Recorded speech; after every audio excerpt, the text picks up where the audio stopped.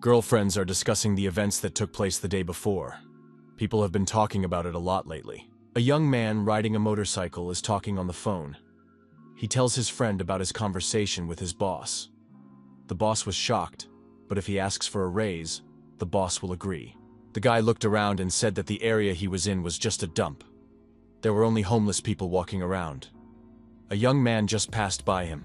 The sloppily dressed man looked around. He couldn't figure out where he was. His appearance attracted the attention of passers-by. The guy was very surprised by his surroundings. The stench in the air, the deafening noise coming from all sides. This was definitely not the kingdom he lived in. The guy didn't know what this place was, but it was definitely not an illusion. Everything looked too realistic. Passers-by looked at him and wondered what kind of poor soul had ended up here. Was he a homeless person? The young man urgently needed to find out where he was. The stranger stood in the middle of a busy street. It seemed terribly noisy to him. The Emperor of Flames. Anyone who called Emperor Yomru that was doomed to die. Everyone who fought him had no doubt that he was the Emperor of Flames. He knew neither pity nor tears. He appeared in human form, but he had long since ceased to be human. Wherever he went, he left a bloody trail of victims in his wake. No one dared to follow in his footsteps, for he was none other than the god of destruction. He destroyed the supreme master of the dark path of Murim, and forced the leader of the cult of the heavenly demon to his knees. For these feats, he was considered the pinnacle of mastery among light and dark warriors. He came to be known as the god of martial arts. Emperor Yomru watches from the top of a cliff over a small village nestled in the middle of a forest. Now his past seems like a dream. He thought that there could be nothing else in his life but blood and violence. The girl drew her uncle's attention to something beautiful. Her companion said he didn't understand. Could the girl really see beauty in these petals of the saint? The girl was surprised. Did this uncle not know what joy was? Joy is when you laugh and dance with happiness, even if there is no particular reason for it. Someday this man will probably understand, but for now she will share her joy with him. The girl held out a dandelion flower to the man. The guy began to examine it carefully. Meeting this girl melted his heart, and he suddenly learned what tears and laughter were. He did not know that joy would ever appear in his life, which was full of chaos and evil. The girl had found happiness in her life, but what should he do? Maybe he should go in search of happiness too, or should he not get carried away with laughter and tears? Happiness. Had he achieved eternal immortality? The young man opened his eyes. Where was he? The emperor couldn't understand, because he had just been on the path to immortality. Or had someone cast an illusion on him, and he hadn't even noticed? The emperor thought that in any case, he had to find a way out of there. The cave was dark and uninhabited. Emperor Yomru decided that he had to get out and assess the situation. Behind our hero, a huge monster's head appeared. A message was received that the Alpha group should immediately enter the A0 portal, 12809. If they notice anything suspicious, they must report it immediately. Their task was to conduct reconnaissance. They must return alive at all costs. Alpha team cautiously advanced deeper into the cave. One of the team members said that it seemed to be a Class A portal, but it was relatively quiet here. His colleague was surprised. Did this guy remember nothing? Had he been asleep during the briefing? Class A portals are inhabited by the most intelligent monsters. It had been 5 years since the guards of Group 0 died in a similar situation. They had gone deep into the portal, where a whole horde of monsters awaited them. No one survived. Group 0 was completely destroyed. There was blood everywhere, and no one could make sense of what had happened. The guy scratched the back of his head and apologized to his colleague for his ignorance. The order was given not to move. A strange glow appeared from the depths of the cave. The girl was surprised. She hadn't even sensed the monster's presence. When had it appeared? The Class A monster was lying in wait, pretending to be dead. The girl, who was the commander of this squad, told everyone to retreat. She would try to delay the monster. However, this monster showed no signs of life. The young people's surprise knew no bounds. What had happened here? Alpha Team got in touch and reported that many dead Class A Cyclops and Class B monsters had been found in the cave. All the higher-level monsters had been destroyed. Alpha Team was continuing its reconnaissance and would report back in a timely manner. The guy told the commander that he had reported the situation to headquarters. The girl praised him. The guy suggested that maybe these monsters were fighting each other. The commander said that even if that were the case, the lower-level monsters couldn't have wounded the Cyclops. So, another guild was hunting in this place. After all, guilds have recently been conducting raids only in high-level portals. The commander found this interesting. Could there really be a guild in this country that hunts wherever it wants, and no one knows about it? After passing through the portal, Emperor Yomru found himself in an open space. There were city ruins all around. What kind of place is this, he wondered. Opening his eyes, the Emperor realized he was in a cave full of monsters. I wonder why these monsters, which he could destroy with a single blow, attacked him. How did he manage to find a way out? Looking around, the Emperor wondered what these ruins were. Were there any living creatures left in them? Human remains lay nearby. The Emperor took the clothes off the skeleton and put them on himself. It was better than nothing. Emperor Yomru found himself in an unfamiliar place again. There was nothing around but mud, ruins, and weathered remains. Our hero felt no signs of life around him. The Emperor had encountered the cult of the Heavenly Demon. Their mages used forbidden magic. He felt something similar now. Yomru could sense the surroundings from such magic. But he had to look around before using his power here. The young man thought that first of all, he needed to get out of there. The young man decided to go where there was the least black energy. Choosing the right direction, he resolutely rushed towards his destination. There was a report on television that the Association of Awakened Ones had not yet expressed a clear position on this incident. In various countries where there are zero-level Awakened Ones, discussions about this portal are underway. The young people were in a restaurant. One of them asked when they would finally be served their jjajangmyeon. The waitress said she was already bringing it. It was the senior manager of the Yangchunggak restaurant, Lim So-young. Lim So-young placed the food on the table and wished the young people bon appétit. The door opened and a young man entered the restaurant. The senior manager was delighted and said that she hadn't seen this guy in the restaurant for a long time. The young man greeted everyone and placed his order, asking for a plate of jjajangmyeon. It was the director of the Awakened Association, Baek Yun-ho. Lim So-young said that the director looked tired. Was he feeling unwell? Baek Yun-ho asked if the girl had seen today's news. Another portal had opened in the Deadlands.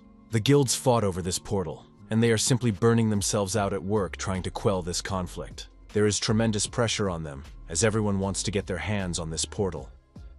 Everyone is hunting for magic stones. Recently, accidents during raids have become much more frequent. Restaurant manager Yu Sun-tae arrived with the food and said he agreed. Portals are multiplying. However, this has its advantages for them.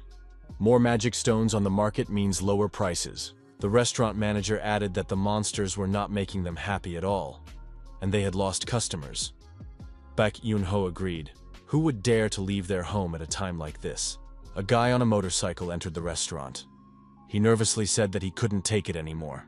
Showing information on his smartphone, he said that another portal had opened and he could no longer work like this. Restaurant manager Yu Sun-tae told him to calm down and not yell in front of customers. After all, his salary had already been doubled. Maybe he would be friendlier? The guy replied that it was unbelievable. Was his life worth that money? He couldn't work like this anymore. Either the manager would raise his salary again, or he would have to find another delivery driver. Yu Sun-tae was outraged. How dare he do that? Things were tough for everyone right now. The delivery guy stood his ground. Either they raise his salary, or he quits. Yu Sun-tae told Lim So-young that it was time to pick up Hoyo. Maybe she could go get the girl? Lim So-young was surprised, because it wasn't time yet. Yu Sun-tae said they had to hurry so they wouldn't be late. Lim So-young replied that she understood and left. The restaurant manager thought that many people were moving because of the appearance of new portals. Many feared for their lives. It became very difficult to find workers, which is why this scoundrel was so arrogant. Yu Sun-tae had just settled here and didn't want to leave. The manager looked at the insolent courier who was staring at his smartphone. Why can't you find a single decent courier these days? Emperor Yomru found himself in a place where there was no negative energy. At that moment, he was in the center of a city unfamiliar to him. Passers-by turned to look at him because of his clothes. The guy thought that this place was not at all like his homeland, but there was a similarity. Many people possess inner energy. Yomru looked at a woman leading a little girl by the hand. They were talking calmly about something. The girl's energy made her stand out from the crowd, which is why she caught our hero's eye. Yomru thought that the girl had pure energy. Did that mean that this child knew something? Suddenly, a strong wind blew, and the woman grabbed her daughter's hand tighter. The gust of wind blew the hairband off the girl's head. The girl let go of her mother's hand and ran after the headband. Lim So-young shouted at Ha-yoon not to run away, as it could be dangerous. However, the girl did not listen. Ha-yoon shouted that it was a gift from her father and ran out into the street to retrieve the headband. Ha-yoon picked up the little thing from the road and was delighted. At that moment, a car was speeding down the road. The girl didn't see it, and the driver didn't have time to stop. The headband flew into the air again. Lim So-young gasped and screamed loudly, and passers-by also cried out in surprise. Suddenly, someone's hands reached out to the girl. Ha-yoon saw the car, and fear appeared in her eyes. A young man who had appeared out of nowhere picked up the little girl and literally carried her out from under the wheels of the car. The girl's savior turned out to be Emperor Yeomru. Leaving the roadway, the young man told the child that she had almost been hit by a car. He asked how the girl was feeling. The young man let go of the child, and the girl ran towards her mother. They were both frightened. Lim So-young bowed to the unknown young man and thanked him. She didn't even know how to repay him for saving her daughter. The young man said that there was no need to thank him. He was just glad that the child was unharmed. Our hero gave the girl energy for her nervous system, and now she will be fine. Lim So-young offered to help the rescuer get to the hospital. The guy replied that he was fine. Yeomru looked at the woman and only then remembered when he had last eaten. Before arriving here, Yeomru had eaten one dumpling. The rescued girl pulled the guy's clothes and said that her dad was a cook. She offered to go eat together. Lim So-young said that they were indeed inviting the kind man to eat with them, as he shouldn't leave hungry. He had saved her daughter, and the least she could do was feed him. The guy started to refuse, saying he had done what he had to do and wasn't looking for a reward. However, his stomach continued to rumble treacherously. In the end, he agreed. The restaurant manager was alarmed. Had his daughter, Ha-yoon, almost been hit by a car? Yu Seong-tae approached the girl and asked how she was feeling. Was she hurt? Should they go to the hospital? Lim So-young said that the girl was fine. Lim So-young said that this man had saved their daughter. She wanted to feed him, so they came together. Yu Sun-tae approached the young man and shook his hand, saying he was very grateful for saving Ha-yoon. He could order anything he wanted at this restaurant. The emperor was confused and thanked the director. Ha-yoon approached the emperor and said that her father had warned her not to sit at a dirty table. Yeomru remembered what he was wearing and felt uncomfortable. It was the clothes he had taken from the corpse. Yu Sun-tae suggested that the young man take a shower while he prepared the meal. The restaurant manager also offered the emperor some clean clothes. Yu Sun-tae said that he had gained a little weight and that these clothes would not fit him anyway. They were about the same height, so they would probably fit. The manager added that socks would probably be needed as well. Yeomru found himself in the bathroom.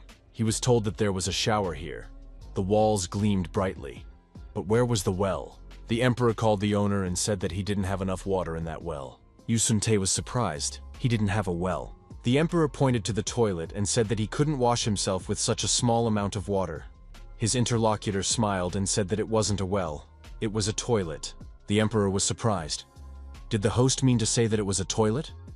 Yu Sun-tae confirmed that it was the same water as from the tap, but for a different purpose. Yu Sun-tae said that the young man wanted to take a shower. He had to turn this lever, and water would come out of the shower head above. A second later, the director said that you had to catch the shower head. Otherwise, everything around would be flooded. Our hero thought, what kind of snake is this that spits water? After overcoming all the everyday obstacles, Emperor Yeomru finally took a shower and dried himself off. Now, he was in clean clothes. The guest told the host that he felt very good and thanked him for his help. Yu Sun-tae, wiping the water off the floor, was also glad that the water procedures were over. The host said that he did not want to offend his guest, but he was curious to know where the young man had come from. It was as if he was seeing a bathroom for the first time in his life. The protagonist wondered how he could explain everything to his interlocutor. Yu Sun-tae thought that their guest might have memory loss and shared his assumption with his wife. The emperor, sitting at the table, said that he only had fragments of memory left, but he couldn't remember how he got there. Yu Seong-tae said that was why the young man was dressed that way. It seems that the cave the guy came out of is one of the portals. Yeomru wondered what portal he was talking about. These are doors to another dimension that once began to open in this world, but they still don't know what they are. These doors open and close for no apparent reason.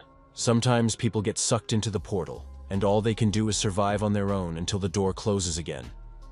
They usually lose their memory. In harsh conditions, they lose their memory completely, and may lose their social skills. Such people are called isolationists. Yu Suntae said he would explain everything later, but now it was time to eat before the food got cold. Yomru picked up a plate from the table and thanked the hosts. The guy looked at the contents of the plate and asked what it was. He thought the color of this food was suspicious. The color of the food reminded him of the time when he was undergoing initiation. In order to survive, he had been forced to drink dirty, stagnant water mixed with blood and corpses. Hyun asked why the uncle wasn't eating. Did he not like black noodles? The emperor asked how to eat black noodles. The girl stuck her chopsticks into the plate and said that you had to stir them and then wind the noodles around them. Hyun wound the noodles around her chopsticks and handed them to the young man, telling him to eat. Yomru carefully brought the noodles to his lips and sniffed the food first. Jjajangmyeon.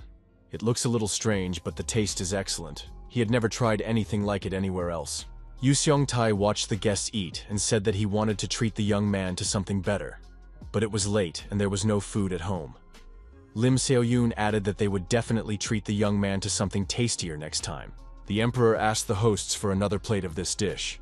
Ha-yoon laughed and said that her uncle had gotten himself dirty again. As he said goodbye, our hero thanked the hosts for such a hearty meal. Yu Seong-tae said there was no need to thank him. The young man should definitely come by any time he wanted some jjajangmyeon. Yomru saw a strange piece of paper stuck to the wall and asked what the writing on it meant. The restaurant manager replied that they were looking for an employee to deliver their food to its destination. They had couriers, but they all demanded too much money, so now they urgently needed a new courier. Yomru asked if the ad said, "with accommodation." Did that mean they would give the courier a room? Yu Seong-tae nodded affirmatively. After all, there were few people willing to work. The protagonist thought that he needed somewhere to settle down, since he couldn't return to his world yet. This offer was very timely. He would work and at the same time learn how this world worked. The emperor asked the restaurant manager if he could get a job as a courier. Yu Seong-tae was surprised. Would a young man really want to do that? Yu Seong-tae scratched his head and said that they would be very grateful. But the fact was that hiring isolationists was associated with legal difficulties. Lim So-young told her husband that this man had saved their daughter. They should try to help him. His wife added that she had heard that a citizen could become a guarantor for an isolationist. The woman added that this was a fateful meeting. They should vouch for this guy, and he would be their courier. Her husband thought about it and said that his wife was right. Such a method did indeed exist. Yu Seong-tae told the young man that he agreed and would vouch for him. The emperor bowed, thanked him, and said he would try his best. Emperor Yomru introduced himself to his new acquaintance and said that his name was Kang So and he was 35 years old. Yu Seong-tae was surprised. Kang So was his age, but looked much younger. The restaurant manager suggested that since they were the same age, they could address each other informally. Kang So replied that he agreed, and would be happy to work for Yu Seong-tae. The girl suggested calling him Uncle Kang So. That name would remind him to smile more often. The guy replied that she was not very good at coming up with names. The girl said that it was a very beautiful name, meaning broad smile. The emperor took the girl by the hand and said he agreed to take the name Kang So. Night fell over the city. The full moon shone in the sky. A flock of crows sat on the wires. These were no ordinary crows. Their eyes glowed like demons. From above, they watched the house where the emperor had settled. The emperor performed a meditation ritual in a separate room provided for him. The protagonist thought that there was a lot of pure energy in this world. In the daily lives of these people, there were many objects that he could not even imagine. It was unclear what their purpose was. It was a real world of wonders. The door to the room opened, and Yu Seong-tae stood on the threshold. The owner of the house was surprised. Why was Kang So sitting in the dark? Kang So replied that he couldn't find the lamp in the dark, so he was sitting there. Yu Seong-tae realized that he needed to teach the young man how to turn on the light. He went to the switch and demonstrated everything. Our hero found this very interesting. Lim Soo-young appeared and asked why their guest had gotten up so early. Kang So asked if Lim Soo-yeon was going to the kitchen to cook. Yu Seong-tae said that they would soon be opening the restaurant and had a lot of work to do. Our hero offered to help the hostess. Yu Seong-tae was surprised. Was the guy really ready to work when he could have slept in? He felt awkward about making Kang So work overtime. Kang So replied that he just wanted to repay the owners for their kindness. Yu Seong-tae asked the guy to clean up in that case. The owner took out a vacuum cleaner and said that this device would make cleaning easier. It's called a vacuum cleaner. Kang So was holding such a device in his hands for the first time. You have to press that button, and this device will suck up dust and dirt. Yu Seong-tae continued his instructions. Now you have to move the device across the floor like a mop, it's very easy. Kang So tried to solve the problem with his long hair, which was being sucked into this mop. He smiled and said that his daughter sometimes helps him too. Yu Seong-tae looked at his guest and was surprised. His facial expression and hairstyle were very strange. Kang So said that everything was fine with him. Yu Seong-tae noticed that although the vacuum cleaner was old, it sucked very strongly, so caution was needed. The restaurant owner said that it was time for him to start working in the kitchen, so he left the young man here alone. Kang So thought that he had a task to do. He needed to clean up, but this device was quite dangerous. As always in such cases, the protagonist decided to use magic. This method always worked flawlessly. Kang So began to systematically spread magic throughout the room. Dust, debris, and various harmful substances were activated and gathered in one place. The trash can seemed to our hero to be the most optimal place to collect all the harmful substances from this room. When the dust was gone, it was time to move on to water procedures. Thanks to magic, water spread throughout the room. All surfaces, even hard-to-reach places, were cleaned. When Yu Seong-tae looked into the room, the cleaning was finished. Our hero said that, in his opinion, it turned out pretty well. Kang So said that he cleaned up in his own way and hoped that Yu Seong-tae would not mind. The host was surprised. Did his guest really have such an ability? Kang So asked again. If Yu Seong-tae meant controlling water, then that was his ability. But what was so special about that? Yu Seong-tae was surprised. Was Kang So really a high-level awakened? That's what they call people who have awakened superpowers. This process began 25 years ago when the portals began to open. These abilities are also called auras. Such people possess telekinesis and other things that are difficult to explain, such as various elemental magic. Depending on how well a person controls their aura, they are assigned a class. The higher the class, the higher the status and influence in society. Yu Seong-tae added that he once worked as a loader, and there were awakened people among his co-workers. But no one he had ever seen in his life could control their aura as well as Kang So. This guy's talents have no reason to languish in this restaurant. It would be better for him to join the guild as a hunter, where he could live a decent life. Kang So told his interlocutor that he did not plan to become a hunter for humanitarian reasons. There was confidence in Kang So's eyes, and he had no intention of changing his mind. Yu Seong-tae was surprised. The guy just doesn't understand what life is like in this country yet. Here, high-level awakened people live like nobles. Kang So said that after hearing these words, he wanted to become a hunter even less. Kang So told his interlocutor that he had tasted both wealth and honor in his life. But he realized too late how fleeting it all was. Yu Seong-tae looked at his interlocutor and asked if his memory was returning. Kang So said that he used to live in a completely different world. However, one day he fell into oblivion and woke up in one of the portals his interlocutor had mentioned. He got out and made his way to this city, searching for pure energy. It so happened that in the city he saw a girl with pure energy. Kang So added that he saved Ha-yoon, who almost got hit by an iron carriage. Yu Seong-tae said that this explained a lot about his guest's behavior. Kang So apologized and said he didn't want to deceive these people. Perhaps he should have told the truth right away. Yu Seong-tae expressed regret and said that Kang So had been through a lot. It must have been very scary for him to find himself in a completely foreign world. Kang So was surprised. Did Yu Seong-tae really believe these stories? His companion said that if he were in Kang So's place, he wouldn't have been able to tell everything right away either. The restaurant owner suggested that everyone say that his guest was an isolationist, just in case, but Kang So should definitely consider getting tested for superpowers. In that case, Kang So's life could take a turn for the better. Awakened Support Department, Group 1. The name Sung Jin-ho was announced on the air. The man raised his head. Could they be calling him? His colleague said, "He was at work all night again? He won't last long." Jin-ho was upset.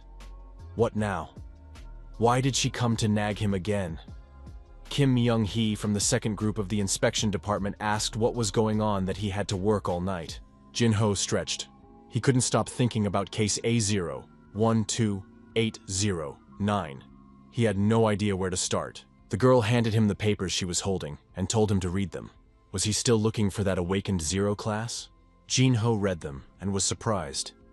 Kim Young-hee said that the chairman had ordered her to close the case. That was exactly what was stated in the papers he had just received from his interlocutor. Jin-ho was surprised. Did the director really not want them to find the awakened zero class? Jin-ho clutched his head. How was that possible? Myung-hee replied that those were the chairman's orders. Jin-ho was perplexed, because for the first time ever their country had a chance to find its awakened zero class. Myung-hee pointed out that they still hadn't found that person, and everyone knew it, although they weren't even sure if it was possible to destroy them with their bare hands. They both remembered the destroyed Cyclops, and it was done by one person. Maybe it wasn't even a person. Jin-ho nervously said that it was definitely done by a human.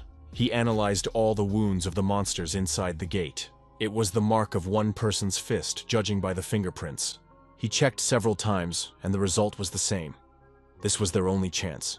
If they found this awakened one, the country would finally take its rightful place among the alliance of allied nations. Myung-hee asked, "What if they search for him but never catch him?" His interlocutor told Myung-hee not to worry. They would definitely find him. They had no other choice. The girl waved her hand and said she would take care of the chairman. He should conduct his investigation as quickly as possible. Jin-ho thanked the girl for her efforts and understanding. Jin-ho started to get ready. Myung-hee said she had an appointment. She was going to have lunch with her younger brother, whom she hadn't seen in a long time. Jin-ho said it was the one who was a paramedic at the medical center. The girl suggested that her interlocutor join them. Jin-ho declined, saying not this time. He would buy something at the store and have lunch there. Myung-hee said they would meet at a famous restaurant nearby, but she didn't ask what kind of cuisine it served. Jin-ho said he guessed which famous restaurant nearby she was talking about. At least, he knew a place that his department head, Baek, would recommend. After all, their department head was a serious foodie. Myung-hee said that her brother had told her that his department head had also recommended this restaurant to him. Jin-ho suggested that it was most likely the place that Mr. Baek loved so much. Myung-hee stood under the sign and couldn't remember the name of the restaurant. Could it be Spring Pavilion? Her brother approached her and said that he had wanted to have lunch with her here for a long time. The jjajangmyeon here is simply incredible. Chief Paramedic Kim Myung-jin asked, "Maybe my sister doesn't like jjajangmyeon?" Myung-hee objected, saying that she was going to have lunch with her little brother, so of course she would like this dish. The girl thought she wanted to take her brother to an elite restaurant, but it turned out like this. Opening the door to the restaurant, Myung-hee told her brother that she was hungry and really liked jjajangmyeon. Myung-hee was curious about which restaurant department head Baek recommended to everyone. The food must be very good here if he likes this cuisine so much. The young people entered the restaurant. There were no other customers there. The head administrator, Lim So-young, greeted them and suggested they take any table they liked. The manager said that it was a self-service restaurant and asked them to follow her. Myung-hee was slightly discouraged. Lim So-young left the menu on the table and told them to call her when they had decided what to order. Myung-hee was surprised. "Is this really a good restaurant? Why is it so empty?" Myung-jin told his sister to stop worrying. He guaranteed that the food here was delicious. The guy handed his sister the menu and told her to make her choice. He was sure she would like it. Myung-jin said he had already made his choice. It would be, of course, jjajangmyeon. His sister said she would order the same. Lim So-young came over and asked if the young people were ready to order. Myung-jin said they wanted one sweet and sour pork. He also asked for 2 servings of jjajangmyeon. The manager smiled and said she would give the gallant young man an extra serving of dumplings on the house. Myung-hee didn't like this restaurant. His sister was surprised. Had her brother really become so sociable? Myung-jin replied that it was just basic politeness. The paramedic asked how his sister was doing. Probably they were busy now because of the A-class portal incident. Pouring herself some warm water. His sister replied that a headache was the least of her worries after that incident. Myung-jin wanted to know the details. This incident had attracted a lot of attention. If they didn't find the only Class 0 awakened in many years, their association would never recover from the blow to its reputation. However, the chairman ordered the case to be closed. Nevertheless, her colleague from the support department vowed to find the awakened one by any means necessary. Her brother assumed that it was not easy for his sister right now. Of course, the easiest thing to do would be to close the case. But how could they pass up such an opportunity? She and her colleague, Jin-ho, were certainly making life difficult for themselves. The girl stopped mid-sentence and looked around anxiously. Her brother asked what was wrong. Myung-hee felt a strange energy. The girl thought, that man standing off to the side radiates an incredibly powerful aura. But why hadn't she felt anything until now? Nevertheless, there had just been a surge of aura. Myung-hee's aura detection ability had worked on this man. But in a second, a terrible stream of power emanated from him. Could he really hide his aura so quickly? If the girl was not mistaken, this guy was at least A class. In terms of level, he might even be comparable to the awakened 0 class they were looking for. Lim So-young brought the order, 2 servings of jjajangmyeon, pork in sweet and sour sauce, and dumplings on the house. The manager wished them bon appetit. The young people thanked her. Myung-jin said that everything looked delicious. Myung-hee agreed and said that it really did look very appetizing. The girl tried the dark noodles, and maybe she was just imagining things because she was hungry. Awakened 0 class here? Who would believe that? The girl said that her brother had gone crazy. Myung-jin was upset. Did his sister not like it? The girl asked why he hadn't brought her here before. It's such a delicious dish. It's just great. How could she not trust this place? Myung-jin smiled. His sister had scared him. He thought she wouldn't like it. The young people enjoyed finishing their meal. Myung-hee said that this jjajangmyeon was so delicious that it was almost criminal. Kang So thought that one of the restaurant's guests had an exceptional sense of aura. At that moment, he was playing with the restaurant owner's daughter.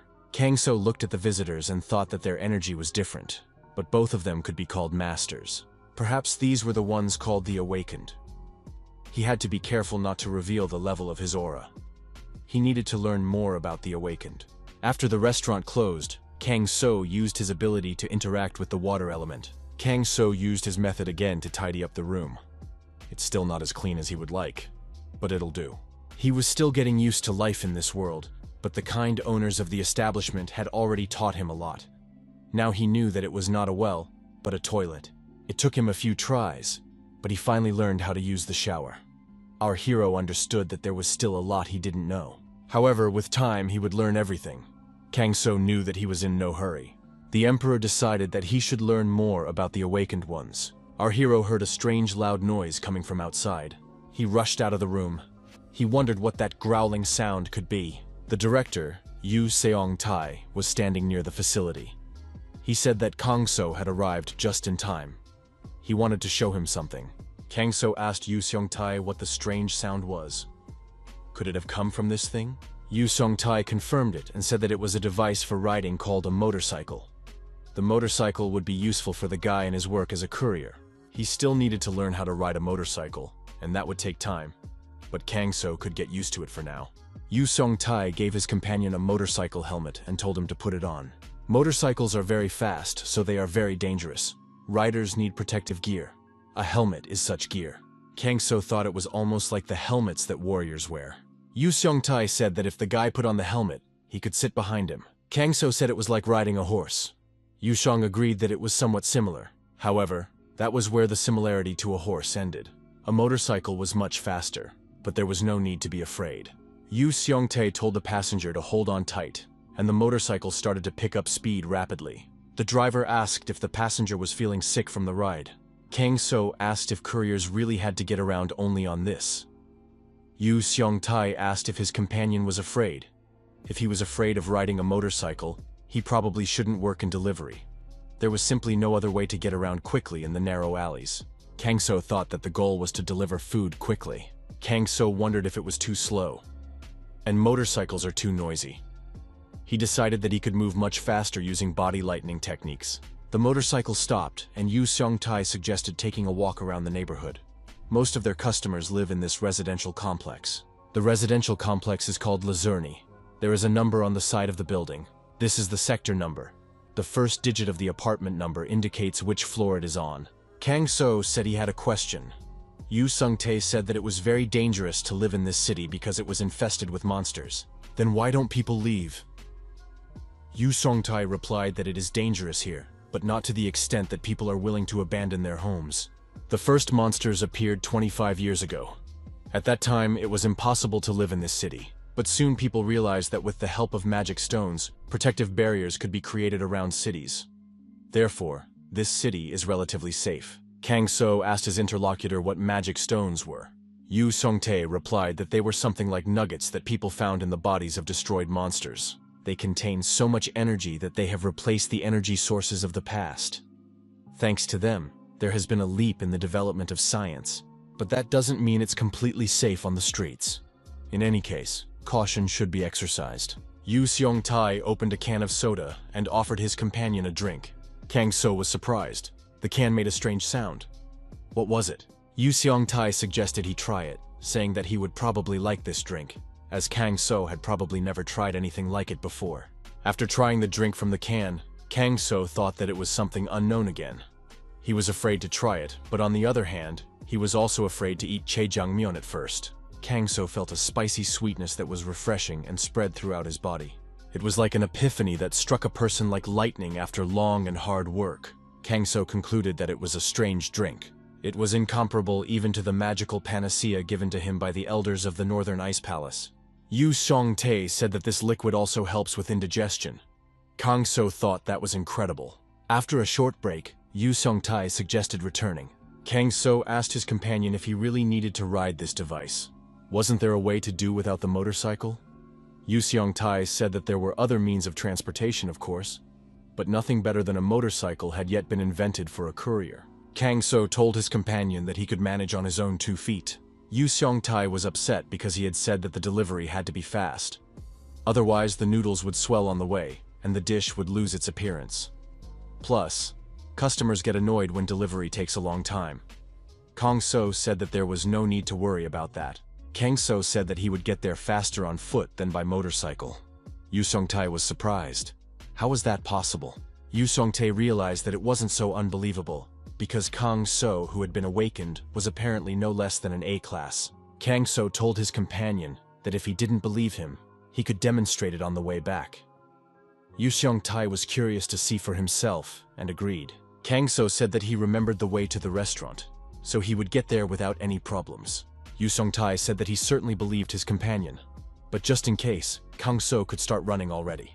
Yu Seong-tae, putting on his helmet, said that if Kang So really did overtake him, he would approve of delivery without transport. Kang So didn't get his nickname, Emperor of Flame, for nothing. He possessed an incredible gift of fire, called the invisible body technique.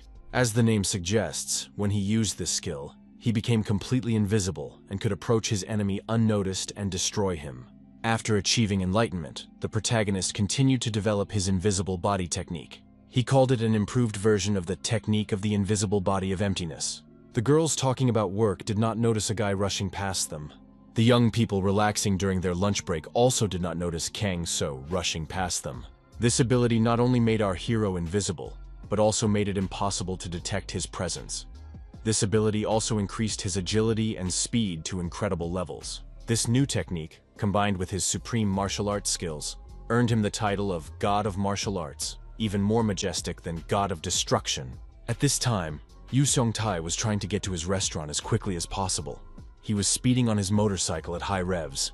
Upon reaching his destination, Yu Seong-tae took off his helmet and wondered where Kang So was trailing behind. Yu Seong-tae thought he was going full speed, treating it like a competition. Imagine his surprise when he entered his home.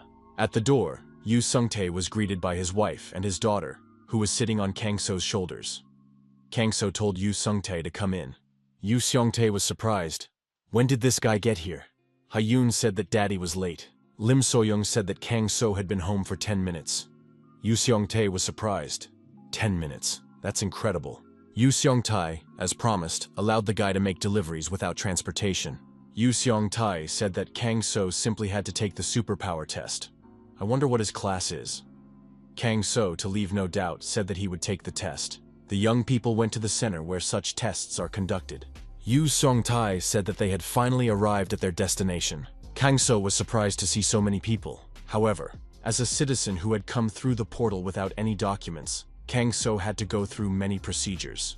He had to fill out some paperwork. Kang So said that he had neither documents nor a residence permit. What should he write there? Yu Seong-tae explained that he should write Kang in the surname field, and the restaurant's address in the residence permit field. The bureaucracy took them several more days. Yu Seong-tae thought that this pointless paperwork was very tiring, but he had to see it through to the end, because Kang So was their savior. Kang So asked his friend how exactly this test worked. Yu Seong-tae said that during the test, you have to put your hands on 2 balls, slightly larger than a fist. An electric current will pass between them. The stronger the electric shock, the lower the level. If he tolerates the electric current well, it means he is of a high level.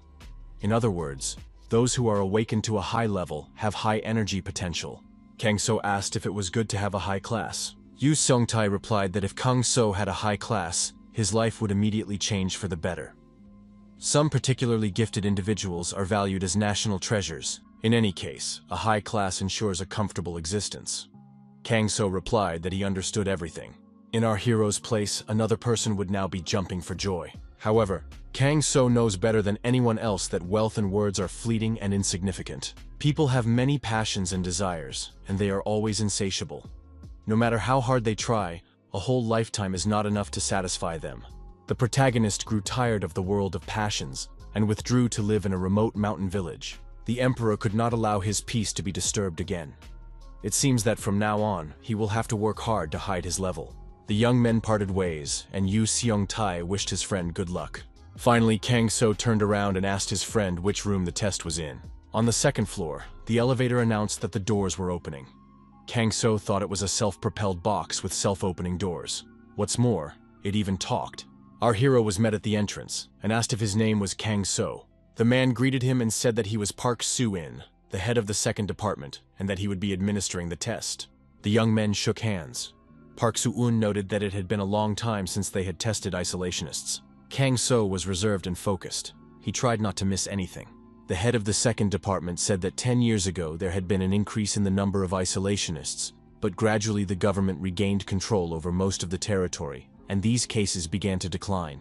Park Soo-young added that the North had no chance before, and now even less so. Kang So was surprised. What North Korea is this man talking about? The young people approached doors that looked like safe deposit box doors, and Park Soo-in said that the testing would take place here. Depending on the grade received, the young man would be referred for training. Opening the doors, the young people went inside. The department head said that he had brought the test subject, Kang So. The girl in the office said they were ready to begin. Kang So saw the balls that Yu Seongtae had mentioned. Our hero had to place his hands on these spheres. He had to try not to move until the test was complete. Kang So said he agreed and that it would not be difficult for him. The girl announced that she was starting. Kang So noticed that he really didn't feel any electric shock because his body was successfully resisting it. As Yu Seongtae said, the stronger his resistance, the higher the level would be recorded.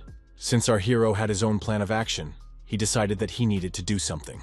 Kang So thought he needed to restrain his inner energy. The girl turned off the voltage and said that Kang So could remove his hands.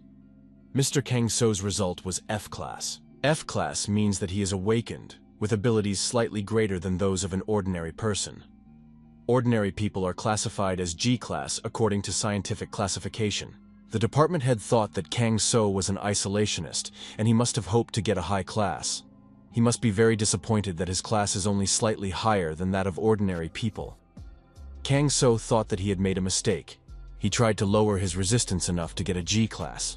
Our hero thought that he should have figured it out right away and lowered his resistance to 0. His interlocutor told Kang So not to be upset.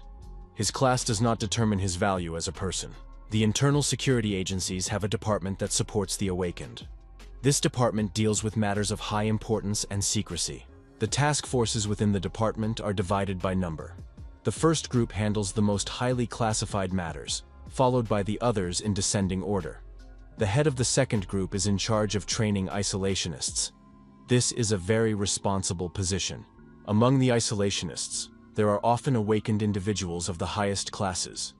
Even if it interferes with their main work, they are obliged to organize the training of isolationists. A colleague asked the head of the second department, Park Soo-in, if he was working overtime again. Park Soo-in was surprised that such a busy head of the first group, Baek Eun-ho, had come to his department. Baek Eun-ho said he had heard that an order had been signed to organize training for isolationists. He came to ask if his colleague would like to share a night meal with him on this matter. It was also interesting to find out how the testing went. My conversation partner said that this was the first isolationist in many years. The bosses hadn't said anything about it, but they were clearly unhappy with the result. An F grade isn't very good, but these things happen. This guy will definitely have problems because of his isolationism. It's better to be in a high class. The department head said that the interviewee mentioned food. He wouldn't mind killing his hunger with kimchi or something else. Baek Eun-ho looked meaningfully at his colleague. He had another suggestion. Baek Eun-ho said that he didn't come to his friend's house in the middle of the night to eat cold kimbap and supermarket food. He only offered fresh jjajangmyeon and gabajang because they needed to eat well. The importance of gourmet food should not be underestimated. Kang So opened his eyes and sat up in bed. Our hero thought that his friends in the spring pavilion were already awake, because it was almost 6 in the morning. It was a strange feeling, because he didn't feel rested. Perhaps it was because he had learned so much yesterday. However, there were also pleasant moments the day before. The day before, after the afternoon training, there was dinner. Our hero noticed that there was a delicious roll on his plate. After jjajangmyeon, it was the only dish that surprised him so much. He thought he had tried all possible delicacies in his past life. Kang So thought he needed to do something about this fatigue. He needed to do some chi breathing exercises, but it was impossible to do that here. Otherwise, the people in this building would quickly realize that he was not an F class at all. He was almost exposed by the woman who came to eat at the restaurant. The association building was full of awakened people of different classes working there. Among them, there might even be those who were much more sensitive to auras than that woman. He had to be careful. Our hero was surprised why those people felt that way about his training. However, the training itself was much more meaningful and useful than he had thought. Last night, the department head said that an S-class portal had suddenly opened, and hordes of monsters began to emerge from it. Many civilians and awakened ones were affected. This incident is called the Great Collision. Humanity managed to defeat the monsters, but the area where the war took place became uninhabitable. The area became known as the Land of Destruction, and even criminals do not try to hide there. Kang So thought that when he came out of the portal, he ended up in this land, and only then found the city. Kang So thought that if even 3 or 2 portals of this class had opened in this land, causing the earth to become cursed, the association would not have been able to cope with it, and it would have been a disaster. The day before, our hero learned about the structure of society in this country. Society here is like a tower made of parts that don't fit together well. If he understood correctly, even a minor shock would bring this tower down. And in this situation, he appears, a martial arts master of a very high level. A quiet and inconspicuous life is almost impossible for him. Even if it is selfish, he wants to live the rest of his life in peace at all costs. He must not let anyone know his true class. Kang So sensed that a person with very pure energy was approaching. It was Park So-woong. Park So-woong knocked on the door and asked, "Mr. Kang So, are you awake?" The visitor entered, and our hero, looking at his appearance, noticed that Park Se-woong was very tired. Kang So poured boiling water into a cup and poured instant coffee from a packet. Kang So offered him the coffee. Park Se-woong said that Kang So surprised him greatly. He had only learned how to do this yesterday, and now he was already practicing brewing coffee the very next day. Our hero said that it was all thanks to the training he received from his department head. If he drank this coffee, he would feel much better. Park Se-woong took a few sips, and he really felt better. The department head thought, could this coffee be made from the magical ingredients of the portal? It was as if he had slept soundly and just woken up. Kang So thought that this man was putting his heart and soul into his training. So he decided to give him some coffee that he had energized as a token of his gratitude. Kang So asked the department head what they would be studying today. Park Yoon-soo replied that their first lesson would be on the topic of the dining room. The department head noted that he had requested a special menu today. Even in the morning, the cafeteria was quite crowded. It resembled a field kitchen on a military campaign. The department head said that work was somewhat like war, so Kang So was not far from the truth.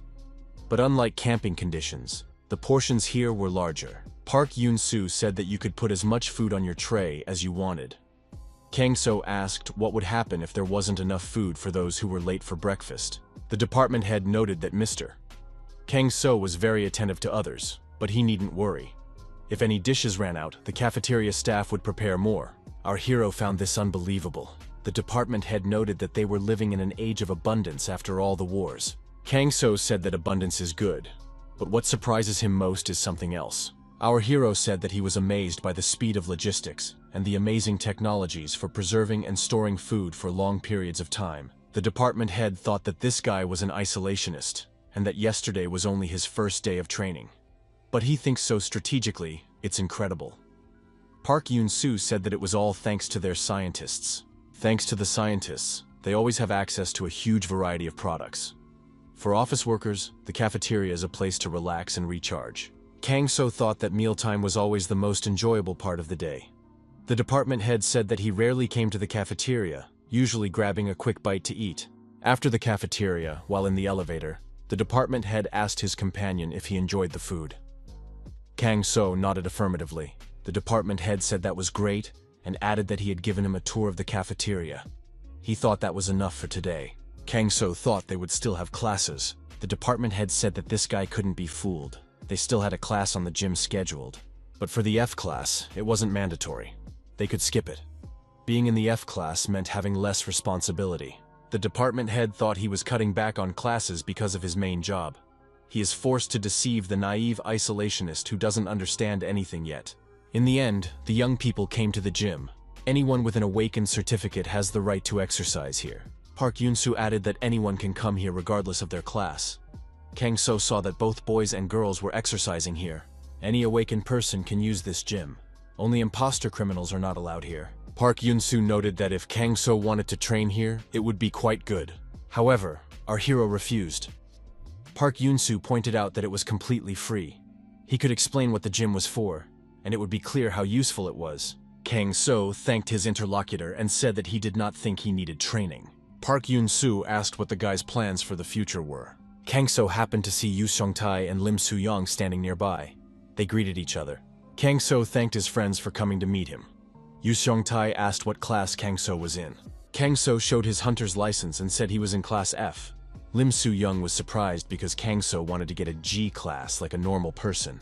Kang So replied that he couldn't control his inner energy in time, and got a higher class than he wanted. Yoo Seong-tae said that it wasn't bad at all, because his abilities were impossible to ignore, and an ordinary person couldn't have them, so it would attract attention. Kang So asked his companions if he really looked that suspicious. Lim Soo-young admitted that he did. Kang So was being watched from the upper floor. The department head asked his colleague if he had noticed anything else unusual about this guy. Park Yoon-soo said that he had incredible intelligence and learnability. There was nothing else unusual about him. To be precise, this guy is very quick-witted. If you explain a concept to him, he immediately understands how to apply it in different areas. He learns quickly and applies what he has learned in practice. The department head said that the first group's law enforcement department told him something much more interesting. They said that his movements and sense of balance are not typical for his class. They even wondered if the testing device was damaged. The interlocutor said that after the test, the device underwent another check and everything was fine with it. This guy's class was assigned fairly. The investigator noted that anyone can advance to the next level, but this guy would never rise to the middle class, let alone the upper class. Could it be that everyone was paying so much attention to him because they hadn't had any isolationists for years? Park Yoon-soo said that he frankly expected much more from this guy, and that he is disappointed. In the future, this guy would like to help his friend with his restaurant business. Yoo Seong-tae handed Kang So a smartphone and said that with it, he would be able to contact him at any time. Yoo Seong-tae said he bought this gadget with his isolationist allowance. Maybe Kang So needs something else? Kang So said he was thinking about getting a haircut. He hadn't noticed it before, but lately he had noticed that most men in this civilization had short haircuts. He didn't want to stand out. Lim So-young said it was a wonderful idea. What kind of haircut does he want? It seems that short hair would suit Kang So. Yoo Seong-tae said that any haircut would suit this guy. Yoo Seong-tae said he needed to prepare ingredients for the next day's meals. He thought that when his wife started talking about fashion, it was time to turn off the lights. He believed Kang So would be fine. Lim So-young said she was ready to take their guest to the barbershop. On the way out of the barbershop, Yoo Seong-tae said that this guy had changed so much that now you could see him a mile away. Yoo Seong-tae suddenly felt a strange, sharp feeling. It was as if the whole street was looking at this guy. The girls were indeed paying attention to Kang So. Who is this handsome guy? Probably some kind of actor. This guy has model looks. The girls approached our hero and asked him for an autograph and to take a photo with them. Yoo Seong-tae intervened in the conversation and told the girls to excuse them, as they had plans. Yoo Seong-tae said that he wasn't some movie star, just a regular guy, so there was no need to ask him for an autograph. Kang So wondered why he couldn't take a photo with these girls, and why this girl wanted his autograph. Yoo Seong-tae said that Kang So was so handsome that the girls mistook him for a celebrity, and if he let them take a photo together, they would immediately post it on the internet. And if people started sharing his photos, he would start to be recognized on the street, and that would only cause problems. Kang So didn't want that kind of life, did he? Kang So thought that Yoo Seong-tae was right, and he would have to be careful. He shouldn't stand out too much in a crowd. The next day arrived. The restaurant was busy with orders. There were no free tables, and many people ordered jjajangmyeon. This time, our hero was serving the tables. The restaurant's main customers were girls. Kang So wished each of them bon appetit. Kang So took the menu and headed to a table where there were also girls. The girl said she had decided on her order and asked for 2 jjajangmyeon and udon with seafood. Kang So told the girls to wait. He repeated the order, and Yu Sung-tae, who was in the kitchen, said that the order had been accepted. One of the customers also ordered gabaju. Kang So wrote everything down in his notebook. Work was in full swing. The visitors noted that the cuisine at this restaurant was simply excellent. Why hadn't they known about it before? One of the girls said she would be coming here every day from now on. Her friend agreed, and added that she would order jjajangmyeon here every day. One of the girls approached the manager and asked if they had any free seats. Lim So-young replied that they were currently at full capacity. The girl was upset because she really wanted to eat. The hungry restaurant visitor said that in that case she was willing to wait. Another girl also agreed to join the queue. Lim So-young looked at the line of young people who wanted to try their food and told the dear guests that they were almost out of food in the kitchen. It would be better for them to come back tomorrow. Many disappointed faces appeared in front of the manager. Some of them were even crying. Could they really not eat at this restaurant today? Suddenly, someone shouted loudly for people to step aside. The girl approached the manager and said her name was Kim Ji-yoon. She had come for a job interview. Lim So-young greeted her and said she was very happy to see her. The applicant said her name was Kim Ji-eun. She was 23 years old, had graduated from college, and was currently looking for a job in her field. Lim So-young said that they were currently short-staffed at the restaurant, so they had decided to hire another part-time employee. The girl responded to the ad very quickly. Kim Ji-yoon could rest assured that she had already been hired. Kim Ji-yoon said that the Spring Pavilion restaurant is a very well-known establishment and she wants to work there. The manager was surprised. Is the restaurant really that famous? Kim Ji-yoon said that this handsome young man attracts all the female customers. The new employee asked where she should start. Looking at Kim Ji-yoon, Kang So thought she was a very interesting girl. She had a very strong aura. Our hero realized that in this civilization, people with high superpowers live well. They should be valued and have a different quality of life than ordinary people. Lim So-young instructed the new employee to pack portions of pickled radish. She also had to deliver and take orders. Lim So-young asked the courier to deliver all the food in order, according to this list of orders. Kang So agreed and said he would be back soon. Our hero put on his motorcycle helmet and said he was going out to make deliveries. Yu Sung-tae asked Ji-yoon to help him pack the portions. Ji-yoon thought it was strange. When she was researching this establishment, it said that there were few visitors here. After a while, Kang So asked Ji-yoon if she was busy. The girl asked if all the orders had been delivered. Kang So replied that it wasn't difficult. The addresses were only a stone's throw away. Ji-yoon said that the guy could pick up the new orders. The jjajangmyeon and jambong were already packed. Kang So took the package with the orders and said he was leaving. After a while, Kang So returned with an empty box. He said that all the orders had been delivered. Yu Sung-tae told the guy to sit down at the table. He had already delivered everything for lunch. Kang So asked Lim So-young if they were already preparing for the evening rush. Lim So-young confirmed this and immediately remembered that it was time to pick up Ha-yoon from kindergarten. Ji-eun asked Lim So-young if it was a girl. Lim So-young confirmed and added that she was 5 years old. Lim So-young asked our hero to pick up Ha-yoon from kindergarten. They were expecting an evening rush of customers and were barely able to prepare the food. Ji-eun said that she would also like to meet Ha-yoon. Maybe she should go with Kang So too. Lim So-young agreed, saying that she and her husband could handle it. The young people moved along the planned route under umbrellas because of the heavy rain. Ji-eun introduced herself to our hero again and asked if she could call him Kang So. Kang So said he was 35, but the girl could call him whatever she wanted. Ji-eun was surprised and said that the guy didn't look 35 at all. Kang So noted that many people say that to him. Kang So apologized for the indiscreet question. But why did the girl decide to work at the Spring Pavilion? With her abilities, she should look for another job. Ji-eun pointed out that she didn't really have any skills. Ji-eun added that she wasn't pursuing any malicious goals. She just wanted to see the young man. Ji-eun pointed forward and said that there was someone at the door. The kindergarten doors opened in front of the young people, and the teacher said that the little girl had arrived. Ha-yoon was delighted that her uncle Kang So had come for her. Ha-yoon waved to her uncle and greeted him. Kang So asked if the girl had had a good time there. Ha-yoon replied that she had enjoyed herself. Ha-yoon told the teacher that this was her uncle. The teacher was surprised. The teacher said that Ha-yoon had told her a lot about her uncle. The teacher looked at our hero and, frightened, asked if he was all right. The teacher asked if the man accompanying her uncle was his wife. When she saw Ji-eun, the teacher was surprised and asked how Ji-eun ended up there. Ji-eun covered the teacher's mouth and told Sora to be quiet. Sora asked how Ji's work at the guild was going. Ji-eun told Sora not to say anything unnecessary. This girl's parents think she's an ordinary person. In fact, she's on a mission. We have to pretend that they don't know each other. Ha-yoon and the teacher said goodbye until the next day. Kang So also said goodbye to Sora. Kang So, Ji-eun, and Ha-yoon, each with their own umbrella, were returning home. Kang So asked Ji-eun if the kindergarten teacher was her friend. The girl laughed in response. She said that they were indeed friends. Kang So said that he understood that they were friends. So why didn't they talk? Ji-eun replied that they saw each other too often anyway. The girl said that walking under an umbrella in the rain was very pleasant.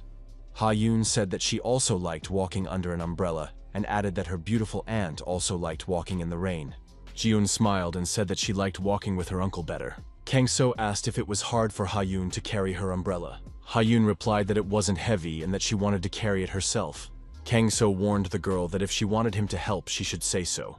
Passing by a gate, Ha-yoon noticed something and asked her uncle to see who was there. Ha-yoon turned around and ran in that direction, shouting for her uncle to see what it was. Ha-yoon stopped and said that it was squeaking. Kang So came over and asked, "Is it really squeaking? It must be a mouse, but why is it getting wet in the rain?" Ji-eun said it wasn't just a mouse. It's a rodent called a dungeon rat. Kang So picked up the underground rat. The animal was frozen and wet. Kang So asked if the underground rat was a magical creature. Ji-eun replied that this rat lives in the dungeon, but it is not a magical creature. Unlike magical beasts, it is not hostile to humans and does not try to harm them. This rat has a keen sense of its natural enemies, magical beasts and monsters. Thanks to its abilities and cute appearance, this animal has become a favorite among hunters. Many of them domesticate it. She probably went through the portal with her owner, and something bad happened to them. Being wounded, she somehow managed to get out of the portal. Ha-yoon cried out that she didn't want this rat to die. Couldn't they heal it? Kang So said that it would not be easy to save this little animal. Ha-yoon said that the rat was still alive. If it was breathing, they shouldn't abandon it. The protagonist thought about how blind he had been. He said that even though it was still breathing, it would die anyway. After much hesitation, he decided that all life was undoubtedly precious. Otherwise, how would he be any different from his past self, from the cold-blooded assassin he used to be? Kang So agreed with the girl and said they would take the rat with them. Ji-eun told the girl that they would hurry to the restaurant and try to save the rat. Kang So noticed that the animal was in very serious condition, barely breathing. If they didn't hurry, they might be too late. Ha-yoon was scared and didn't know what to do. Kang So scanned the rat and determined that its breathing and heartbeat were weak. It was as if it was fading away. Kang So thought, maybe he should breathe life into it? Ji-eun watched this guy closely. When Ha-yoon returned to the restaurant with the adults, she immediately ran to her parents. Lim So-young was surprised to see the girl crying. Ha-yoon cried out that they needed help. The girl's parents looked in surprise at the animal in Kang So's hands. Yu Seong-tae wondered where they had found the rat in the basement. Kang So replied that they had found the rat in the doorway. Yu Seong-tae asked what was wrong with it. It looked as if it had been attacked in a portal nearby. It was barely breathing. Ha-yoon responsibly declared that she would save this rat and take it for herself. Lim So-young tried to explain to her daughter that it was not a hamster, but a sewer rat. If they found it on the street and not in the dungeon inside the portal, it surely had an owner. Its owner was probably already looking for it and worried about it. Kang So said that they should first treat the rat. Yu Seong-tae said that they should look for a veterinary clinic nearby. Two young men entered the restaurant and greeted everyone. The restaurant manager welcomed the visitors. Yu Seong-tae told Mr. Beck and his companion to sit down. After all, they had come to eat, hadn't they? Mr. Beck was surprised when he saw the rat from the basement. The manager said that his daughter had found this rat on the street. It seemed to be injured. Mr. Beck looked at the animal and said that it seemed to be quite seriously injured. Mr. Beck picked up the rat and said he would try to help. Mr. Beck said that the animal had received very professional first aid. It was in much better condition than it had appeared at first glance. Fortunately, this rat is out of critical condition. He will just add a little of his energy. When our hero first saw this man, he immediately realized that he was gifted. But he had no idea that he had such mystical powers. He collects energy from the environment and transforms it into healing power. Apparently, he is a healer. Mr. Beck's colleague said that this is their famous healer. The famous healer gave the animal to the girl, Hyun. Mr. Beck said that this little girl was very lucky. Kang So thought that the powers of these awakened ones were truly incredible. Yu Sung-tae asked his daughter what she was doing. Hyun replied that she was looking after the rat. It seemed that she really was feeling better. Hyun shouted that the animal was moving. Yu Seong looked closely and agreed with his daughter. The observers decided that the rat might want milk and poured some into a bowl for it. Yu Seong-tae told his daughter that the rat was eating and that it was time for her to wash her hands and start eating. Suddenly, the animal began to thrash about and squeak. What's wrong with it? The adults wondered. Kang So thought that the rat wanted to tell him something. Yu Sun-tae was surprised. What was wrong with the animals? Kang So explained that the animal wanted to show him something and was leading him somewhere. The rat couldn't calm down and kept darting around. It definitely wanted to go somewhere. Kang So thought it was a very intelligent animal, and it was strange that it didn't have an owner. Something must have happened. Yu Sung-tae suggested that his friend go and check it out. Yu Sung-tae said that Kang So was the one who was quick on his feet. He just had to check what had happened. Yu Sung-tae said they couldn't ignore this signal. Otherwise, his daughter would be upset. Hyun looked at Uncle Kang So. She hoped he would help her and the rat. Our hero agreed for Hyun's sake and added that something was bothering him too. Kang So saw a strange energy around this animal. Yu Sung-tae didn't understand what kind of energy he was talking about. Kang So said he had seen this energy before, but he didn't understand what it was yet. Kang So suggested that the rat show them the way since the animal knew where to go. Yu Seong-tae told his friend to be careful. Hyun wished her uncle good luck. Kang So left the building and quickly headed in the direction from which the strange energy was emanating. When he arrived at the location, Kang So thought it looked like the portal he had come through to enter this world. It really was a portal. In the portal, monsters continued to advance and attack the fighters of the invisible front. Only 4 people remained, and the number of monsters was not decreasing. The leader of the group apologized and said that she would soon be exhausted and would no longer be able to maintain the barrier. Her colleague thought that this was truly the end. He was glad that he had had the opportunity to work with these people. The young people began to say goodbye to each other and joke around as much as possible in the situation. The group leader thought that only an S-rank hunter could save them, but that was just a pipe dream. Suddenly, the people listened and heard the squeak of a small animal. Something happened to the monsters. Some unknown force began to systematically destroy them. When the light appeared, people saw that all the monsters had been destroyed. The 4 heroes looked around and couldn't understand how this had happened. What had happened to the monsters? They had just surrounded them, and suddenly this shock. The leader of the group asked if her colleagues had heard the squeak of the korongi. At that moment, Kang So was bravely dealing with the remaining monsters. Kang So also left only destroyed monsters around him. Last time, our hero did not exterminate all the monsters in the portal. The smaller ones remained alive. That is why the portal did not close. Kang So thought that this time he would finish the job.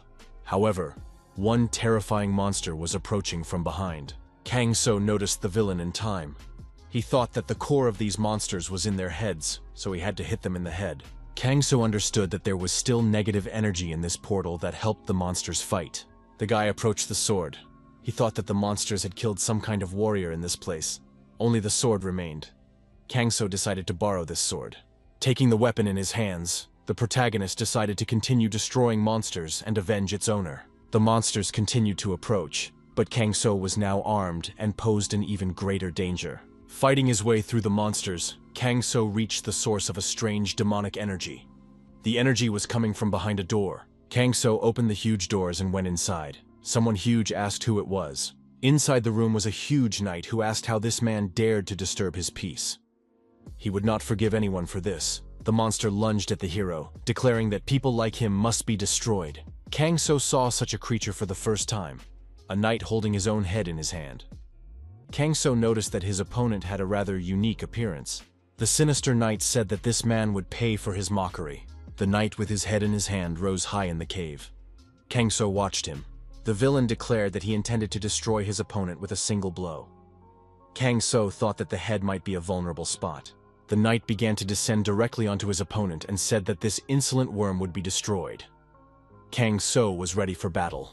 After a powerful collision, the knight's head was smashed, and a crystal fell out of it, rolling and stopping near our hero's feet.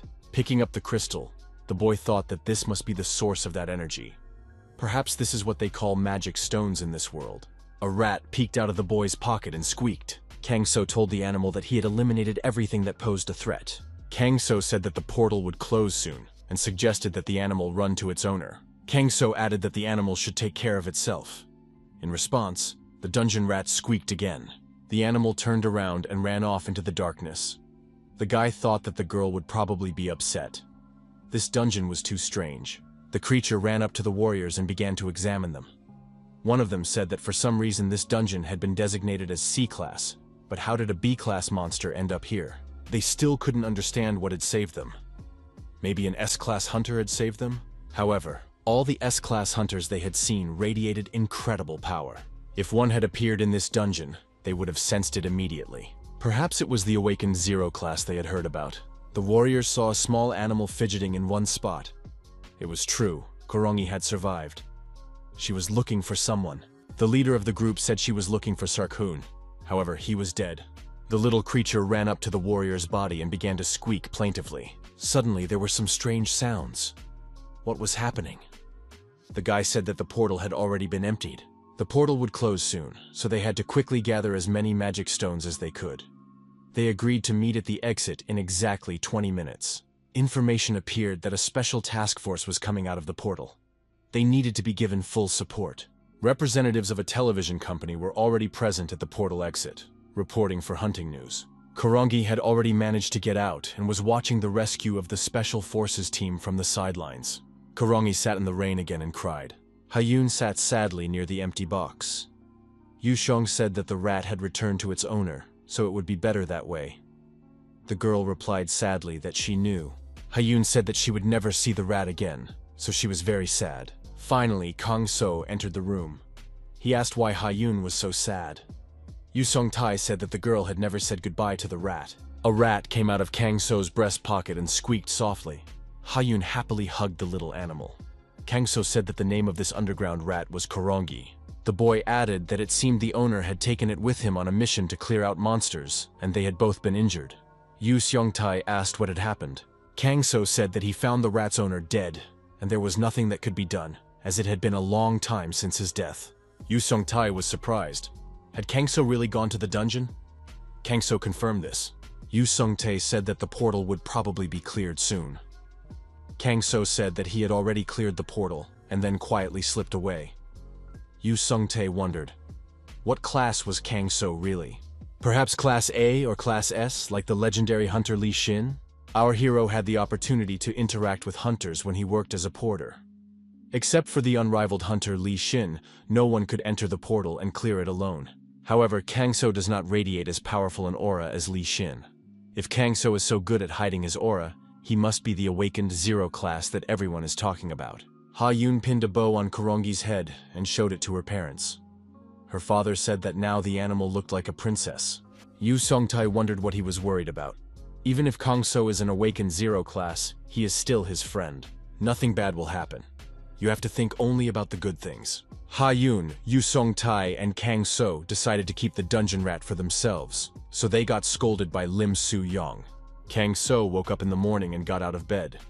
It was his day off, and he was wondering what to do.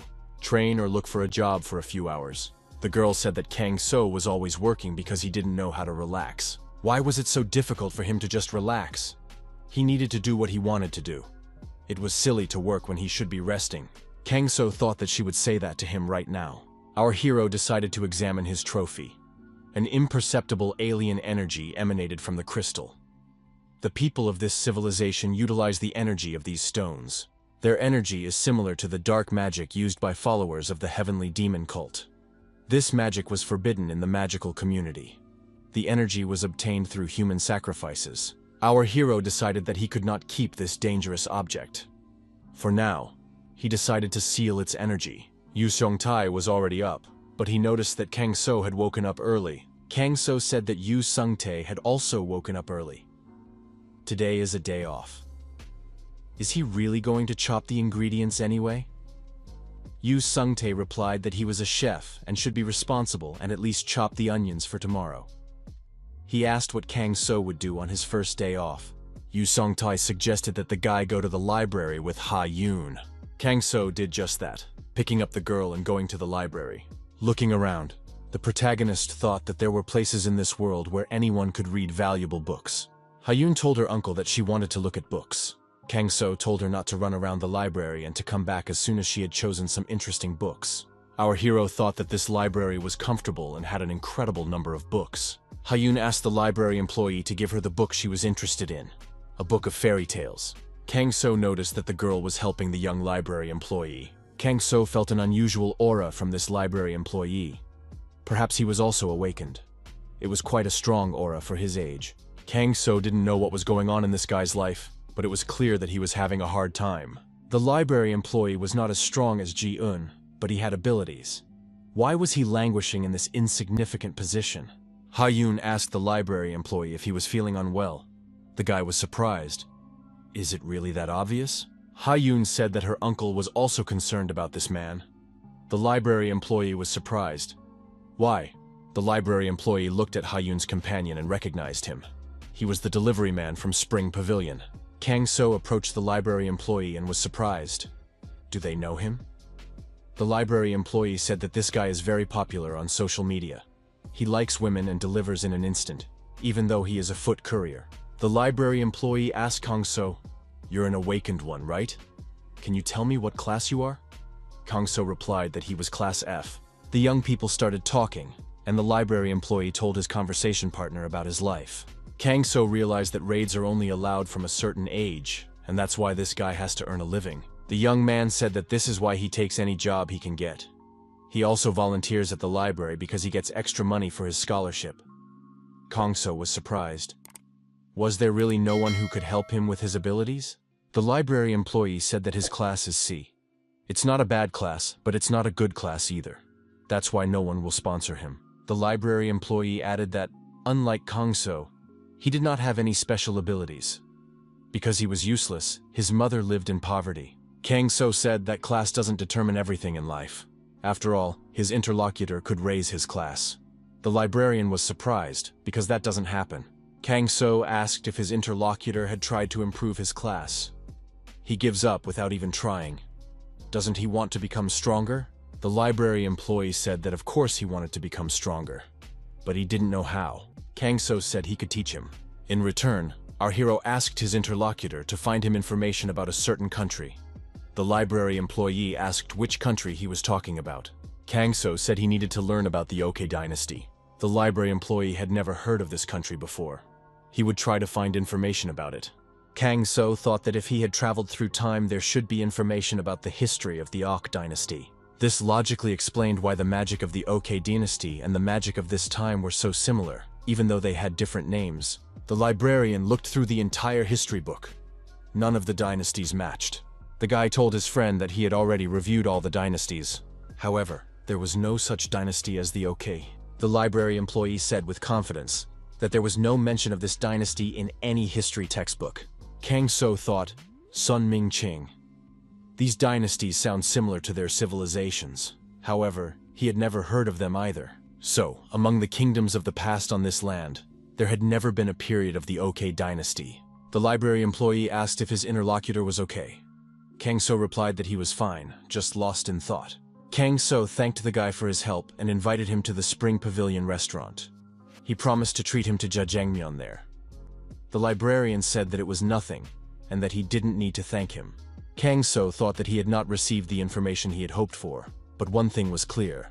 He had not traveled through time, and he had not been bewitched by the magicians of the Heavenly Demons sect. So how did he get here? Our hero recalled how the man had given the child a certain object and said that it was, apparently, a relic of his great-grandfather. The man added, "One day the girl will need to find it, and then she will be able to return home." Kang So was surprised. What strange memories are these? But there was no need to rush. Someday everything would become clear to him. Meanwhile, someone was walking past the restaurant. This stranger approached the motorcycle and decided to unscrew something in it, to permanently discourage the owner from riding it. The stranger said that Sang-wook had asked him to do it, so he shouldn't be blamed for it. Kang So approached the stranger from behind and asked who this Sanuk was. The guy got scared, turned around and asked who it was. Our hero said that you can't shout at such a late hour. The stranger repeated the question. Kang So replied that he was a delivery guy from Spring Pavilion. The guy realized that he was the new courier for this restaurant. He said that Sang-wook intended to make an offer to the owner of this establishment, so the courier should start looking for another job. The young man said that Mr. Sang-wook was making good money in the area and was tired of this successful restaurant. Kang So said that Mr. Sang-wook shouldn't worry about this restaurant. His conversation partner was surprised at where this guy's arrogance came from. The bully said that he would teach the courier a lesson and swung his fist to hit him. However, our hero grabbed his opponent's fist and twisted his arm. The hooligan was surprised. Why is this courier so strong? Kang So said that this guy himself would do well to come to his senses. Kang So slapped his opponent on the forehead, and he flew far back, rolling across the road. Kang So said that this guy could pass on a message to his stupid Sang-uk. Kang So told the bully to tell Sang-wook that he shouldn't mess with the Spring Pavilion restaurant. The frightened hooligan ran away, shouting along the way that he would deliver the message. The former courier of the Spring Pavilion wondered why he hadn't been called yet. The guy ran up to former courier San-uk and said that Don Man had returned. He was worth seeing. Sun Man, beaten up, barely made it to San-uk. San-uk was surprised. He had given this guy a chance, but he was back to his old ways. All he had to do was loosen the nuts on the motorcycle, but he came back like a beaten dog. Don Man knelt down and said that the new courier at that restaurant was not an easy person to deal with. It was the first time he had met such a monster. That courier told them not to even look at the Spring Pavilion, otherwise he would not let it go. Sang-wook angrily said that it was no surprise that the guy had been beaten up. Don Man, justifying himself, repeated that the courier was a real monster. San-uk said that in that case, they would all go together and teach him a lesson. After all, it was high time they got some exercise. Sang-wook made a phone call and said that everyone needed to gather. They were going to go see this new courier. The courier arrived with the order and placed it in front of the customer. The customers were young men with bats in their hands.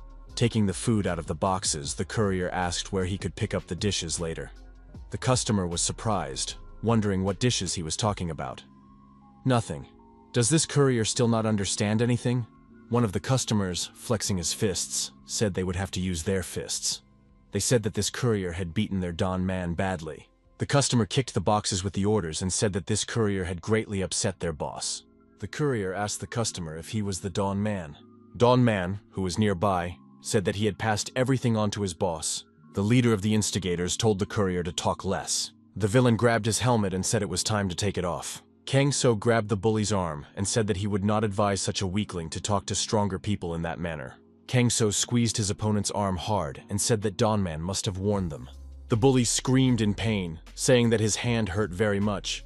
However, our hero did not let go of his hand. Kang So looked at his opponents and said that he would have to teach them all a good lesson. After a while, Kang So returned to the restaurant. Yu Seong-tae asked who had placed the morning order. Kang So replied that there were people who wanted to eat well in the morning. Kang So added that these people liked it and even washed the dishes themselves.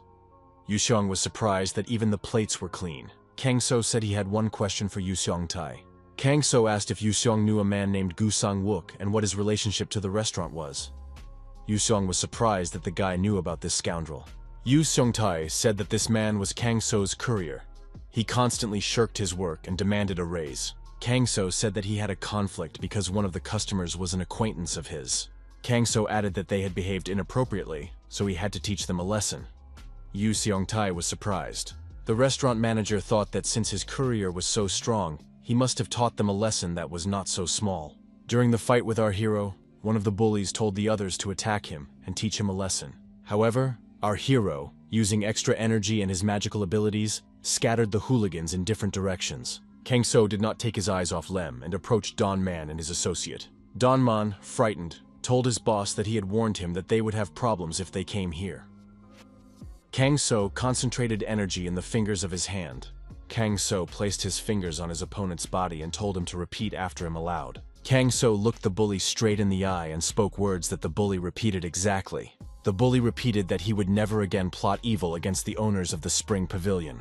After dealing with these villains, our hero asked if that meant they had another leader. Don Man asked if he was referring to Sang-uk. Don Man continued that San-uk had said he would watch from the sidelines, but he did not know where San-uk was. San-uk, watching this from around the corner, thought he needed to get out of there quickly. After running a sufficient distance, Sang-wook thought that no one would catch up with him now. Suddenly, A courier wearing a helmet appeared in front of the villain and wondered why he was running so slowly. San-uk said that the guy in the helmet scared him. San-wook was frightened and asked his opponent who he was and why he was attacking people for some harmless prank. If he was a gangster, then he would have to call the police. The courier said that someone was coming in the middle of the night and trying to disable his motorcycle. What other pranks did Sang-wook have in mind? Sang-wook was surprised and wondered what this courier could do to him. Kang So said that diseased branches must be cut off before they infect the whole tree. Sang-wook got scared and yelled at his opponent not to come near him. Then he kept screaming out of fear for a long time. Yu Song-tae was preparing ingredients for a future meal at his restaurant. A message arrived on the smartphone lying on the table. The message was from Sang-wook. The scoundrel apologized to the restaurant manager for all the bad things he had done. Kang So asked his friend if it was Sang-wook who sent him the message. Yu Sung-tae confirmed that the scoundrel said he would no longer bother him. He would return to his village and work on a farm. Yu Seong-tae was surprised at how his friend had managed to raise this scoundrel. Kang So said he just talked to him. Yu Sung-tae thought that he might be a scoundrel, but he was once part of the Spring Pavilion team. It was good that he had come to his senses. Ji-yoon entered the room and greeted the young people. The director apologized for having to call her in on her day off. Yu Sung-tae said that if Ji-eun hadn't agreed to help, they would have been in a panic. The girl replied that she had no plans for today.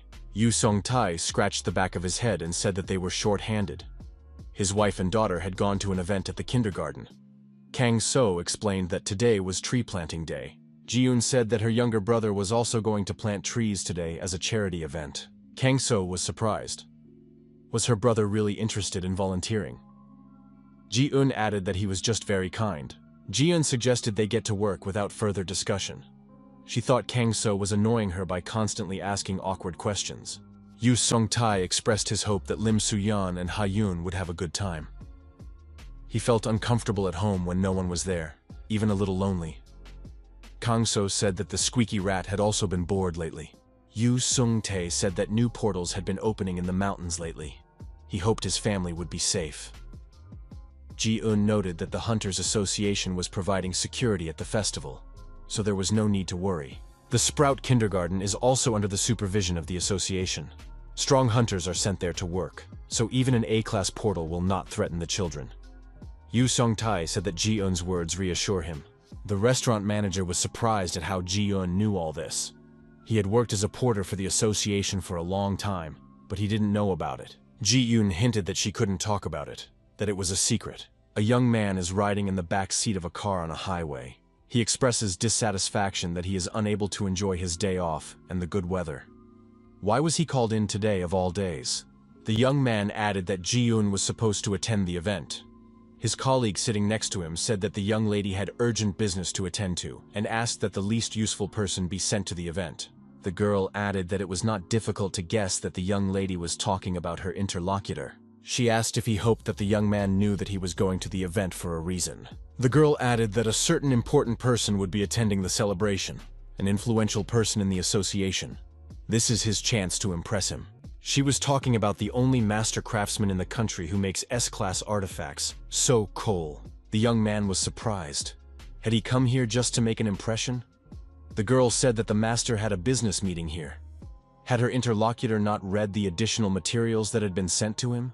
The young man was surprised and asked what materials they were talking about.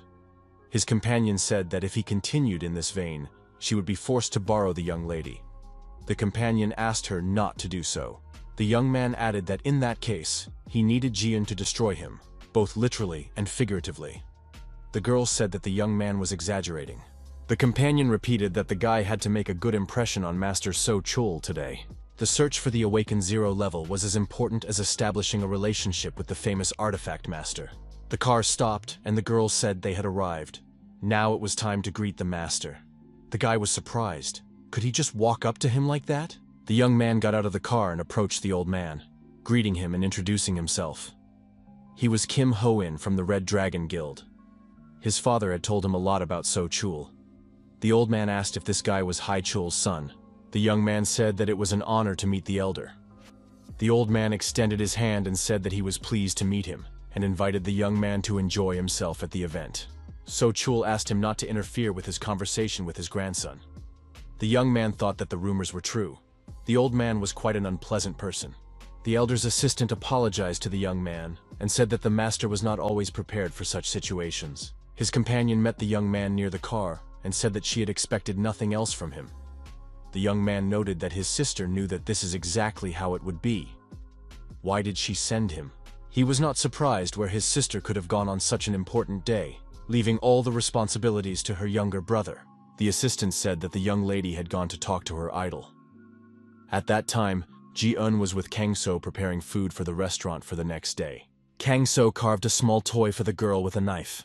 He asked if she was upset that there was no spatula with a bunny on it. Our hero handed the girl a rabbit carved from wood and said that she would have her own bunny. Ha-yoon was delighted and said that her uncle was the best. After a while, Ha-yoon stood and cried bitterly. Ha-yoon was playing with her peers on the lawn. Her toy turned out to be broken. Her friend told the boys that she had warned them to be careful with the shovel. The boys apologized to Ha-yoon. Ha-yoon continued to cry because her uncle had made this rabbit for her. Now the rabbit was broken. Elder So-chul approached the children and asked the girl if she wanted him to fix her toy. So-chul asked if her grandfather could do it. The old man nodded affirmatively. So-chul added that her grandfather could do anything. He picked up the shovel to which the rabbit was attached and tried to fix the toy. The old man looked at the toy and thought it was an unusual piece of work. I wonder who made it.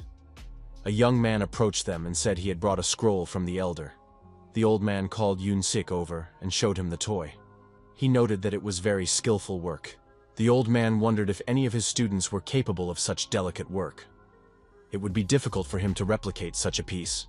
The elder told the girl that her uncle must love her very much. Ha-yoon replied that she also loved her uncle very much. So-chul said that her uncle had tried very hard, so he would repair the toy. The old man exhaled magical energy, and it fell on the bunny attached to the handle of the shovel. So-chul gave the girl the toy and said that everything was fine now. Ha-yoon was delighted and thanked the grandfather. The young people watched from the sidelines as the elder interacted with the children. The guy said that this master needed a special approach. He added that he had an idea. He needed to tell his assistants to change their strategy regarding Master Seo Cheol. Recently, Kang So had gotten into the habit of going straight to the bakery to buy the delicious roll he first tried while training at the association when he received his isolationist allowance. Kang So entered the bakery, greeted the owner from the doorway, and asked if they had any rolls today. The guy standing behind the cash register greeted the visitor. Kang So walked around the counter and saw that the rolls were sold out. The salesman said that the rolls had already been bought up. The salesman smiled and added that he had set aside one portion especially for Kang So. Kang So was delighted and said that he was a kind man who often helped him out. The salesman reminded him that if all the rolls were eaten today, the leftovers should be put in the refrigerator overnight. Kang So thanked the salesperson and headed for the exit. The salesperson said he would be happy to see the young man again next time. Leaving the store, our hero held the door open for a customer entering the store. The salesman greeted Misi. He said that today was a great day for a picnic. Kang So watched the salesperson and the customer from a distance for a while. After bringing the roll home, Kang So put it in the refrigerator first. The squeaky rat sat on his shoulder. Kang So said that the squeaker had already eaten a piece of the roll. If she wanted more, he would have to wait until tomorrow, when they would eat it together at breakfast. At night, our hero slept peacefully in bed. The squeaker was also resting, lying near the pillow. At some point, a sound reached the squeaker's ears. The rat jumped off the bed and followed the direction from which the sound came. The rat saw an open refrigerator. Without much effort, it jumped onto the shelf where the box with the roll was. The squeaker was surprised. The box was empty. Instead of rolls, there were only crumbs. Kang So approached the refrigerator and saw the empty box and the rat sitting nearby. In the morning, Kang So told everyone the news about the roll and the rat. Yu Sung-tae was surprised. Did the squeaker really eat the whole roll? Kang So said that the rat denied everything, but it was obvious who was to blame. The restaurant door opened, and a visitor appeared on the threshold. Yu Sung-tae got up from his seat and greeted the guest. Yu Sung-tae was surprised to see Hyuk Hyun-nim standing in front of him. He asked what brought him there. Hyuk said he came to have a beer and brought a roll with him. The guy added that he had a long and serious conversation ahead of him, so he brought a roll with him, a kind of bribe. Yu Sung-tae asked his companion what had happened to him. He looked distraught. The guest asked Yu Sung-tae how he confessed his love to his wife. The guy said that she often sits or hangs out at the bakery, and she is a beautiful and pleasant girl. He has been in love with her for 2 months. He doesn't know what to do if he confesses his love to her. He's afraid that Misi will start avoiding him. Hyuk even started crying. After all, he is not as handsome as Kang So. How can someone like him ask a wonderful girl out on a date? The guest said he had made a mistake and put his head down on the table. Yu Seong-tae noticed that this was a reaction to drinking too much alcohol. What should he do with him now? He should go home and go to bed. Kang So suggested putting the guy to bed in his room. Yu Seong-tae asked if that would be a problem for Kang So. Kang So replied that it wouldn't be a problem, as he owed the guy for always saving him a role. Hyuk slept in our hero's bed. Kang So sat nearby in the room, resting in the lotus position. Suddenly, the squeaker woke up and became strangely active. Kang So was surprised by what was happening. The squeaker jumped onto the floor and ran out of the room. Our hero followed her. Kang So approached the refrigerator and opened it. A little girl with wings on her back was sitting near a roll and devouring it. Kang So asked who she was and what she was doing there. The girl looked back, and only then noticed the guy with the rat on his shoulder.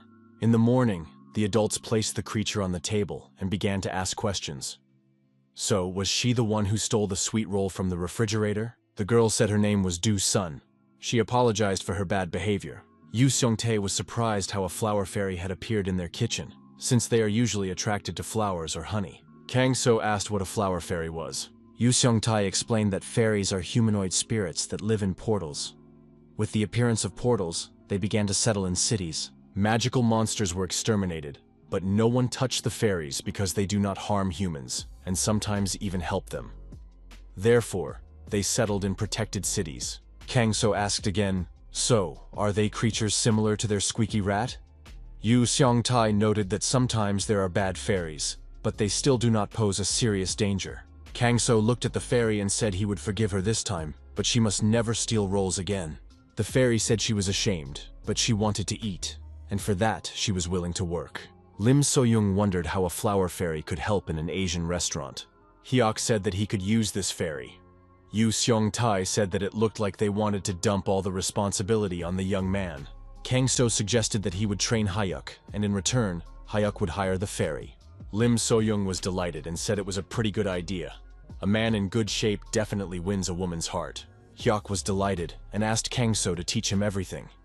He had neglected his appearance for a long time, and it made him feel insecure. Kang So said it was about time. Finally, he would have someone to train with. Hyuk said he was ready to start any time. Kang So promised that the two of them would have fun together. The young people were walking around the mall. Kang So said to Lim Soo-young that she had asked him not to tell Ha-yoon and Yu Seong. Why did they come here then? Lim So-young said that it was her husband's birthday the day after tomorrow. Ji-eun replied that now everything was clear. Lim Soo-young added that she wanted to buy her husband a gift, but wasn't sure what to get him. Ji-eun said that the lady shouldn't worry, she would help. Ji-eun thought that she had never imagined such an opportunity, even with her friends. It was wonderful. Ji-eun thought that going shopping with Kang So would be quite interesting. Kang So thought that he still felt like he was on a date, even though Lim Soo-young was with them. Lim Soo-young asked Kang So once again not to say a word to her husband. They hid the gifts in his room. Ji-eun asked the lady what gift she wanted to give her husband. Lim Soo-young said she was thinking of buying him shoes, but she wasn't sure if he would wear them. Ji-eun suggested buying vitamins or supplements as a gift for her boss, since he has been very tired lately. Lim Soo-young liked this idea, thinking that Ji-eun knows more about gifts. Kang So asked Lim Soo-young if she would mind if he went shopping with the girls.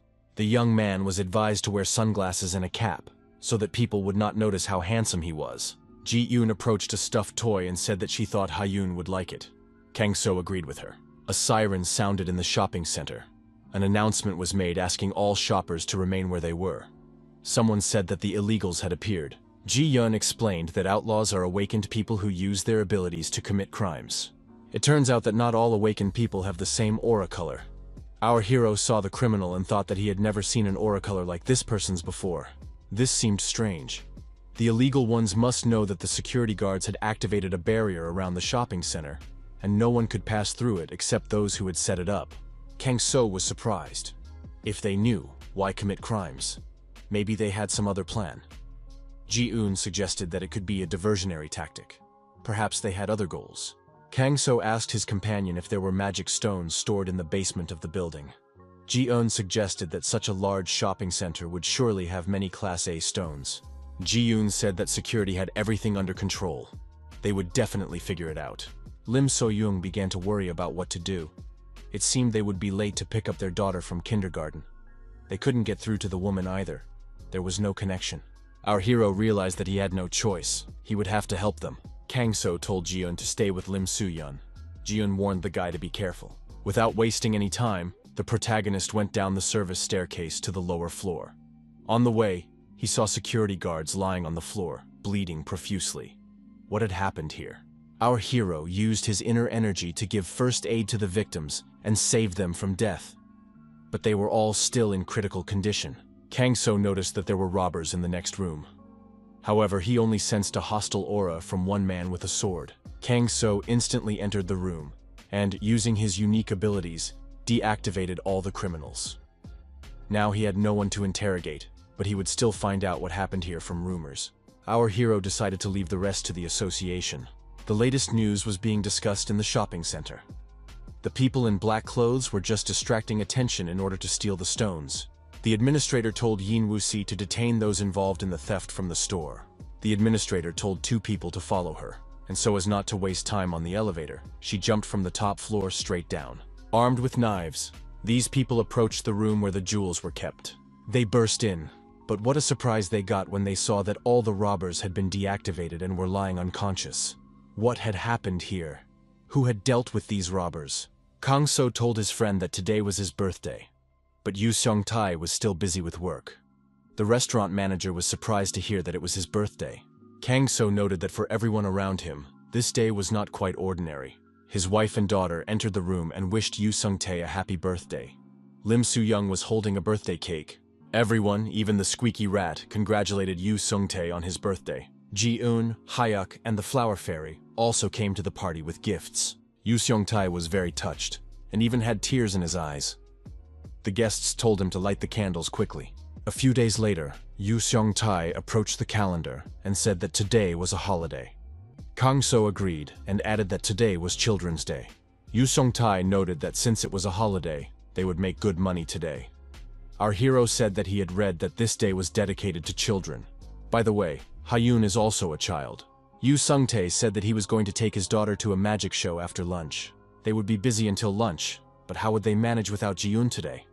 Kang So said that was why he had called in a replacement for her. At that moment, your young man arrived at the restaurant. Kang So said he was just in time. Yu Seong-tae asked the young man for a guardian consent form and a medical certificate. The young man provided everything. Yu Seong-tae told the guy to wash his hands and start with the dishes. The new employee got to work. Yu Seong-tae noted that this guy works fast. You can tell right away that he's awake. The young man said that it doesn't come easily. He delivered newspapers every day, so he learned. Kang So noted that even when you are awakened, you still need to practice your skills. At that moment, Yu Seong-tae thought of another employee, Ji-eun. Ji-eun is an awakened G-class, but she is much more agile than this C-class boy. The girl was riding in the back seat of the car. The assistant said that the young lady would be there soon. The assistant added that as soon as they got out, the young lady should first greet the president, then the chairman of the association, and then talk to the other executive directors of the guild. The girl said she understood everything and asked about her father. The assistant said that the young lady's father had promised to pay a short visit. Apparently, he was very busy. The girl asked why she had to be at the corporate party today. Today is Children's Day, and why does she need this dark and flashy makeup and red suit? The assistant said that the color red symbolizes their Red Dragon Guild. She just needs to be patient. Their guild should be a role model and an inspiration for children. The girl wondered what aspirations they were talking about. They could barely cope with each new portal. However, this country owes its prosperity and security to them. The world is constantly balancing on the edge of an abyss. The assistant told the young lady not to forget her status. She is the most beautiful and representative face of the guild, the Red Flame Witch. It was only natural for someone awakened from a good upper-class family to be as beautiful as the young lady. There was no need to be ashamed of it. The girl thought that she used to want to look older so that she would not be looked down upon because of her age. Now, this striking makeup has become part of her image. The assistant inquired about the young lady's hobby of playing a lower-class person. The young lady replied that she was working undercover to protect civilians in case of emergencies. Her companion said she was glad that the young lady had a favorite pastime, an outlet besides her work and guild affairs. The car arrived at its destination and stopped. The girl got out of the car and thought that it had been a long time since she had been in her role as a hunter. At the amusement fair, a companion approached our hero and drew his attention to one of the attractions. It was a dart-throwing attraction. Kang So was surprised. What was this? Were assassins training in broad daylight? Hyun explained that it was just a game. Kang So understood. These were the very entertainment games that people of this civilization loved. The guy explained that points were awarded for each ball that burst. Hyun pointed to a teddy bear and said it was the biggest prize. The toy was wrapped in festive wrapping paper and looked very beautiful. Kang So asked the girl if she wanted a teddy bear like that. Hyun replied that if she had a teddy bear like that, she would be very happy and wouldn't even want sweets. After thinking for a moment, the girl said that she still wanted sweets and different kinds of chocolate. Kang So suggested that the guy try to win the bear and make friends with Hyun at the same time. The guy said he would gladly try, but he had been awakened with a rather useless ability: explosion. Kang So asked what kind of ability it was. It wasn't very powerful for an S-class. He could cause a small explosion, enough to temporarily blind and distract a monster. In everyday life, this ability has no use. Kang So told his companion to try to do as he said. Everything should work out for the young man. Kang So bought 3 darts for throwing at balls. The guy thought about how he could hit a 100-point ball with all 3 darts in one throw. After all, it was impossible. Kang So told his companion to stand firmly and tense his core muscles. If he was unstable when throwing, the center of gravity of the thrown weapon would be off. He needed to relax his shoulders and wrists and aim a little higher. The most important thing was to concentrate. The young man concentrated and took aim. The task was completed. The balloon burst, and the boy earned 100 points. The young man was delighted, and Kang So praised him. Hyun was also happy. Hyun carried the coveted prize in her hands, a teddy bear. An announcement was made over the loudspeaker that the show of the mighty wizard Wu Kang-kyul was about to begin. Hyun told her uncle that the illusion was about to begin, and they needed to hurry. The young people hurried after the girl. Kang So told her to be careful and not to fall. At that moment, on the roof of the neighboring building, the villains took out their firearms. One of them was afraid that they were putting themselves in danger. The second said that in any case, the order must be carried out. They had no other choice. They themselves would be destroyed if they did not carry out the order and start shooting at people. Were the criminals afraid of what would happen if they were caught? His accomplice said there was nothing to fear. They had this thing, he said, pointing to the glowing ring on his finger. Even if powerful awakened seekers searched for them, they would not be found. Their only goal was the blood flower. The criminals took aim, searching for a target to destroy. They were ordered to destroy the bloody flower. The real name of the bloody flower was Kim Ji-eun, the witch of the red flame. She must die, Hyun called the adults, saying she had found a good spot. Kang So thought that from there, they would be able to see the levitation tricks up close. Kang So thought that he himself knew how to levitate. The young man said that his favorite trick was when a person was cut in half and then put back together again. Kang So wondered if such tricks existed in this world too. When a magician cuts a body in half and then puts it back together again, the guy added that even when you know it's a trick, it looks very convincing. Our hero looked back. He thought he sensed a familiar aura. Could it be Ji-eun? Kang So saw a girl in red in the VIP box, from whom this strong aura emanated. Kang So asked who was sitting there. His companion said that those were VIP seats. Kang So asked, "So this woman is an important person?" The guy looked and was surprised. "It's the Black Rose." The guy added that in this country, if someone doesn't know this girl, they're probably a spy. In the future, she is expected to become the leader of the Red Dragon Guild. Kang So thought that this girl must be a very strong hunter if she is so popular. His companion said that she is the best hunter in the Red Dragon Guild. It is one of the 3 major guilds. Our hero thought, Ji-eun is a high-class girl. Ji-eun noticed her colleague and immediately began to hide from him. She wondered why these people from the Spring Pavilion were here now. However, she enjoyed looking at Kang So. Kang So thought that Ji-eun probably had reasons to hide her identity. The host announced that the great show, Illusion, was about to begin. The magician came on stage and released doves from his hat. The magician performed miracles, and various figures flew around him on stage. Kang So watched as the magician moved objects without using magic. Suddenly, Our hero sensed danger approaching. A bullet fired from a sniper rifle appeared in the air. Kang So reacted lightning fast. Using his energy abilities, he deflected the bullet from its intended trajectory. The bullet hit the protective barrier and left a crack. The guards were surprised. What happened? One of the guards reported that a bullet charged with aura had been fired. Security realized that a sniper was at work. Several more bullets were fired at the target. An order was given to increase the power of the protective shield. It was necessary to protect the lady. It was clear that bullets charged with aura could penetrate the protective shield. They had to be stopped somehow. What kind of bullets were these if they could penetrate the strongest energy shield? The security officer wondered who was capable of such a thing and why they were shooting. Ji-Yun jumped up from her seat and began to use her inner reserves to strengthen the energy shield. The security guard was confused. What was Black Rose doing? Ji-Yun asked the man why he was sitting there. Wasn't he going to look for the criminal? Black Rose wondered what was happening to her friends at the Spring Pavilion restaurant. Security service representatives began evacuating civilians. Using identification marks, they directed the flow of people in the right direction. Lim So-yoon told her daughter not to be afraid, because her mother was right there with her. Ha-yoon cried and said that her teddy bear had been injured. The protagonist thought that Ha-yoon was crying because of the snipers. He would find those scoundrels and make them pay for it. Kang So told his friends that he needed to step away for a moment. It seemed that the danger had passed. Using his unique abilities, our hero quickly figured out the sniper's location and, climbing onto the roof, approached them. One of the snipers was upset that his colleague had missed.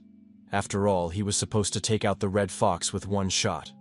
His colleague said that he had aimed precisely at the head, but the bullet had ricocheted off something.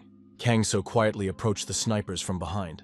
One of the snipers suggested shooting a civilian to cause panic and then slip away under the cover of chaos. Kang So was outraged when he heard this. Were they really going to shoot innocent people? Kang So decided that these two were scoundrels, and thought it would be appropriate to return their own bullets to them.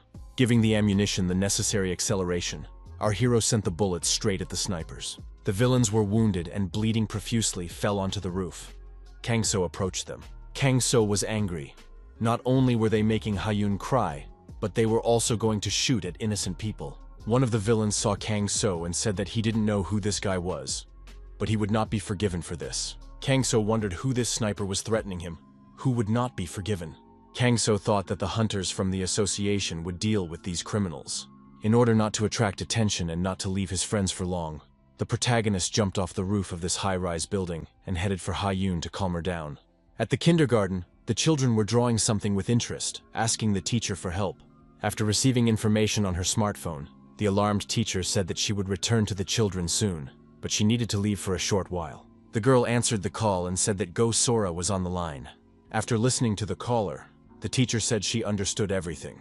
It could very well be an attempt by illegal immigrants. The children needed extra security. The girl was thanked for taking on this task, even though it was a job for the inspection department. The children left the room and called for Miss Go. The teacher said she was on her way back. Go Sora apologized and told the caller that she would call back later. Go Sora returned to the children, apologized for leaving, and asked if they knew what day tomorrow was. The children raised their hands and said that tomorrow was Parents' Day. The teacher praised the children and said that today they would be making paper carnations for this occasion. They wanted to express their gratitude to their parents. Go Sora approached Ha-yoon and thanked the girl. She asked who the flowers were for. Ha-yoon replied that they were gifts for her parents. All the children immediately began to talk about who their paper flowers were for. Go Sora approached the boy, Jung-hoon, and said that he had also made a very beautiful carnation. The children asked if Jung-hoon had anyone to give gifts to. The children asked the teacher if it was true that Jung-hoon had no one to give carnations to because he had no parents and lived with his aunt. Some children said they didn't want to be friends with Jung-hoon. Jung-hoon sat at the table feeling sad. The teacher tried to cheer him up. Ha-yoon said that the boys who didn't play with Jung-hoon were bad. The girl asked if they didn't have parents. How would they feel if they were asked questions about who they were making carnations for? The other children replied that they didn't want to be without parents. Ha-yoon asked if they now saw how bad it was. So why did they ask Jung-hoon such questions? Go Sora asked the children what they should do when they did something bad. The boys replied that they should apologize. The teacher told the children to apologize to Jung-hoon and never say such things again. Jung-hoon sat there upset, tears welling up in his eyes. Ha-yoon approached the boy and told him to stop crying and continue making carnations with her. Jong-hoon said he would give the carnation to his aunt. Ha-yoon smiled and assured him that his aunt would love the gift. The girl was walking down the hallway with documents in her hands. She was deep in thought. She thought about the guild leader Kim Chae-ho, awakened to Class A. He appeared in the era of chaos, a master of the magic sword and fire magic.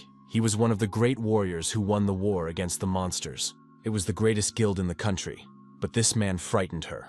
The girl decided that today she had to do without mistakes. Knocking on the door, she heard someone on the other side say she could come in. The girl entered the office and greeted the leader. The man was sitting at his desk. The assistant said she would read the schedule for today to the leader. The leader asked how the investigation into the attack on his daughter using aura-charged ammunition was progressing. The girl replied that the Silver Tower Group was currently under suspicion, but there was no news yet. The man slammed his fist on the table and demanded that the perpetrators be found at all costs and as quickly as possible. It was imperative to find the person who had dared to attempt to take his daughter's life. The girl assured him that everything would be done, and added that she had brought the requested materials on the Spring Pavilion restaurant. After studying the documents, the man asked if this was really the restaurant owner. The girl confirmed that it was Yu Seong-tae, who had once been her friend and helped her explore the underground. He was a talented chef. The assistant asked what the boss wanted to do with him. The man added that after his wife's death, his daughter lived only for revenge. This was the first time she had been interested in anything else. Moreover, he has a good relationship with the restaurant owner, so they should be kept under surveillance and left alone.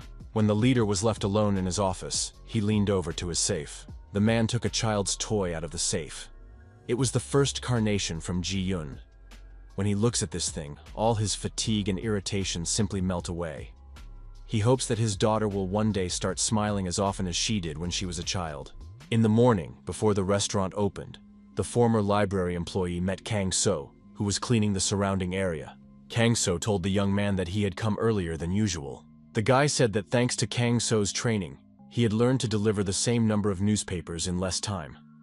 Kang So was surprised to hear about this training. Everything had been achieved through the guy's own efforts. He had only given advice.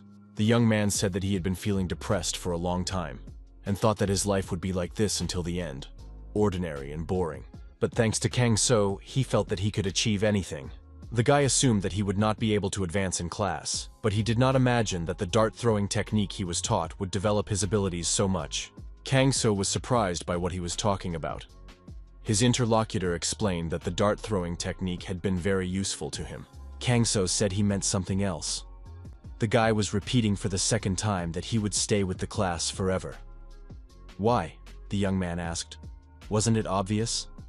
The chances of a person experiencing a second awakening were practically zero. Even if one survives a second awakening, there is no guarantee that the class will increase. Kang So thought this guy was wrong. Awakening is just the beginning. Our hero wondered, don't the people of this civilization understand this? Kang So asked the young man what breathing techniques he knew. His interlocutor was surprised and asked, "What is that?" Kang So realized that the awakened ones of this world did not know what this technique was for.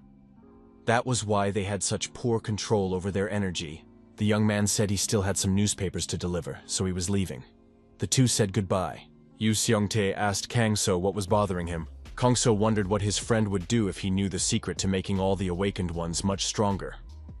Yu Seong-tae replied that he would share this secret with them. Kang So asked if he would expect anything in return.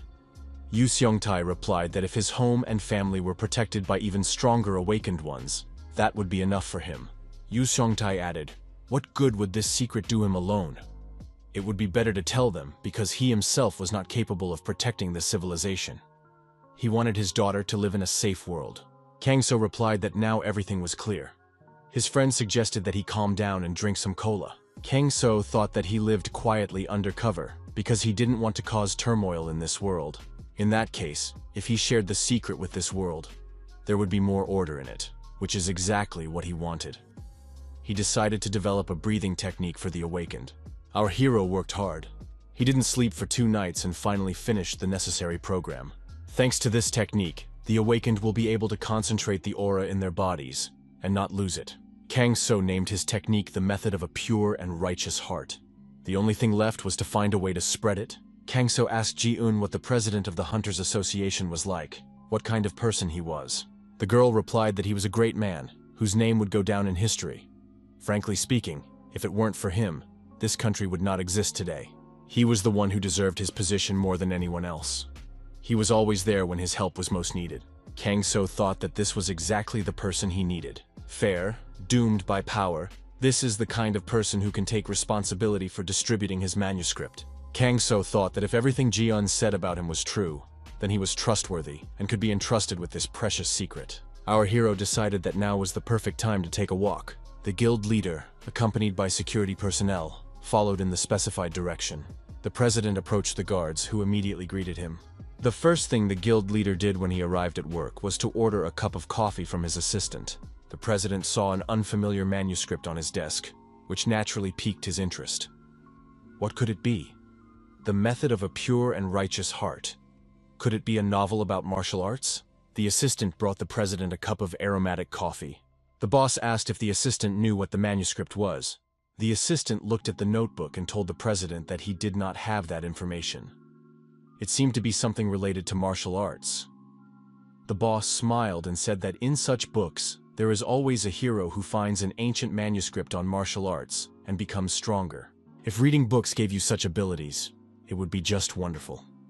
However, something about this manuscript definitely interested the guild master. The handwriting was not very beautiful, but it was energetic. The notebook stated that this method of pure and righteous heart was intended to concentrate the awakening of the aura in one's body. This information greatly interested the head of the guild. The method involves strengthening the connection between the dantian and the energy core. This allows a person to use their aura without unnecessary loss, which will make the awakened much more effective in battle. Those who study this method will understand that the modern class system of awakened ones is not decisive, but only the beginning of human development. The guild leader thought that the author of the method, who had a pure and righteous heart, was sharing it with humanity free of charge, and only hoped that this method would be used solely for the purposes of peace and security. Scientists around the world are conducting research on the possibility of raising the level of the awakened. However, no one has found the answer yet, and all research has been in vain. The guild leader wondered, who could have written something so grand? The method is written very convincingly, one might even say at a very high level. But who brought this notebook here and for what purpose? On a blank page of the notebook, the man saw an unusual symbol. It couldn't be. This was the only trace of an awakened 0 level they had found. Perhaps he was the author of the method. If so, there was no doubt about the effectiveness of the method and the good intentions of its author. The guild leader thought that this method would not cause him any personal trouble. The man had no objections to everything being as the author of this manuscript wanted. Even Li Xin had problems in the field of energy conservation. The president was curious to see Li Xin's reaction when he read about this method. He must contact him. The young man came to the guild president's office and asked what was going on. After all, the president knows how much he dislikes leaving the house. The man suggested that the young man read the manuscript. He thought it contained the answers that his interlocutor had been looking for a long time. Li Xin asked where the president got this worn-out notebook. After reading a few lines, Li Xin was very surprised. What was this? The president smiled and replied that he had been waiting for that expression. Now he could say with certainty that his day had been a success. Li Xin repeated his question. What is it? The man replied, can't you see? The method of a pure and righteous heart. The president added that his interlocutor had flown abroad several times to meet with awakened 0-class individuals and ask them how they coped with their violent energy. Li Xin said that this was indeed the case, but he only received useless answers. For example, to experience reawakening and be reborn in the 0 class. Li Xin said that this was very similar to the real solution to the energy problem. Where did the guild leader get this from? The man replied that it was a gift from the only awakened 0 class in the country. When he came to work, this notebook was lying on the table and it was unclear how it got there. Even the cameras didn't capture anyone. Li Xin asked if he could be the first to study this method. The president said that was why he had been summoned. Even if there were any side effects, he would be able to overcome them with his S-class abilities. Li Xin left the president's office with the notebook and wondered who he was. The first awakened 0 class in this country. Li Xin strolled leisurely along the embankment and pondered the pressing matters at hand. The weather was beautiful, and Li Xin sat down on a bench to rest. Looking up, he decided that the sky was very clear now. How long had it been since he left the house? How long had it been since he basked in the sun as carefree as he was now? People paid attention to the man with a sword in his hand who had defeated the monster. They said he was a hero. People enthusiastically welcomed the new S-class hero who had appeared as if by miracle. The hopes of the entire nation were pinned on him. Li Xin was the man who closed the S-class portal. However, his comrades were destroyed, and he began to fear his own power. Since then, he has lived in constant struggle with his power. The more he tries to control it, the more it spirals out of control, making him increasingly lonely. Although thanks to him, many people were able to return to a peaceful life, Li Xin continued to look at the sky. He continued to live, and it was not easy for him to cope with his superpower. Li Xin understood that he still hadn't mastered the method perfectly. He mustn't relax. Li Xin hated his own power for a long time. However, thanks to mastering the method of a pure and righteous heart, he was able to overcome it and break through the zero-class barrier. The awakened zero-class who wrote this method was truly his benefactor. Li Xin noticed the people sitting nearby. They were delighted that their food had been delivered in literally 5 minutes. Did this courier have an ability related to speed? He was clearly no less than Class B. The courier in a motorcycle helmet delivered food from the Spring Pavilion restaurant to the young people. The delivery included a small portion of gabaju, 3 jjajangmyeon, and 1 jampong. The customer said they hadn't ordered fried dumplings. The courier said it was a gift from the restaurant, and wished the young people bon appétit.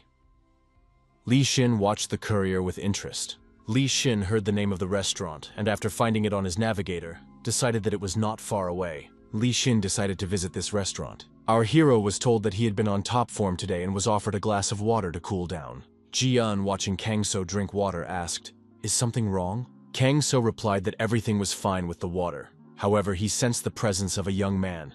He had felt his presence in the park. This guy had an incredibly strong aura. Li Xin entered the restaurant and greeted those present. The administrator asked if the visitor would be alone. Li Xin was surprised to see Ji-eun there. He asked what she was doing there. Yu Seong-tae asked if she really knew Ji-eun. Yu Seong-tae thought he had seen this young man somewhere before. Ji-eun said he was her cousin. She added that he had a standard face. Everyone said they had seen him somewhere before. She asked what her brother would like to order. Ji-eun added that he could eat quickly and go on his way.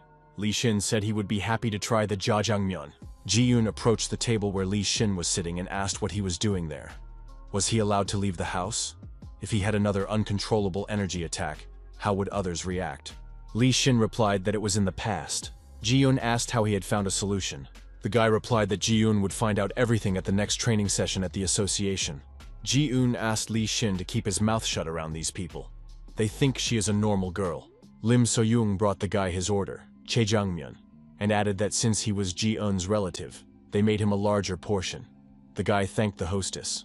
After trying the dark noodles, Li Xin concluded that it was a very tasty dish, and his eyes sparkled with happiness. Li Xin thought that even though the noodles were a little burnt in places, they were still very tasty. It had been so long since he had eaten such fresh and not overcooked jjajangmyeon. Li Xin was excited. He thought he would never experience such simple pleasures again. Suddenly, Li Xin had a vision. He imagined everyone in the restaurant lying unconscious in their own blood. Li Xin thought he had an emotional surge, and his aura skyrocketed. Ji-eun approached the young man and said that if he had finished eating, he could leave quickly. Li Xin stared at Kang So, who was taking orders from other customers. Li Xin couldn't understand what had just happened to him. When he came to his senses, he felt a great sense of relief. Li Xin thought the situation was dangerous. Although he had studied the method of a pure and righteous heart, he still had little experience. Kang So thought how good it was that he was able to suppress the guy's energy with his own energy in time. Our hero was curious about who this guy was. He had studied the method of a pure and righteous heart so well, even though this method had only been released a few days ago. If he knew Ji-eun, then he must be someone important. Kang So thought that this guy was a little clumsy, but he knew the theory well. It was an amazing talent. Maybe this was the only S-class in the whole country? Ji-eun asked Li Xin if he liked the food. She added that he should leave and never come back. The young man replied that he understood. Li Xin answered a phone call. He said he understood and reported to the chairman that he would be there soon. Ji-eun became concerned. What happened? Li Xin told the girl that the chairman was calling him to a meeting. Ji-eun replied that he should hurry. The young people said goodbye, and Ji-eun noted that they would meet again soon, but not here. When Li Shin left, Ji-eun breathed a sigh of relief, thinking that this guy might give her away. Ji-eun turned around and saw Kang So standing in front of her. She said that he was her cousin, Honest. Kang So replied that he understood everything. Arriving at the guild leader's office, Li Shin asked why the boss had summoned him. The president asked if the young man had already studied this method. Li Shin replied that he had, and the effects were simply dizzying. The guild leader noticed that the young man was not enthusiastic. Perhaps there was something negative about this method. Li Shin replied that at first he was enthusiastic, but after careful study, it suddenly became clear to him that if this method were made available to the masses, it would cause chaos. The president said that when he realized that this was a real working method, he thought so too. But there was something he feared more than the side effects. The president asked if Li Shin was concerned about the motives of the author of this method. The guild leader added that, like his interlocutor, he was wary of this person. Not just afraid, but a feeling of both fear and respect.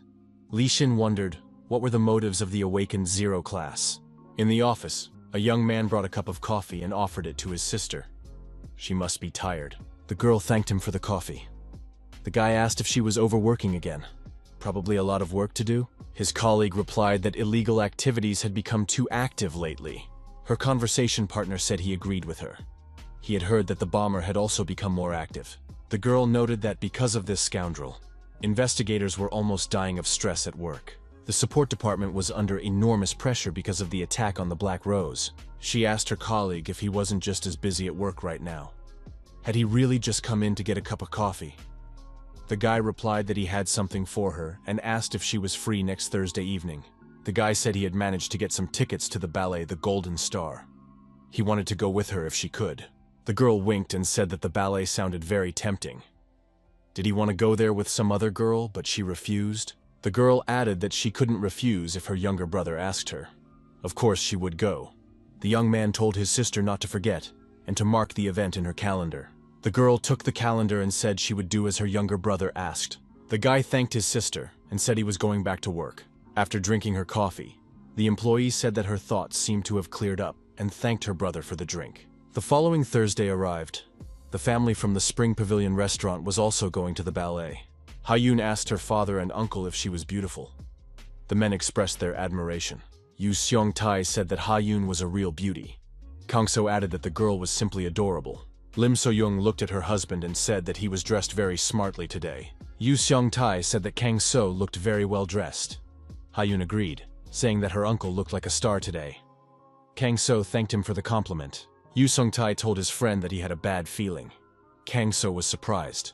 Did he look bad? Lim So-young explained that they were worried about Kang So. He could attract unwanted attention with his dazzling appearance. Kang So thanked them again for the compliment. The young people went to see the ballet Golden Star together. Yu Seong-tae thought that Kang So really did attract attention wherever he went. Our hero found the situation strange. Why did he feel the same dark energy in such a spacious and crowded room as he did in the dungeons? Kang So decided to find out the source of this energy. The guy noticed that the Black Rose had appeared here. She was wearing a red dress again. The Black Rose in a red dress seemed a little strange to him. Maybe the girl didn't want to attract attention? The Black Rose saw our hero in his suit and noted that he was quite attractive. The girl blushed with embarrassment. Kang So, of course, recognized Ji-yoon. Kang So wondered whether he should tell the girl that the source of the strange energy was illegal activities taking place somewhere nearby. But if he said that, how would he explain himself later? After all, the F class doesn't have that kind of intuition, and she would realize that he was a zero class. However, he himself wasn't sure about anything yet. It was better to find out for sure. The young man and the girl were drinking alcohol. He said that insignificant people can have fun. It will be the last ticket in their lives. The girl said that she had brought Mr. Asmodeus an exclusive wine in honor of his holiday. The guy said that this was just what he needed. Blood red wine. Asmodeus asked his subordinates if everything was ready. They answered in the affirmative. Asmodeus said that in the second act, Clara would dance with the prince. That's when they would begin their enchanting performance. Finishing his wine, Asmodeus drew his sword from its sheath and said it was time to act. He added that everything was according to his will. Asmodeus and his assistant took their places on the helipad. He said that they would have an excellent view from there. They would see the concert hall take flight. Asmodeus heard someone behind him ask, "What do you mean, blow up?" Turning around, Asmodeus saw a stranger who greeted him. Asmodeus asked who he was. The stranger said he didn't want to spoil their mood but hoped for their cooperation. Asmodeus was surprised. What was this madman talking about? Asmod added. Does he even understand who he's standing in front of? At the same time, the villain took a boxing stance. Kang So, who was the stranger, also took up a boxing stance. Kang So sent his opponent flying backward with a punch to the jaw. Asmodeus flew back and fell on his back. Our hero said that it seems to be the same in any world. Civilized conversation is taken for weakness, and one's own language carries people into the abyss. He added that his opponent should stop playing games and get up. Kang So was surprised. He hadn't hit him that hard. So why was his opponent so upset? Asmodeus became angry. Did this guy even know who he was dealing with? Kang So asked who this scoundrel was. His opponent said he was the great and mighty Asmodeus. Asmodeus was surprised. Why couldn't he see this stranger's face? Our hero had disguised himself using his inner energy. Kang So declared that he didn't care who was in front of him. Asmodeus had to admit why he needed to be in the concert hall. Asmodeus called his opponent a fool and added that he had ordered a bomb to be planted. Asmodeus laughed. The bomb was planted in the building's supporting column. When it exploded, all these pathetic insects would die. Kang So turned to the girl. Was her subordinate telling the truth? Asmodeus was offended because he was this girl's boss. Kang So, addressing Asmodeus's companion, said that perhaps it was time to end this charade. The girl noticed that this guy had great intuition. The girl approached Asmodeus and said that she was tired of playing the secretary. Maybe it was time to end this? Asmodeus was indignant. What was she talking about? The girl punched her companion in the chest, piercing his body through and through.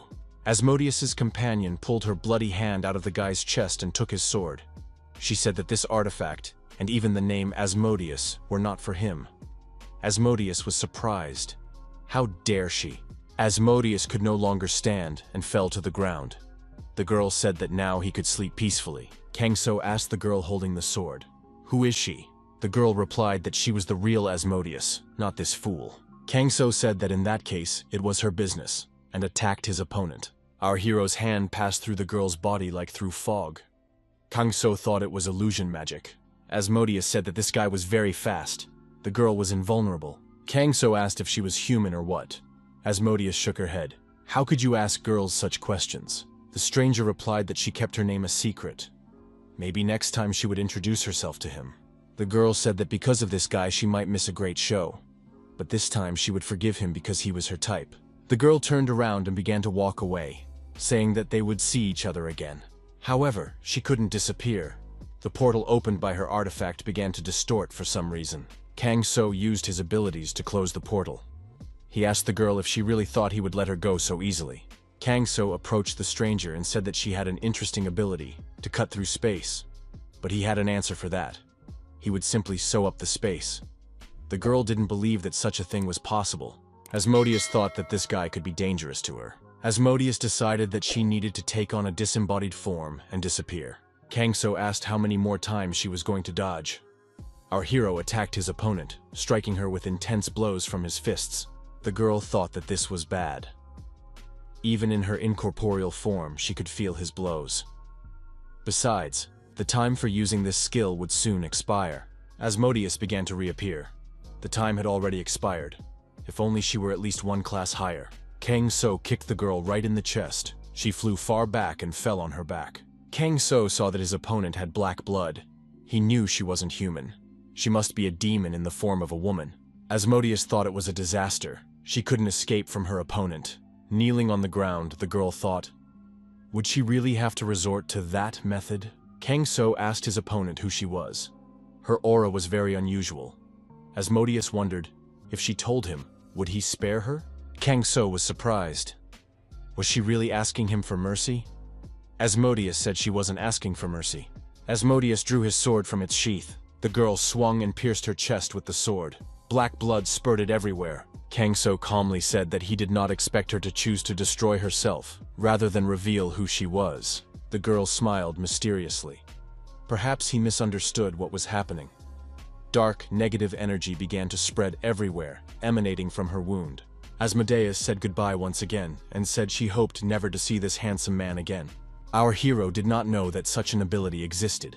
He should have suppressed it and then questioned her. The girl's companion rose and, bleeding profusely, said that she had betrayed him and that he would take revenge. Kang So told him to share their plan, and then he would take revenge on her for this guy. The villain said that the bomb would detonate during Clara and the prince's dance. There is a pyrokinetic among the audience. Kang So was already thinking about a plan of action.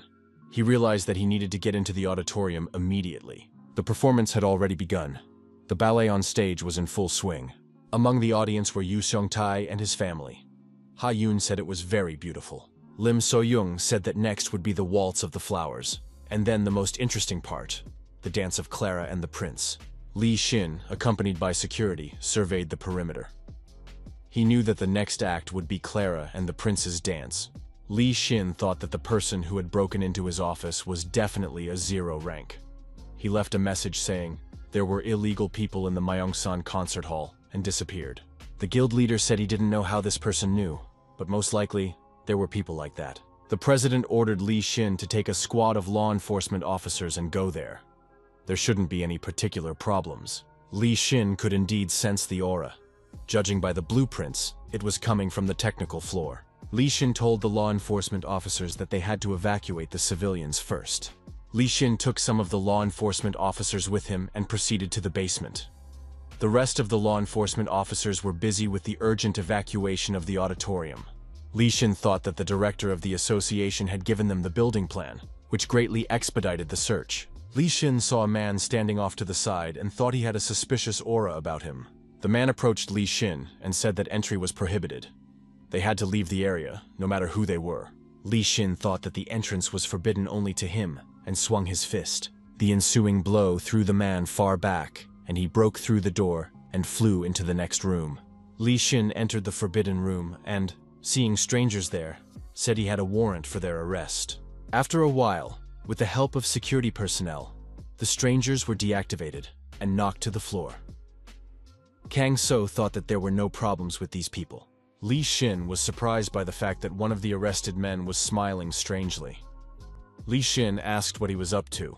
Li Xin grabbed the guy by the chest and told him to confess. What else were they hiding? The stranger was surprised. Can I smile? Li Xin decided to take tougher action and use force. He grabbed the stranger by the chest and said he wouldn't ask 3 times. The arrested man was frightened and said that everything was in the concert hall. There is a bomber among the audience in the concert hall. This information greatly alarmed Li Xin. The evacuation of the concert hall was in full swing. The audience was asked to hurry. A group of illegal immigrants had been found in the building. It was necessary to leave the building without causing unnecessary panic. Yu Seong-tae's family was still in the hall. Ha Yoon, sitting on her father's shoulders, asked where Uncle Kang So was. Was he okay? Suddenly, one of the audience members stood up in the middle of the hall and said that they had realized too late. He would sacrifice his blood and despair to the Great One. There was a powerful explosion in the hall. It was clear that this was a suicide bomber, and an illegal one at that. The next moment, our hero appeared near Yu Seong-tae's family and apologized for being late. Yu Seong-tae asked where Kang So had been for so long. Armed men appeared at the doors and said they would not let anyone out. The audience must accept that they will become victims of the Great One. The law enforcement officers outside couldn't open the door. It was clear that the doors were locked from the inside. Li Xin kicked the door open with a powerful blow and entered. He told the criminals that their colleagues in the basement had been arrested. They must stop resisting and surrender. The spectators recognized this man. They said it was Li Xin, an S-class hunter. One of the criminals, holding explosives in his hand, said that he would not surrender and would take Li Xin with him. The villain shouted that he was a second-generation pyromancer. Everyone present would die in the glory of the Great One. The criminal began to ignite. Li Xin thought that this pyromancer had completely lost his mind. This was serious, and he would not be able to contain the force of the explosion. Even if the villain was destroyed, he would have time to ignite the spark, and detonation would occur. Suddenly, a source of energy appeared nearby. Li Xin thought that this strange but somehow familiar energy enveloped the bomber. This was done in order to stop the force of the explosion in case of detonation. This energy extinguished all the criminals' flames, as if nothing had happened. The pyromancer threw the explosives on the floor and burst into flames again, screaming loudly. Li Xin managed to fly over and catch the explosives before they hit the floor. At that moment, he thought that the pyromancer had blown himself up with his own power. Li Xin held the explosives in his hands. Thanks to his reaction and resourcefulness, the explosion was avoided. A security representative checked the bomber and said that he could still be saved. However, he was barely breathing and needed urgent resuscitation. At that moment, a healer from the Silver Tower appeared. He introduced himself and said that the bomber should be handed over to him. The healer leaned over the villain and began to perform resuscitation procedures. Li Xin watched calmly. Li Xin saw one of the spectators in a beautiful suit give him a thumbs up. Li Xin understood everything. This man had the same aura that had stopped his uncontrollable outburst of power in the restaurant. Ha Yun cried on the theater steps. She wanted to see Clara's dance. Dancers from the ballet troupe were standing next to the audience. Clara approached the girl and asked if the little princess wanted to see her dance. Ha Yun was delighted and said that of course she would. Clara took the prince by the arm and said that in that case, they would dance for the girl. The audience watched with interest as Clara and the prince danced their dance in the square in front of the theater. Instead of spotlights, there was the moon, and instead of a stage, there were streets. The audience was delighted. The Shining Stars ensemble delighted their audience as never before. That night, Li Xin approached Kang So and asked him to be his teacher. Our hero looked at his opponent and thought that he was in for trouble. Just before closing time, a young man entered the restaurant. He was warned that the restaurant was already closing. Kang So knew that sooner or later this guy would come here, but so soon, Li Xin turned to Kang So and called him his teacher. He asked, "Is the teacher really the one with 0 rank?" Kang So quietly said that this was not the place for such conversations. He knew of a safe place and suggested meeting there at the same time tomorrow. Kang So apologized to Li Xin for distracting him from his work. Li Xin replied that he was willing to devote all his time to these lessons. Li Xin thanked the teacher. Thanks to him, a terrible catastrophe had been prevented. Kang So asked why the young man called him teacher. Li Xin said that his interlocutor was not only a teacher, but also a savior. The method of a pure and righteous heart gave him back the opportunity to live like a human being. Li Xin apologized if he had been rude when the teacher came to his house. During that meeting, Li Xin asked who he was and how he found his house. The stranger said that a terrorist attack was being planned illegally at the Myeongsan Concert Hall. Hundreds of citizens could be killed. He understood that it was difficult for Li Xin to believe this, but he was telling the truth. Li Xin asked what evidence he had. Even if it was true, why did the stranger come to him? The stranger replied that only Li Xin, the only awakened 0 rank, could stop them. Li Xin was surprised. After all, no one knew that he had reached this level. The teacher must have sensed the aura emanating from him, purified by the method of a pure, righteous heart. Li Xin asked his interlocutor to take him as a disciple. Kang So asked why Li Xin needed this. The young man replied that he really needed to become even stronger. Kang So was surprised. He was already incredibly strong. Besides, where was he rushing to? With his method, he would continue to grow. Li Xin said that he had seen the teacher's methods yesterday, and realized how far he was from being able to save people as effectively as the teacher. Li Xin stated that his family, friends, and colleagues lived in this city. If the country was in danger, then these people were too. Our hero thought that this guy had almost the same reasons to use his power as he did. He also wants to protect Yu Songtai and his family. Li Xin took Kang So by the hand and asked the teacher not to refuse him. Kang So thought, if he teaches this guy and he becomes stronger, maybe then he won't have to intervene so often. He will soon be able to become an assistant. Besides, if he becomes stronger, Yu Songtae's simple aspirations for safety in society could come true. Kang So asked how old Li Xin was. The guy replied that he was already 32 years old. Our hero was surprised. He was only 3 years younger and wanted to be a student. Somehow that didn't seem right. Kang So made another suggestion. Li Xin could study, but as a younger brother, not as a student. Li Xin agreed and bowed to his older brother. Kang So suggested meeting here every Tuesday and Thursday if it was convenient for his younger brother. Li Xin replied that such a schedule suited him. Kang So said that in that case, they would start right away. He was ready to teach his younger brother the techniques of the pure and righteous heart method. After training, Li Xin said it was incredible. When Kang So himself teaches him with such thoroughness, it's a completely different matter. He asked what they would do next. Kang So said he had heard that Li Xin was a master swordsman. Li Xin confirmed this. Kang So said that unfortunately, he did not have a sword to practice with. Li Xin said that if he needed a sword, he had one. Suddenly, a sword appeared in Li Xin's hands. Li Xin handed the sword to his older brother and said that it was his favorite sword, the Lord of the Wind. Kang So was surprised. Did his companion really pull this sword out of thin air? Li Xin replied that it was called inventory. Li Xin added that it was a common attribute of the awakened. Didn't his older brother have one?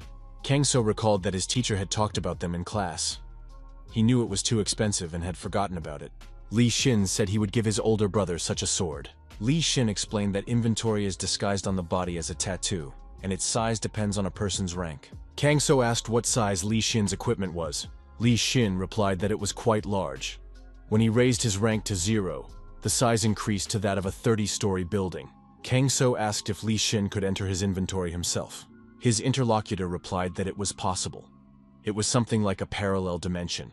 However, the time spent in this dimension also depended on the person's level.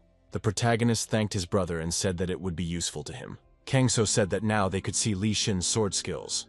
Li Xin picked up the sword and showed everything he was capable of. Kang So thought that this guy had a sense of rhythm in martial arts, but it wasn't very practical in combat. Kang So told Li Xin to stop, as he already understood everything. Kang So asked who had taught his brother. Li Xin replied that he had learned this art at the Hunter Academy, and it was called Tilmanjiom. Kang So said bluntly that this art wasn't bad, but it lacked effectiveness. He could teach his younger brother a much more practical martial art with a sword. Li Xin bowed and said that he humbled himself before Kang So and was ready to learn. Kang So said that he would teach his brother a technique called Sea Storm Sword. Li Xin was surprised by the name. Doesn't it sound too childish? Kang So replied that it sounded very cool. Kang So asked Li Xin for another sword if he had one. Kang So received the sword from his younger brother. Li Xin thought that even from the way he drew the sword, he could already feel its incredible power. Kang So announced, "Sword of the Sea Storm, move 1." Kang So directed the energy of the sword at a huge rock in front of him. The rock was cut in two as if it were a piece of butter. Li Xin was surprised at how his older brother cut the rock, and cut it very evenly. Li Xin clenched his fists and said it was incredible. Kang So noted that if you put energy into the sword at the moment of impact, you could cut through any material. Li Xin asked if Kang So had put energy into the strike. His older brother said he hadn't, otherwise the strike would have been so powerful that it would have created a crater. Li Xin said that it was incredible. Kang So asked what surprised him. Li Xin thought that their ranks were very different in terms of strength. He was far from his older brother. He had to try his best and learn. In the morning, while cleaning the area around the restaurant, Kang So thought that the broom handle was now much stronger and more comfortable. It was good that he had replaced the handle with a steel one.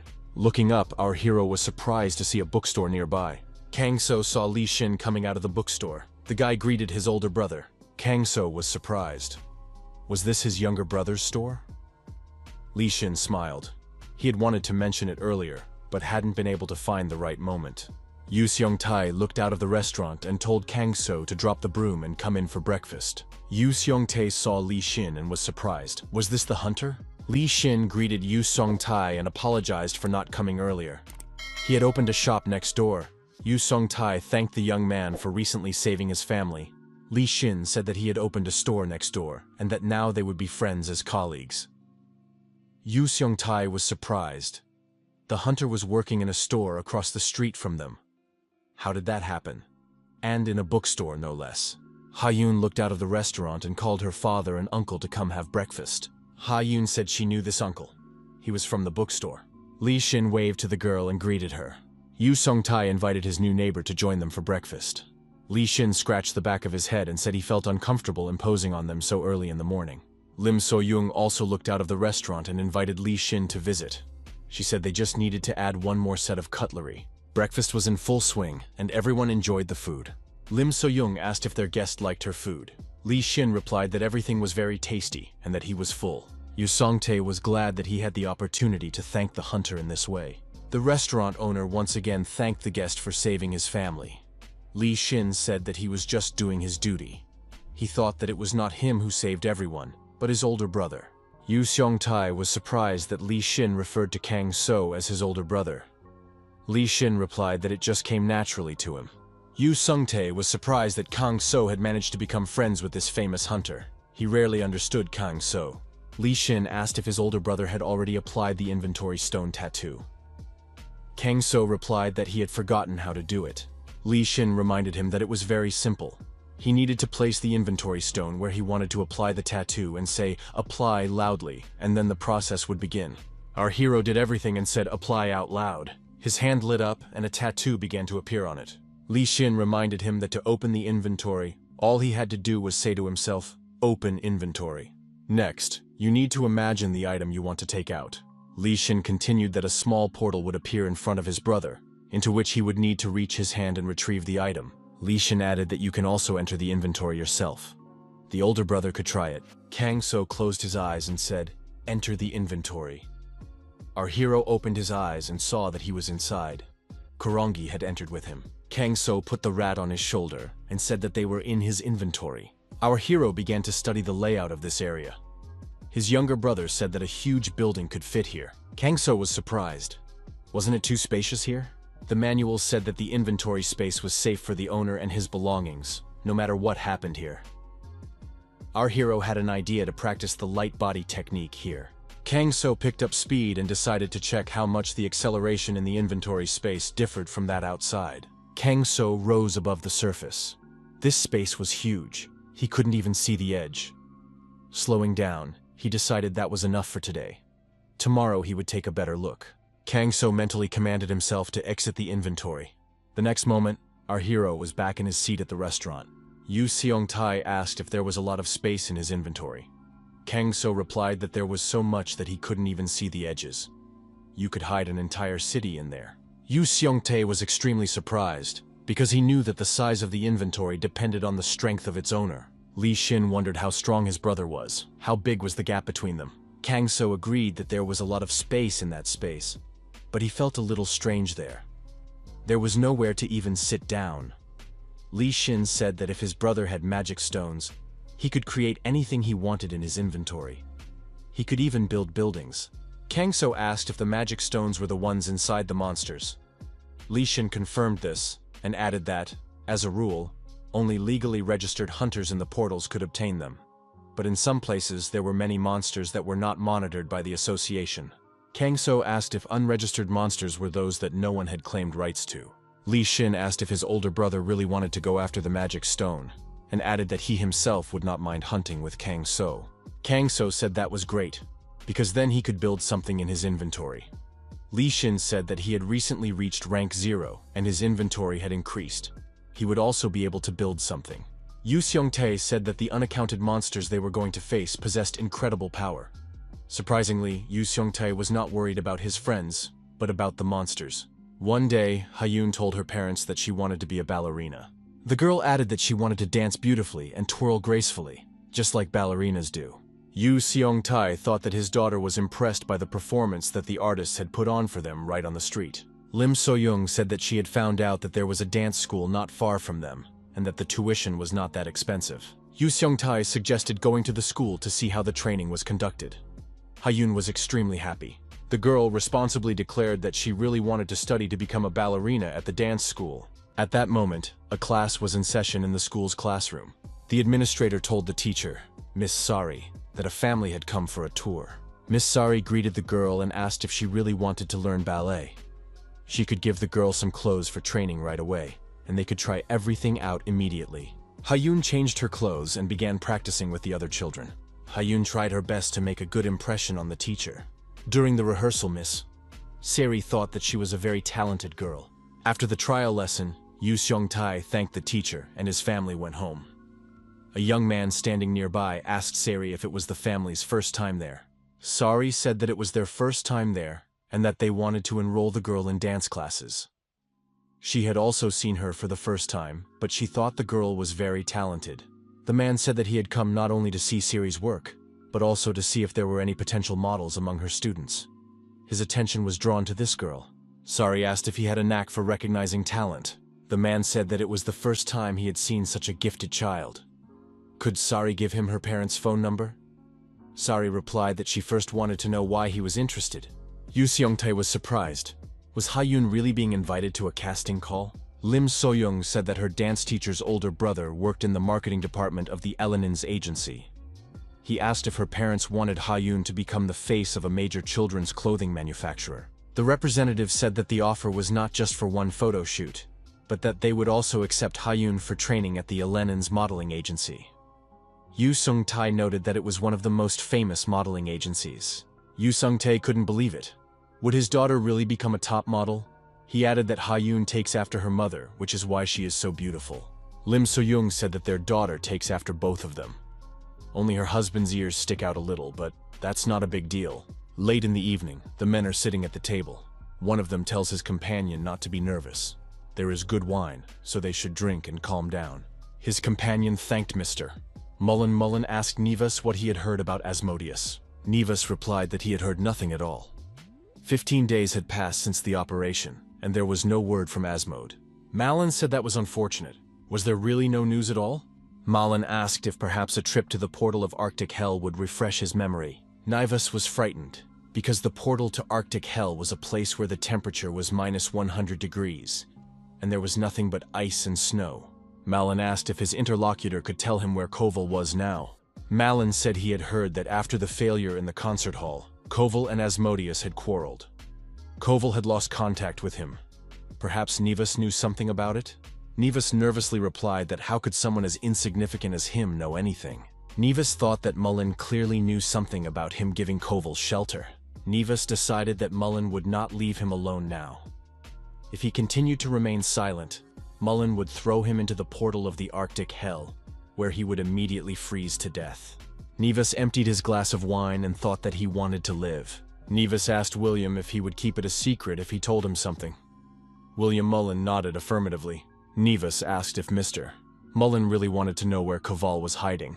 It's the Elenins modeling agency. At the modeling agency, Yu Seong-tae told his daughter not to worry. Kang So, who also came to the casting, felt a strange aura near him. Our hero sensed residual demonic energy from the person who passed by. But the energy did not belong to this person. He was carrying its trail. An elderly man appeared and greeted the restaurateur's family. He said his name was Choi Hong-soo, and he was the director of the modeling agency, Elenins. The girl greeted the old man and said her name was Ha-yoon. Choi Hong-soo said he could see that their manager was absolutely right. This graceful young lady was perfect for shooting commercials for a children's clothing collection. The old man added that the girl resembled her parents and was very sweet and beautiful. He offered to give them a tour of the agency. During the tour, Yu Seong-tae said that he recognized many of the models. Kang So felt a strange energy coming from the approaching people. A strong, dark aura emanated from that person. The people walking towards them stopped and greeted the director. The director greeted his deputy. Our hero sent a message to his brother Lee Shin. He asked if the modeling agency Elenins was involved in illegal activities. Kang So thought that the man was good at hiding his true nature, but he could see that his aura was as black as could be. Perhaps this agency really had become a den of illegal activities. The message from his younger brother was not long in coming. Lee Shin wrote that the agency was indeed suspicious. Their association had already planted agents there. The deputy director was a particularly suspicious character, and they were keeping an eye on him. Kang So turned to Ha-yoon. The guy asked if the girl really wanted to be a model. Ha-yoon replied that she had been awake all night, waiting for them to come here. After all, it was cool. Our hero decided to keep an eye on this director. The main thing was not to stick his neck out, otherwise he would ruin all of Ha-yoon's plans. Kang So entered the inventory. By this time, he and his younger brother had already hunted monsters. He destroyed several A-rank monsters and obtained magic stones. However, the energy of these stones is too murky, and they are not ready for use. First, these stones must be purified. Lee Shin said that you need to put your energy into the stone, and then you can build according to your imagination. After a while, the building was ready. Our hero was pleased. It turned out so well because the stone was of a high level. He didn't know he could build such complex structures. Kang So looked at the stone and thought that it was the first stone he had obtained in the portal. When our hero was purifying the stone's energy, he encountered for the first time the dark energy he had sensed from Asmodeus. And the same energy emanated from this deputy director of the agency. Asmodeus looks like a human, but black blood flows through her veins. Could she really be a demon in human form? Does this mean that by taking on human form, these creatures cut back and suppress their true power? But she is definitely not human. By human standards, she would be higher than S rank. And that is serious power. If even a few of these creatures were to unite and turn against humanity, this country would fall under their onslaught. Kang So understood that these were all just guesses for now. It was not worth getting distracted from the present. Our hero came out of the inventory. Yu Song-tai approached his friend and said that Ha-Yun had managed to sign a contract with a modeling agency. Ji-Yun helped them carefully review the contract. Without her, they would not have been able to do it. Kang So congratulated his friend. So Ha-Un was going to be a model? His friend said that next week he had to take his daughter to a children's clothing show. Kang So was surprised that everything was happening so quickly. Yu Sung-tai added that they were going to their first rehearsal tomorrow. Kang So asked how long the contract was for. Yu Sung-tae replied that the contract was for 1 year. Kang So advised his friend to sign a one-time contract, because Ha-Un might change her mind about being a model. Yu Sung-tae said that, to be honest, that had crossed his mind too. The restaurateur added that his daughter was still a child and might want to be something else. He would probably follow his friend's advice. Yu Seong-tae and his family sat at the table where the contract lay. The agency director waited nearby. Yu Sung-tae told the director that they would now be working together. The old man said he was happy about this collaboration. Our hero overheard a conversation between the deputy director, who was in the next office. He said that there was nothing he could do. The other person was indignant because the deputy director had promised that he would be the model for this photo shoot. How could this have happened? The deputy said that the director had said so. There was nothing he could do about it. The deputy said that he should keep quiet. What if it happened right here? It would be better to calm down and go to the roof. They would talk there. Kang So thought that this guy was suspicious. Why was he going to the roof? Our hero noticed a similar energy in Asmodeus. If the source of this energy is the same in these people, perhaps they really are from the same gang. Li Xin said he had inquired about the agency. There is no definite evidence yet, but something fishy is going on there. Recently, there have been frequent cases of suicide and accidental deaths among employees and models. Kang So asked what was going on. Li Xin replied that the police had found no connection between these cases, so the Awakened Support Department had joined the investigation. They would conduct the investigation in the utmost secrecy. Kang So decided that he simply had to go to the roof and eavesdrop. The young man asked the deputy director what he should do now. The deputy director grabbed the guy by the head and told Bu Wan to give him his life energy and get out of there. The villain swung at the young man, but someone told him to stop. The villain asked in surprise who was bothering him. Behind him stood a woman. The woman said she was an inspector from the Silver Tower. The deputy director was arrested on charges of serious crimes and other violations of the criminal code of the Awakened.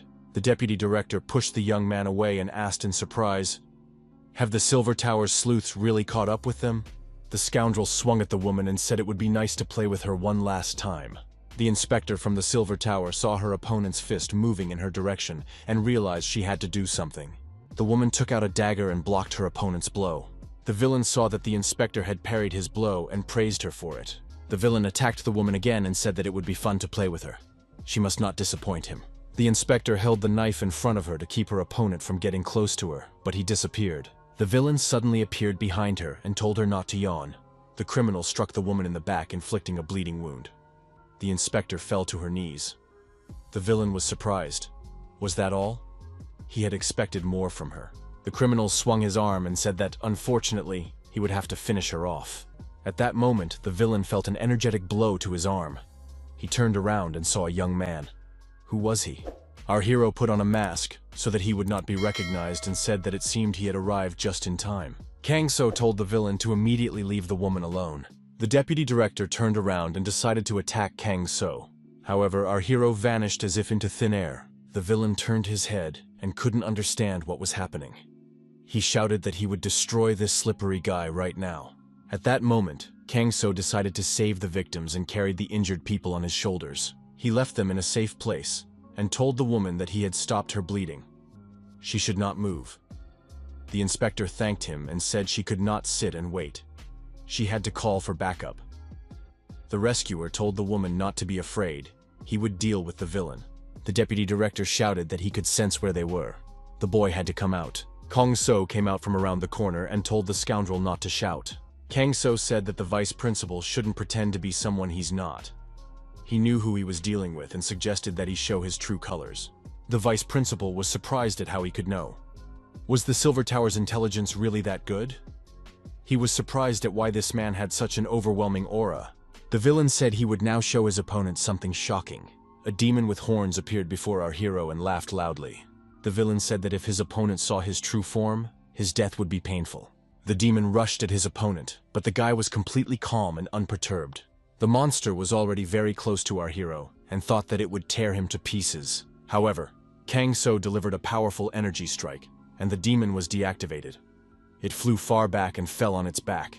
The villain lay on his back, his nose bleeding. He couldn't understand what had happened. The demon couldn't understand why it hurt so much, why he was lying down. It couldn't be that some human had knocked him out.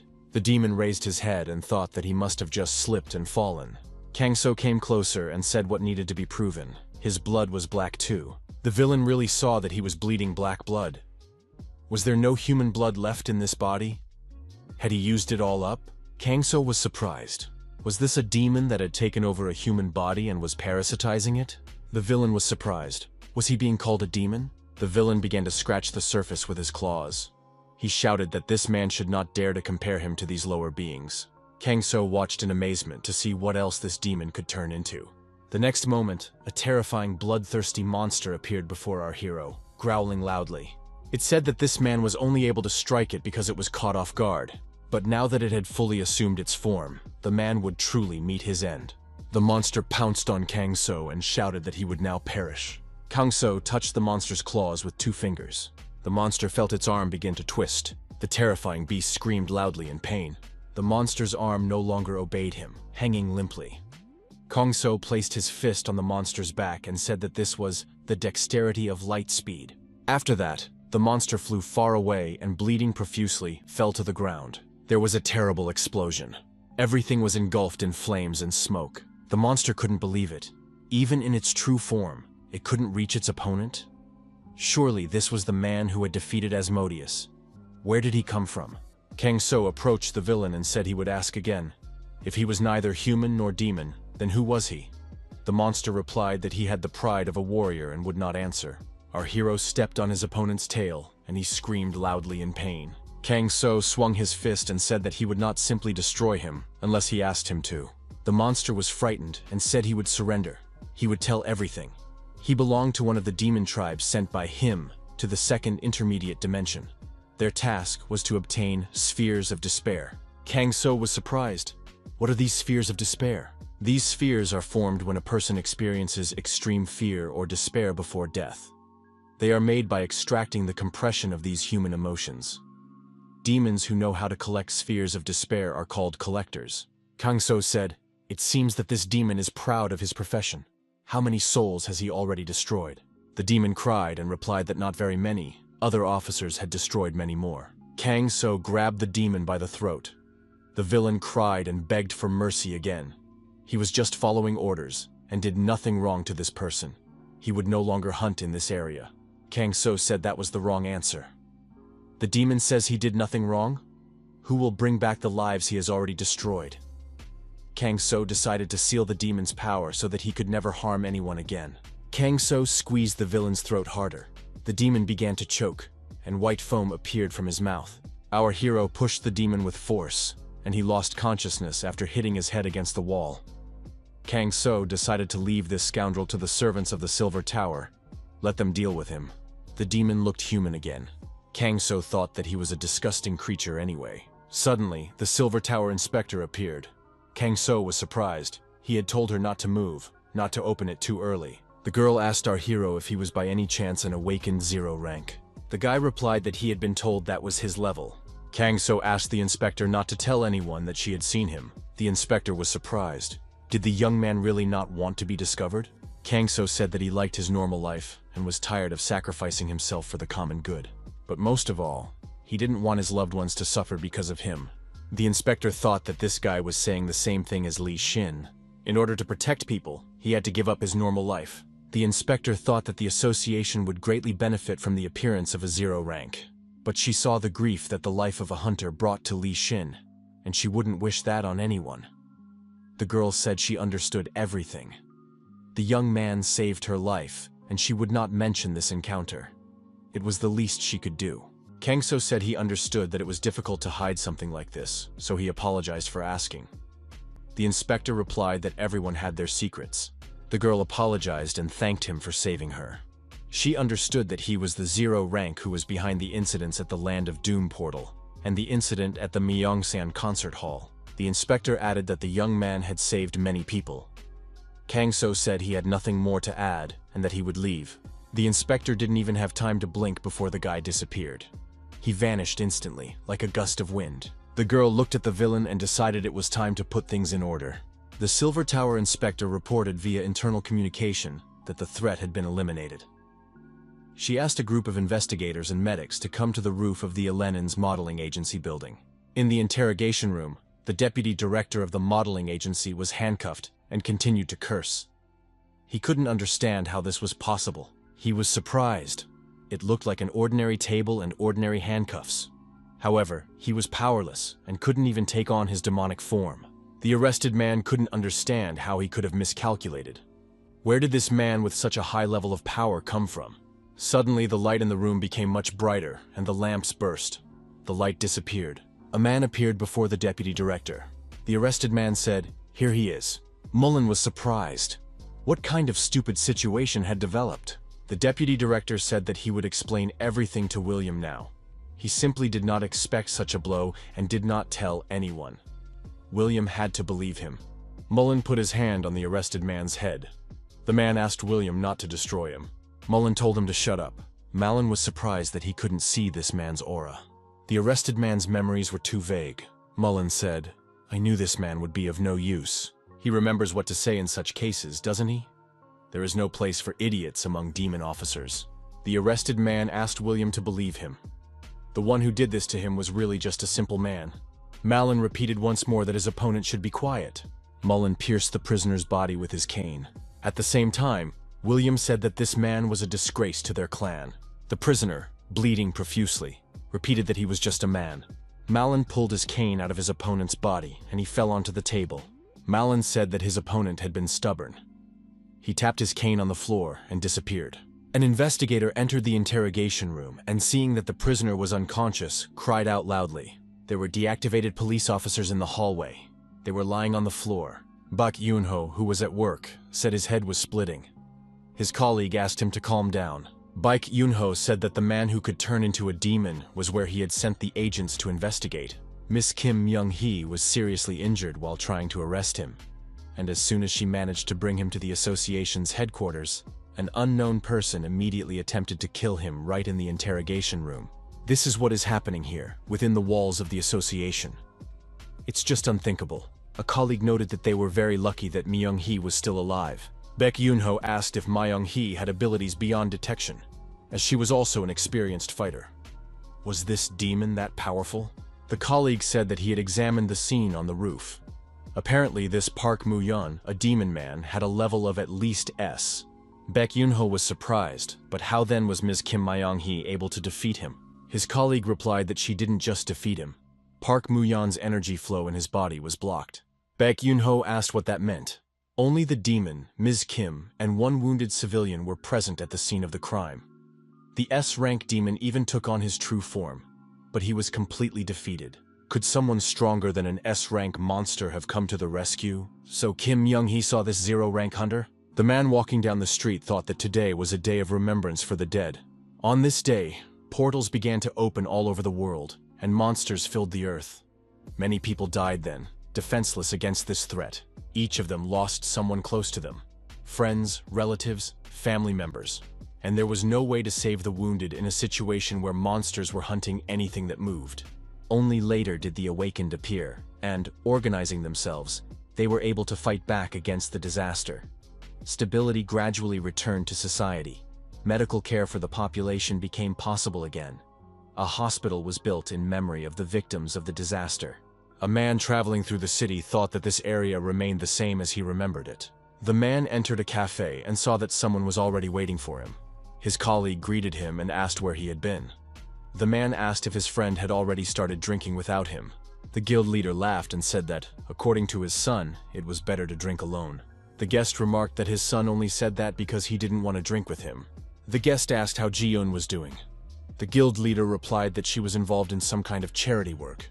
The president remarked that fried pork rinds go well with macchioli. The guild leader's companion said that when he first started working as a hunter, he considered such snacks to be an expensive delicacy. The president said that was indeed the case. After work, he went to a restaurant and ordered pork rinds with tteokju. He drowned his fatigue and grief over the loss of another colleague in wine. The old friends continued to drink and paid no attention to those around them. A friend told the guild leader that when he started working as a courier, his conversation partner annoyed him, and he sometimes thought about strangling him. The guild leader laughed and said that now we can see what his antics have led to. The brother told the guild leader that he had made him more reserved. He also found a good girl for the president, and they got married. So, it wasn't all that bad. The two continued to drink, snack, and engage in pleasant conversation. Ha-yoon, Lim So-yoon, and Kang So returned home. Kang So was surprised. The restaurant was closed. There should be no visitors. Where did he get this strong aura of an awakened stranger? Lim So-young went inside, greeted her husband, and said they had arrived. The woman saw the man who had been drinking with the guild leader just a moment ago. Now he was with her husband, and when he saw Lim So-young, he greeted her. The girl was delighted to see her uncle.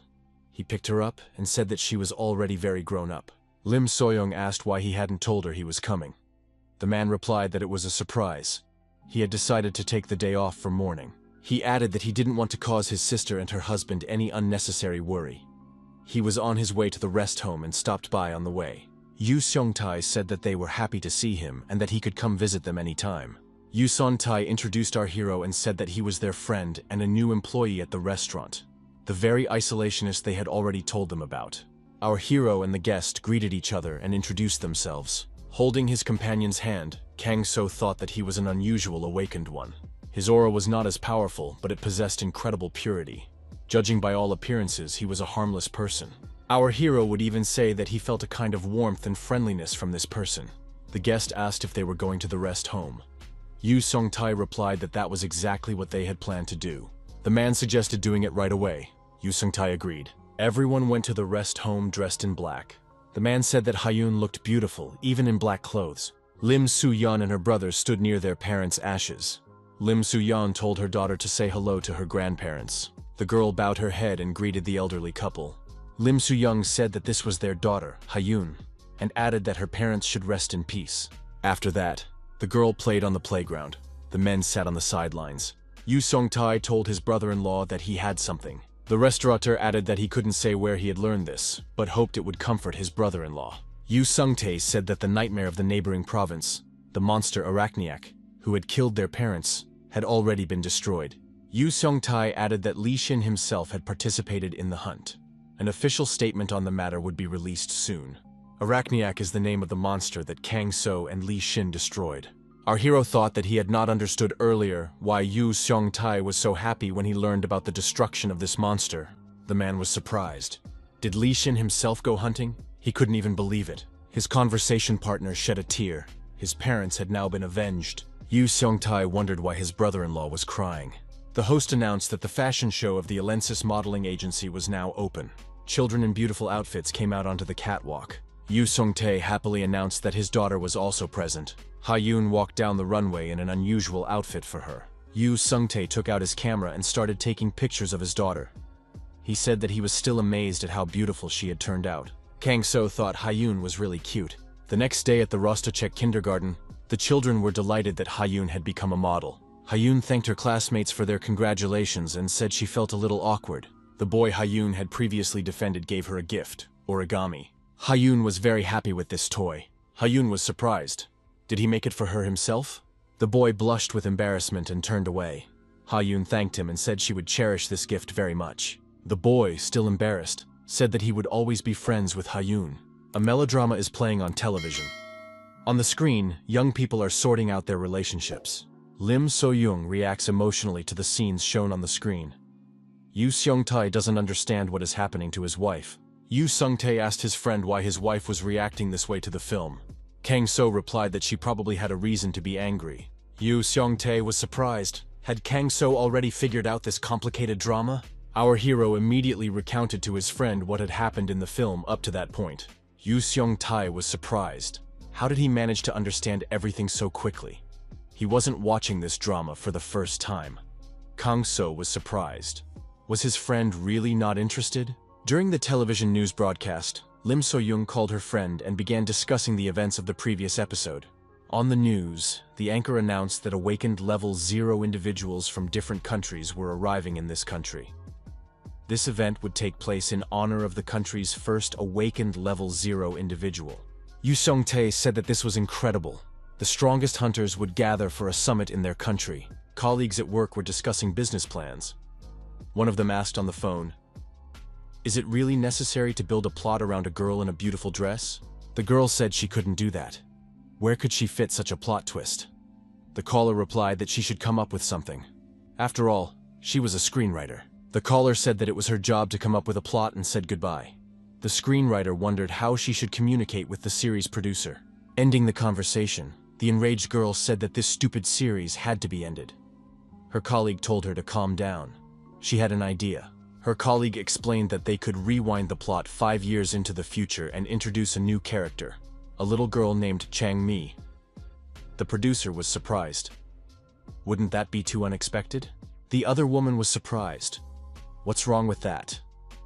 Viewers will be very interested to see what the main character's daughter is like. And at the most interesting moment, she will meet Namju. They will make sure that the ratings for the last season go through the roof.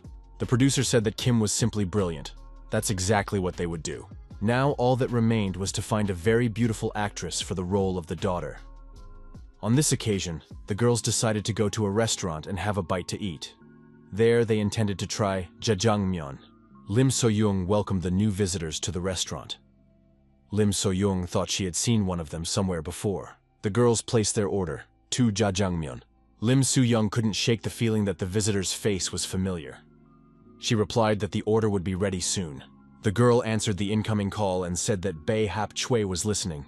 The producer told her that a cake would also need to be included in the story. After the call, Bae Hap told her companion that she had been advised to include a cake in the story.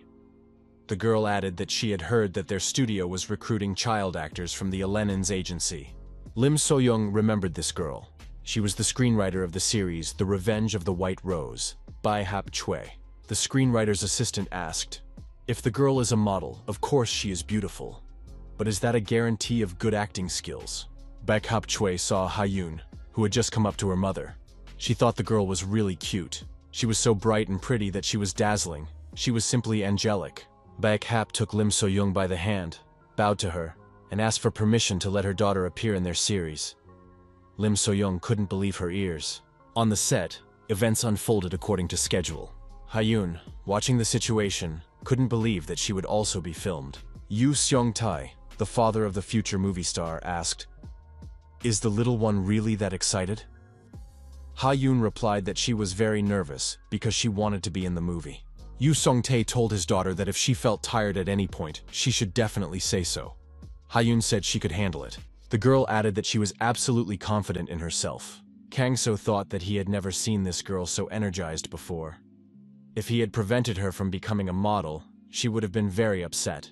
At one point, the director stopped filming and told her that she should take a break. Yu Seong-tae approached the director and said that their daughter had come to the set today. She was nervous. The director walked past without saying a word. Our heroes were surprised. Stopping, the director turned around and told them to follow her, as she had something to discuss. Yu Seong-tae wondered why she was so angry. At the negotiating table, the girl introduced herself and said she was the producer of the series The Revenge of the White Rose. The producer said her name was Ok Go-yoon. She had heard about these people from the screenwriter Miss Choi. Ok Go-yoon asked if their daughter had not been trained in acting. Yu Seong-tae said that she could learn very quickly because she was talented. Kang So was surprised at how she could so bluntly criticize a child for not having training. The father said that his daughter really wanted to act in this series. Ok Go-yoon said they would give it a try. You have to start somewhere. Ok Go-yoon thought that screenwriter Choi Bai-han had been telling her that she didn't want anyone else for this role except this girl, otherwise she would quit. She had to agree just to get her off her back.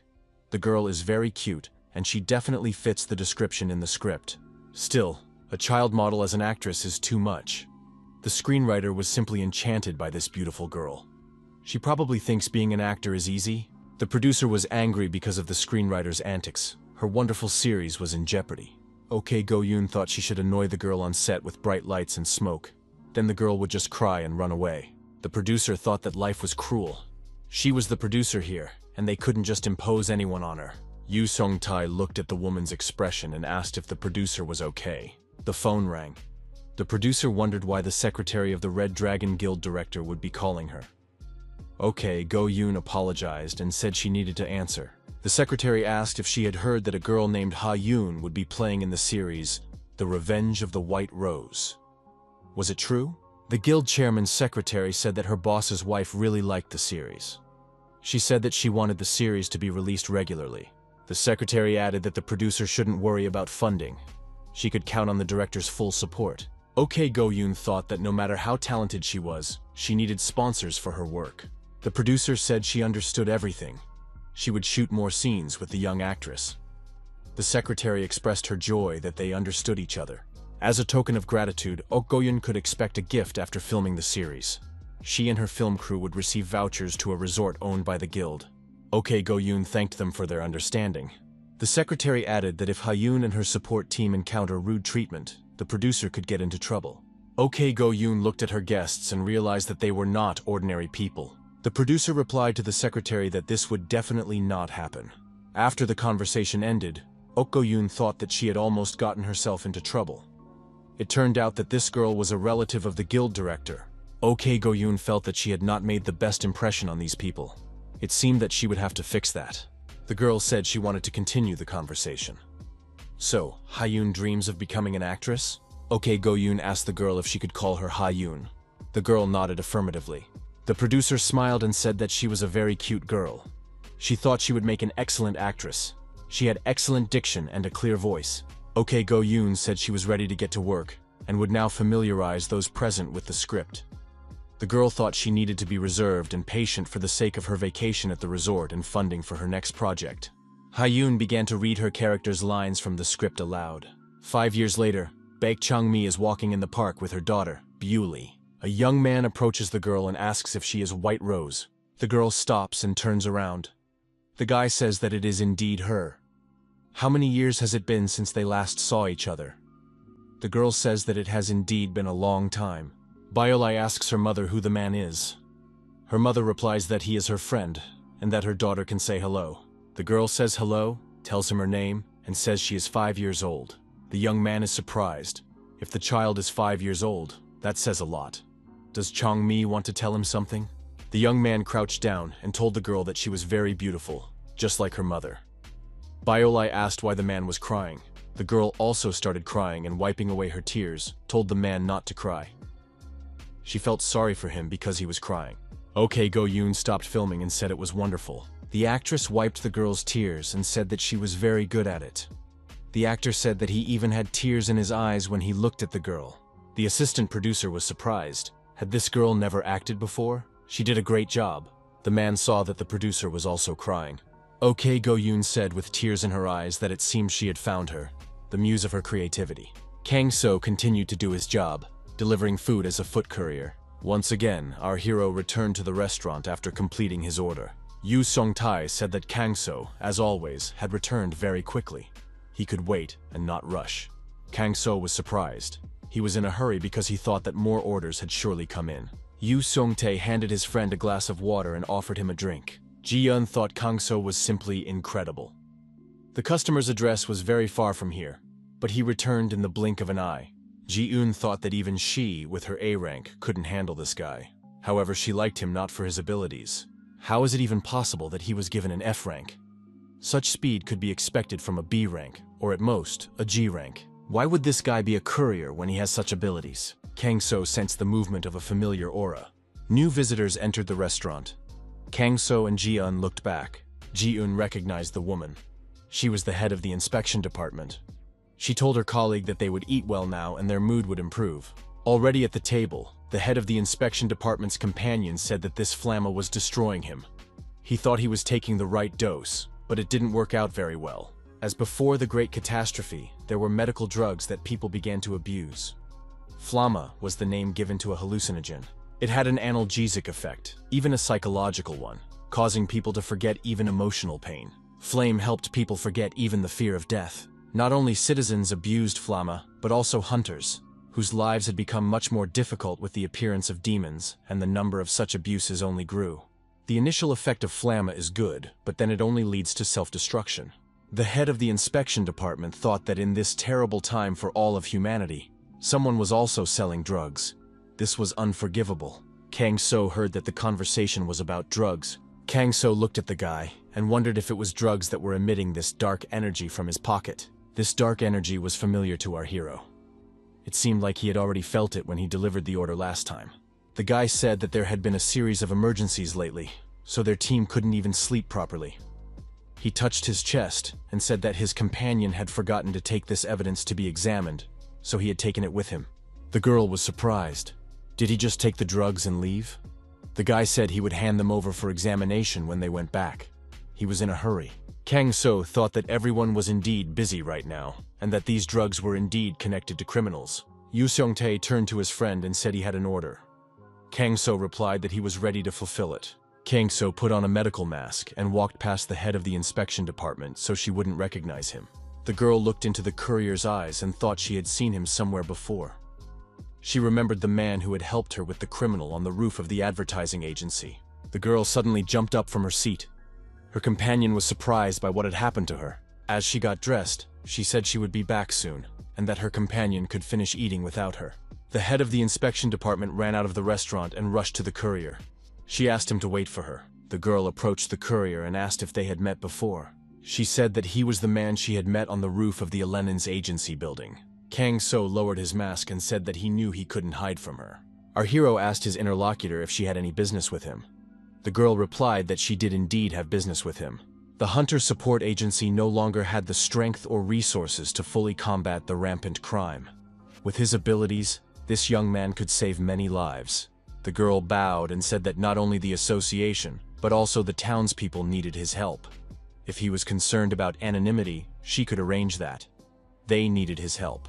Kang So asked his interlocutor if it was difficult for her to keep their previous meeting a secret.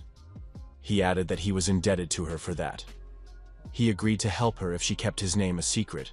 Kang So handed the girl a piece of paper and said that his phone number was written on it. She could call him whenever she needed him. The girl thanked our hero for this. Ji-eun watched this scene from the restaurant. Ji-eun couldn't believe that her friend was talking to the association employees with such a serious expression on his face. Ji-eun wondered if her colleague was a secret agent of the Silver Tower. Kang So told his conversation partner that he had overheard her conversation at lunch. He knows where to find dealers of this drug. On the outskirts of the city was an old abandoned industrial building. In cages are huge dogs with horns on their heads. Inside the building, a man sits in a chair, surrounded by his subordinates. An unknown man kneels before them. The man in the chair is angry with the man on his knees. He doesn't want to believe the story. Did the police really break in and take all the goods? This storyteller has no conscience at all. The man kneeling on the floor has been beaten and is bleeding. He asks for a chance to make amends and return everything honestly. After consulting with his assistant, the man in the chair says he will give the guy one job. The job is to feed his dogs. At the boss's command, the cages are opened and the vicious dogs come out. They growl viciously. Our hero repeated to his companion that he knows where to find drug dealers. The girl was surprised how this guy figured it out. Kang So said that her employee had the very same drug in his pocket. Kang So added that he had just made a delivery, and the place where he delivered the food radiated a lot of that energy. He immediately suspected something was wrong, but now, after this conversation, he was finally convinced. That night, he would pay them a visit and destroy their lair. The drug lord was still sitting in his chair. He was surrounded by vicious dogs with his subordinates nearby. At his feet were drugs and cash. He was a real criminal, holding the money in his hands. The villain said that at this rate, they would become the largest suppliers in Asia. The villain thought that with his long-acquired ability to tame monsters, he would be invincible. He was also helped by a white rabbit sitting in a cage. There was a noise outside. The subordinate said he would check who was there. The man opened the door and saw a courier. He asked who the courier was from. Our hero, without explanation, punched the criminal in the nose. The villain lost his balance and flew far back. Blood flowed from his mouth. The The boss and his henchmen were frightened and began to reach for their weapons. Were they being attacked? In front of the criminals stood a courier wearing a medical mask. He was holding a delivery box in his hand. The guy told those present that he was just a food delivery man. The boss got angry and told his subordinates to deal with the courier. The villains rushed at our hero with the aim of destroying him. However, the forces were unequal, and Kang So began to effectively deal with the pressing villains. The villains were surprised at how this guy was able to cut through an iron pipe with one hand. Kang So, using the internal energy flowing from his fingers, began to systematically deactivate the gangsters. The criminals did not understand who he was. Was he even human? The villains decided to attack simultaneously, but it was a bad decision, and they were all deactivated at the same moment. The fight did not last long. All the attackers were disarmed and neutralized. Kang So headed towards the criminal boss. The villain was frightened. Who was this courier? Was he really an agent of the Silver Tower? Kang So replied that he had said earlier that he was just a courier from an Oriental restaurant. The boss got angry and told the guy not to mess with him. The villain beckoned his predators with his finger. The monster dogs growled viciously. The drug dealer said that this guy had abilities, but he was foolish to come here alone. Our hero thought that this criminal was an awakened tamer. The criminal said that no matter how strong this courier was, he couldn't handle his monsters. These monsters were B rank, and as a pack, they could tear apart even an S-rank hunter. After a while, our hero was playing with these monsters as if they were cute puppies. The villain couldn't understand what was happening. What were his monster dogs doing? Monsters instinctively recognize those who are far superior to them in strength and obey them. Kang So told the criminal that even his ability was powerless against the monster's instincts. The villain was frightened. Could he be facing an S-rank, or perhaps even higher? The criminal got scared and fell to the floor, saying he would surrender. He asked what the courier wanted. Kang So told the criminal that he knew many people had suffered because of these drugs. He had to hand over the drugs immediately. The drug dealer laughed. "What drugs are you talking about?" The criminal asked where the courier had seen the drugs. Why was he accusing him of distributing something he didn't have? Kang So thought that when he was walking here, he could sense the aura of these drugs. Where did it all go? Kang So looked around and noticed someone locked in a cage, trembling with fear. The criminal yelled at the courier not to touch his rabbit. Kang So picked up the animal and sensed that it was afraid for some reason. Kang So told the animal not to be afraid, that he would save it. The courier felt that the animal wanted to tell him something. Kang So told the villain that the rabbit was complaining about him. The drug dealer was surprised. How could a rabbit complain? Kang So told his opponent that he had the ability to command animals, but he treated them roughly, as if they were objects. Unexpectedly, thanks to this rabbit, bags of white powder appeared around him. The criminal shouted loudly in frustration. After a while, Ha Yun was playing with a little white rabbit at home. Lim So-young asked our hero to stop bringing animals home. It was too much. Lim So-young said that her daughter really liked the rabbit, so they would keep it, but no more animals were needed. Kang So replied that next time he would not be so careless. Kang So thought that he brought this rabbit because it could be useful. Ha Yun said she would name the rabbit Pompon. The police cars arrived at their destination. The inspector reports to his boss that they have arrived at the location specified for the arrest. They found them already well neutralized. The leader of this gang, Gap-sik, was buried under a mountain of bags of flammable liquid. The inspector asked the department head how she managed to do it. The girl replied that she preferred to keep her secrets to herself. The head of the inspection department thought that she was once again indebted to this man. Yu Song-tai thanks everyone for congratulating his daughter on the premiere of the series. Ha Yun thanked everyone. The girl added that she would do her best for her viewers. Ji-eun said that this girl is just adorable. Kang So and Li Xin also congratulated the family on the premiere of the series. Li Xin said that the premiere of the next episode would begin any minute. Yu Seong-tai invited the guests to come into the restaurant and make themselves comfortable. He also wished everyone bon appetit. Lim So-young, greeting the guests, said that they had a lot of dishes here, so the guests should not be shy and try everything. Kang So looked back and sensed someone very powerful in the sky. At that moment, a passenger plane was flying in the sky. Kang So wondered if he was sensing an awakened level 0. The girl sitting opposite made a remark to Joseph. She told Joseph to distract himself. Was he going through withdrawal from his console? Opposite this girl sat a guy with trembling hands. Joseph told Celia that the director had warned him that if he touched the console even once more, he would have the series taken off the market forever. The guy said he didn't want to fly here. What kind of joint exercises could these countries have? It's just a waste of time. His companion replied that there was nothing they could do about it.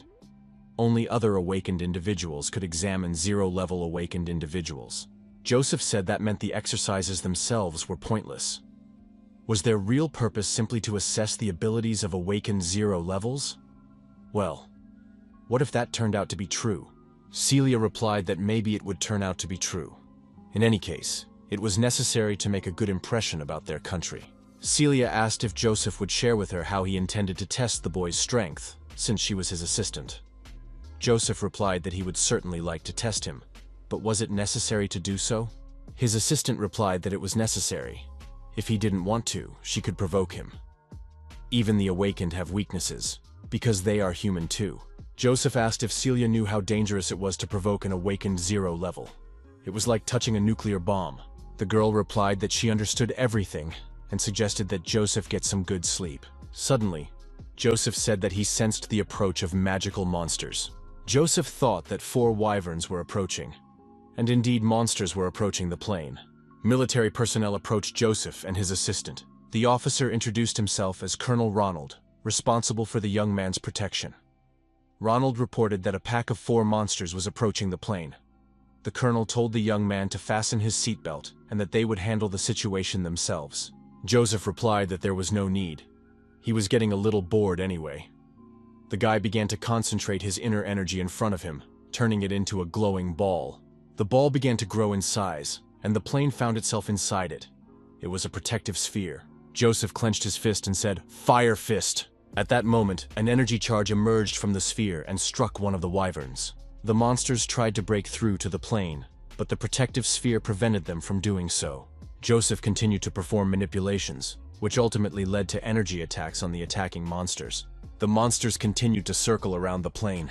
The guy said that dealing with these wyverns was like swatting a mosquito. Another attack on the surviving monster ended with the wyvern being destroyed. The young man held his palms together and said that it was all over.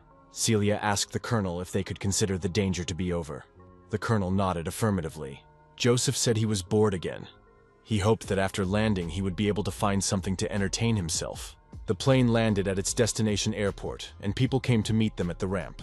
The guild president, who arrived accompanied by young people, said that they had been waiting for their guests for a long time. Li Xin thought that the friendly country had sent Joseph, an awakened zero rank, here. The guild president thanked Joseph for taking the trouble to come here in person. He introduced himself, saying his name was Yun Han Chong, and he was the president of the Awakened Association. Joseph also introduced himself. Joseph, looking at Li Xin, said that he was the zero-rank awakened one in this country. Li Xin also introduced himself and said he was pleased to meet him. He thought Joseph seemed like a normal guy. Li Xin thought that his opponent didn't have such a strong aura. However, he hides his true power. It is indeed zero level. Joseph said he had a professional question for Li Xin. The guest asked if Li Xin was a gamer. Li Xin replied that he used to love games, but for several years now he has had no time for them. Joseph sympathized with his interlocutor. The foreigner asked if his conversation partner would mind if they played together sometime. Already in the car on the way to the guild, Li Xin thought that at first glance, it was clear that Joseph was incredibly strong and definitely a gifted person. But what emanated from him when he talked about games? Was it really the energy of life? Li Xin decided that it was something else. A kind of very pure energy. Li Xin wondered why this guy brought up games in the first place. Was it some kind of foreign joke? His colleague asked what was wrong with Li Xin. Li Xin continued to wonder if Joseph meant a duel. Li Xin replied to Songbei that nothing had happened and asked him to stop somewhere nearby. Songbei stopped the car and said that Li Xin didn't live here. The guy replied that he had somewhere to go. Li Xin decided that he needed to consult with his older brother. Songbei reminded Li Xin not to be late for joint training with the foreigner. Ha Yun and Kang So were spending time together in front of the restaurant. The guy was sitting in the lotus position on a mat. The girl with the fake mustache asked how her dear friend was doing. Kang So, with her lips painted, greeted Ha Yun. The girl was upset. She told her uncle that she was not Ha Yun, her name was Sam Jun, and her uncle was her husband. The girl said that she should say, "Hello, Sam Jun. You must be tired from work. How are you?" Kang So said that it was difficult for him and asked if Ha Yun would play the female role. Kang So saw the lipstick and asked the girl what it was because it wasn't hers, was it? Ha Yun replied that she had taken it from her mother's bedroom. Ha Yun added, "I just ran out of red crayons. It's obvious." Kang So said that you can't take other people's things. Their hero was called out. Kang So saw Li Xin approaching him and greeted his younger brother. Kang So wondered why Li Xin was looking at him that way. Li Xin smiled as he looked at his older brother's appearance. The young man said he had come on a very important matter. Today, at the airport, he met an awakened level 0 from another country. Li Xin added that it seemed like this guy was challenging him to a fight. Kang So told Ha-Yun to go and play in the restaurant. Ha-Yun took off her mustache and replied that she understood everything. Kang So thought for a moment and said that level 0 was serious. People like that didn't just come around. Our hero asked his companion if it was the guy standing behind and hiding behind the pillar. Li Xin turned around sharply and indeed saw Joseph, who was trying to use an illusion to disappear. Joseph approached the young people and said that he had been hiding his presence with the help of an artifact. How did they manage to notice him? These abilities are admirable. Li Xin was surprised. Had Joseph been following him? Should he report this incident to the embassy? Joseph apologized and asked Li Xin not to take it as an insult. The foreign guest wondered who this man standing with Li Xin was. He was certainly not an ordinary person. Kang So and Joseph stared intently into each other's eyes, each studying his opponent. After a few seconds, Joseph asked what Li Xin thought of his proposal to play together. Li Xin replied that he agreed. Li Xin asked if his conversation partner meant a fight. He added that he agreed and was ready right now. Kang So told his friend that it was pointless. Li Xin replied that his brother should not try to stop him. He could not leave this insulting challenge unanswered.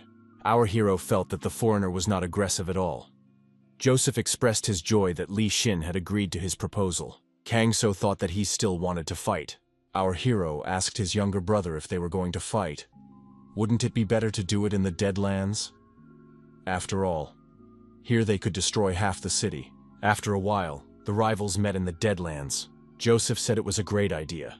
If they competed here, there would be no damage to civilians. Li Xin noted that this was precisely why they were here. Li Xin said he had one question. Why him? After all, there are many other awakened 0 levels in the world. Joseph replied, it may seem strange, but he loves games for the character growth effect.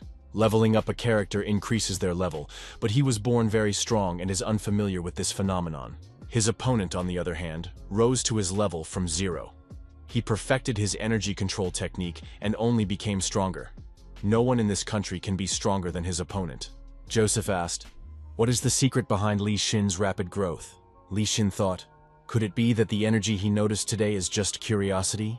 Li Xin decided that he would not tell his opponent that his older brother had taught him this.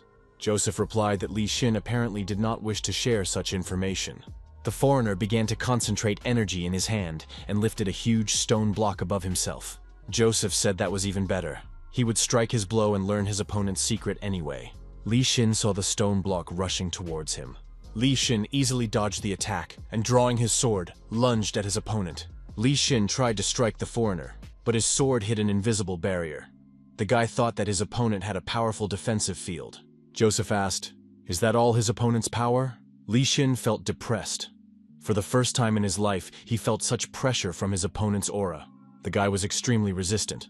A little more, and this Joseph would crush him. Li Xin overcame his opponent's intensity and jumped high into the air. Joseph was surprised. This young man had broken through his telekinetic shield with sheer willpower alone. After another clash between the opponents, there was a huge explosion. When the smoke cleared, Li Xin stood unharmed in the center of the crater. Joseph was at the edge of the cliff.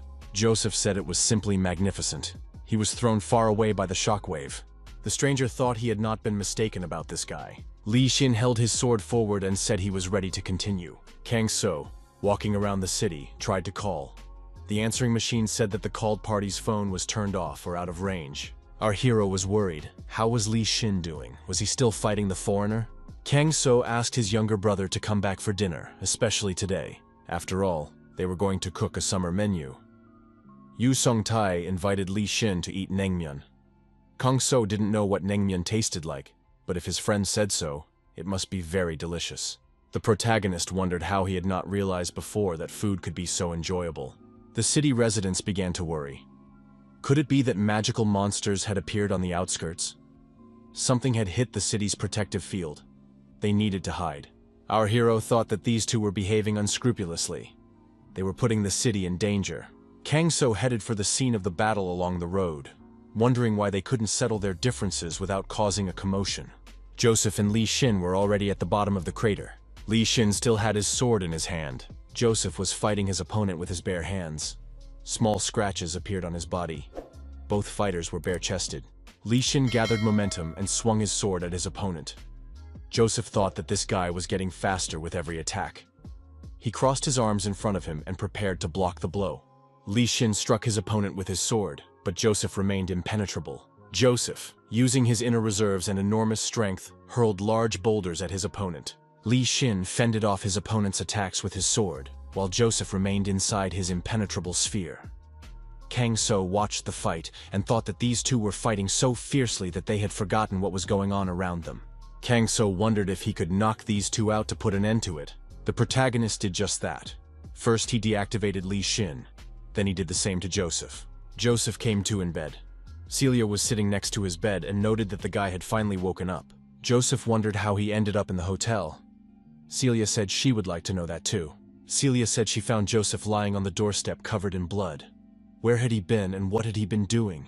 Joseph said he had gotten into a fight with Li Xin. The assistant was surprised. Was Li Xin really so strong that he could knock him out? Joseph said they fought for a long time and Li Xin couldn't have defeated him. The guy got out of bed and got dressed. Celia was surprised and asked where he was going. He still needed to rest. Joseph said he had to go somewhere and would explain everything later. The guy chose to fly and, once in the protective sphere, headed for his destination. He understood that it was definitely not Li Xin who knocked him out. Joseph remembered that for a brief moment he had felt a different, incredibly strong aura. Who could possess such an aura? The guy continued to move over the city in his protective sphere and scanned the surrounding area for a powerful aura. Suddenly Joseph sensed someone nearby. It was Li Xin. He asked if Joseph had decided to come as soon as he woke up. The stranger said he hoped to meet his opponent here. Joseph said that he was concerned about something else entirely, and, without pointing, asked what was written there. The inscription at the site of their battle, near the crater, read, "If he fights again, he will be punished." Joseph wondered who had left such an inscription. Li Xin said aloud that brother Kang So had seen them here. Joseph remembered the meeting when he saw Li Xin talking to another guy. Perhaps it was that same brother. Could that guy Kang So be the one who knocked him out? He must be crazy. Hayun and Kang So were sitting at the same table, eating. Our hero sneezed and thought it was probably because of the cold soup. Li Xin and Joseph were traveling together through the city. Li Xin asked Joseph why he was following him. The foreigner replied that Li Xin was going to his brother's place anyway, so they were going the same way. Joseph thought that he owed a lot to this man. This guy noticed how much destruction had been caused by the battle and came to stop them. In their rage, they completely forgot where they were and couldn't control themselves. If that guy hadn't stopped them, there was no telling how much damage they would have caused to innocent civilians. There was no way to repay him adequately for that. Joseph asked if Li Xin was really going to see his older brother. Li Xin expressed his indignation because Joseph said his older brother was crazy. Joseph smiled, but he didn't know that this guy was normal. Two girls watching the young men concluded that they were handsome.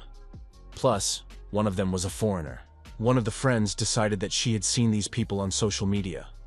Someone else passing by also said that they had seen them on TV. One of them was Li Xin, the only zero-level hunter in the country. Next to him is Joseph, a zero-level hunter who came from abroad. The girls surrounded the young men and said they were their fans. Some asked for autographs. Joseph told his companion that they had problems. Li Xin agreed. That's all they needed.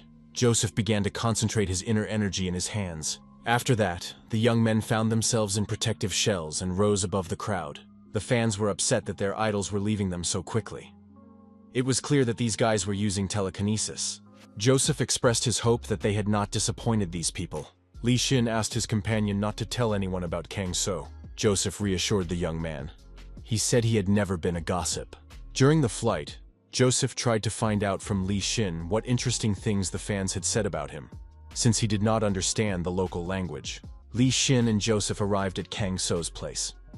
The younger brother bowed and said that he would never fight so irresponsibly again, and thanked Kang So for stopping them. Kang So said that someone had to do it, especially since Li Xin was his younger brother. Joseph bowed and also apologized to Kang So. To reassure his interlocutor, Joseph said that his mouth was sealed. Kang So advised the foreigner to be careful with his strength in the future. Our hero said he was very happy that his brother had a friend. Joseph hugged Li Xin and said that they were now great friends. Li Xin told Joseph that they should go to the banquet first. His companion was surprised. Was it really necessary to do that? Kang So was also surprised. Were they really having a banquet? Li Xin said that this banquet had been planned in advance, and that there would be delegations representing their countries. It was an official event. Li Xin added that it would be very unfortunate if one of the representatives of the most powerful country in the world did not attend the banquet. Joseph had a great responsibility. Joseph replied that he wanted to talk to Mr. Kang So, because he was returning to his country tomorrow. Kang So suggested that Joseph meet him in a nearby park after the banquet. He would wait for the foreigner there. There was a festive table at the banquet, and many guests were present. Celia Cox, a manager from the Human Resources Department of the Awakened Association, was also present at this banquet. She drank alcohol and watched the guests. The girl concluded that the banquet organizers had offered the guests some good wine. Looking around, Celia couldn't find her companion. Where had Joseph gone? Li Xin was nowhere to be seen either. Mrs. Cox's keen eye spotted Li Xin in the crowd. She approached the young man and asked why Mr. Li was without a date today. After all, it was such a magnificent event. Li Xin replied that he hadn't had time to invite anyone to the banquet, and asked what Mrs. Cox wanted with him. The young woman expressed her sincere congratulations to the young man on reaching level 0. Celia asked if Li Xin felt cramped in this small country. Celia Cox added that the association in their country was willing to pay Li Xin 5 times more than what he was earning here. The young man could consider this an invitation to join their association. Celia asked if the young man needed time to think about it. Li Xin was surprised. Was his interlocutor really offering him to change his citizenship? Celia said that her association was offering not only 5 times the salary, but also bonuses for each assignment, plus free dental insurance. Was there anything to think about? Li Xin said he was turning down the offer. Miss Cox suggested that he was a true patriot of his country, and added that she would try a different approach. Cox began to threaten that if the young man refused, his beloved and very small country would suffer the consequences. The girl asked what would happen to his country if her state stopped providing assistance. Li Xin thought Joseph was right. Joseph had said earlier that the fact that Li Xin had become a 0 rank meant that his country's Federal Bureau of Hunters would try to recruit him. Perhaps they would do so at the banquet. Joseph warned Li Xin to prepare himself and be strong. Manager Celia would attack him like a bulldozer. He shouldn't be surprised. Li Xin remembered Joseph's words, but he didn't expect them to threaten his country so openly. An indignant Joseph approached the young people. He asked the girl if this was what she meant by, "I'll be delicate." Joseph continued to be indignant. How dare Celia? Miss Cox didn't lose her cool and said she was trying to bring new talent to their team. Joseph looked at his friend and said he had warned him. Joseph said that this guy was a 0-level hunter. And on the other hand, it wasn't worth dictating terms to him. That wasn't why he had flown here. Celia objected. Joseph had probably forgotten that this was exactly why they had come here. He had to confirm that this guy was indeed a 0-rank awakened one and do everything possible to lure him over. Joseph was confused. He didn't quite understand Miss Cox. Joseph asked his interlocutor why she thought he would suddenly start helping them. Celia replied that Joseph was a patriot of his country. The guy said that he was just born in that country. He didn't choose where to be born. He had no choice. If his government continued to deliberately threaten and blackmail Li Xin, he would change his citizenship to that of this country. Celia was surprised. Was Joseph in his right mind? The girl was frightened. She had been given the task of bringing Li Xin with her. She couldn't lose Joseph here, too. Celia looked at Joseph and thought he was a stubborn mule. She told him to stop joking around. Did he think he would get more here than in his homeland? Joseph said he didn't care about money or standard of living. This small country was a mecca for the gaming industry. Miss Cox was so surprised that she didn't even know how to respond. Joseph added that he was not going to compare the sizes of the 2 countries. It did not matter to him.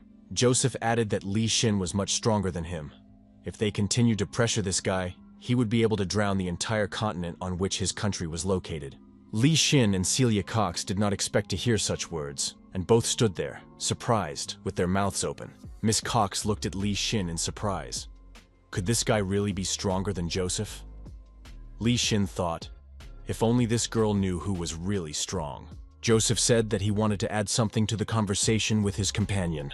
He always followed the government's orders only because he didn't like it when people caused him trouble. Celia, on the other hand, believed that he was loyal to this government and commanded it as if he were a boy. Maybe it was time to change her attitude? The guy added that if Celia understood everything, she'd better leave.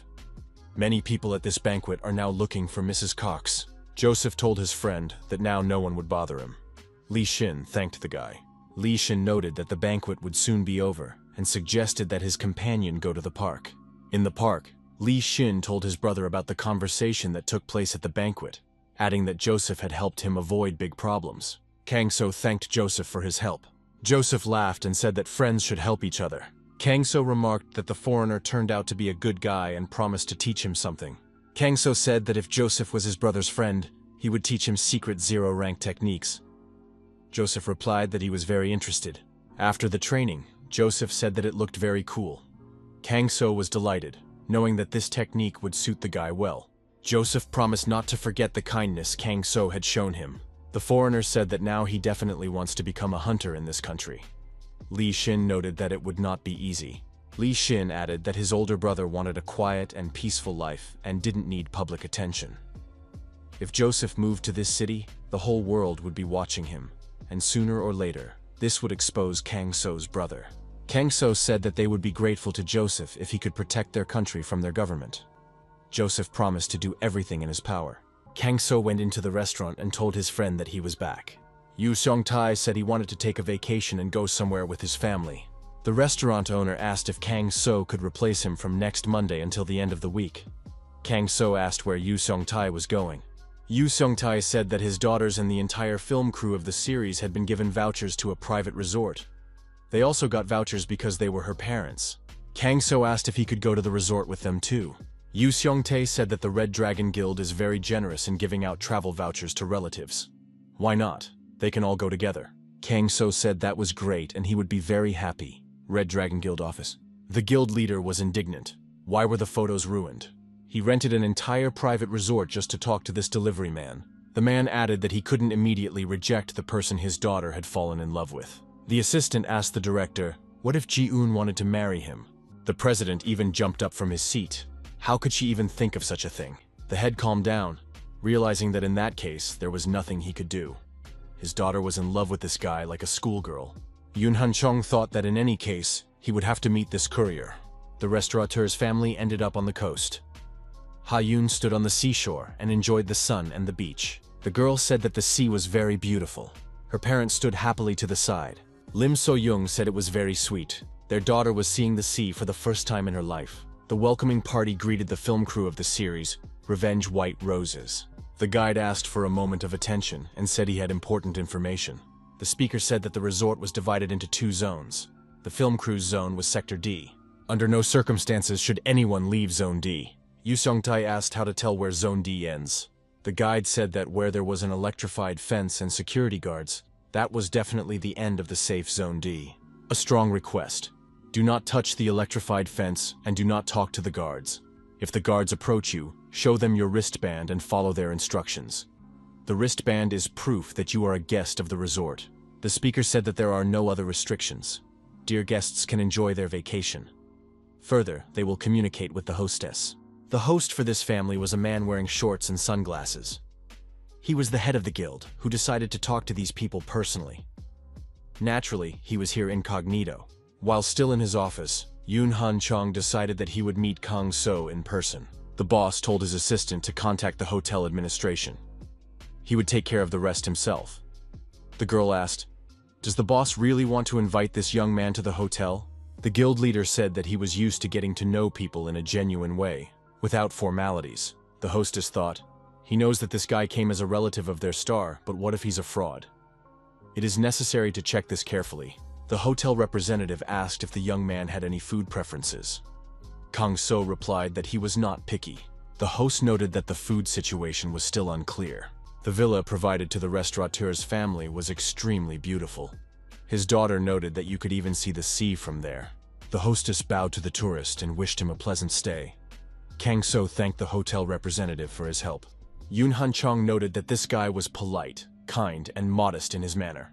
However, he still needed to be observed. Yu Seong-tae said that he had seen the hostess somewhere before. Our hero noted that he also felt a familiar aura. The hostess's aura seemed similar to Ji-eun's. Could it be a coincidence? Kang So wondered if it could be Ji-eun's father. But as far as he knew, his colleague's father was the director of the Red Dragon Guild. Why would he be here pretending to be a hostess? Ha-yoon asked if Uncle Kang So had taken Whistle and Pompon with him. Kang So and the girl entered the inventory. Ha-yoon called her friends, the animals. Whistle and Pompon were sitting in the bushes at that moment. When they saw the girl, the rat and the bunny rushed towards her. Kang So thought that he had used the magic crystal to create a forest here, just like in his homeland. Now these little animals were frolicking here. Something caught the protagonist's eye. The boys saw a golden rosehip growing nearby. The bush was covered with berries. These were yellow berries that brought enlightenment to the mind. Rosehips are also delicious and help with hangovers. Kang So was surprised because he didn't create this bush. He doesn't know if such berries grew in his homeland. Maybe they grew on their own thanks to his memories. Ha-yoon came closer and asked what Uncle Kang So was eating. She wanted some too. Ha-yoon tried the berry he offered her and broke into a smile. Kang So asked if she liked it. The girl replied that it was a very tasty berry. Ha-yoon said it was so delicious that she could even see what the weather would be like tomorrow.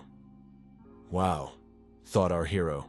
His younger brother once said that Ha-yoon's ability would be to foresee the future and distinguish between truth and lies. This ability is called the Eye of the Priest. Kang So thought that this girl was still too young to awaken.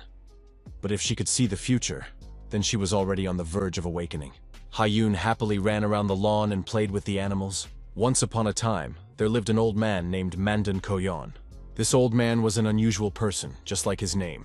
He had the gift of foresight. This old man often liked to drink alcohol.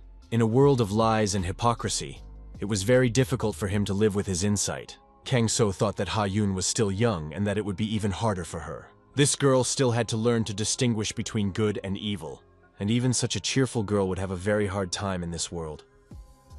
At that time, Ha-yoon continued to play with the animals. The protagonist knew that once an ability had been awakened, it could not be sealed back away. Balance is most important in the human body. If you try to pump a person with foreign energy, this balance is disrupted. It can even shorten one's life. Kang So picked a few rose hips and thought that he couldn't let something like that happen to Ha-yoon. Our hero decided to become a wall that would protect the girl from the dangers of the world. Ha-yoon approached her uncle again and asked why he was eating so many berries. Like a hamster, Kang So and Ha-yoon came out of the inventory. Yu Seong-tae was already waiting for them. Yu Seong-tae asked if his friend had taken his swimming trunks. Kang So said he needed to talk to his friend. Yu Seong-tae noticed that Kang So was very serious. Had something happened? Kang So said that Ha-yoon was not an ordinary person. The girl is awakened. She has the ability of a prophet, and even at the S level. Yu Seong-tae couldn't believe it. Kang So said that it was an innate ability. The girl had simply experienced the awakening. Yu Seong-tae was a little upset, awakened, and at such a young age. He wanted his girl to live a normal life and be happy. With such a rare gift, she would have to devote her life to a dangerous profession. Yu Seong-tae asked if Kang So could do anything to seal her awakening. Kang So replied that it was impossible. Sealing the ability with someone else's help greatly shortens a person's lifespan. Our hero handed his friend a berry and said it was a golden rosehip. If he regularly gathered these berries for Ha-yoon, it would maintain her chi harmony and spiritual powers. There were many golden rosehip bushes growing in his inventory, so there would be enough berries for every day. Kang So told his friend not to worry about his daughter. It is impossible to get rid of the ability, but it is possible to live with it if there is a teacher nearby. The main character said that he wanted to teach the girl martial arts. He hoped that it would be useful to her. Ha-yoon needed to know how to protect herself and her parents. Kang So added that Ha-yoon was as dear to him as if she were his own child. Ha-yoon turned to her uncle and said that she could see her older sister over there and pointed. The girl said that she was watching them from there. Why didn't she come down to them? Our hero only now began to realize what an amazing ability this girl had. Ha-yoon suggested asking Ji-eun to play with them. Kang So told the girl that Ji-eun seemed to be busy at the moment. They would manage without her for now. Ha-yoon thought, are all adults so boring? Ha-yoon said she would just pretend she hadn't seen anything. She could do that. Ji-eun continued to watch the family through her binoculars. At that moment, the girl was in the hotel across the street. Ji-eun was surprised. Why was Ha-yoon looking at her? It must be a coincidence. Ji-eun was impatient. She had to get out of there and see them. Ji-eun thought that if she went out the door, the secretary would find her. So she decided to leave the room through the balcony. This method seemed to her to be the least likely to attract attention. However, Ji-eun was discovered. The secretary entered the room and saw Ji-eun trying to jump off the balcony. Ji-eun told Secretary Jin that she had just gone out to get some fresh air. Secretary Jin asked, "Do you have to stand on the railing to get some fresh air?" Ji-eun, justifying herself, said that she just wanted to stretch after sitting at the computer for a long time. The secretary reminded her that Ji-eun was at work and should behave accordingly. Jin added that the lady was the heir to the Red Dragon Guild and had many responsibilities. Ji-eun was angry. She had just thought about leaving when Secretary Jin immediately appeared. Earlier, Ji-eun thought that she could also come incognito, like her father. Secretary Jin asked what Miss Kim was doing there. Ji-eun was upset that Secretary Jin recognized her. The secretary assumed that Miss Kim was here for work, or was she mistaken? Ji-eun was immediately taken to her workplace. Secretary Jin acted decisively. The secretary brought a stack of papers and said that the lady understood what she would be dealing with today. Jin noticed that her daughter's resemblance to her father, the guild director, was incredible. Ji-eun was upset that Secretary Jin was constantly following her, as if she had orders not to let her mistress out of her sight. Secretary Jin said that her mistress hated paperwork and was unpredictable in her actions. For example, she had sneaked into the resort undercover. Ji-eun was outraged by what the secretary was implying. The restaurateur and his family arrived at a local restaurant. Ha-yoon noticed that it was also very beautiful here. The man who had recently been a hostess was now serving this family as a waiter. The guild leader thought that a person's true nature is revealed in unpleasant situations. As if by accident, the waiter spilled water from a glass onto Kang So's clothes. The waiter apologized, saying it was an accident. He was curious to see Kang So's reaction to this situation. Kang So said that it was no big deal. It was just water. It would dry, and there would be no trace left. The waiter shouldn't worry. The guild leader thought that this guy didn't even flinch, even though it's very difficult to control yourself in such a situation. Yoon Han-chong noted that this guy had supreme self-control. Incidentally, these people ate simple food and looked like an ordinary family. The warrior who destroyed the monsters said he had absolutely no time. He told the monsters to get out of his way. This man attacked another monster with his sword and shouted for it to get out of the way. When the great catastrophe happened, he experienced the awakening and frantically fought his way through crowds of monsters to his home. But when he got there, it was too late. He found his wife dead. She had sacrificed herself to save the children. That day he made a vow to his wife. No matter what happened, he would protect his children with all his might. The warrior swore that he would destroy anyone who threatened his family. Haechul found many like-minded people. Everyone wanted to protect their families and get rid of the monsters. Naturally, the first and largest guild was formed, the Red Dragon Guild. However, the more responsibility Haechul took on, the less time he had for his children. Ji-eun and Ho-eun followed in his footsteps and became hunters. As high-ranking hunters, his children became an important part of the guild, and as part of their work, they began to see their father more often. But can working hours together be considered family time? Haechul tried to remember the last time he had dinner with his children. All they talked about was work. The guild leader couldn't remember the last time he cut tonkatsu for his children. Kang So told the girl that he would cut her a cutlet. Ha-yoon thanked her uncle for that. This young man seemed very pleasant and made a good impression on Haechul. Kang So took a knife in his hand and, using magic, used it for its intended purpose. The cutlet on the girl's plate was immediately cut evenly. The waiter was surprised. The girl's uncle cut the cutlet so quickly. Kang So wished Ha-yoon bon appetit. Haechul couldn't understand what had just happened. Did this guy really cut the cutlet? Or maybe he wielded the table knife as if it were a sword. The cut on the cutlet was so even, as if it had been cut with a scalpel. Even other awakened ones couldn't do that. The guildmaster wondered who this young man really was. Continuing to analyze, the waiter suggested that this guy had even cut the cutlet not with a knife, but with his aura. There was not a single scratch left on the plate after this cutting. With the energy required for such a cut, the plate would have also been damaged. Haechul doubted that even in their guild there was a person capable of such delicate work. There were rumors that this guy was F rank, but that was not the case. Was he really just an ordinary delivery boy from an ordinary Asian restaurant? Perhaps he was a secret agent of the Silver Tower, but then the management would have noticed how talented he was. A girl approached Haechul from behind, put her hand on his shoulder, and said she wanted to talk to her father. Ji-eun said she had something serious to discuss. The girl asked her father what he was doing there. Hae-chul was surprised that his daughter knew about it. He had disguised himself perfectly. Ji-eun said that it didn't matter. He shouldn't evade the question and should tell her what he was doing there. The guild leader replied to his daughter that he had simply decided to check out the resort services from the inside. After all, he was a master of disguise. Ji-eun continued her interrogation. Then why didn't he leave the table where Kang So was sitting? Hae-chul continued to wriggle out of the situation. He told his daughter that he was not interested in this young man, but in the family he had come with. His daughter continued. In that case, why is her father interested in this family? Hae-chul did not give up.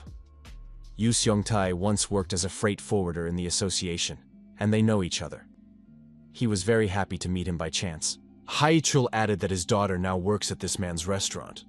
It's a small world. Ji-eun wondered if she had been worrying for nothing. The guild leader added that he was not interested in Kang So at all, and it did not matter to him who he was. Her father stated that the most important thing for him was for his daughter to be happy with him. Ji-eun asked if it would be a marriage that was disadvantageous for the guild. Hae-chul said that he had raised his daughter to be independent. She didn't need a boyfriend to lead the guild. Her father asked if his daughter could spare some time to see him and her brother. He hadn't had dinner with his children in so long. Hae-chul added that this time there would be no talk of business, only family conversations. Ji-eun smiled and said she agreed. Kang So and the restaurateur's family's short vacation ended without incident. A few days passed, and Ha-yoon was playing with her peers at the playground. The boys were arguing about who would swing with Ha-yoon. Her friend said that the boys could take turns swinging with her. The mothers of these children stood aside and watched the little ones while talking. A stranger appeared from behind a tree and watched the children. One of the girls noticed the man who came out from behind the tree and headed towards her. The stranger deliberately fell to the ground and groaned in pain, pretending he had hurt himself. The girl asked what had happened to the man and approached him. The man got up and said that he had fallen and seemed to have broken his leg. Could the girl help him? The girl replied that she would help the man get back on his feet. Ha-yoon sensed something was wrong and shouted for Mi-yeon not to approach the man. Ha-yoon took her friend by the arm and said that the man wasn't hurt at all, that he was faking it. The man stood up and said, "Is this girl saying that he is a liar? Is she accusing an innocent adult uncle?" The stranger raised his hands and said, "So this girl is bad." The girls were frightened and began to cry. Ha-yoon shouted for the squeaker to help her. The rat hiding in Ha-yoon's hood flashed its eyes and jumped out. Kakorangi decisively, without hesitation, rushed at the stranger. The man was frightened and jumped aside. He couldn't understand what it was, a bird or a mouse? The mothers heard their children's cries and rushed to their aid. What was going on there? Ha-yoon said that this man was lying. He wanted to steal Mi-yeon. The villain lay on his back and tried to get rid of the rat. He thought he had been exposed and needed to run away. The stranger threw away the squeaky rat and shouted for everyone to get out of the way. He ran away. As he ran away, the villain thought that this rat had ruined everything for him. The villain also thought that the second girl who had approached had ruined everything too. Suddenly, someone ran out from around the corner and attacked the villain. This stranger shouted for the villain to stop immediately. The villain lost his footing and they both fell to the ground. Tape and rope fell out of the villain's backpack. The man who had jumped out from around the corner grabbed the villain by the leg and shouted that he couldn't run away anyway. The villain began to kick his opponent with his free leg. The guy shouted that he would not let him go anyway. The criminal said that now he would have to use his aorta on him and swung his fist. The criminal asked, "Can't this guy see that he's awake? Does he really want to go to the other world? It would be better if he let him go." The guy understood that he was in serious danger, but he still shouted that he couldn't let the criminal go. The villain punched the young man several times and asked what he had done to be called a criminal. The villain left the beaten young man in the doorway and walked away in the opposite direction. The beaten boy thought that he would not have time to call the police and that the villain might disappear. The next moment, the protagonist was standing in front of the villain. The criminal asked, "Who's this?" The villain said that this guy had better pretend he hadn't seen anything. He didn't have time to beat him up too. The villain didn't even have time to blink before he was punched in the neck. In another moment, the criminal was deactivated and lying face down on the ground. Our hero approached the injured young man. The guy was surprised. This man knocked out the awakened one with one blow. Was that even possible? Kang So reached out his hand to the young man and asked how he was feeling. The young man thanked him for his concern and said he was fine. At that moment, the children and their parents approached. Ha-yoon said she was glad to see her uncle. Ha-yoon told everyone that this bad uncle was lying on the ground asleep. Kang So wondered how Ha-yoon knew this man. The injured young man said that this scoundrel had tried to kidnap Ha-yoon's girlfriend. Kang So told everyone that this young man had neutralized the scoundrel. The women began to thank the young man, saying that he was a good man and that they were very grateful to him. The girls also thanked the kind man. The young man thought, why did this guy hide the details? He must have some reason to give all the credit for this deed to someone else. Kang So thought he had seen this guy before, and at that time he seemed physically strong. Lim So-young offered the rescuer a meal at her restaurant as a consolation. The young man said he didn't want to burden anyone. Kang So pointed out that it would be rude to refuse, as this guy was now an honored guest. The young man agreed and added that he wanted to say something to Lim So-young. This conversation concerned Lim So-young's daughter, Ha-yoon. Kang So was surprised, wondering how this guy knew Ha-yoon. Yu Seong-tae set the table and said that there wasn't much to choose from, but in any case, he wished him bon appetit. The stranger thanked the restaurateur. The young man said that he had recently moved to this city, and that his name was So Tae-bok. He asked if Yu Seong-tae had noticed any suspicious individuals in the vicinity of the restaurant. The girl's father said he hadn't seen anyone suspicious. Kang So asked what So Tae-bok knew. So Tae-bok said that everyone present probably knew that Ha-yoon already had a fan club. The number of members exceeded 10,000. The guy added that he was number 10,004. Yu Seong-tae couldn't believe that his daughter had her own fan club. So Tae-bok said that he lost his younger sister when he was a child. It was as if he saw his little sister in Ha-yoon. Kang So asked what was wrong with this fan club. So Tae-bok said that paparazzi photos, clearly taken without permission, had started appearing in the community. He thought that someone who was stalking her was a member of the fan club. Yu Seong-tae was frightened. Was there really someone stalking his daughter? So Tae-bok said that this worried him too, and he thought it would be best to warn Ha-yoon about the danger. The guy added that he didn't know where the girl lived. He thought that if he found out where she lived, even to warn her, he would be no better than a stalker. So he gave up on the idea, but apparently his good intentions helped him. By a miraculous coincidence, he met Ha-yoon. So Tae-bok was surprised when he saw the girl being helped across the road. The guy added that he wanted to catch up with the girl and tell her about her stalker. However, he couldn't approach her because the traffic light turned red. Then she left. Today he saw her again, and this time a suspicious guy wanted to attack her and her friend. So Tae-bok didn't think it was the same stalker. But unfortunately, Ha-yoon could become a target for many bad people because of her popularity. Therefore, he insists that Ha-yoon never be left alone on the street again. Yu Seong-tae was touched. This man really cares about Ha-yoon. He said that now he would take care of his daughter's safety himself. The restaurant owner reached out his hand to the guest and said that he didn't even know how to repay him for his kindness. Suddenly, the young man's heart began to ache. It began to beat strangely. The guy grabbed his chest and cried out loudly. Yu Seong-tae was frightened. What was wrong with the young man? So Tae-bok said that it was nothing serious. He had had heart problems for a long time. Kang So thought, it seems he was right. A ray of sunshine, a natural gift, perfect muscles for martial arts, and a huge supply of solar energy. However, the possessor of the sunbeam gift has an excess of yang energy, which leads to heart disease. So these people, as a rule, do not live to see middle age. At most, they live to be 30. The scorching yang energy blocks yin energy. These people cannot awaken even when they have accumulated enough energy. In this guy's case, the yang energy is simply destroying him. At this rate, he could die within 6 months. So Tae-bok caught his breath and said that he seemed to have calmed down.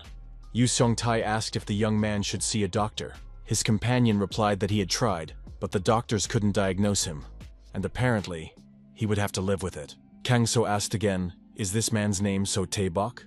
Kang So added that if So Tae-bok had free time, he could spend it training with him. The guy replied that he worked the night shift at a store, so he had a lot of free time. Kang So remarked that they had met by happy coincidence, so why not become friends? Unless, of course, So Tae-bok had any objections. So Tae-bok said he didn't mind. Our hero then suggested they meet in the park tomorrow. So Tae-bok said that training wouldn't interfere with his plans and added that he would come tomorrow. The young men said goodbye, and Yu Seong-tae told So Tae-bok to be careful. Yu Seong-tae asked his friend, does he really want to make this guy a fighter? Or is it just for his health? Yu Seong-tae added, what should he do about this stalker? Kang So replied that his friend shouldn't worry. He would take care of it. Early in the morning, Kang So was already at the agreed-upon spot in Marine Park. So Taebok appeared in the distance, hurrying to the meeting. The guy ran up a little out of breath and said he tried not to be late. But why did Kang So decide to meet here? He had heard that demons sometimes appear in large parks like this. Kang So said that his companion need not worry about that. He had heard that there were conscious, awakened citizens in this park, and they regularly cleaned it up. Therefore, demons had not been seen here for a long time. Our hero was joined by other people who came with the flower fairy. They asked why Kang So was here so early today. Kang So greeted them and said that the rest of the health marathon participants had arrived. One of the newcomers said that if the guy trained with him, it would be very good for his health. The flower fairy said that this young man was much slimmer than her boss. She added that she would motivate her boss. Kang So asked So Taebok if he had come just for physical training. The guy nodded affirmatively. Kang So said he asked because they usually don't just do physical training. So Taebok admitted that he still didn't know why he had been called here. Kang So announced that they were going to the equipment room. This guy needed special training. Everyone present understood that the teacher would be conducting special training today, so Taebok was afraid of what these people had in mind. Kang So's inventory, Gulsan District. Kang So told them all to enter the inventory. So Taebok cried out in surprise. He found himself in an unfamiliar place on a snow-covered area. Kang So told the boy not to be afraid, that it was just his inventory. So Taebok said that he had never entered the inventory in his life. It was very beautiful here. The guy said it felt like they were in nature. It was just incredible. Did all awakened people have this? Kang So expressed hope that his companion wasn't cold. So Taebok noted that he tolerates the cold very well. The young man was surprised. Even his heart didn't bother him at all in the cold. It was just great. Kang So thought that this was another characteristic of the sunbeam ability. Thanks to the excess of yang energy, he hardly feels the cold. So Taebok asked if he had been brought here just to train. Kang So took a candle in his hand and said that his companion would now understand everything. So Taebok sat in the lotus position, holding a lit candle in front of him. Kang So was behind him. The guy asked what this practice was for. Kang So said that So Taebok should trust him and concentrate. Kang So thought that even though this guy had superpowers, he wouldn't understand it until it was demonstrated to him. Our hero decided to help the young man experience it for himself. He began to perform various manipulations with his hands while standing behind the guy. Yang energy blocks his meridians and prevents him from controlling his enormous power. But everything can change. Kang So concentrated a cluster of energy between his palms and decided to direct it in the right direction. The protagonist placed his palms on the young man's back, thereby driving this energy into his body. So Taebok's heart was pierced by a stream of energy. The flame from the candle So Taebok was holding grew to incredible proportions. The young man screamed loudly in fear. So Taebok threw the candle aside and fell onto his back. The young man did not expect such a reaction. The extinguished candle lay nearby. So Taebok got up and asked what that was. Kang So replied that the candle showed the level of power. It was made so that its flame would burn in the hands of the holder according to his energy potential. Could the candle really show the power of one's aura? But that was impossible. So Taebok said that he was not awakened and had a G rank. Where did someone like him get an aura, especially one so large? Kang So said that the guy is special. He has a unique energy system, and an excess of yang energy causes blockages in his meridians. That is why the association's equipment did not recognize his power. Kang So said that he had just cleared the young man's meridians. That would be enough for now. So Taebok was surprised. So Kang So had cured him? The young man began to cough, and blood appeared in his mouth. Kang So said that this was only a cleansing of the meridians, and it would not last long. It cannot be done often, as it will have serious side effects. Kang So added that these symptoms would soon pass, but that wasn't the problem. All living things strive to maintain their form, but their yang energy is constantly seeking a way out. The heart beats wildly, and muscle mass builds up on its own without effort. All this is the result of the body's struggle with an internal threat. Yang energy cannot be kept locked up. His condition is the result of a blockage of yang energy.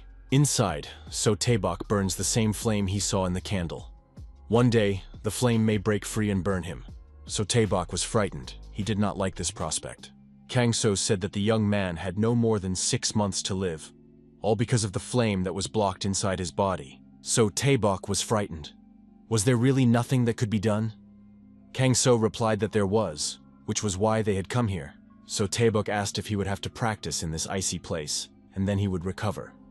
Kang So replied that this was not entirely the case. The cold would make him feel better.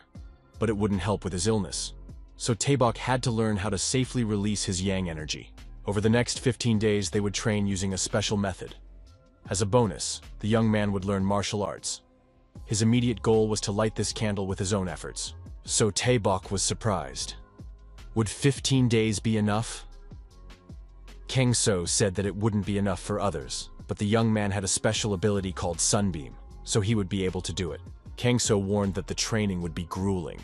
If the young man was not ready, he could refuse. So Taebok thought that Kang So would never lie to him. If his life was in danger, the choice was obvious.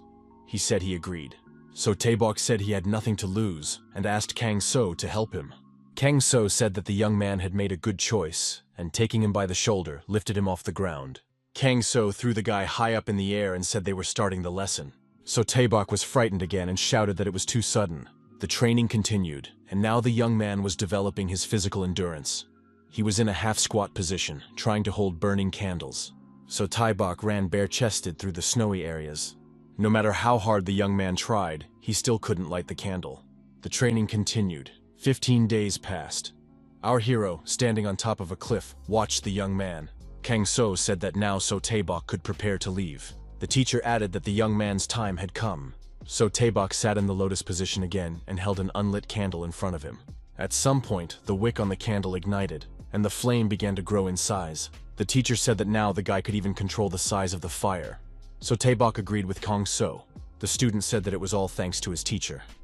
Kang So admitted that even he did not expect such results. So Taebok added that compared to his teacher's fire last time, he still had a long way to go. Kang So said that last time he just released the accumulated energy. Now that all the meridians are cleared, the condition has become more stable. The young man asked if that meant he was now completely healthy. Kang So replied that all his meridians were now open. He felt no pain in his heart. So Taebok said that he really couldn't even remember the last time his heart had hurt. Kang So noted that the size of the fire could be increased with constant practice. The size of the fire would be an indicator of his strength. The stronger the fire, the stronger the young man.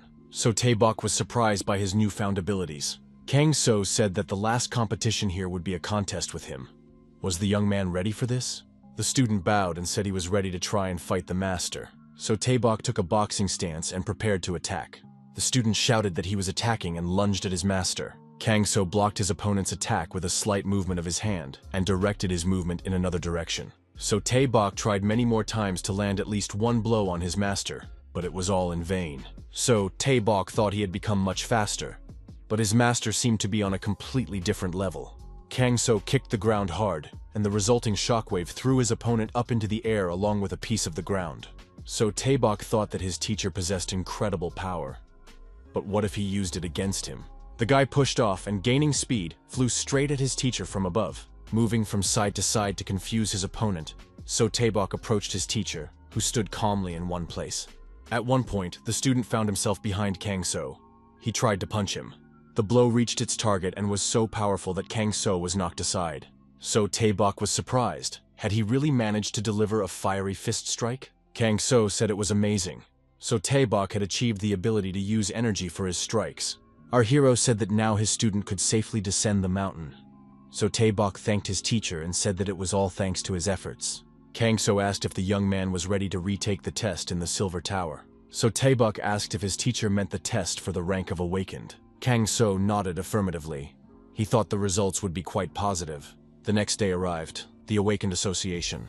The girl was surprised. Someone who wasn't awakened received a G rank, and now he wants to retake the test? So Taebok asked, would it really not work? The girl told the guy to put his hands on the balls and wait. The young man complied, and the girl thought, there will always be people like that. These dissatisfied people cannot accept their low level and constantly ask for a retest. After a while, So Taebok left the association building and ran up to the teacher.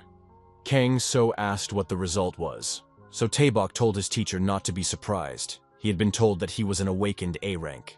Kang So thought he knew it all along. He congratulated his student and said it was a gift for the occasion. The gift was a healing root that contained a strong charge of yin energy.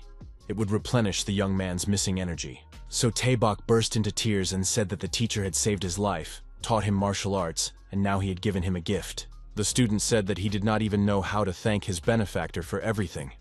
He definitely wanted to do something for his teacher, if only it was within his power. Kang So said it wasn't necessary, but if the student wanted it so badly, then he had one request for the young man. A few days passed. Hyun was walking down the road with her mother. The girl was humming a song. A paparazzi with a camera appeared from around the corner and said that Hyun was very cute after all. He would take many good photos today.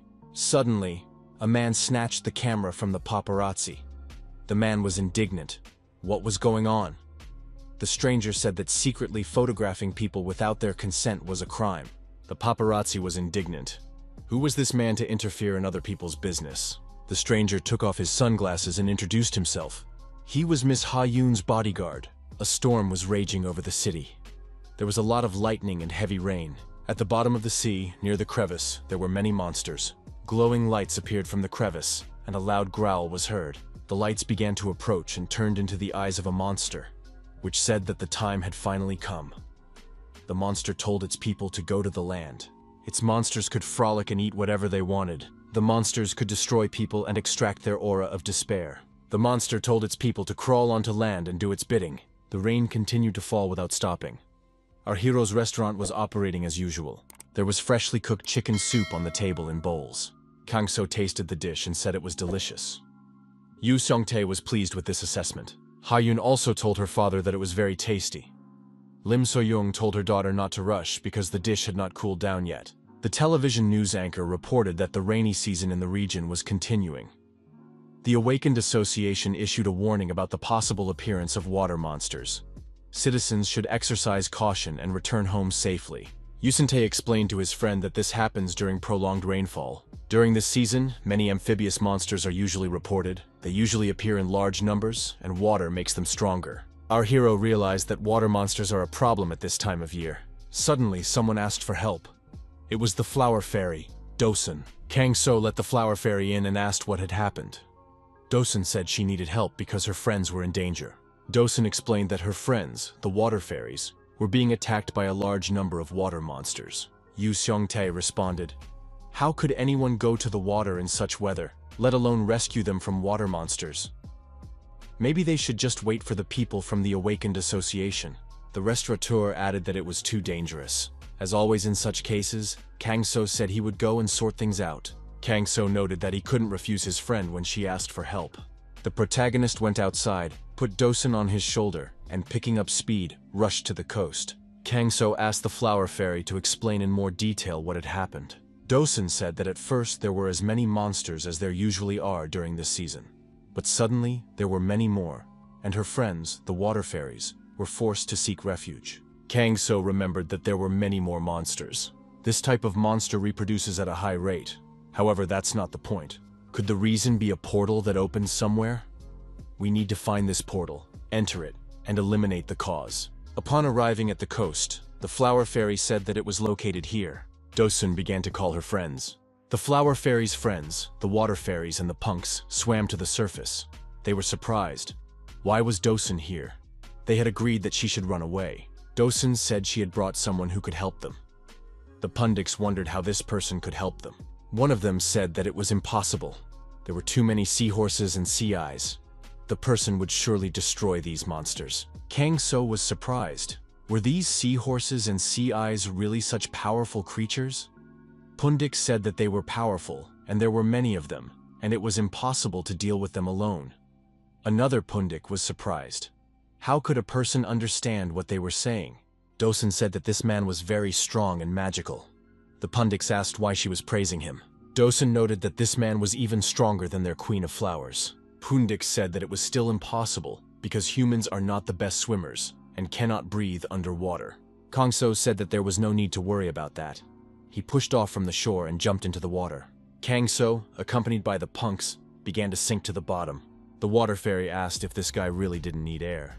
Kang So thought that this was possible thanks to a breath-holding technique. To do this, you need to slow your heart rate to the limit. With this technique, the need for air is reduced so much that you can spend several hours underwater. The side effects are numbness in the limbs and hypothermia. Kang So knew that his body would not be affected by these effects because he could control his internal energy flow. Kang So sank to the bottom and saw a huge number of punks looking at him. They were compactly arranged at the bottom. The water fairies were surprised. Could there really be a water-dwelling human? Who was he? Pundit Khan said that Dosun had brought this man to them, saying that he would help them. This man is their friend. But how can he help alone? There are so many monsters. He won't be able to cope. Our hero sensed the approaching danger. He realized that there were many monsters below. Khan asked if the man wanted them to wait for him here. But he couldn't handle it alone. It was dangerous down there. Kang So pushed off and began to sink deeper into the crevice. Kang So saw one of the monsters, a monstrous eye. The opponents looked at each other intently. The protagonist looked down and saw a huge number of similar sparkling eyes. He thought there were hundreds of them here. The monster's tentacles began to reach upward to capture this man. At one point, Kang So's hands were tied with green tentacles. After a short time, the man was wrapped in tentacles from head to toe. The pundits, standing at the edge of the crevice, thought that the monsters had caught the man with their tentacles. This was very bad. Kang So felt the monsters injecting neurotoxins through their spines. Such a dose of poison would have led to complete paralysis in a normal person. Our hero now understood why the water spirits had fled so hastily. After all, this was a very powerful poison. The monster's eyes watched this man. Kang So realized that it was time for decisive action. The tentacles tightened around our hero's neck. The guy knew that this poison had no effect on a master like him. His body resisted any toxins. Kang So took a deep breath and tensed up. In an instant, all the tentacles entangling him were torn apart. Our hero did not understand why so many demons had appeared in this place at once. They seemed to be guarding something and did not want to leave. Kang So wondered what exactly the monsters were guarding. The monster eye continued to watch the man. Kang So delivered a decisive blow with his fist and destroyed the monster. The guy began to move around the area and deal with the monsters present here with powerful blows. Kang So cleared his path and moved deeper and deeper. He was interested in another monster. Kang So approached a monster of incredible size. It was the one guarded by smaller monsters. Descending to the very bottom, Kang So found himself right in front of a huge monster eye. Kang So had no choice but to deliver a powerful slashing blow with the edge of his palm to this monster. Kang So moved from monster to monster, cutting the monsters into pieces with powerful blows. It was incredible. The pundits said it was impossible to believe. How could a human be so strong? This was clearly no ordinary person. Kang So thought he had already destroyed many, but they seemed to be coming from somewhere like a stream. Strangely enough, there were even more monsters now. Kang So saw something deep inside the cave and felt a strange aura emanating from it. It looked like a portal. The guy thought he had to destroy the portal, otherwise these monsters would keep coming. That's why they were guarding this place. Our hero did not want to harm the home of the water spirits, the Paniki. The protagonist began to accumulate his inner energy. He saw no other way out. Kang So began to create powerful whirlpools at the bottom of the sea. Kang So decided to direct the resulting tornado straight at the portal. The guy put all his strength and maximum energy into pushing the tornado from its place and directing it towards the portal. Kang So was getting closer. The portal was already very close. Our hero was swift. Huge masses of water, swirling in a whirlpool, approached the portal. There was a huge burst of energy. Its direction was toward the open portal. The people on the surface saw a huge column of water rising from the seabed. The man under the umbrella, standing with his back to the shore, heard that something had happened behind him. Turning around, he was surprised to see what kind of energy surge it was. This man was one of those who fought monsters on land. Kang So made his way to the shore, with the flower fairy sitting on his shoulder. Pundits were swimming nearby in the water. Our hero apologized for destroying the portal. He had also partially collapsed the water fairy's cave.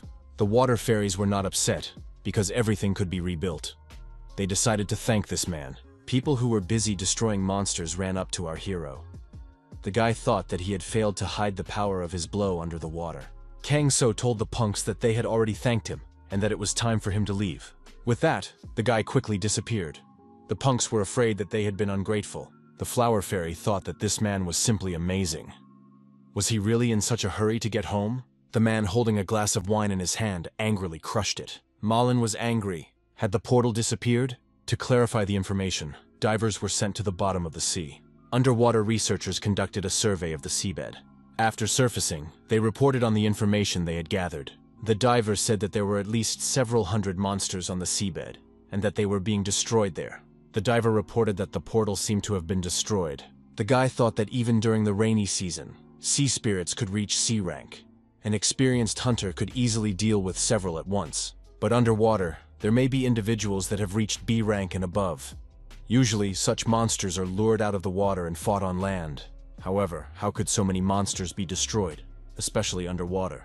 This man assumed that only Li Xin was capable of such a feat, but he is currently elsewhere on a mission. So, this time, the one with 0 level intervened. A subordinate approached the young man and said that an order had come from above to stop the investigation. The young man asked who had given the order. The subordinate said that the chairman himself had given the order. The young man went straight to his boss's office. He wondered why the investigation had been suddenly halted. Could it be that the hunter with 0 rank had reached the higher-ups? One thing he knew for sure. This man had enough power to destroy this world. The young man thought that Myung-hee had last seen him during the Koval case. Why hadn't she said anything yet? He should check. Myung-hee thought that this time, during the sea monster attack, Kang So must have intervened again. This guy always shows up when things get really tough. If he hadn't helped her against Koval, she could have said goodbye to life. Although she had mastered a new technique, she was still not strong enough. Myung-hee opened the box. She decided she would have to resort to this method. It was the sacred weapon, the Dagger of Uriel. This S-rank artifact increases damage to dark attributes by 50%. It increases the user's speed and health by 30%, as well as fire resistance by 20%. This artifact was owned by Wu Heian, who was called the embodiment of Judge Uriel. Wu Heian was her teacher and first love.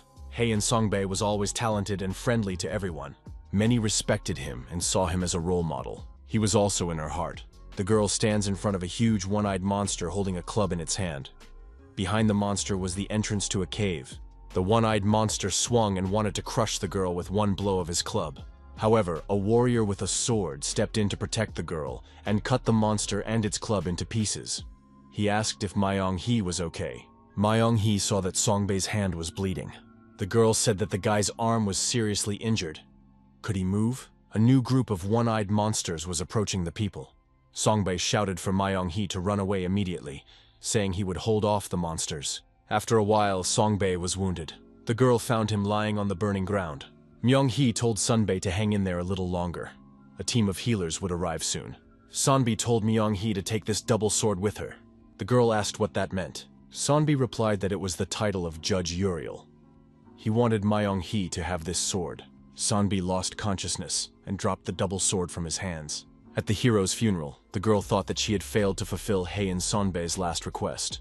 Every time she looked at the dagger, she remembered his face. Myung-hee took the sword out of the box. She could no longer hesitate. She would not stand by and do nothing with the dagger in her hands, as she had done last time.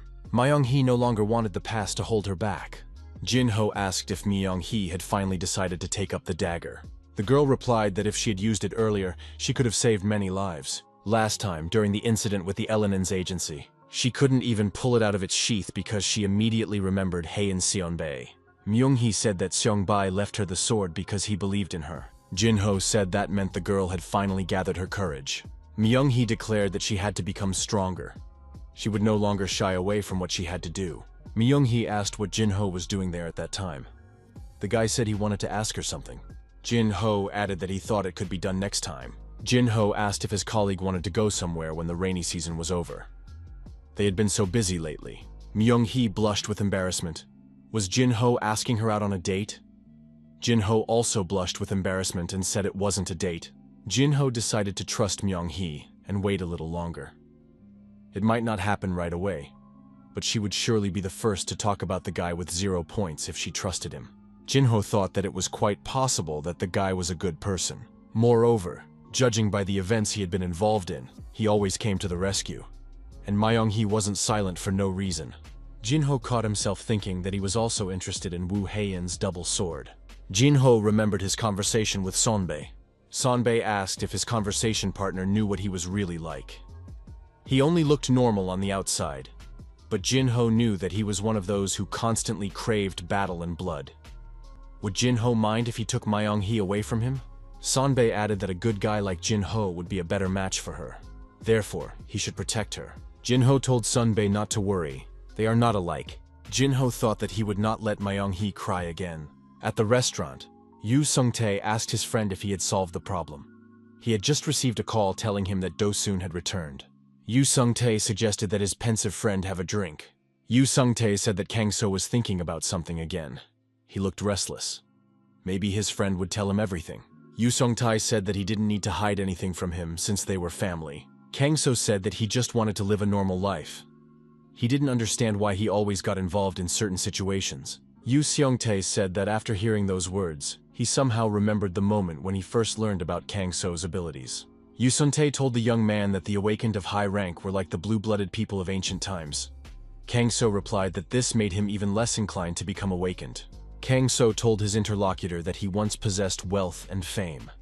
Although it was too late, he realized how futile and fleeting it all was. And when all these unexpected events happened to him, he became convinced that it was all like a fleeting dream. Yu Sung-tae asked if his friend didn't want to be awakened.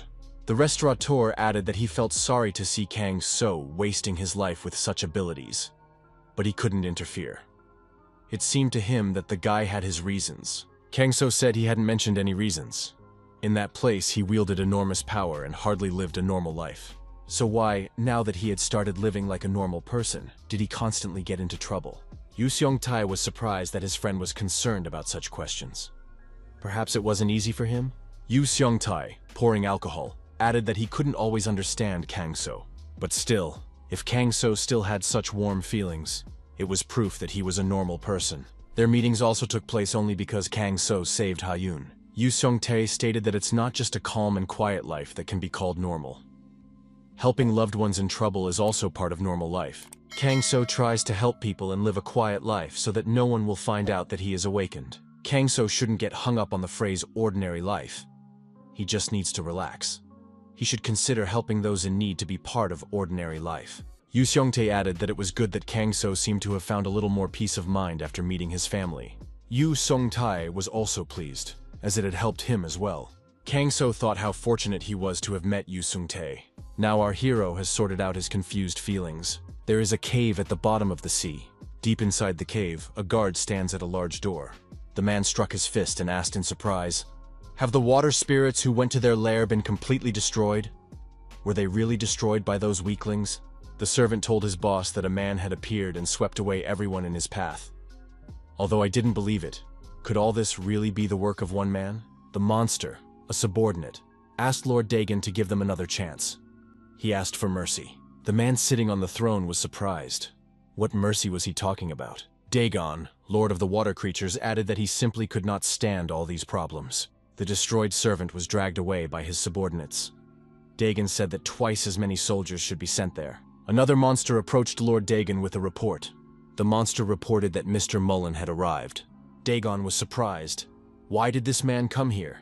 It was better not to get involved with him. Dagon leaned back on his throne and said that he was tired of everything. The servant should say that he was not there and send Mullen away. However, Mullen was already there and said that Mr. Dagon was still as idle as ever. Mullen raised his hat and greeted Mr. Dagon. Dagon said that they hadn't seen each other in a long time and asked what had happened. Mullen replied that it seemed that he was too concerned. Perhaps he remembered that the volume of pill deliveries was absurdly small. Or perhaps he was concerned that Dagon was still leading an idle life. He wanted to alleviate this concern a little, which is why this meeting took place, to check something. Dagon said that he had been trying very hard lately. It seemed that worry was in his blood. Dagon added that he was no longer the same person he used to be. Mullen noted that the army of water spirits that had occupied the land had been completely wiped out along with the portal. Dagon was surprised because he himself had only just found out about it. How did Mullen know? Mullen added that, unlike other collectors, Dagon has recently been trusting only his own people. Could he still not understand how reckless such behavior was? Mullen noted that this was precisely why Mr. Dagon was in such a state. Dagon was furious, and there was a burst of energy. Dagon immediately appeared in front of Mullen. He looked down at his guest. Dagon smiled and asked what this man had just said about him.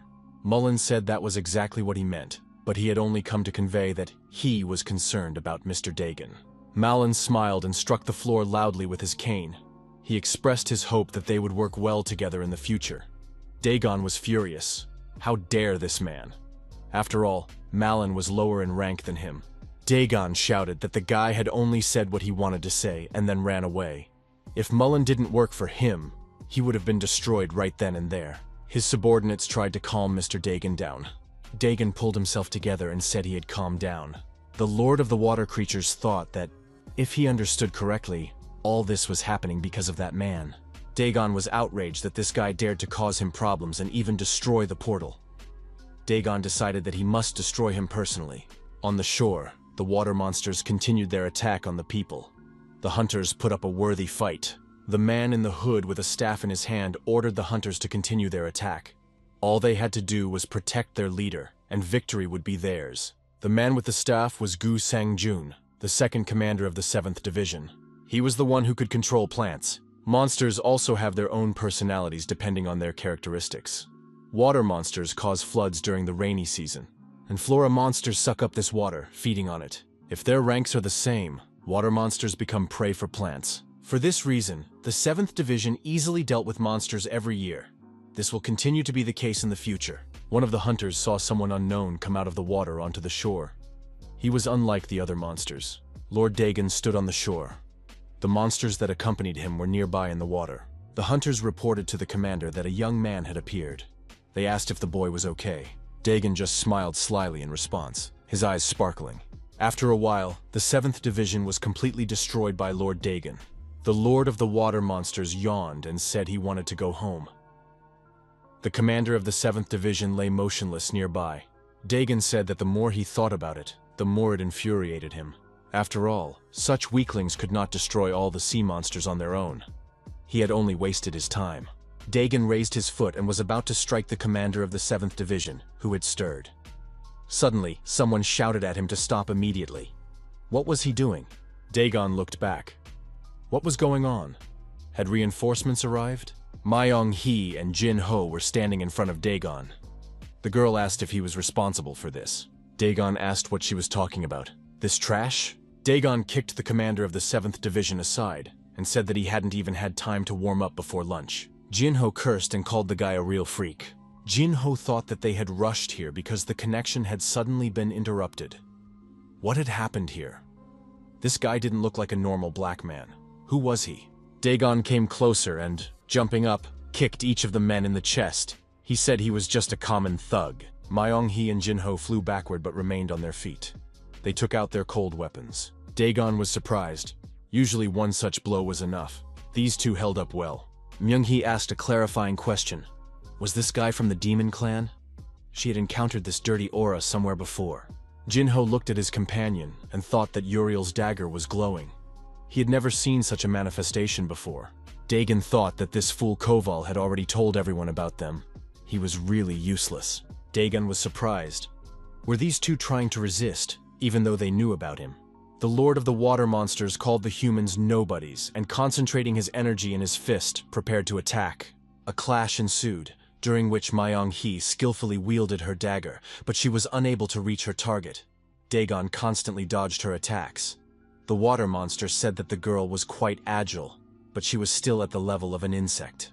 Dagon wanted to kick Myung-hee in the head, but Jin-ho managed to block the blow with his sword. Min-ho attacked her opponent at the same moment, and her sword almost touched Dagon's face. The Lord of the Water Monsters was forced to retreat. He jumped back to a safe distance. The monster looked at these people and thought that they complemented each other's shortcomings. They moved as one. Dagon constantly felt the presence of that dangerous dagger. Dagon declared that these people harbored hatred toward his race. Could they really compare to his race in terms of strength? The villain thought that these two were interfering with his mission. Myung-hee said she didn't know what her opponent was talking about, but it seemed that her dagger had worked.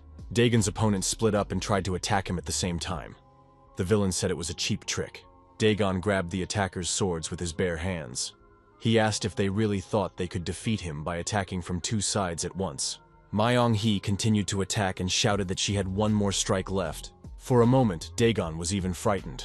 The girl's dagger was very close to his neck. The next moment, there was an explosion, and a flash temporarily blinded the attackers. When the smoke cleared, people saw that the boy had undergone a transformation. He had changed. Now, standing before Myung-hee and Jin-ho was a tall monster that bore no resemblance to the young man.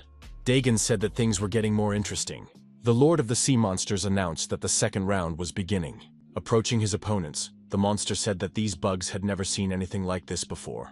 Jin-ho noticed that not only had their opponent's appearance changed, but he also had much more energy. Myung-hee said that it was already difficult to fight their opponent, and now he had become even stronger. Moreover, even the wound on his cheek that they had inflicted had healed. Myung-hee thought, if you remember when he was in the form of the blacksmith, he had become twice as strong. Myung-hee rushed into the attack and expressed her hope that Uriel's dagger would continue to work. Daegon used a water cannon against his opponent and attacked her with water bombs. Myung-hee was able to dodge, but she thought that this water cannon was very powerful. One hit could kill you instantly. Jin-ho approached his opponent from behind, and swinging his sword, was about to deliver a devastating blow.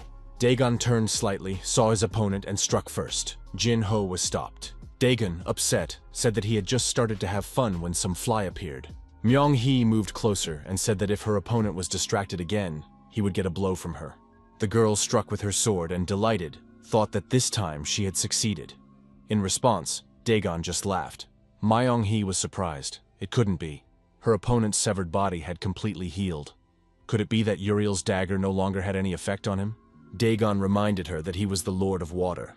Did she really think she could destroy him with a weapon that wasn't even fully awakened? Myung-hee was surprised.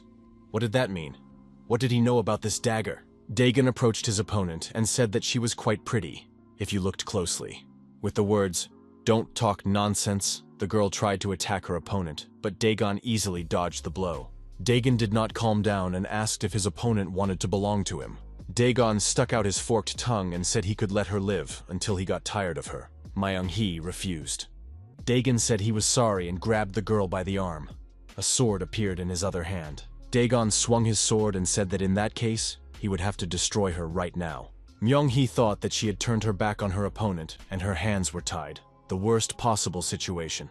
The girl believed that she would not be able to avoid the enemy's blow. However, at the most crucial moment, Jin-ho reappeared and blocked the water monster's blow with his sword. Jin-ho freed the girl and asked who this villain dared to grab with his dirty hands. Myung-hee was surprised. How did Jin-ho manage to use his skill when it was raining? The guy said that he had mastered the skill of space blocking. Sun Jin-ho is an electronics expert. As in the plant world, electrical abilities have tremendous power against the properties of water. However, there is one problem with such skills.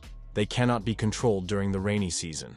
Due to the current properties of water, there is a risk of unintentionally damaging random objects. Therefore, Jin-ho mastered the skill of blocking space. It is a simple technique that allows you to isolate a specific space from external influences. Due to the limitation of the electric discharge, not only the accuracy, but also the effectiveness of the strikes increases. Jin-ho noticed that, judging by the monster's slow recovery, the skill was effective. Perhaps if they used their most powerful strike, they would have a chance of winning. But this space-blocking skill was limited to a distance of 1 meter. To deliver such a blow, it was necessary to pierce the opponent with a sword. Jin-ho saw the problem in that it was impossible to get close to the enemy. Myung-hee said she would try to distract the enemy, and Jin-ho would act on command. Jin-ho said it was a very dangerous idea. Daegon was indignant. Why were these two whispering right in front of him? He was getting ready to activate his water cannon again. Myung-hee pointed out to her colleague that their opponent had fully recovered. Jin-ho agreed to try. Myung-hee and Jin-ho simultaneously attacked the water monster. Daegon attacked his opponents with water bombs again and said that these stupid bugs would now die. Myung-hee and Jin-ho began to maneuver to avoid colliding with the water bombs. While maneuvering, Daegon thought that the electric shock had hurt this man very much. It was necessary to restrain him from now on. The monster thought that this girl was much more of a problem. She was quite good at dodging his attacks. Daegon increased the intensity of his fire, believing that she would not be able to dodge every one of his projectiles. Myung-hee was surprised after another attack from her opponent. The direction of the water cannon shots changed trajectory. Myung-hee reached her target and found herself in close proximity to her opponent. She said that she might not be able to hit him, but she could prevent him from continuing to fire. Myung-hee delivered a devastating blow to the villain, and black blood gushed from his body. Daegon, realizing he was wounded, was not afraid at all. The wound began to heal before their eyes. Daegon swung at his opponent and reminded her that he had already told her that her attacks no longer had any effect on him. Myung-hee smiled and said that she knew that herself. Myung-hee's blow was a distraction. At that moment, Jin-ho crept up behind his opponent again and pierced him through with his electric sword. Daegon, bleeding profusely, was surprised. When did this insolent man manage to do that? After all, he was holding his hands. Myung-hee explained that Jin-ho couldn't dodge the attack and get close to him at the same time, so she had to distract the monster. Even though Jin-ho was standing next to her, the monster didn't notice. The girl used the changed trajectory of his shells to block his view and slowly approached him. That was their plan. Jin-ho said that the opponent lost because he overestimated his strength. Dagon raised his head and let out a loud roar. A powerful burst of energy was released. Dagon fell to his knees. Jin-ho continued to hold his electric sword in his opponent's body, thereby continuing to affect the monster's organism. Dagon fell headfirst to the ground. His lifeless body lay at the feet of the special agents. Jin-ho asked if they had destroyed him.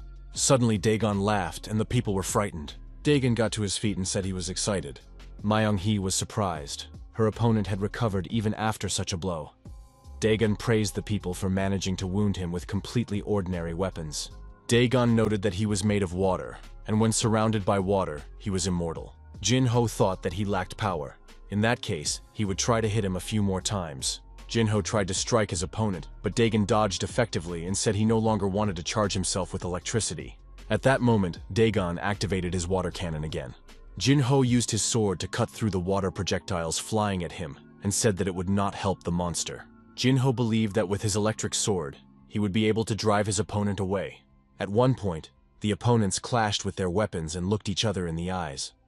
Dagon said that this man was too narrow-minded, but what could be expected from some insect? The monster asked if this guy knew why his girl wasn't helping him. Jin-ho looked back and saw a water ball. Myung-hee was inside this water ball and couldn't get out. Jin-ho increased the pressure on his opponent, but nothing changed. Jin-ho thought that the monster should have watched a little longer, and he would have been able to copy his space block. And at such a size. However, first he had to free Myung-hee, otherwise she might suffocate. At that moment, the guy was attacked, and his body was pierced by his opponent's weapon. Jin-ho cried out, and blood appeared from his mouth. Myung-hee saw that the guy was wounded, but she couldn't do anything. Dagon watched as Jin-ho tried to get up. The monster said that this man should crawl and wriggle like a worm. Dagon came closer and pressed his knee on Jin-ho's back as he lay on the ground. The villain asked if it was okay to show your back during a battle. Dagon lifted Jin-ho's head by his hair and told him to watch as his colleagues slowly died because of his haste. Doesn't she look like a rat that fell into the water? Jin-ho mentally apologized to Myung-hee and Hyein Sunbae for not keeping his word and failing to protect the girl. Dagon looked at Jin-ho's limp body and realized that he was still alive, just unconscious. The monster was upset because now the most interesting part was about to begin. Dagon said he was tired of everything. He was going to destroy everyone and go home. He added that he was especially tired of this girl. Dagon declared that this was precisely why she would die in agony. His water projectiles flew toward the sphere. Myung-hee thought that it was because of her that Jin-ho had been hurt, and in the end, she couldn't save anyone. The girl closed her eyes and mentally asked someone to help her. At that moment, a courier in a helmet appeared and without hesitation, delivered a devastating kick to the monster's head. The courier flew further and headed for the water ball that was holding the girl. The ball was destroyed and Myung-hee fell to the ground. She survived. Dagon was surprised. How did that happen? He didn't even feel anything until this man approached. The courier took off his helmet, approached Dagon and asked, was it really him? The courier took off his helmet in front of the water monster, revealing Kang So. Our hero asked, is this villain really the very big snake? Myung-hee lifted Jin-ho and felt relieved to see that he was alive. He had lost a lot of blood, but his vital organs were intact. Myung-hee thought that Kang So had helped them again, but how did this courier know they were here? Kang So and Dagon stood facing each other. Ha-yoon grabbed Kang So's shirt and told him to listen to her. She said something was happening on the other side. There was a very large snake tormenting people. It was suspicious at headquarters. Why is no one answering? Kang So asked again about the huge snake that was tormenting people. Our hero asked the monster if he was that snake. Dagon realized that the air had changed. Why didn't he sense this man's approach? His level was very different from everyone else's. Dagon was outraged. Did this man really think he could call him a snake with impunity? The water monster declared that he was the great lord of the water, and activated his water cannon again. The villain said his name was Dagon. Kang So was calm and was not afraid of the water shells. There was a powerful explosion, and the flash made it impossible to see what was happening at the epicenter. Dagon laughed. No matter how strong his opponent was, he was still just a human. However, the villain saw his opponent emerge from the flames and rush towards him. Dagon immediately drew his swords and crossed them, trying to parry his opponent's attack. However, Kang So's blow was devastatingly powerful. Dagon received a powerful blow to the chest and, coughing up blood, thought that this guy had easily broken the water swords. Dagon was thrown high into the air by his opponent. The monster decided to change his battle strategy. Dagon decided that in this case, he would pressure his opponent with force and swung a huge water hammer. Kang So remained unperturbed. Dagon brought the hammer down on his opponent, and another powerful explosion rang out. Dagon laughed. How would his opponent react to this? Kang So raised his hand and, using his inner energy, stopped the hammer's movement above him. Our hero asked, "Does this monster really think he's the only one who can control water?" Kang So began to rotate his arms, creating a water tornado. Dagon was surprised. Could this man also control water? The monster was amazed at the incredible power of the water tornado that had formed. He decided it would be better to get out of there. Dagon reassured himself that he wasn't running away. He just needed to strategically reorganize. However, Kang So did not allow his opponent to disappear. He dealt him a powerful blow, and the water monster was deactivated. Dagon could not understand how this had happened. How could a human defeat him? Dagon, now without arms or legs, realized that his body would never recover. So this was the one who had single-handedly defeated him. Dagon couldn't even imagine that this man was so strong. He was impossible to resist. It was similar to the despair he felt when he encountered him in the fire hell. Dagon remembered the fire hell. Someone was looking down at him from above. Dagon felt his cold gaze. There was incredible pain from the fire and an all-consuming feeling of despair. He burned, then was reborn, then burned again, and was reborn again. The pain seemed to last forever. Dagon thought with horror that he did not want to experience it again. The water monster decided that it would be better to die than to go through it all again. Dagon found himself trapped in a water sphere that was moving away from Kang So. Dagon turned into a huge water snake. He knew he had no chance of losing. Standing on the shore, Kang So thought that he knew it all along. Ha-Yun was right. Before him was a huge snake. Kang So said aloud that this was the big snake. Dagon shouted for the man to be quiet. Kang So pushed off and flew upward with the aim of attacking the snake's head. Our hero found himself above the snake's gaping mouth. He swung his leg and prepared to deliver a devastating blow. Kang So kicked the snake several times in the head and landed on the ground. He thought that his blows had no effect on the monster. Dagon laughed. Now this man had seen his final form. The snake opened its mouth and said that this man would never be able to pierce its scales with his pathetic fists. Kang So jumped into the snake's mouth and grabbed its fangs, preventing its jaws from closing. At that moment, Myung-hee hoisted her wounded comrade onto her shoulders and decided to drag him to a safe place away from this raging monster. Our hero asked if the snake really thought he could only control water. Dagon tried to close his jaws to crush his opponent, but nothing worked. The snake threw the man down. Kang So fell to the ground. Dagon admitted that his opponent was too strong and far beyond human capabilities. But if he risked his life to take this form, his opponent had no chance of winning. Dagon, preparing for a new attack, said that he and his opponent were on completely different levels. The man would regret going against the demon race. Kang So said he was tired of this meaningless conversation. Dagon said that he wanted to destroy his opponent in one fell swoop, but the man was able to withstand his attack. He wondered what this guy's name was. Our hero said he saw no need to tell some snake his name. Kang So added that his opponent had taken the form of Imuji, who turns into a dragon. He had seen many like him, scoundrels who hurt others for their own desires. He is not a dragon. He is worse than a worm. Dagon was outraged. How dare this man compare him to a worm? This worthless man is unforgivable. The snake began to writhe and choose the right moment to attack his opponent. The monster said that he would now tear this man to pieces. Our hero was not afraid, and, taking a fighting stance, decided to use his inner energy to finally deal with his opponent. The snake opened its mouth and prepared to swallow its opponent. At that moment, our hero grinned and attacked the enemy. Kang So delivered a powerful blow using his energy abilities, and the snake snapped its jaws shut. The protagonist continued to strike the monster, repeating that creatures like it were evil, and evil must be destroyed. Kang So activated his spirit beast, a huge dragon. Our hero approached and pressed down on the enemy snake's eye with tremendous force. Dagon, losing his bearings and lifting power, began to fall to the ground at tremendous speed. There was a loud crash as he hit the surface. When the smoke cleared, Dagon lay deactivated in the dent in the road, having reverted to his original form.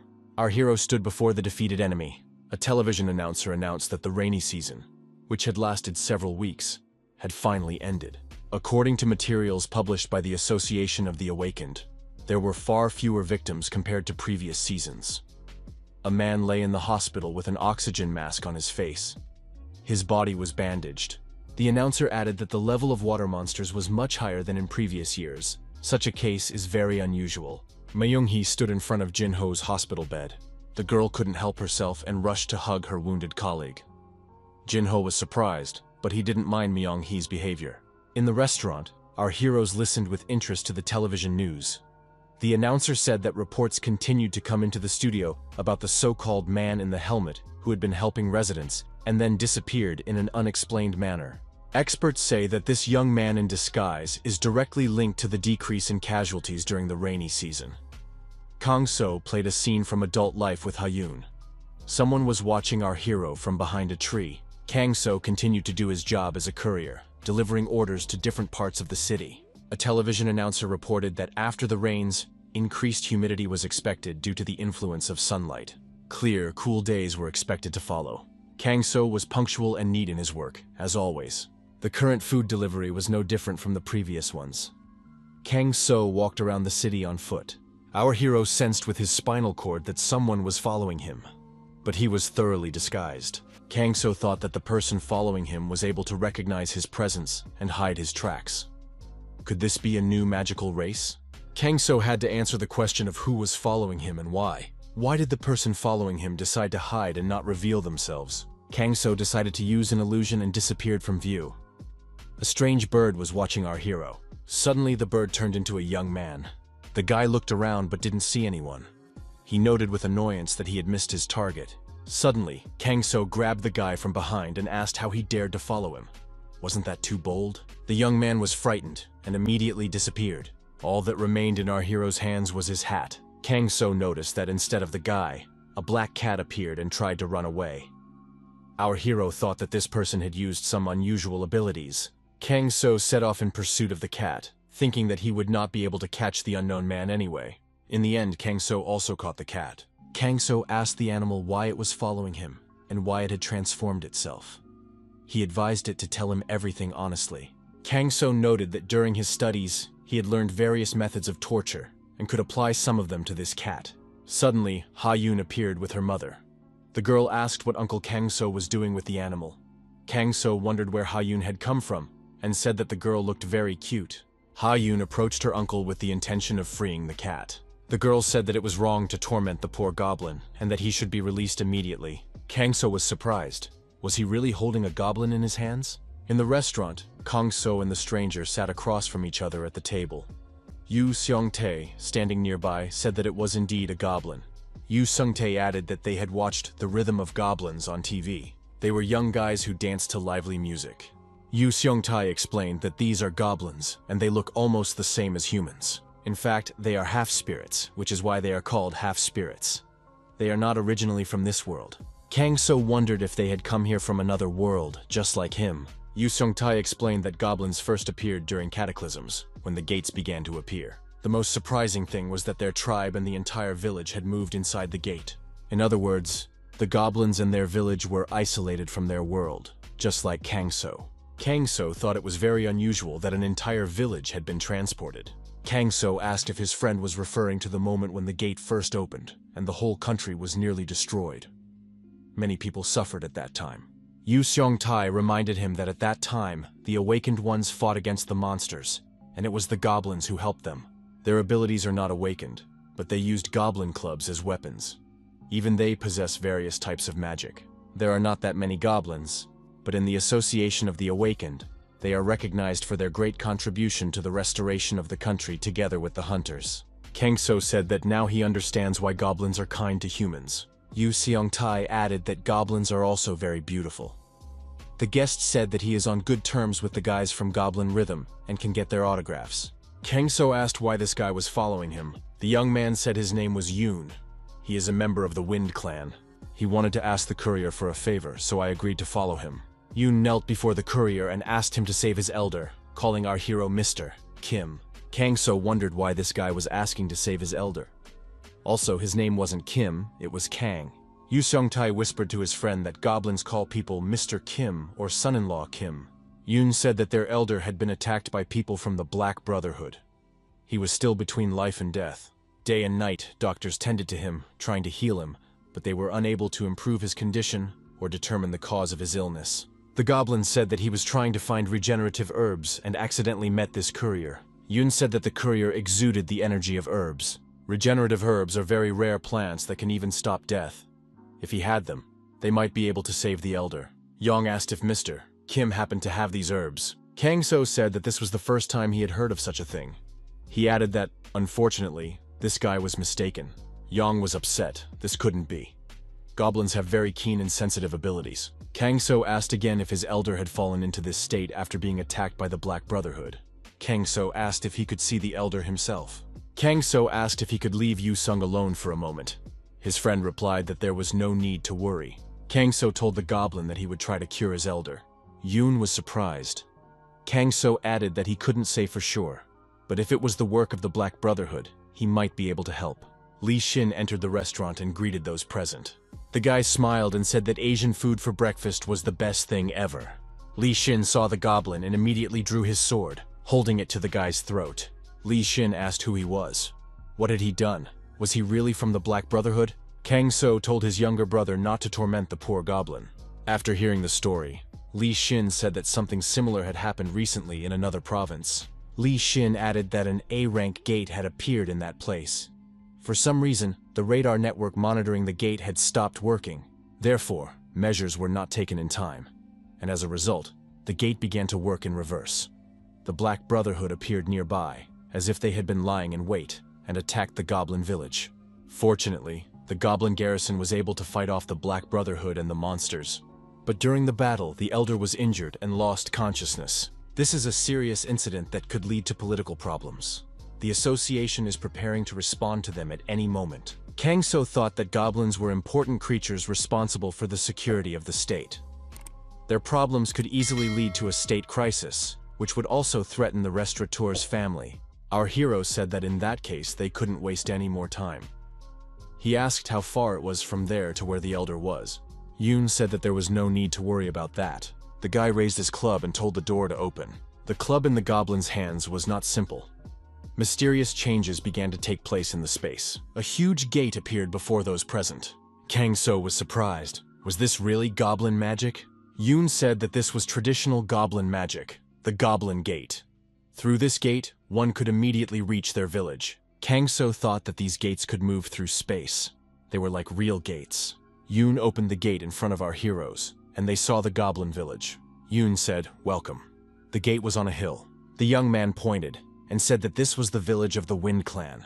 Kang So saw a huge tree and traditional houses. Kang So noticed that the sky had been created with a barrier.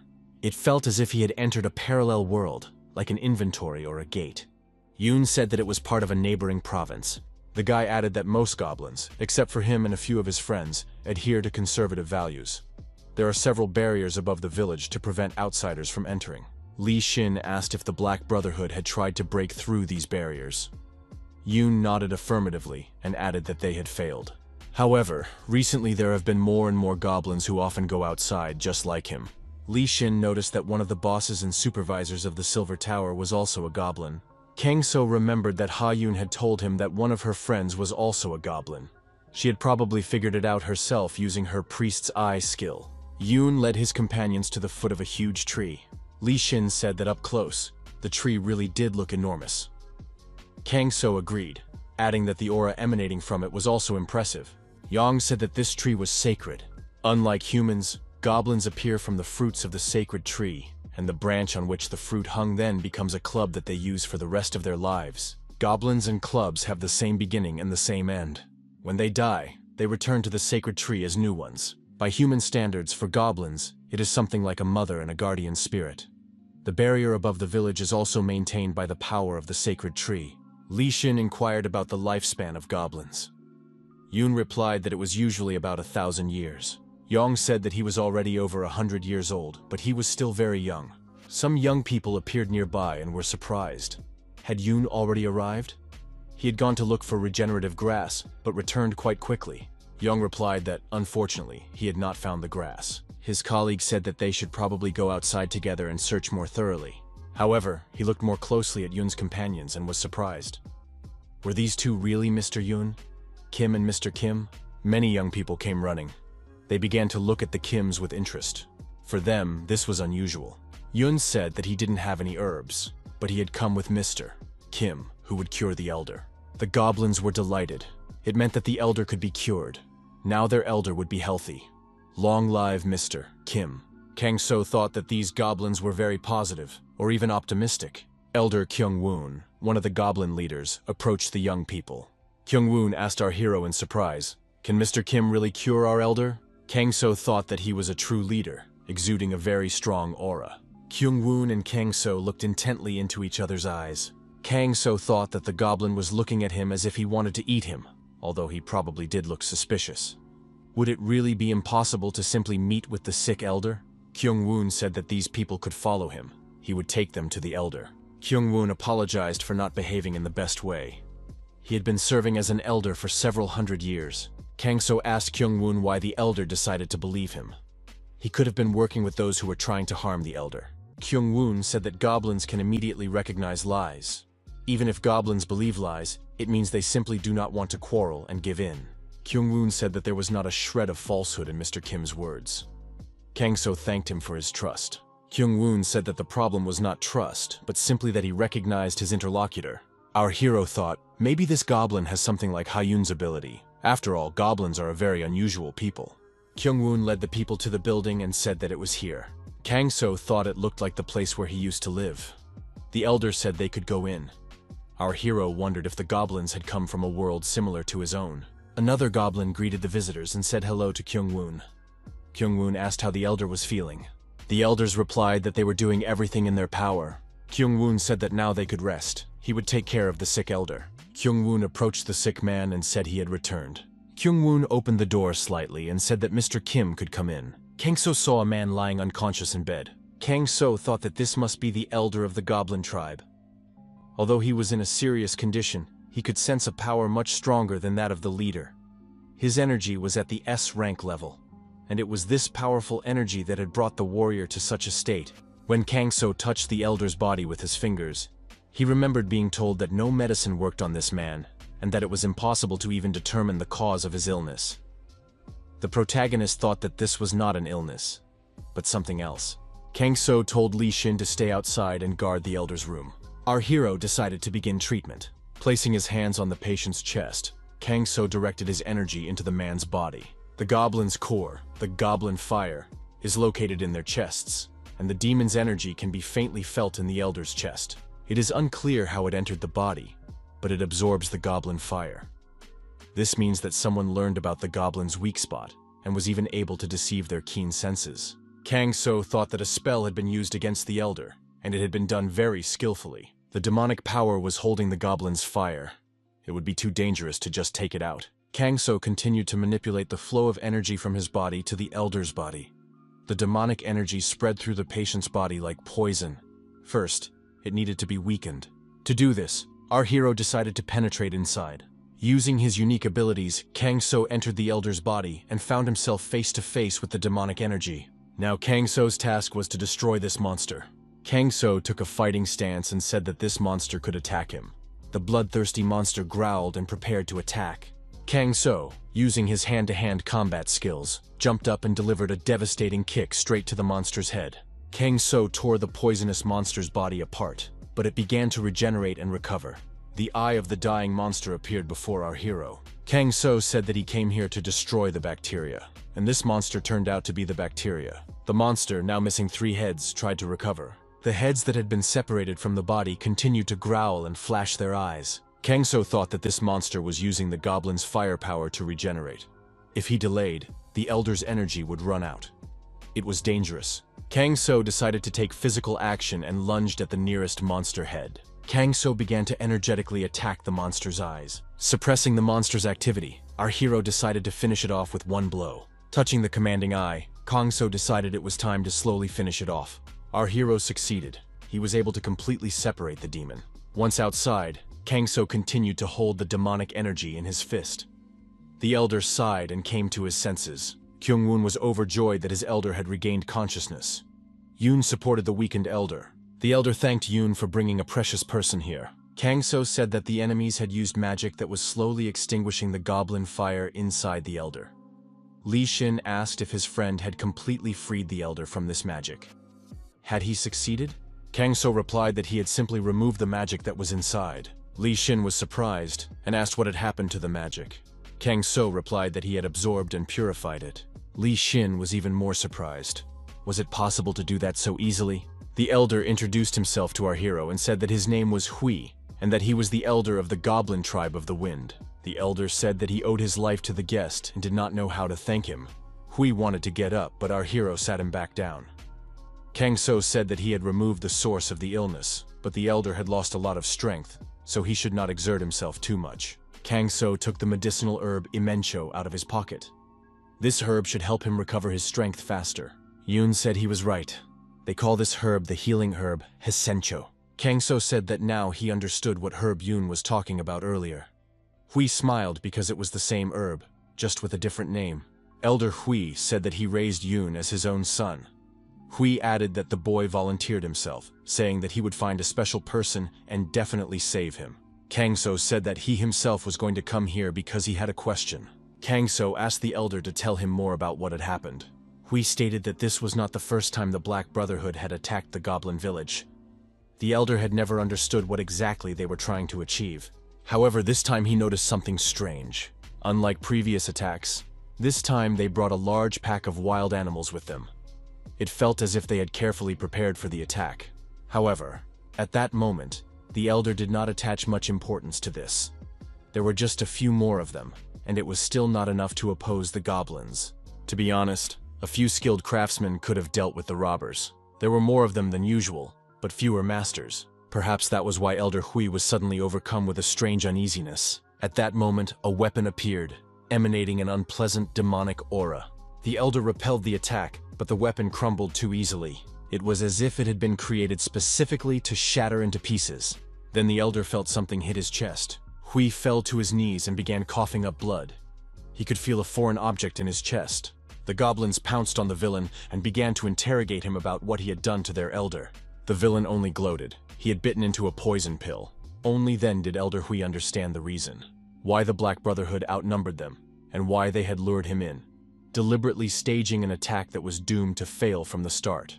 Kang So asked if it meant that the Black Brotherhood had no intention of breaking through the barrier. Was their goal to defeat the Elder with that weapon? Elder Hui nodded affirmatively. However, thanks to Mr. Kang So, he was able to survive. Kang So asked what had happened to the remains of the weapon. Hui replied that the remains of the sword had completely evaporated, and the surviving members of the Black Brotherhood had committed suicide. Kang So stated that if even a part of the weapon had remained, it would have helped the investigation.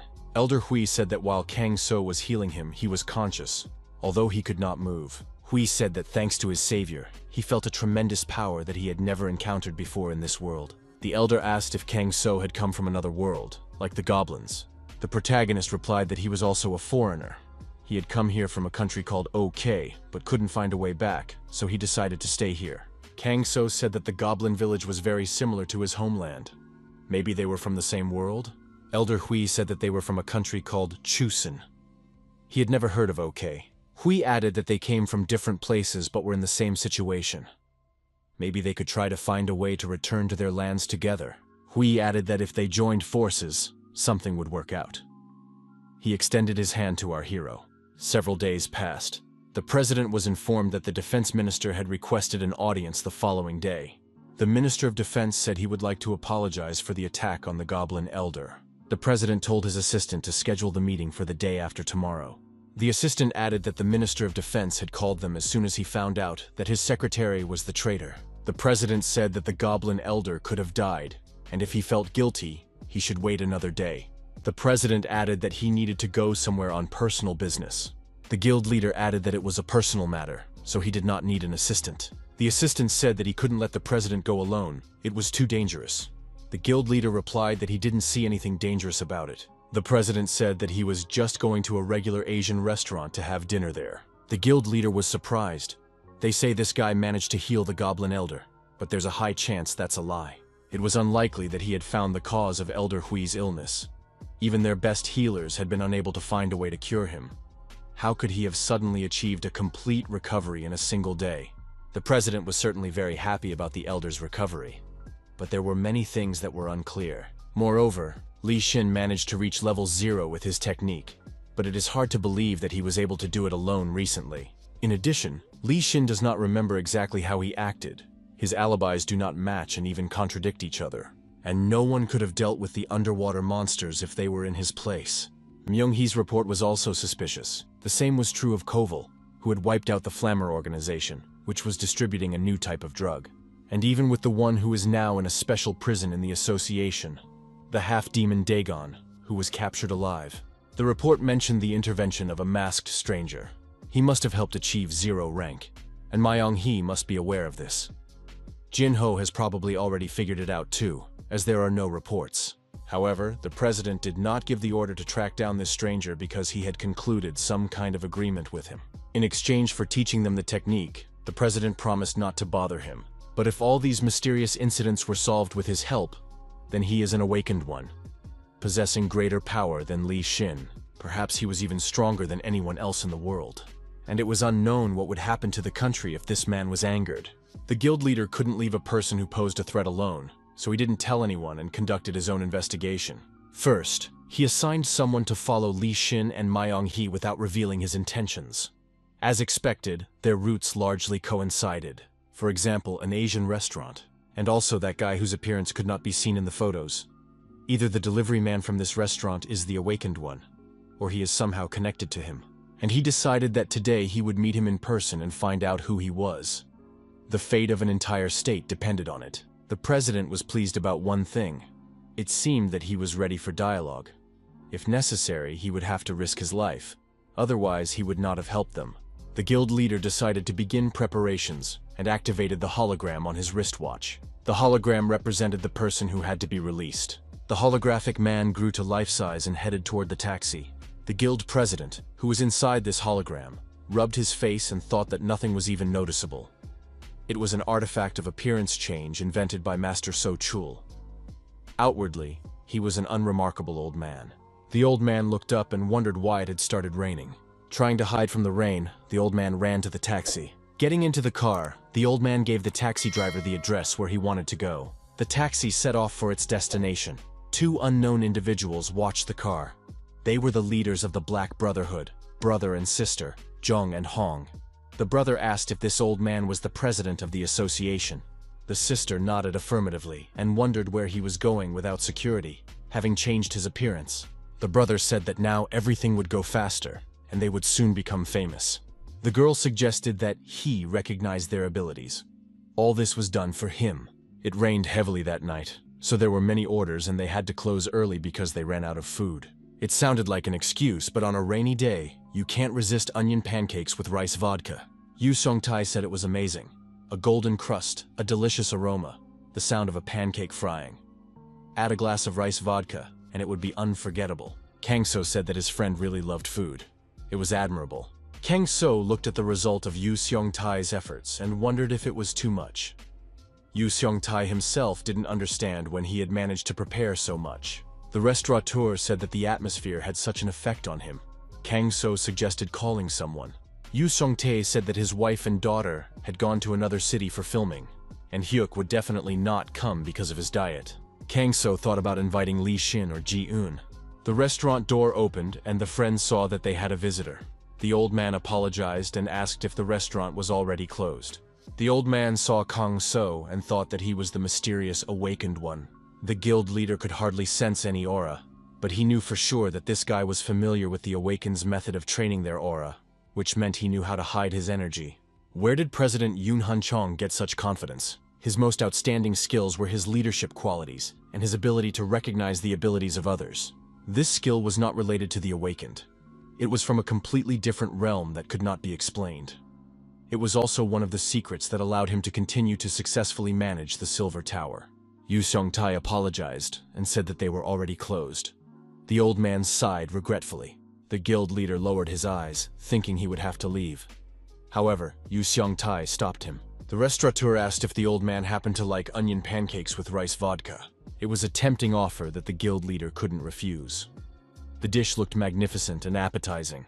The old man drank the rice vodka and breathed a sigh of relief. The guild leader's mood improved noticeably.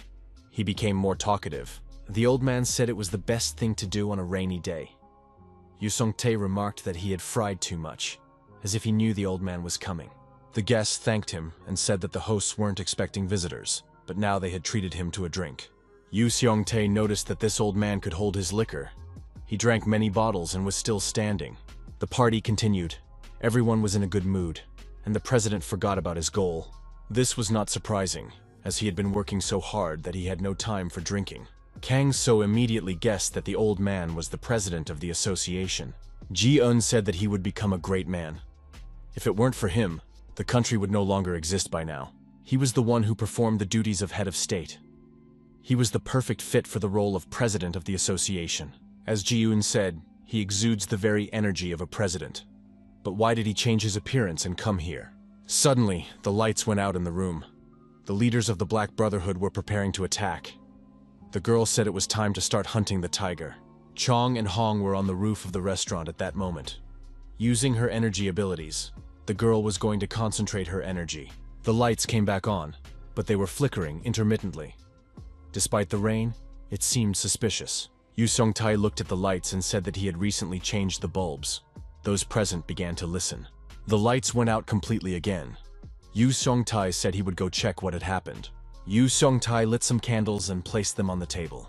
Kang So got up from the table and said that he would check everything himself. Our hero added that the host should not leave while the visitor was there. Yu Xiongtai thanked his friend and said he would be grateful if Kang So checked. Kang So said he would try to solve the problem quickly. Yu Xiongtai told the visitor that his employee was very capable. The girl on the roof absorbed all the energy of those she touched. That was her ability. The advantages of her skill were that she became physically stronger depending on how much energy she absorbed. Also, while she absorbed the energy of the crystal that generated electricity, she was able to bring about complete darkness. Her sister said that everything was ready. When absolute darkness fell, it was her brother's turn. He said he would quickly take care of things in return. The brother moved in the complete darkness created by his sister. He knew that now no one could see him. The leader of the Black Brotherhood jumped off the roof. His skill was perfect camouflage in the dark. Thanks to this, none of their targets had survived so far. Our hero found himself face to face with the villain, who was holding a knife behind his back. The attacker even flinched in surprise. Who was this man? Was he really an employee of this restaurant? The villain thought he was going to quietly kill only the chairman, but this employee was here for no reason. The villain thought that he couldn't leave any evidence behind, so he moved towards our hero with the knife in front of him. The knife was already very close to Kang So's neck. The villain thought that this guy was finished. However, with a slight movement of his hand, Kang So deflected his opponent's knife aimed at him. The villain was surprised.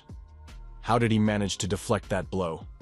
After all, he couldn't even see it, let alone feel its presence. Kang So stretched out his arm and struck his opponent's forehead with his finger. The villain flew backward with a cry. The blow was so strong that the criminal somersaulted and spun around several times. Chung landed on his feet and was surprised how this guy could see him despite his absolute camouflage. The villain shouted, "Who is this guy? Is he a secret agent from the Silver Tower?" Our hero said he was just a delivery guy from this restaurant. The villain, of course, didn't believe him. Kang So said that whether his opponent believed him or not, he would not allow him to disturb the restaurant's customers. Today, they had a special visitor. Therefore, it would be better if the guy left quietly. He was surprised. Did the delivery guy think that because he hit him once, he could do whatever he wanted now? At that moment, the girl jumped off the roof and, putting her fist forward, intended to hit our hero. Hong thought that she would use the energy she had received and put it into the blow. After that, the delivery man would not remain intact. However, Kang So saw the attacker and, turning around, raised his hand, thus deflecting the attack. The girl was amazed. Had he compensated for her energy? Kang So completely absorbed Hong's energy. At the same time, our hero said that you can't use someone else's energy.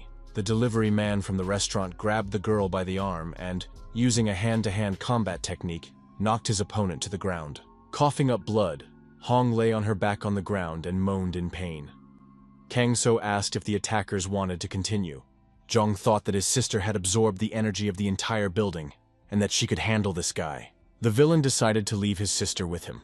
He himself decided to focus on their immediate goal. Jung thought that among all those who had been their targets, no one had ever managed to survive. The criminal took out a knife and thought that they would destroy Chairman Yoon Han-jun. The leader of the Black Brotherhood gathered momentum and was about to break into the restaurant. However, after taking only a few steps, the villain bumped into something invisible.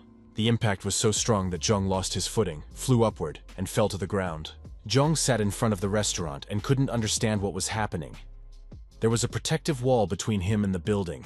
Kang So approached his opponent and said that he knew uninvited guests would show up here, so he set up a barrier in advance. Kang So reiterated that no one dared to touch the visitors to this restaurant.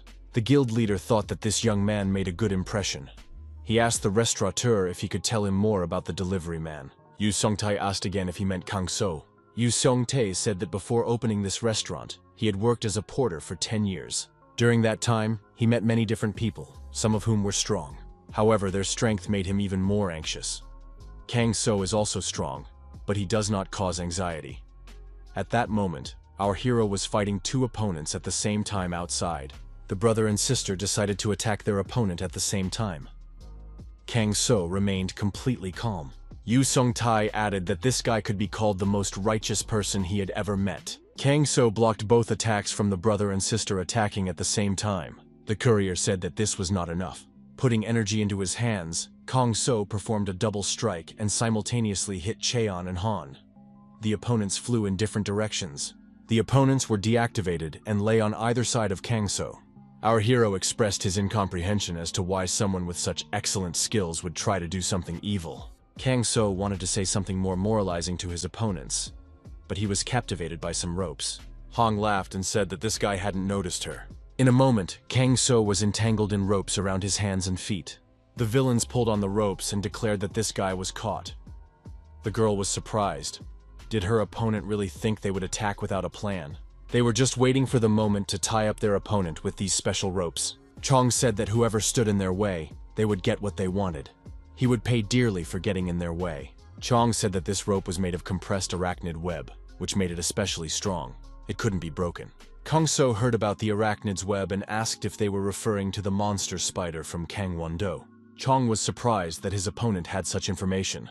The villains added that the strength of this rope could not be broken under any circumstances. Kang So tensed up, and the rope simply evaporated from the tension. The leaders of the Black Brotherhood cried out in fear and surprise. Kang So said that if his opponent said these ropes couldn't be broken, then they definitely couldn't do it. The old man smiled when he heard Yu Sung-tae call his assistant the most righteous person. The guild leader said that if a person with power uses it with a righteous heart, there will be peace on earth. Yu Sung-tae replied that if power is the reason for such a righteous person to give up their normal life, then perhaps Kang So would give up his power. He would most likely choose a normal life. Yu Sung-tae and his guests noticed that the light had returned. Kang So entered the room and said that it took longer than he had expected. Yu Sung-tae said that his assistant was doing a good job. The old man asked our hero his name, and he said his name was Kang So. Kang So asked if the old man wanted to tell him something. The old man looked at the young man and said that he wanted to thank him. The guild leader thought he wanted to thank him for everything that had happened. Thank him for saving many people. The guild leader was grateful to our hero for everything. Kang So, in turn, thanked the old man and said that thanks to people like him, this country remains healthy. Kang So said, "Thank you very much." The old man was surprised. Did this guy know who he was dealing with from the very beginning? The guild leader added that he was also grateful to the young man for that. As he said goodbye, the old man told the restaurant owner that he had had a lot of fun today. He hadn't noticed how time had flown by. Yu Sung-tae said that his grandfather should be careful. The old man saw two people in black tied to a pole. He asked who they were. Coming closer, the old man saw that they were the Blackmen brothers and sisters of Airang. But what were they doing here? One of the prisoners had a note sticking out of his pocket. After reading it, the old man realized that they were indeed the Blackmen who had been hunting the chairman. The guild leader left the restaurant completely satisfied with today's meeting. As always, it was fun at this place. Together with the Sun-tae family, they came to the water park. Sun-tae said that Ha-yoon really liked it here. Tae-bok was not acting as a bodyguard, but as a member of Ha-yoon's chocolate bun fan club. Kang Sung was simply enjoying his vacation. However, it didn't last long. Soon, Kang So faced a serious problem. The problem was that the overly exposed bodies of those around him constantly caught his eye. Kang So wondered if they were wearing too little clothing. Our hero didn't even know where to look. However, he had no choice, and his gaze was constantly drawn to these almost naked bodies. It was a crisis moment in Kang So's life. The senior instructor asked his subordinates what they were doing. The young people replied that they were looking for their boss, Myung-hee. The water park was not a gathering of wolves on the hunt. They had come here to protect their boss from men with bad intentions. That was their calling. The senior instructor said that he had come here as a volunteer. He was there to ensure the safety of citizens and maintain order. That was their calling. The employee asked the boss to be honest with them. The boss knew that Kim Myung-hee would be here today, so he applied to be a volunteer. He even gave up his vacation. The senior instructor said that was not true. The employee asked why the chief had not gone on vacation in that case. The young people admitted that the boss was very stubborn and did not want to admit what everyone else could see. Everyone in the department knows that the boss likes Kim Myung-hee. If the boss delays, someone else may beat him to it. Kim Myung-hee is also popular in other departments. The employees suggested that the boss not worry and trust them. They know how to organize everything. The boss said that these two are asking for trouble. Have they decided to play a joke on him? In that case, he will have to show them who is in charge. At that moment, Song Jin-ho was called out. The young people looked back and saw Kim Myung-hee. The girl said she had heard that Jin-ho would be here later. Why did he bring his employees with him? Sun Jin-ho thought that Myung-hee had always been so beautiful. The girl was surprised. Why did Jin-ho suddenly blush? Maybe he had heat stroke? Kim Myung-hee came closer and touched Jin-ho's forehead. The young man, of course, blushed even more. The girl came up really close, and Jin-ho started breathing faster. Myung-hee said that it didn't seem to be hot. Jin-ho said that he was fine. Myung-hee said she was worried about him. Jin-ho repeated that he was fine. Myung-hee said that Jin-ho had only recently regained his strength and shouldn't overexert himself. The girl waved her hand and said she would be in the next area. They could see each other later. The young people advised Myung-hee to be careful. Jin-ho thought that this girl was worried about him. The young man turned away and heard someone call out to the beautiful girl. A young man approached Myung-hee and asked if she wanted to talk to him. The young man said he was the head of the 4th department of the legendary guild. If the girl had time, they could have some fun. Myung-hee said that she had come here to volunteer, not to have fun. She didn't have time and had to leave. The head of the 4th department of the legendary guild grabbed the girl by the arm and said that there were plenty of volunteers here without her. She didn't have to work today. Myung-hee thought this guy was very annoying. Suddenly, another person grabbed the annoying young man by the arm. Jin-ho, for it was he, noticed that the girl had refused. The annoying young man became angry. Who was this guy? The head of the legendary guild asked if he was her boyfriend. Jin-ho wondered who he was to Myung-hee. The young man remembered how they had fought Dagon, and he had been unable to protect Myung-hee. He had broken the promise he had made to Haein Seonbai. He didn't even bother to heal his wounds, so he wouldn't forget that shame. He was still too weak to protect Myung-hee. Jin-ho thought that was why he couldn't bring himself to take the first step. Before Jin-ho could answer, a little girl ran up to Myung-hee and called her mom. Myung-hee didn't understand what was going on. The young people were also surprised. Hyun winked at the girl and quietly told her to play along. Jin-ho and the commander of the 4th squad of the legendary guild were even more surprised. Jin-ho didn't understand how this had happened. The annoying young man realized that he had gotten involved with a married woman. Jin-ho asked when Myung-hee had found the time. The girl discreetly elbowed Jin-ho in the jaw. The young man staggered. Myung-hee asked loudly if he was okay. She said her hand had accidentally slipped. Those around them said that this annoying guy was harassing a married woman. What a disgrace. They also said that he was from a legendary guild. The young man apologized, bowed, and quickly ran away to disappear from view. Myung-hee thanked the little girl and asked why she had decided to help her. Hyun replied that her uncle had taught her to help those in difficult situations. Hyun then said goodbye and ran away. Hyun returned to her uncle Kang So. Kang So picked up the girl, and together they greeted the volunteers. The volunteers recognized this man as the delivery man from the Yangchonggak restaurant. Myung-hee said that this man had helped her several times before. Jin-ho said that the delivery man from the Chinese restaurant was a rather inconspicuous figure whom no one would suspect. This meant that he was the ant. The members of the Silver Tower called informants ants because they were like ants that gathered food and carried it back to the anthill. Myung-hee said something like that. One of the volunteers suggested that it was her secret lover. Jinho himself did not hear what was being said around him. An announcement was made over the loudspeaker at the water park that the long-awaited event was about to begin. The host said that they were starting an event called Obstacle Course. The vacationers were thrilled. Everyone said it was the most exciting thing that could happen at a water park. In this competition, participants had to overcome obstacles and reach the finish line as quickly as possible. Sung Tai asked Kang So if he was interested in it. Our hero thought it was similar to the training he had undergone as a child. He said that anyone could participate in these competitions, regardless of whether they were awakened or not. Only physical enhancement could be used. One of the attendees asked if this was too advantageous for the awakened. Would there be a prize? The host said that there would be no concessions for the awakened, and of course, they had prepared a prize. The winner will receive a new car from the organizing company. Anyone who wants to participate in the competition can sign up. You need to approach an employee and submit an application. Ha-yoon asked if her uncle would participate. Kang So replied that he would just watch. Ha-yoon said she would like to ride in that red car. The girl added that if they had a car like that, they could go on trips together. The protagonist thought he couldn't disappoint Ha-yoon. Kang So said he would try too. Ha-yoon remarked that her uncle was the best. Kang So thought that now he would have to make every effort. He just had to make sure he wasn't found out. The obstacle course offered new challenges in each competition. This time, many people signed up to participate, which meant that everyone was in for some heated competition. Everyone was interested in what obstacles awaited them today. It was also curious to see who would be the winner, able to overcome all the obstacles. The host introduced the first participant in the competition. It was the youngest department head from the legendary guild. The vacationers saw Park Myung-gil. The young man waved his arms, greeting the audience. Myung-gil thought that these people didn't understand anything and didn't even know the significance of this event. This wasn't just a children's game. It was a competition organized by the best guild in the country. The prize for the winner was just a distraction. The real goal was to select true professionals from among ordinary people and invite them to join the guild.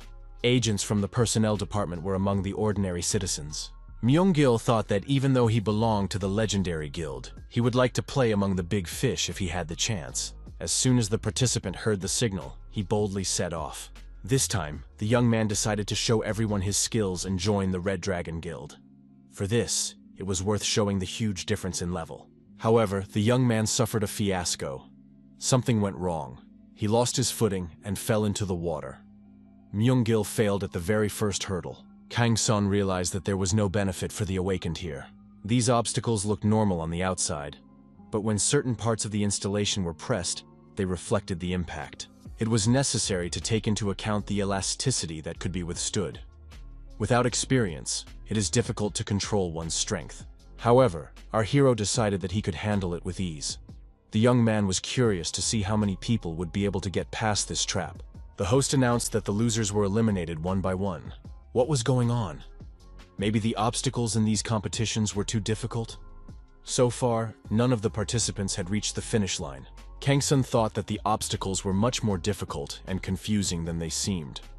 No wonder everyone was having such a hard time getting through them. Kang So understood that it was easier than easy for him, but there was hardly anyone among the participants who could overcome such traps. The host announced the next participant.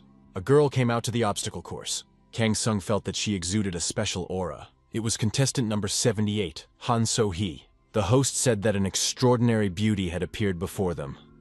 Would such a weak girl be able to make it to the end? Our hero had a feeling that she had already gone through many trials. She didn't have much aura, but it was interesting to see what she was capable of. Han So-hee looked at the photo in the locket. It was a photo of her father. The girl mentally promised to avenge her father and prepared for the start. The host said that Han So-hee started right after the signal. The girl had tremendous strength of spirit. She overcame the first obstacle quite easily. The next challenge was a rope.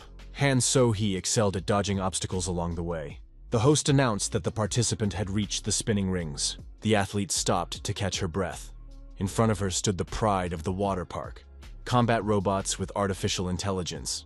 The monkeys stood in a fighting stance, fully prepared to attack the contestant. Kang So thought that the organizers were collecting data, and with each competition, these monkeys were only getting stronger. Would the participant be able to overcome this obstacle? The girl started running. The host did not think she would be able to avoid the attack of the brothers. However, the athlete turned out to be quite agile. She managed to dodge the blows, but there were two monkeys, and it was very dangerous. The host said that Han So-hee was now between a rock and a hard place. The vacationers watched the contestants' progress with bated breath. The girl jumped high and cleared the obstacle from above. At the same time, the monkeys attacked each other. Han So-hee landed, leaving the monkeys behind her. The host said it was amazing. The girl managed to overcome the monkey brothers by making an incredible jump. While the host was saying this, Han So-hee started the next challenge. What awaited her next? The moving board suddenly tilted to one side.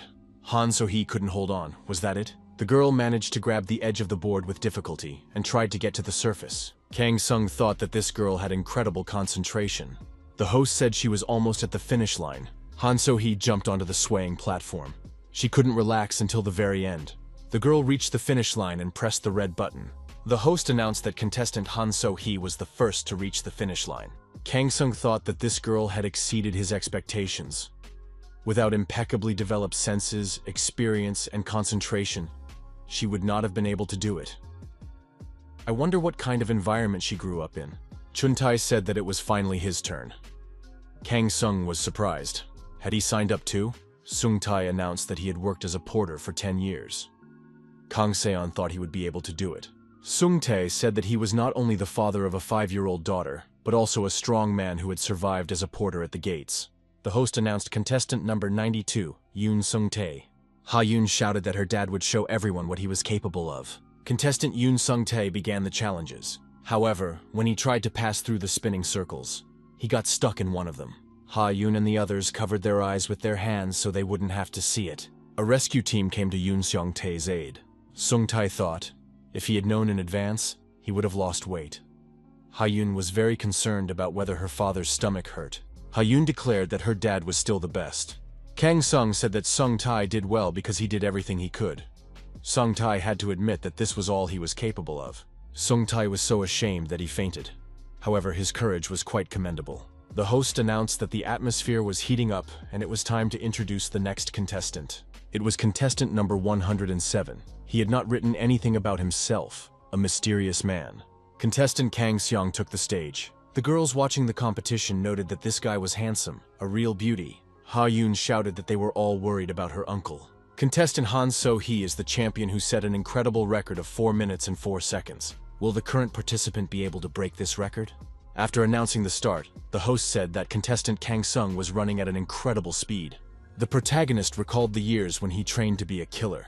Although, of course, this is not comparable to the current obstacles, which seemed like toys. Back then, they were not dummies, but real weapons.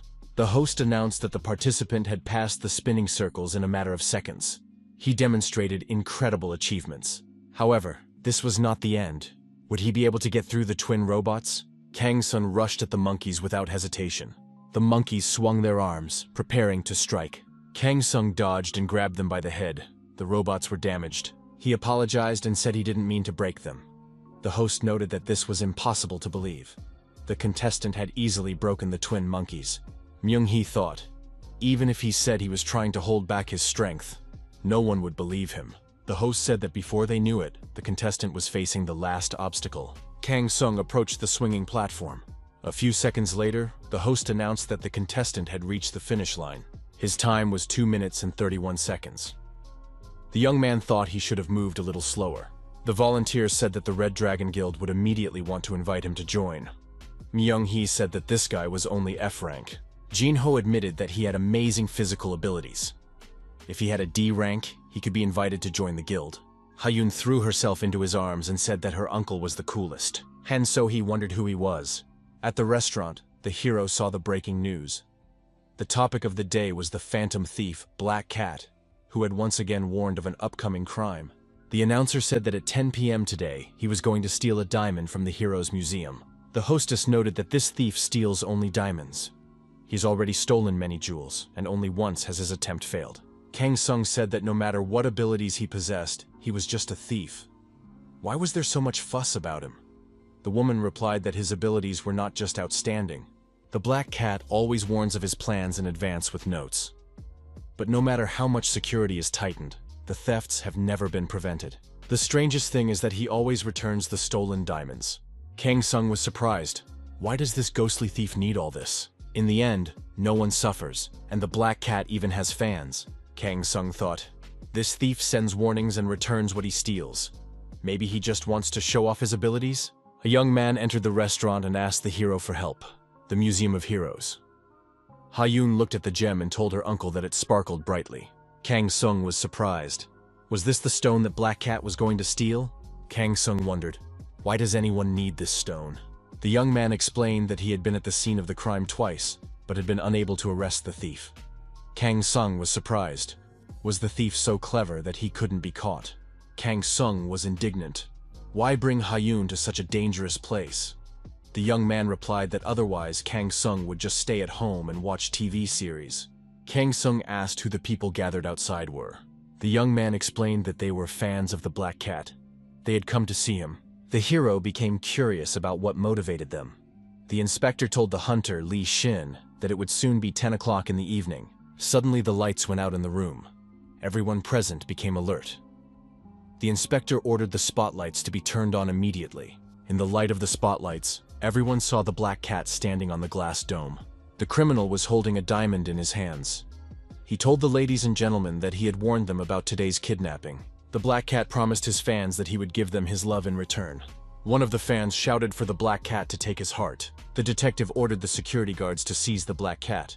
Everyone rushed to carry out the order. Suddenly, there was a blinding flash, and 4 Black Cats ran off in different directions. One of the officers reported to the commander that there were now several cats.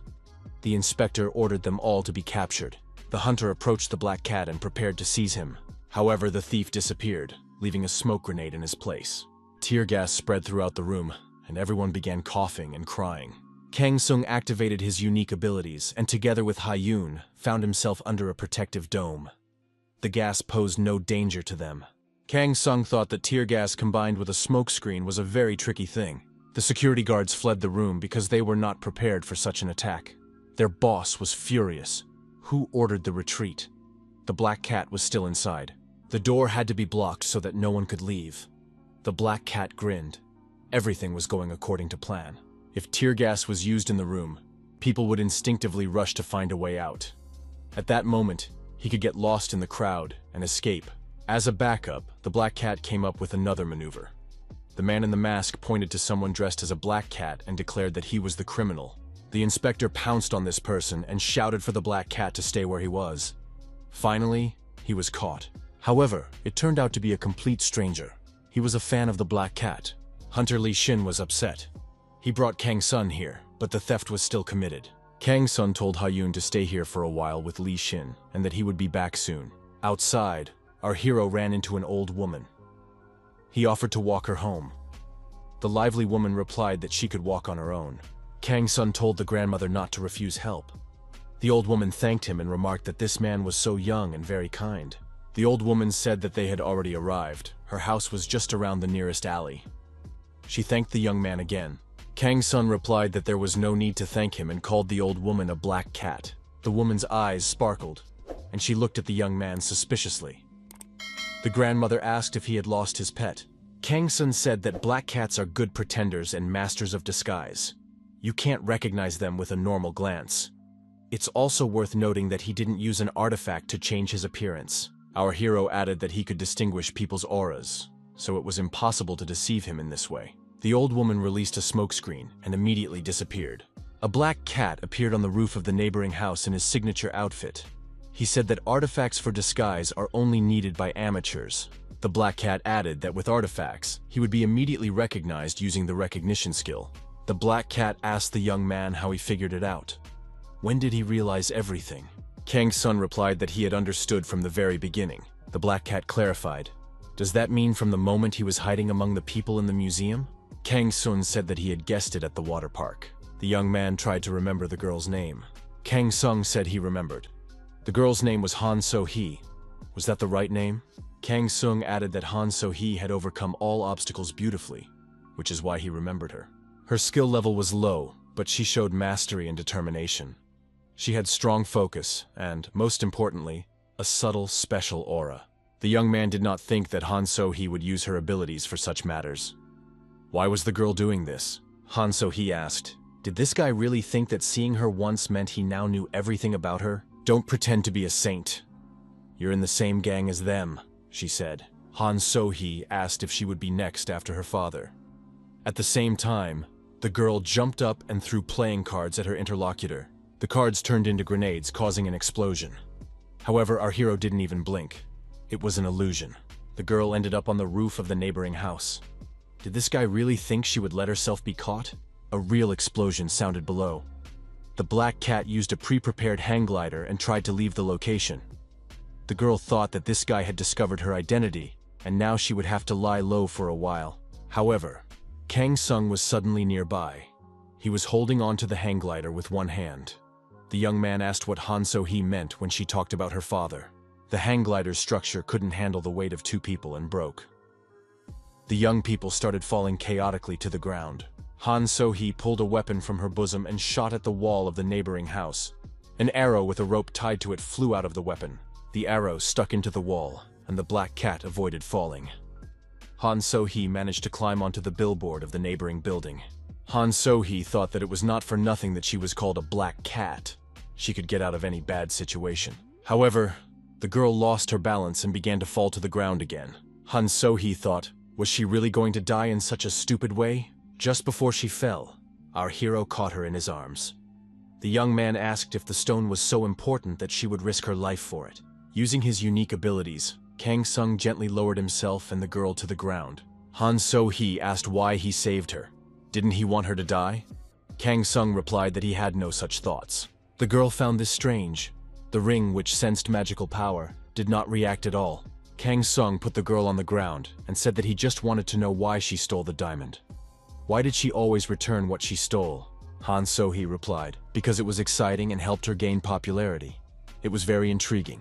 The elusive black cat. Kang So said that the girl was good at pretending, but she didn't know how to deceive. Han So-hee admitted that she had heard that a weapon was hidden in a special diamond. This weapon is so powerful that it can defeat a demon. Han So-hee admitted that it sounds crazy. But right now, it is more important to her than her own life. The protagonist asked Han So-hee to tell him more about everything she knew. The girl admitted that this was the first time she was ready to pour out her soul to someone like this. Kang So wasted no time and, using his unique abilities, healed the bruise on her leg. Han So-hee began her story. Her father was a famous archaeologist and gemologist. One day, he received an order for an unusual gemstone. The man examined it carefully through a magnifying glass and said, "It can't be." The archaeologist was very excited and told his daughter that it was a weapon that could destroy demons. The weapon was hidden inside the stone. The man claimed that they could make the world a better place, and then talked at length about the power of this stone. Han So-hee was young and does not remember all of his words now. To write a dissertation about his discovery, the archaeologist began his research. He entered all the information into a computer. However, when his work was almost complete, those people came for him. Han So-hee said that her father was injured at that time. The archaeologist looked at the photo of his daughter and realized that he couldn't let them get to So-hee. The man rushed at the villains and was shot with an automatic weapon. One of the criminals said that the task had been completed and ordered them to take only the stone and burn all the materials. The girl watched what was happening from the shadows. Everything was done as the leader of the robbers had ordered. Han So-hee was too young and couldn't do anything. So-hee just watched from her hiding place as her father died. The girl said that the villains set fire to the papers in the laboratory. They had been prepared in advance. The next day, the news reported that a famous archaeologist had died in an accident. After that, articles began to appear claiming that all his research was false. Han So-hee tried to tell people the truth, but no one believed the little girl. She said she found a notebook that her father had hidden in the shelter. Perhaps he had foreseen the danger. The girl noticed that the first line in the notebook was, "The weapon that can defeat the demon is the shining weapon." Kang So remembered Kim Myung-hee saying that a demon named Dagon called this dagger a new recruit. This weapon was designed to fight demons, but Han So-hee had not yet been able to awaken it. Its condition has not yet reached perfection. But one thing is clear. It is capable of damaging demons and possesses considerable power. Kang So wondered if it was similar to the dagger Kim Myung-hee had, or were there other similar blades. Han So-hee noticed that the notebook said, "Sparkling weapons often sleep inside special precious stones," and one of those was the stone her father was researching. Kang So thought that this meant there could be several weapons. So he added that even if she told others about it and asked them to show her the stone, no one would agree. Kang So asked, was that why Han So-hee stole the precious stones? Did she want to restore her father's honor and prove that his research was real? The girl nodded affirmatively. Kang So said that he believed her and believed in the existence of a weapon capable of destroying demons. He also believed that the weapon could be found inside the stones. The young man added that he was not going to turn Han So-hee into the police. The protagonist said he had one condition, so he naturally asked about this condition and noticed that her leg no longer hurt. Kang So said that a man would be coming soon, so he asked how she would recognize him. Kang So explained that the password would be Night Dew. The young man had previously told Myung-hee that they should help anyone who said this password. This person would help, and she would no longer have to steal stones to study them. Han So-hee was surprised. Should she really believe this? Kang Seon said that now it was her choice. After all, he trusted her. Kang So took a stone out of his pocket. So-hee was surprised. It was the stone she had hidden in her hair. But how and when did he manage to take it? The young man said that the black cat had already examined the stone, so it could be returned to its place. Our hero noted that whatever the reason, stealing is wrong. So he admitted that this was not the stone she was looking for. Han So-hee thought that this guy was doing whatever he wanted. Kang Seong went on his way, and the girl realized she hadn't even had time to thank him. An old castle on the outskirts of town. A man hiding his face under a hood stood with a rose in his hand. An old man approached him. The old man with a cane in his hand knelt down and addressed the Lord. Millen asked the Lord to spare some time for his poor slave. The man in the hood cut another rose from the bush and asked what had happened to Dagon. Millen replied that he was in an interdimensional prison in a small state on Earth. The ruler asked if Millen, with his abilities, could get in there. The old man replied that if the Lord would grant him a little of his power, he could. Demonic energy began to gather around the old man's cane. The Lord asked, "Is this enough?" Millen thanked him for his kindness. The Lord said that if Dagon had revealed their lineage, they would deal with him after he had paid for his crimes. His soul could be used to create a new beast. Millen said he would do as the Lord commanded. Leaving the castle, he thought that so many gatherers had already lost their lives in such a small country. There wasn't even a strong army here. If it weren't for the promise, these people would have disappeared from the face of the earth long ago. Millen wondered, had the deity learned of their plans? In that case, it was impossible that the Lord had said nothing. Near the fountain in the recreation area, an elderly man with glasses was reading a book. The man complained about his eyesight and said that the font in this book was too small. To see the letters better, the old man lifted his glasses. He had only one good eye. A little boy walking by with his mother saw the old man's face and started crying. The child told his mother that this grandfather was very scary. The woman replied that they were leaving now. Ha-yoon approached the old man and greeted him. He did not expect this from a child. The man lifted his glasses, looked at the girl, and asked if she was afraid of him because his face looked scary.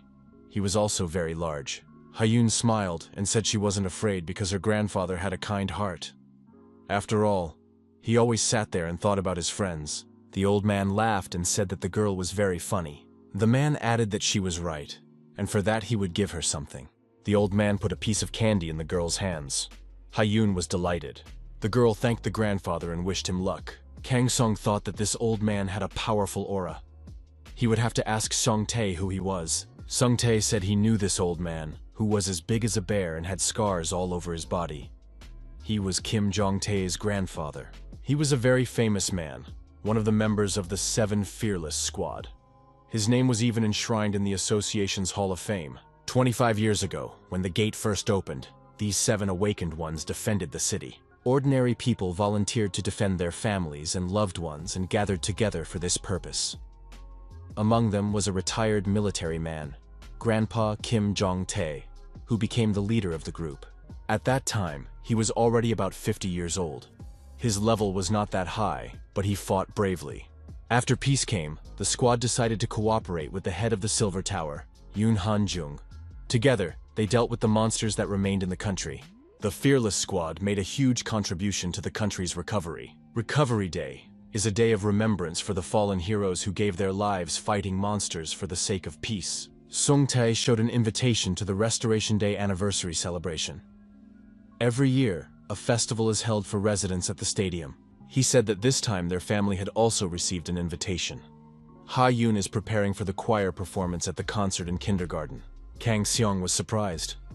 Is Ha-yoon really going to sing in the choir? Does that mean the restaurant is closed today? The hero wished them a good time and regretfully noted that he would not be able to go with them. Sung-tae was surprised. Why did Kang So decide not to go? The young man replied that his family had been invited.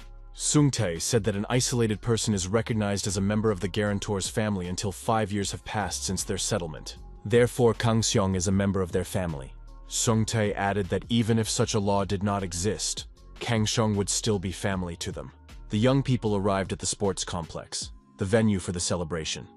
The host said that today they had prepared a special performance to congratulate everyone on this wonderful day. The new Sprout kindergarten choir would take the stage. Sun-tae saw his daughter in the front row and said that Ha-yoon was doing well. Among the guests of honor was Kim Jong-tae with a medal on his chest.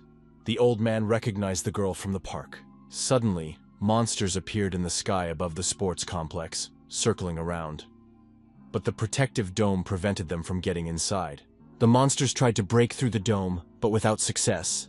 The spectators were frightened, and the organizers announced that everyone should go down to the shelter. At that moment, terrorists were in the security room, forcing the employees to lie face down on the floor. The leader approached the computer and tried to deactivate the protective dome. The audience saw the dome disappear.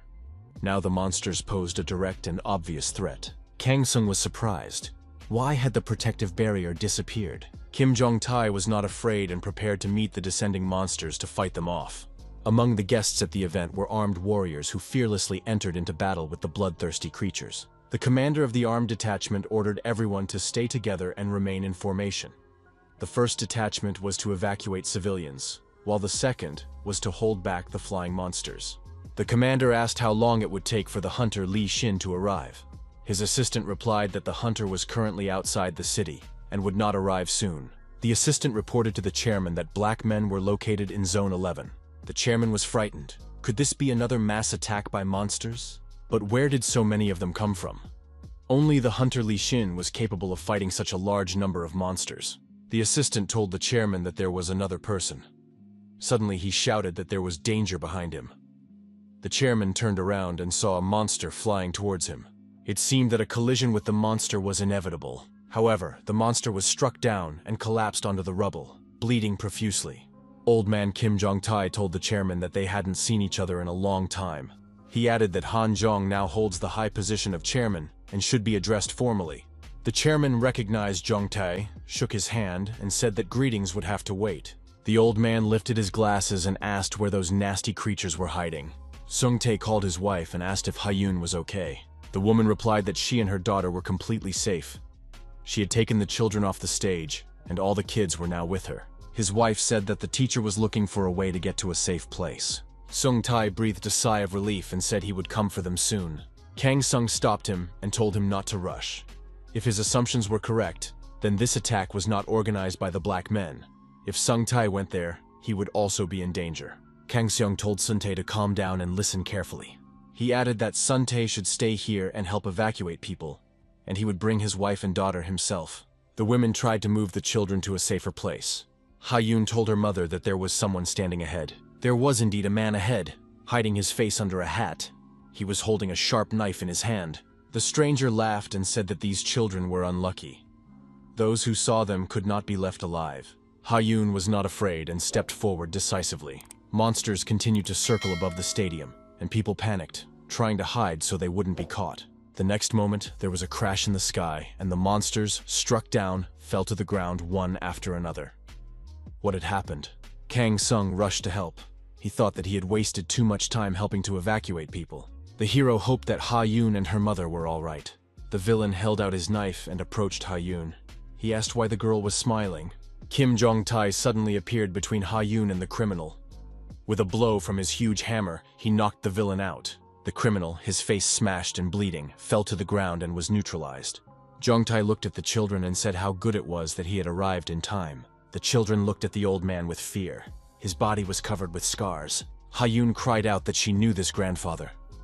Jong-tae turned around and also recognized the little girl. The old man asked if Ha-yoon was okay and if she was hurt. The girl's mother thanked the man for his help. The children were surprised. Did Ha-yoon really know this huge man? The girl replied that he was a very kind grandfather. She added that he only punished bad people and there was nothing to be afraid of. Suddenly, more people appeared behind the old man. Their leader laughed and was surprised to see Jong-tae there. The villain said that old people should stay at home. Why did he even show up here? Someone whispered something in the bandit leader's ear, and he laughed even louder. So, was he standing before the leader of the Fearless Seven? The very same Kim Jong-tae? The criminals said that they were lucky. If they sacrificed the old man and the children, he would be very pleased. Kim Jong-tae told Ha-yoon to step aside and wait a moment. He would deal with the villains himself and take the children to safety.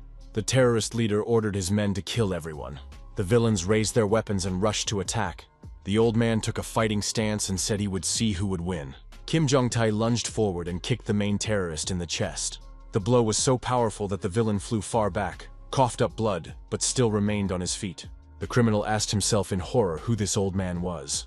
Jong-tae, hammer in hand, advanced on him again. The criminal realized he was wrong. This old man was not just awakened, but a real monster.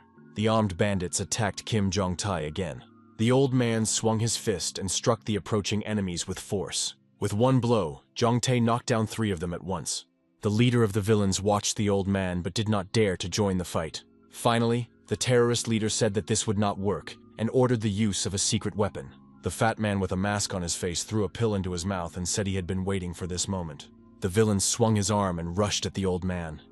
A negative aura emanated from him. Even Kim Jong-tae's hammer couldn't help. After the first blow, the old man flew far back. Jong-tae slammed into the wall with all his might and shattered it. The thug approached Jong-tae, who was bleeding profusely. The old man remained standing. Jong-tae looked his opponent in the face and said that he had decided to settle the score. The old man thought that the big guy was quite unusual. He was not only huge, but also aggressive. The big guy threw a powerful punch, but Jong-tae dodged to the side. The blow left a dent in the ground. The old man figured this guy had totally lost his mind but gained some crazy strength. The blow was so powerful that the dust that rose up made it impossible to see anything around. After the blow, when the dust settled, the bully looked around. He couldn't understand where the old man had gone.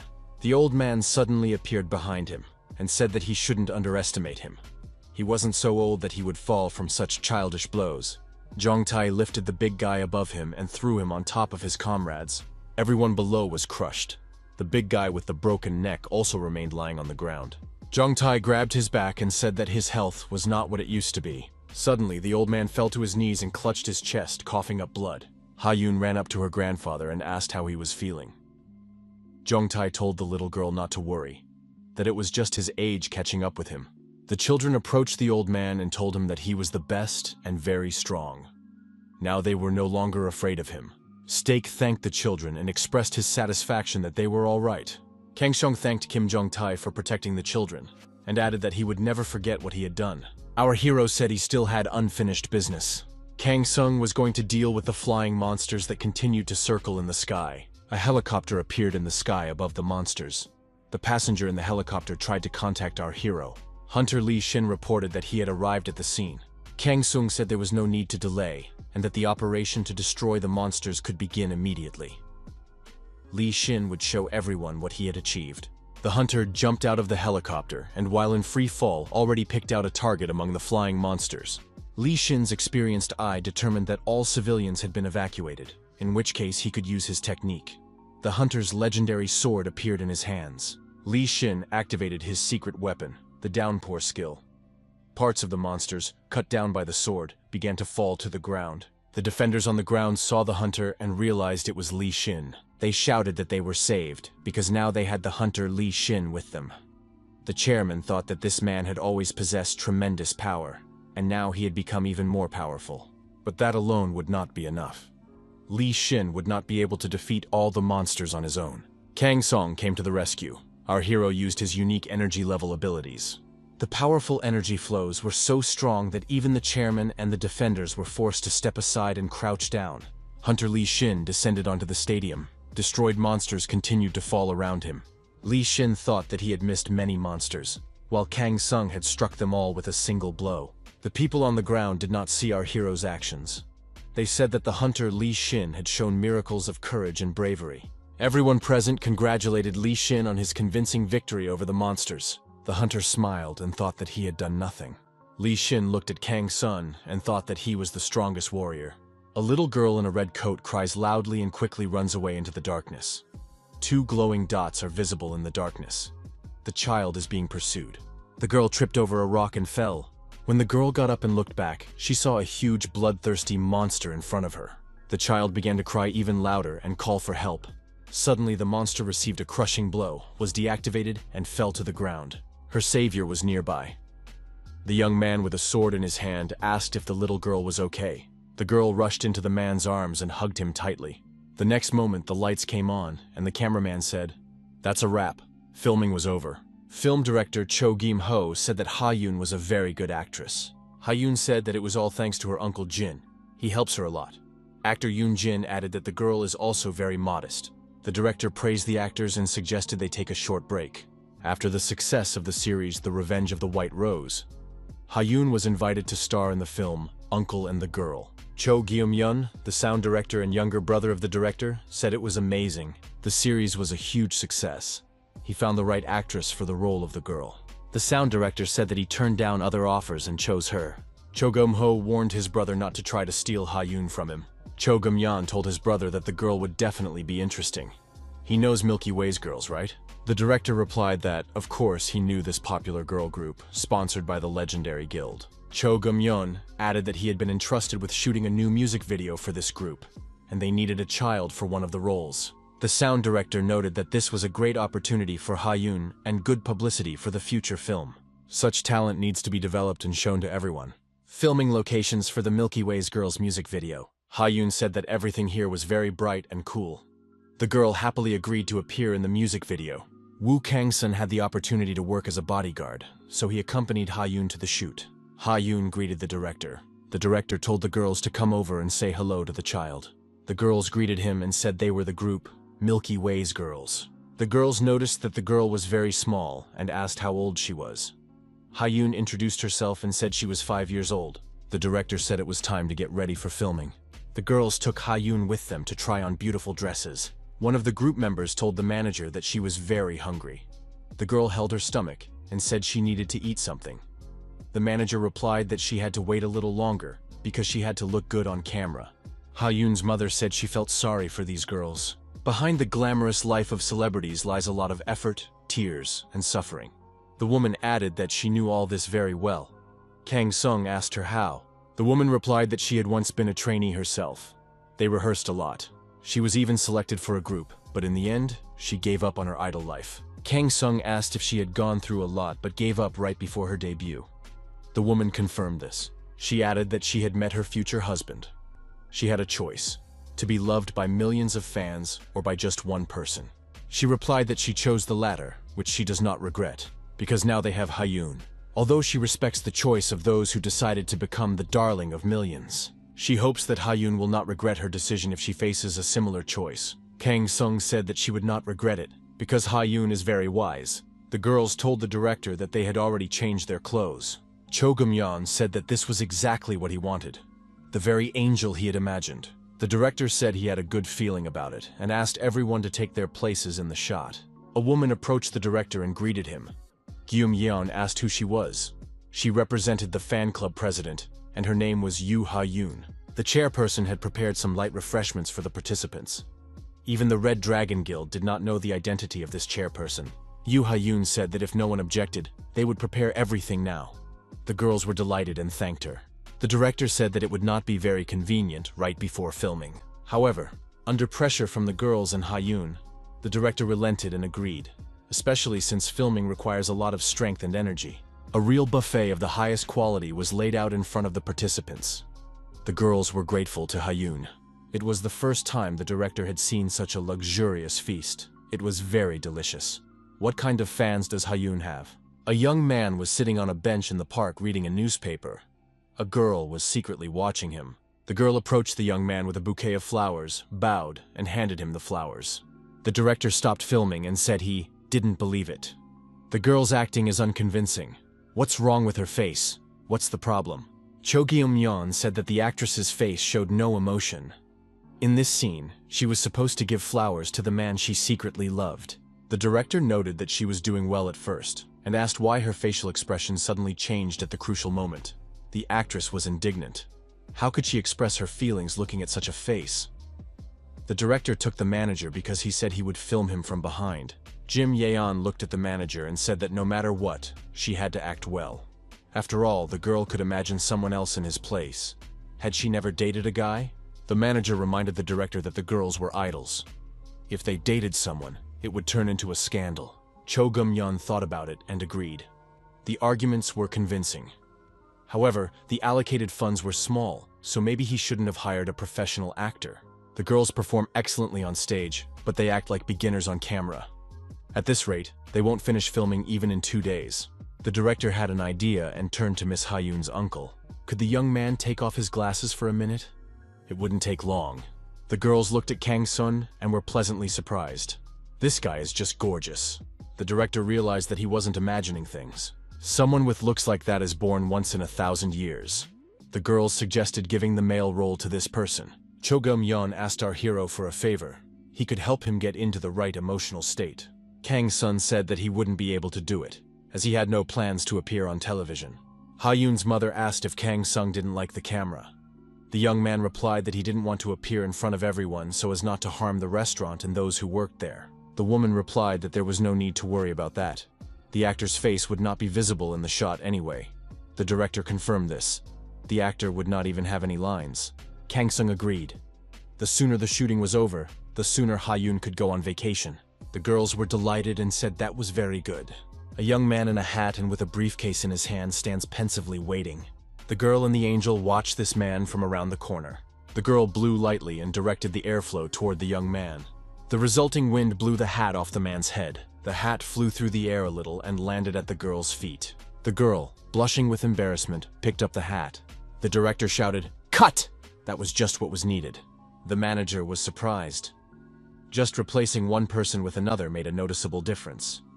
The girls told the manager that there was nothing they could do about it. The actress asked the manager if anything came to mind when he saw such an attractive person. The manager admitted that this young man was handsome. With a face like that, you can achieve a lot. A silver tower, inside which there is a special prison. The prisoner said that it was very boring here. How much longer would he have to stay here? If he got out of here, what would happen to him? Suddenly, someone appeared in the cell and said that Dagon was making noise here too. The prisoner looked back. Dagon saw that Mr. Millen had somehow ended up in the cell. Dagon was surprised. No one could get in here. Millen admitted that he had to work hard to find a way. Dagon suggested that this man had been sent here to summon him, and said that he should be untied immediately. Millen said that Dagon had misunderstood everything. The man said that the Lord was very angry because someone, whom the Lord had generously given a chance, had passed on all the information about other beings to humans. Dagon said he wanted to meet with the master so he could explain everything. Millen replied that it was too late. In his current state, Dagon was very weak. Dagon broke the stone that the Lord had given him and lost his power. Now he is unable to even remove his shackles. Millen asked what Dagon could do even if he met with the Lord. Dagon said that Millen should not dare to speak that way, or he would regret it. Millen said that even in such a pitiful state, Dagon's pride had not gone anywhere. The man struck the prisoner with his cane and pierced his chest. Millen said, "What belongs to Caesar will return to him. No one can take the master's property." After work, the 3 young men decided to eat and drink together. Sun-tae said that it had been a long time since they had gotten together like this. The young man agreed, because their sports activities had made it impossible for them to meet. Sun-tae noted that the young man had changed a lot during the time they had not seen each other. His shoulders had broadened and his body had become stronger. It was difficult to recognize him as the same guy. What kind of sport would you have to do to change so much? The young man replied that he had been training every day using the method suggested by Kang So.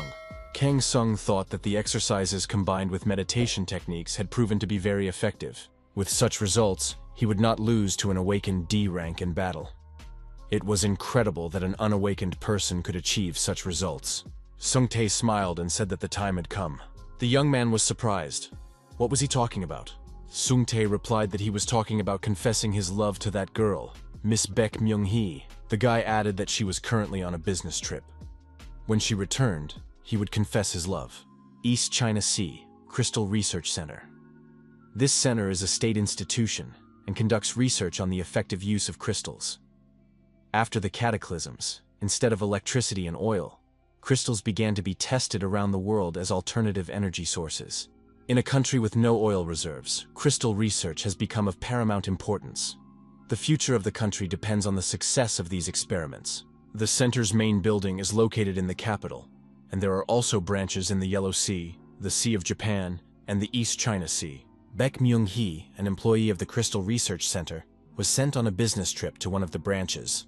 Myung-hee's mentor, Yoo Jin-yeon, an employee of the Crystal Research Center, approached the girl and asked if she was very tired. Jin-young noted that the project was gradually coming to an end. Soon they would be able to return to the capital. Myung-hee admitted that working in the capital was much calmer. Jin-young agreed, because that was where they belonged in the first place. Yoo Jin-young had succeeded both in her work and in her personal life. She was Baek Myung-hee's senior colleague, and at the same time, her role model. Jin-yeon asked Myung-hee if she had found a boyfriend yet. The girl blushed with embarrassment and said that there was nothing like that. Jin-yeon asked another question. In that case, did she like someone? Myung-hee admitted that there was someone she had been thinking about a lot lately. This person tries very hard and it looks very noble. When she first saw him, she didn't like him. However, he then started exercising regularly. Now he looks just great. His figure has improved a lot. His muscles are strong, and his back is strong. Jin-young suggested that Myung-hee was definitely in love. Myung-hee expressed doubt that he could like such an unremarkable girl like her. Jin-yeon was surprised. Does Myung-hee really lack confidence? She works for a state-owned company, is neat, beautiful, and also slim. Myung-hee smiled and said she was just an ordinary person. Jin-yeon added that she was also modest, but that was too much. After a short break in the fresh air, Jin-yeon said it was time to get back to work. They had to finish the project successfully. Myung-hee was curious about the cost of the research. The amount would probably exceed 100 million. Jin-yeon said she had no doubt about that. Suddenly, everything around them shook violently. The girls were naturally frightened. What happened? Was there an explosion somewhere? One of the employees, with blood on his face, announced that it was an attack by the black men. Myung-hee immediately decided that they needed to run to the accounting department. The accounting department had materials that needed to be destroyed. Breaking news was being broadcast on television. The young people continued to eat, drink, and listen to the news. The announcer reported that there had been an explosion at a branch of the Crystal Research Center. The causes are being investigated. The Association of the Awakened believes that this was an attack by the black men. A special task force is already being prepared to counteract it. It was clear that they were talking about the branch where Myung-hee was. The guy was upset, but expressed hope that nothing bad had happened to the girl. Kang So exchanged glances with Sung-tae and said he would take care of everything in a moment. Our hero set off in the specified direction, toward the East China Sea. Kang So was informed that everything had happened about half an hour ago. There were about 50 black men. They had taken the laboratory workers hostage, and negotiations were now underway. Kang So logically assumed that if they had taken hostages, it meant they wanted something. The center was conducting in-depth research on converting crystals into energy. The black men had presumably carried out the attack in order to obtain the secret results of this research. Fortunately, one of the employees managed to destroy the data. Kang So assumed that the black men had failed. Then they have no reason to stay there, let alone take hostages. The employee said that all laboratory documents are synchronized with other branches across the country. The criminals are trying to obtain data from other laboratories. The woman checked the updated information and said that the situation was becoming critical. The villains issued an ultimatum. Now their demands are known. The black men are giving 2 hours to hand over the research materials. Otherwise, they promised to start killing all the employees. Kang So said he understood everything. Our hero's speed only increased. The hostages were in one room. They were kneeling with their hands behind their heads. The terrorists were positioned around the perimeter. The terrorists brought another prisoner to the hostages. They dragged him along the ground by his hands. The hostage was thrown to the floor, bleeding profusely. It was the director. One of the employees said that this was too much. How could they treat an elderly person like this? The terrorist showed his cruelty and kicked the hostage in the face. He said that no one was allowed to open their mouths or speak. The hostages were frightened by the blackmailer's violent behavior. The villain beat the disobedient employee and asked who else wanted it. The terrorist shouted, "Who else has questions?" The hostages lowered their heads and remained silent. The terrorist told everyone to listen to him carefully. There is only one reason why they are here. Someone present had destroyed the secret materials they were looking for. Until the government met their demands, everyone would remain there. The terrorist leader said they would torture the hostages one by one, starting with the management. Myung-hee thought it was all her fault. After all, she was the one who destroyed the documents, and now the other employees were suffering. Jin-yeon told Myung-hee to pull herself together. If she hadn't destroyed those documents, the black men would have easily gotten hold of them, and they wouldn't have had to keep the hostages alive. Her mentor pointed out that Myung-hee had saved all their lives, so she should only think about how to get out of there unharmed. Myung-hee realized that she really shouldn't give in to weakness. She needed to focus on why she had to get out of there. However, only one person came to the girl's mind. Why was she thinking about him now? Kang So looked down at the south branch of the Crystal Research Center and asked the hunter Lee Shin, "Is it there?" The hunter confirmed it. Our hero asked, "How much time do we have left?" Lee Shin replied, "About half an hour," adding that a special squad would soon arrive. This squad was created to fight the black men under the leadership of the Silver Tower. The hunter added, "If they were sent here, it means the association is not going to comply with the terrorists' demands." Most likely, they have already been given this answer. Kang So asked, "Why aren't they doing anything then?" Lee Shin replied that the black men were well aware of what the special unit was capable of, and that they didn't stand a chance. Maybe they just decided to give up halfway or are trying to cut off all loose ends. Kang So noted that you never know what a rat cornered will do. The hostages may be in danger. Their release is a top priority. Lee Shin announced that in that case, he would go to meet the special forces. There were times when Kang So shed a lot of blood. However, that did not mean that he was now trying to atone for his past. The protagonist simply acted as his heart dictated. Otherwise, everything could have turned into grief for Lee Hyuk, Sung Tae, and his family. The special task force arrived at the designated location.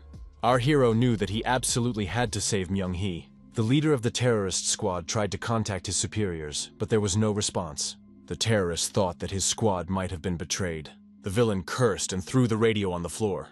The assistant asked the commander, "What happened? Are there communication problems?" The commander replied that there were no communication problems. They're just like a tail that a lizard has shed, while it itself has run away. The leader of the terrorist group was Park Jun. The bandits were frightened. "What will happen to us now?" Park Jun announced that from that moment on, they would proceed with Plan B. Either they would succeed, or they would die. Park Jun said that a special unit from the Silver Tower would soon arrive. Fighting them was pointless. Park Jun ordered his fighters to get out of there, using any means necessary. This was his last order. The commander added that he would try to buy them some time. The fighters volunteered to help the commander. Park Jun said that they would not succeed. Among the representatives of the special unit was that man. The terrorists continued to hold the hostages, guarding them around the perimeter. One of the villains told his colleague that the order had been given to move on to Plan B. That meant they would retreat. The villain laughed and said that they were not going to die here alone. A canister of poison gas appeared in his hand. The terrorists put on protective masks and sprayed the gas. The hostages began to choke and scatter in different directions. However, the black men with weapons in their hands did not allow the laboratory staff to escape. Myung-hee thought, "Are they all going to die now?" However, the terrorists noticed that the gas was dissipating. The poison gas cylinders were sealed in protective spheres. What was going on? Why was the poison gas hanging in the air? The terrorists still did not understand what was happening. However, the spheres with gas hung over their heads. Suddenly, the poisonous gas struck the terrorists at tremendous speed, and they dropped their weapons and flew far back. The surviving criminals did not understand what to expect in the future. Suddenly, smoke appeared, and the terrorists began to lose sight of each other. Shots rang out, and the armed criminals were destroyed. Representatives of the special forces emerged from the smoke. The shots continued, and all the terrorists were destroyed. The hostages breathed a sigh of relief. Are they really saved? The rescued people saw Hunter Lee Shin together with the special forces. The commander of the third squad, Park Cholgon, told everyone to take their positions. Cholgon added that everyone should calm down and follow instructions to get out of there safely. The hostages realized that they would be able to return home today. Lee Shin had to admit that the special forces were working smoothly and professionally. Park Cholgon said that this was their job. The special forces commander noticed a glowing ball on the chest of one of the terrorists. Chulgon picked up the object and thought that someone had attacked the black men before they arrived. Hunter Li Xin was the only one present who knew who was responsible. Of course, it was Kang So. Pak Chulgon told Hunter Li Xin to take care of the hostages' safety. Li Xin asked where Commander Chulgon was going. The officer replied that his task was to capture all members of the hostile group. There was someone he absolutely had to catch. Outside the building, the terrorists, retreating, engaged in fierce combat. They did not want to suffer defeat silently. Suddenly, a man appeared out of the smoke. Only his outline was visible. Magic swords flew in all directions from this man. The terrorists' bullets did not reach their target. The magic swords knocked the bullets down, and they fell to the ground nearby. The shooting stopped, and the terrorists realized they had run out of ammunition. After that, a representative of the special forces attacked the terrorists and destroyed them one by one. The special agent grabbed one of the terrorists by the throat and lifted him off the ground. The villain began to beg for help. The special agent asked, "Where is their leader?" At that moment, there was an explosion. The special agent was instantly protected by a protective sphere and was unharmed. The chief terrorist held fire in his palm and said that he would not allow his people to be destroyed, even if his old comrade stood before him. The villain asked how Park Chulgon was doing. The special forces commander recognized Park Jun. Finally, he met the traitor. The old friends engaged in hand-to-hand combat. Park Jun said that his old friend had become stronger. Was he now the leader of the special forces unit? Chulgon said that if Park Jun hadn't left them, this place would be his. Park Jun said he wasn't interested in any positions. The commander of the special forces asked, "Why did Park Jun leave the association? Why did he betray them?" Chulgon said he didn't hear the answer, so he would have to find out during the interrogation. He attacked the terrorist again. Park Jun swung his sword and dealt a crushing blow to his opponent. Chulgon staggered, but remained on his feet. Park Jun attacked again and kicked his opponent in the chest. Chulgon flew far back. Gas cylinders flew after the special forces commander. Park Jun snapped his fingers, and another explosion rang out. The terrorist said that the Park Chulgon he knew would go all the way if he wasn't stopped. Park Jun saw the special forces soldiers shooting the terrorists. Why hadn't his men left yet?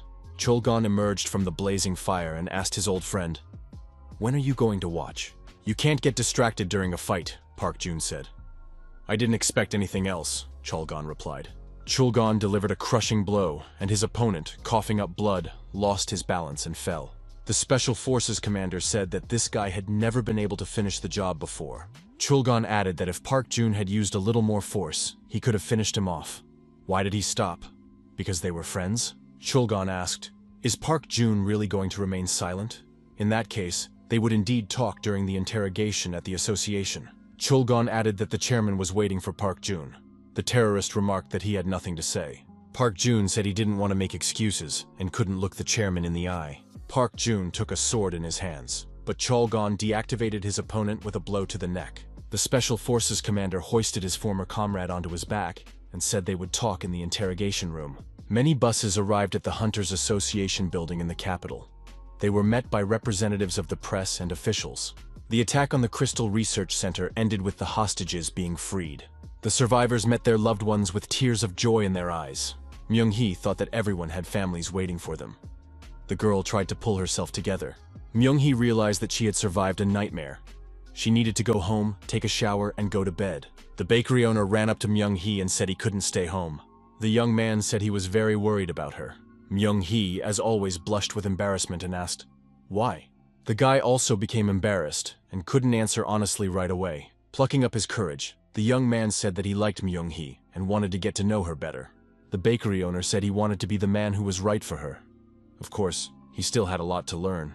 Feeling very embarrassed, the guy asked the girl out on a date. Myung-hee burst into tears. The young man was surprised. "Am I really that repulsive to her?" The girl said that wasn't the case. Wiping away her tears, Myung-hee said she was very happy. Myung-hee hugged the bakery owner and said she agreed because she liked him too. The young man skillfully parried his opponent's attacks with his sword. The girl held a whip in her hand and attacked the young man intensely with it. From time to time, the guy would get hit and ask, "Isn't that too hard? Is this training, or has she decided to destroy me?" The young man said that his sister was as strong as a gorilla, but what was the point? The girl asked, "Does my brother really think monsters will take all his circumstances into account? Less talk, he should take up a fighting stance now." The young man said that his sister had been working part-time lately. Why was she traveling so far? The guy wanted to ask a lot of questions to confuse his sister. It wasn't fair. But at least that way he could try to land a blow. The brother asked, "Maybe there's a guy she likes living nearby?" The young man was surprised. "What happened to my sister's face?" The girl was embarrassed. This was followed by a powerful slap to the jaw. The young man dropped his sword and flew far back. The guy sat alone on a bench. A friend approached him and asked, "What's on Kim Ho-won's head?" Did Ji-eun shake him up again?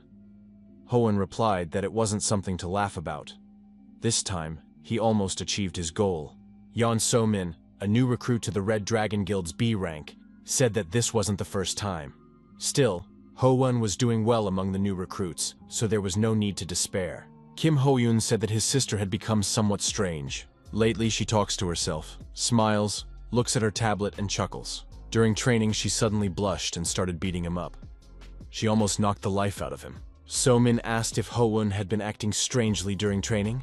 The young man replied that he wanted to hit her at least once by any means necessary. So he said all sorts of nonsense and asked if she had a boyfriend. So-min asked, "After that, did your sister blush and start beating him?" Ho-eun confirmed this. So-min suggested that she had indeed fallen in love with someone. The young people put on their hats and sat down in front of the restaurant, hiding behind a small shelter. They assumed they had come to the right address.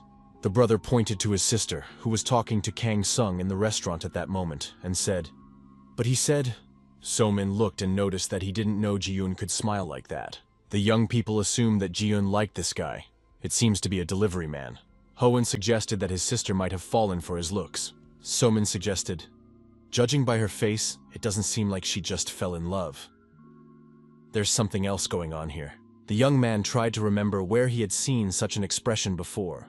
So-min said that you can see that kind of face on fans who are crazy about their idol. Kang So saw these guys and was surprised. Why are they watching? One of them exudes energy similar to Ji-eun's. It's a little weaker than hers, but still quite strong. Our hero recently learned that the head of the Red Dragon Guild has 2 children. Perhaps this guy is his eldest son, Kim Ho-eun. In any case, it's unclear why he's watching this little restaurant. Ho-yoon said he was hungry. So-ming admitted that he was also hungry, having not eaten anything since morning. The young men smelled noodles and decided to check out the restaurant. Suddenly, Kang So appeared behind them with food in his hand. The young men were startled. Ho-won was surprised. "When did he get here? I didn't even notice him." Kang So asked, "Why are these 2 watching the restaurant?" The young people said they weren't watching, and it turned out to be a misunderstanding. Ho-yoon added that they hadn't eaten anything yet today. The protagonist offered the young men a plate of food. After a while, the plate was empty. Ho-eun and So-min were full and satisfied. The dumplings were very tasty. After hearing the detailed story, our hero asked Ho-yoon. So, he was worried about the sudden changes in his sister, so he decided to follow her? What a caring brother. Ho-yoon said that for the first time in a long time, he saw his sister smile carefree. How did this young man manage to make her shine like that? Kang So said that he hadn't done anything special for Ji-eun. Maybe she just liked working at this restaurant? Ho-won suggested that there was another reason. The young man didn't realize that he had become her crush. Kang So didn't understand and asked what a crush was. Ho-yoon took Kang So by the hand and asked him to take care of his sister. He thought that this young man didn't even know what a crush was, and was just sincere towards his sister. Kang So googled the meaning of the word crush. After getting the information, Kang So realized that Ji-eun had a crush. It was true, because she really was a fan of Ha-yoon. Ha-yoon was running around the room with a toy while her mother was cleaning with a vacuum cleaner in her hand. The woman looked at the wall calendar and thought that it was already September. Ha-yoon's birthday was coming up soon. Her mother asked her daughter what she wanted for her birthday present. Ha-yoon said she wanted a train. The girl explained that she wanted to ride on a real train. A big, beautiful high-speed train arrived at the station. Passengers were asked to stand behind the barrier line. Ha-yoon, dressed in a railway uniform, waited eagerly for the train to arrive. Ha-yoon saw the train and said it was very beautiful. It would be the girl's first time riding a train. Kang So also thought that it would be his first time riding a train. The whole family went on a train trip to celebrate Ha-yoon's birthday. The girl was very happy. An announcement was made, asking all passengers to check their seats on their boarding passes. Our hero's attention was drawn to the passengers near another car. Where did they get such a clear aura? The protagonist assumed that they were people from the Silver Tower. They were the head of the 4th group of the 1st Department of the Association of the Awakened, Go Eun-sol, and a newcomer. Han Yu, the head of the 1st Department of the Awakened Association, was accompanying these young people. The girl said that if they did a good job, Chief Han would treat them to beef. The newcomer was delighted. Han Yu was dissatisfied. Could these people be relied upon at all? Han Yu said in his report at the office that the information came from a reliable source. There would be a terrorist attack on the train. The head of the 1st Department said that they had an approximate date, but no information about which train would be targeted. Go Eun-sol decided that she had a rational proposal to stop the trains. The chief said that this was not a rational decision and was impossible. There is a possibility that it could anger the terrorists and they would do something even worse. Moreover, panic among civilians must not be allowed. Han Yu reminded him that there had recently been an incident involving hostages being taken at a research center. Therefore, stopping train service would not solve the problem. Han Yu said that he would have to take action personally. All employees must be involved in checking the trains. Go Eun-sol told her boss that he could trust them. Han Yu wanted the employees to take this matter seriously. He was most concerned about this girl. As long as there was no bomb on this train. The train departed from the station. Ha-yoon said that the view outside the window was very beautiful. Kang So thought the girl was very cute, took a photo, and decided to post it on the fan community. In fact, Kang So was an active member of the fan club under the nickname Shy Girl. The young man decided to send the photo to Ji-yoon as well. Kang So noticed an old woman moving around the car. Something about her seemed suspicious. The old woman complained that her back hurt very much. However, Kang So noticed that she was not actually an old woman.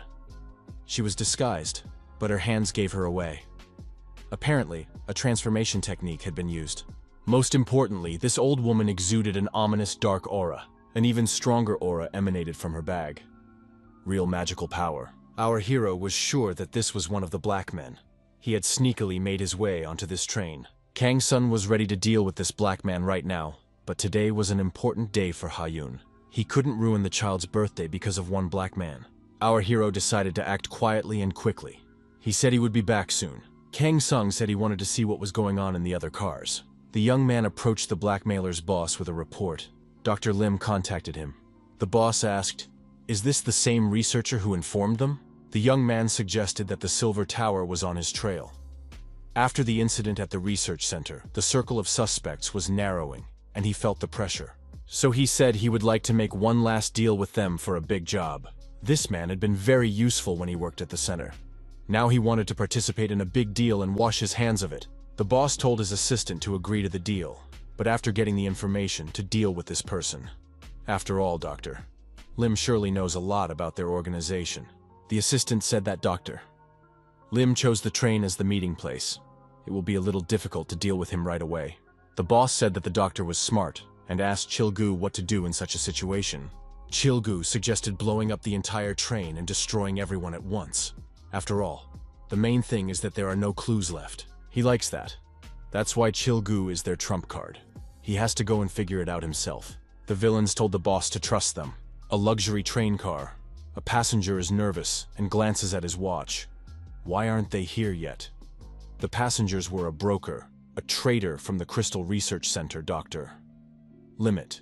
An old woman sat down next to the doctor and apologized for keeping him waiting. The man did not expect anyone to come to the meeting looking like that. The old woman suggested that the doctor might be under surveillance.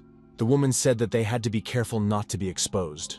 The old woman took out a box and said that her nephew hadn't eaten anything since morning. The man was surprised. The woman said she had brought food and added that the doctor should open the box. Inside the box, among other things, was a crystal of the highest quality. The old woman asked if the doctor would like the food.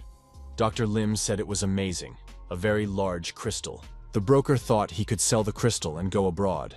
He told the woman he would eat it later. The doctor said he had something for the woman too. There was a flash drive in the doctor's bag. The doctor said it wasn't fake or cheap.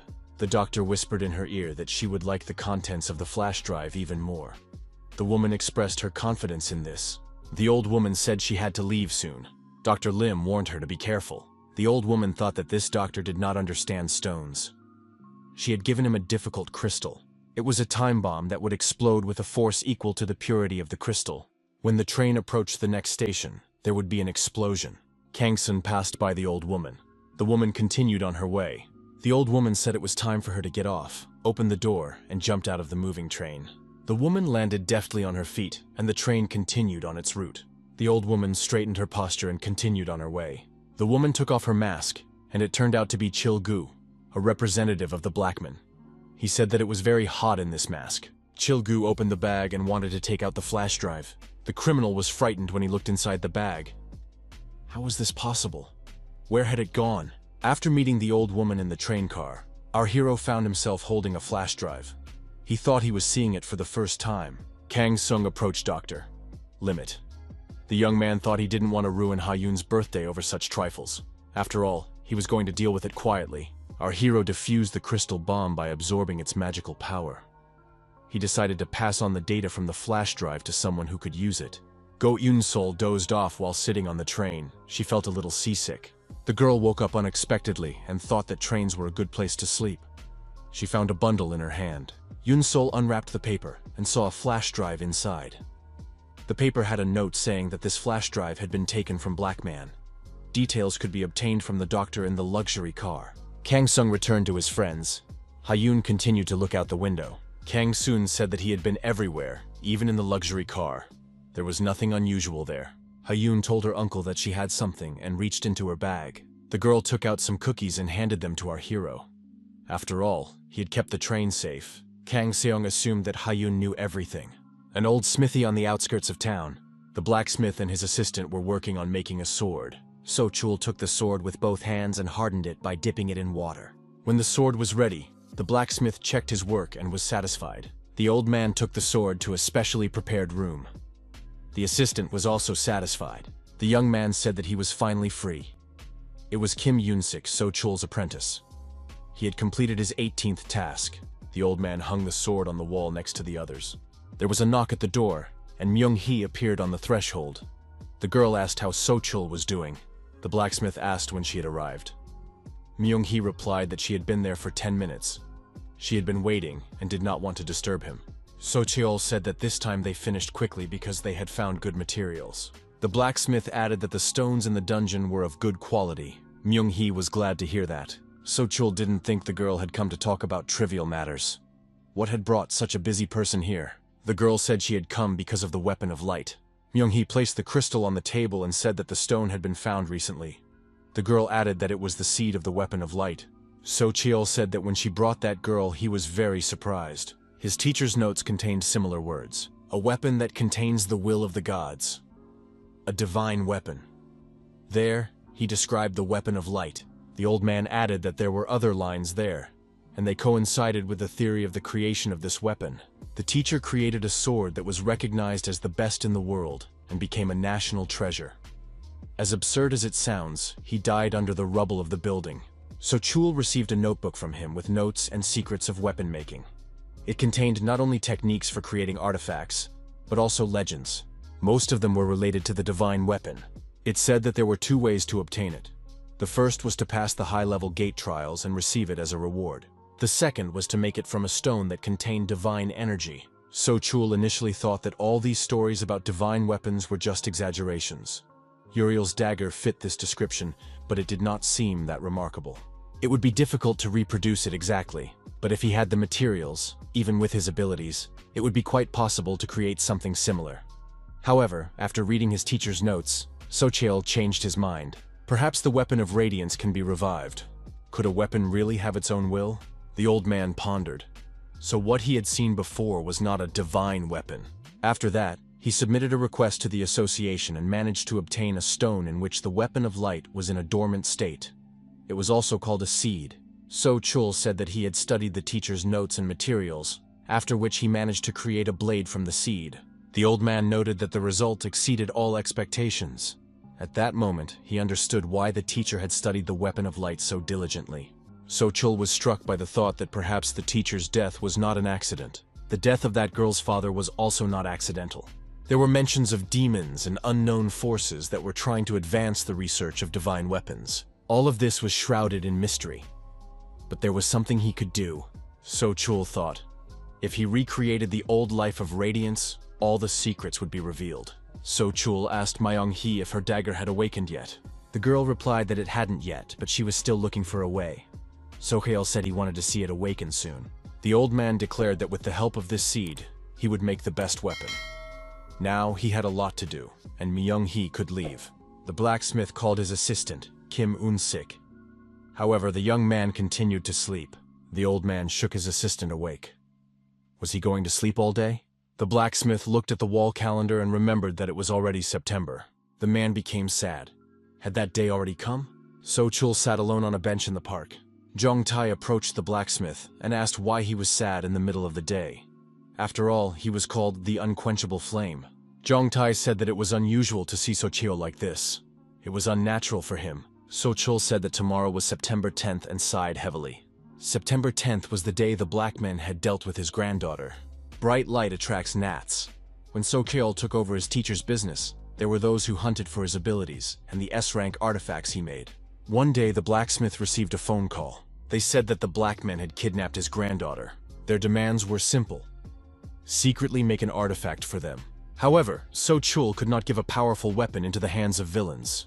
He refused to comply with their demand. As a result, the villains killed the girl. After that, every time he looked at children, the old man remembered his granddaughter. To those around him, he seemed like just a grumpy old man, but he was very gentle with children. Jong-tae told his friend to be brave. His feelings were understandable, but his granddaughter would not have liked to see him in such a state. Jong-tae told his friend that the girl he was talking about usually walks home from kindergarten at this time. She is the girl who was not afraid. Jong-tae added that she also looked at him and said he had a beautiful soul. The old men heard the girl humming the song.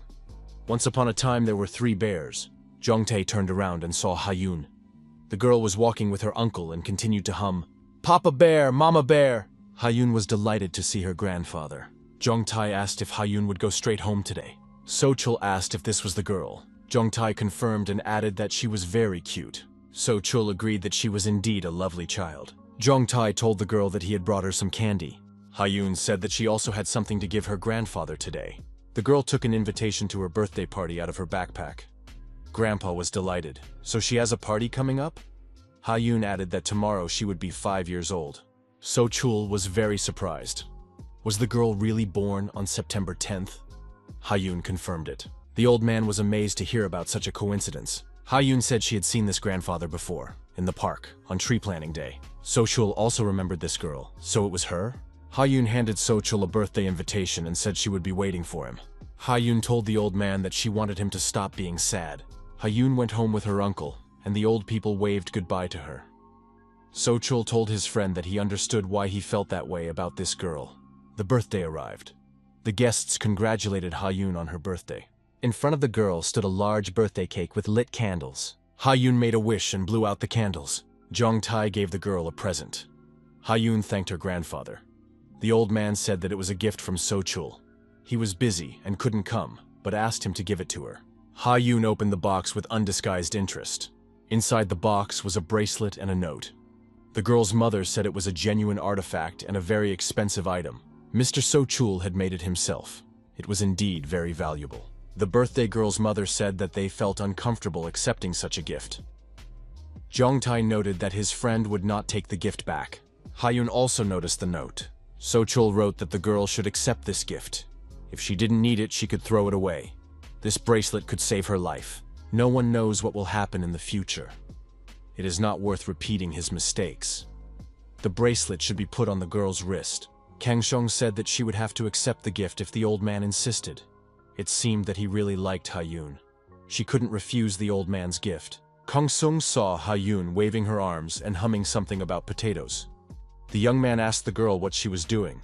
Ha-yoon replied that tomorrow she was going to dig sweet potatoes with her kindergarten, so she was practicing. Kang So was glad that the girl had so much energy. Our hero said that if Ha-yoon waved her arms so vigorously, she might hurt the tubers or her friends who were nearby. It is important not to be the strongest, but to use even a little strength wisely. Ha-yoon said she understood her uncle. She should handle the hoe more gently. The girl promised to do as her uncle recommended and bring back a lot of sweet potatoes tomorrow. The next day arrived. The children arrived at the designated place to harvest. The teacher said that today they would be digging sweet potatoes in this field. But first, they needed to learn the basics and have some snacks. Many children said they wanted to start digging as soon as possible. The teacher announced that today's snack would be chocolate buns. Would anyone really refuse? 2 dots lit up in Ha-Yoon's bag. Q had been there all along. The day before, Q explained to our hero that Ha-Yoon might be in danger, so he wanted to go with her. Kang So suggested that Q was going there because of the sweet potatoes. Kang So thought he had hit a nerve with Q and added that you shouldn't ruin someone else's harvest. Kang So took pity on him and said he would allow him to eat only 1 sweet potato. However, in return, he would have to spend the whole day catching rodents and insect pests in the field. Ha-Yoon's safety was the top priority. Q had his own plan. Kang So said that he could only eat 1 sweet potato, which meant he would have to find the largest tuber, equal in size to several small ones. Q had no doubt that there would be 1 large potato in this huge field. The legendary adventure of the Great Seeker begins. Q activated his enhanced concentration mode. He strained all 5 senses to determine the location of his target. It was a special search and recognition technique. The farm owner greeted the children. He said he would now explain how to dig sweet potatoes correctly. Ha-Yoon was surprised. Why did this man have a tail? The farm owner seemed suspicious to the girl, and she became frightened. Ha-Yoon told her teacher that she wanted to go to the bathroom. The girl thought it was better not to tell others about the unusual things she saw. That's what her uncle Kang So had taught her. Ha-Yoon didn't know what to do because Uncle Kang So wasn't around. She remembered that Q was in her bag, but now it was empty. Where had he gone? The girl searched everywhere for Q but couldn't find him. Her search led her to a shed. Ha-Yoon went into the dark room and continued to call for Q. However, he was nowhere to be found. The girl approached a large box. Ha-Yoon heard a rustling sound and was frightened. Was there someone in the box? The girl gathered her courage and opened the box. What was this person doing there? Earlier, before leaving home, the girl said goodbye to her family. Kang So called out to her and told her to stop. Her uncle handed her a token and told her to take it with her. It was a self-defense badge. Kang So explained that this badge warns of danger in advance. Ha-Yoon sees things that are hidden from others. Therefore, many things can confuse her. She should not tell everyone what she sees. However, if the badge splits into 2 pieces, it means that the girl is really in danger. Then, it is worth asking the teacher for help. While in the shed, Ha-Yoon looked at the badge. It was split in 2. Ha-Yoon immediately ran out of the barn. She wanted to tell the teacher everything. The girl met the teacher and told her the whole truth. The woman thought that Ha-Yoon was not the type to deceive anyone. She would have to check everything herself. The teacher, holding the girl in her arms, headed toward the barn. They ran past the farm owner. The man, his eyes sparkling from under his cap, smiled maliciously. At that moment, work was in full swing in the vegetable garden. Q underground was looking for the largest sweet potato. Finally, the little boy found what he was looking for. It was a root of incredible size, a mega sweet potato. Q prepared to sink his teeth into the root, but felt something strange. Perhaps other rats in the underground would not have recognized the trick, but Q had seen a lot. It was impossible to fool him. The little one realized that this was not a sweet potato. Before him was a real monster in the form of a sweet potato. A dark, negative aura spread in all directions. Q couldn't eat something like that. Such a monster would only give him a stomachache. Q became very angry and grabbed a nearby stone. He put all his anger into the stone and threw it at the monster. Ha-Yoon led the teacher to the shed and showed her the box. The teacher realized that there really was a person in there and tried to free him. The girl asked Ha-Yoon to close her eyes for a moment. After that, the teacher used her unique abilities. Kang So was an employee of the Awakened Association, had mastered telekinesis, and was a secret agent of the Silver Tower. The box was opened, and inside the teacher saw the tied-up farm owner. She asked if he was okay. Kang So couldn't understand anything. How did the farm owner end up here? The girl was surprised. Who was the man outside then? The prisoner tore off his mask and shouted that they had to stop the training and evacuate everyone immediately. Kang So asked what was going on. The farm owner shouted that the man was not real, that he had tied him up and hidden him here. The teacher realized that the children were in danger. She told Ha-Yoon to hide here and not come out. Kang So realized that something bad had happened, and that she needed to get back to the children as soon as possible. The teacher ran out of the barn and ran into the imposter. The man continued to grin maliciously and asked where Teacher Ko was rushing to. The girl sensed a hostile aura about him. Who was he really? Why was this imposter pretending to be the owner? And most importantly, what was he going to do with the children? The villain laughed. Did the teacher really want to know? Kosora took the initiative and, gathering momentum, tried to kick the imposter in the jaw. Hyun heard a crash, the doors flew open, a cloud of dust rose, and someone flew into the barn. When the dust cleared, the girl saw the teacher trapped in a protective sphere. Kosora told Hyun not to come closer. It was very dangerous. The villain declared that this was extremely unexpected. How could an ordinary teacher repel his blow? Kosora left the room again. The villain suggested that the girl was a secret agent of the Silver Tower. However, according to him, she would not be able to prevent his plan from being carried out. It was Stingtail, a representative of the hippopotamus demon race. He said he was interested in something else. Was the teacher worthy of seeing his brilliant creation with her own eyes? A syringe appeared in Stingtail's hands. Kosora noticed that the creature's appearance had changed. In addition, she could sense a repulsive demonic energy. He was definitely one of the demons. Kosora thought that in that case, she couldn't back down. The girl activated her abilities and used the power of her mind to send the barn door flying toward the monster. Stingtail couldn't withstand the collision with the door and flew far back. There was a powerful explosion. Kosora thought that was the end. To secure her victory, the teacher lifted a cabinet and smashed it onto the villain. Due to the dust that rose, it was impossible to see if he had been destroyed. Kosora thought she needed to get back to the children as soon as possible. The cabinet lid flew off to the side, and a claw appeared from inside. Was the villain still alive? The monster climbed out of the cabinet unharmed. It exuded demonic energy. Stingtail said that the teacher underestimated him. Did she really think that such a pathetic attack could break him? The teacher, burning with rage, declared that she was ready to fight this monster until he fell exhausted. Kosora suddenly froze and couldn't move. She asked what this villain had done to her. Stingtail replied that it seemed to be difficult for her to control her body. At the very beginning of the fight, the villain had slightly pricked his opponent with his special poison. Stingtail hit the girl, and she flew far back. He added that even without the injection, he could easily have dealt with her. Kosora, coughing up blood, hit the wall and slid down. Stingtail said that he would probably let her live. After all, she had asked what he was going to do with these precious children. Stingtail asked if the teacher had heard of the sweet bomber. The sweet bomber is a creature that looks like a sweet potato. Even the awakened find it difficult to distinguish it from an ordinary vegetable. However, it is actually a demonic beast that suddenly appeared after the destruction of the gate. It explodes upon contact with animal saliva or a strong blow.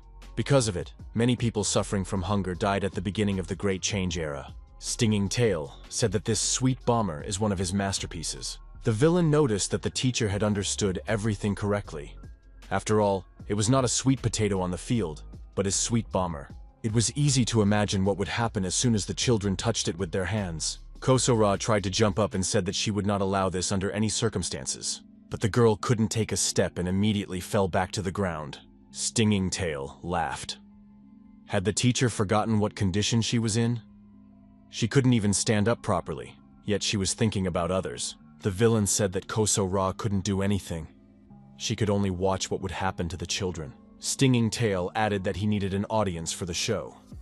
The girl was weak, but he would not destroy her. She would become a spectator. The monster admitted that he couldn't understand why weak people try to help those who are even weaker. After all, it's natural that the strongest survive. Why are people so stupid? The teacher asked why the monster wanted to do this to the children. They weren't guilty of anything. Stingtail replied that he liked to torment the weak. He wants to see the insides of small creatures burst and blood spatter everywhere. And if you add to that the teacher convulsing with guilt, it will be even more fun. The villain said that now Kosora understood why he had chosen her as the audience for his performance. There was an explosion. The villain added that it had started a little earlier than he had expected. Kosora thought, if only she were a little stronger. Stingtail regretted not seeing everything with his own eyes. However, it was time to gather the energy of despair. This energy remains from children who died in a similar way. Q continued to aim and throw stones at the monster. The stones hit the monster and flew off to the side. After a while, the monster began to change, and holes appeared on its body, from which demonic energy began to escape. Soon there was an explosion, which was heard by Stingtail and Kosora. The teacher shouted for the children to stay calm and not be afraid. Q rushed to the remains of the monster to what was left after the explosion.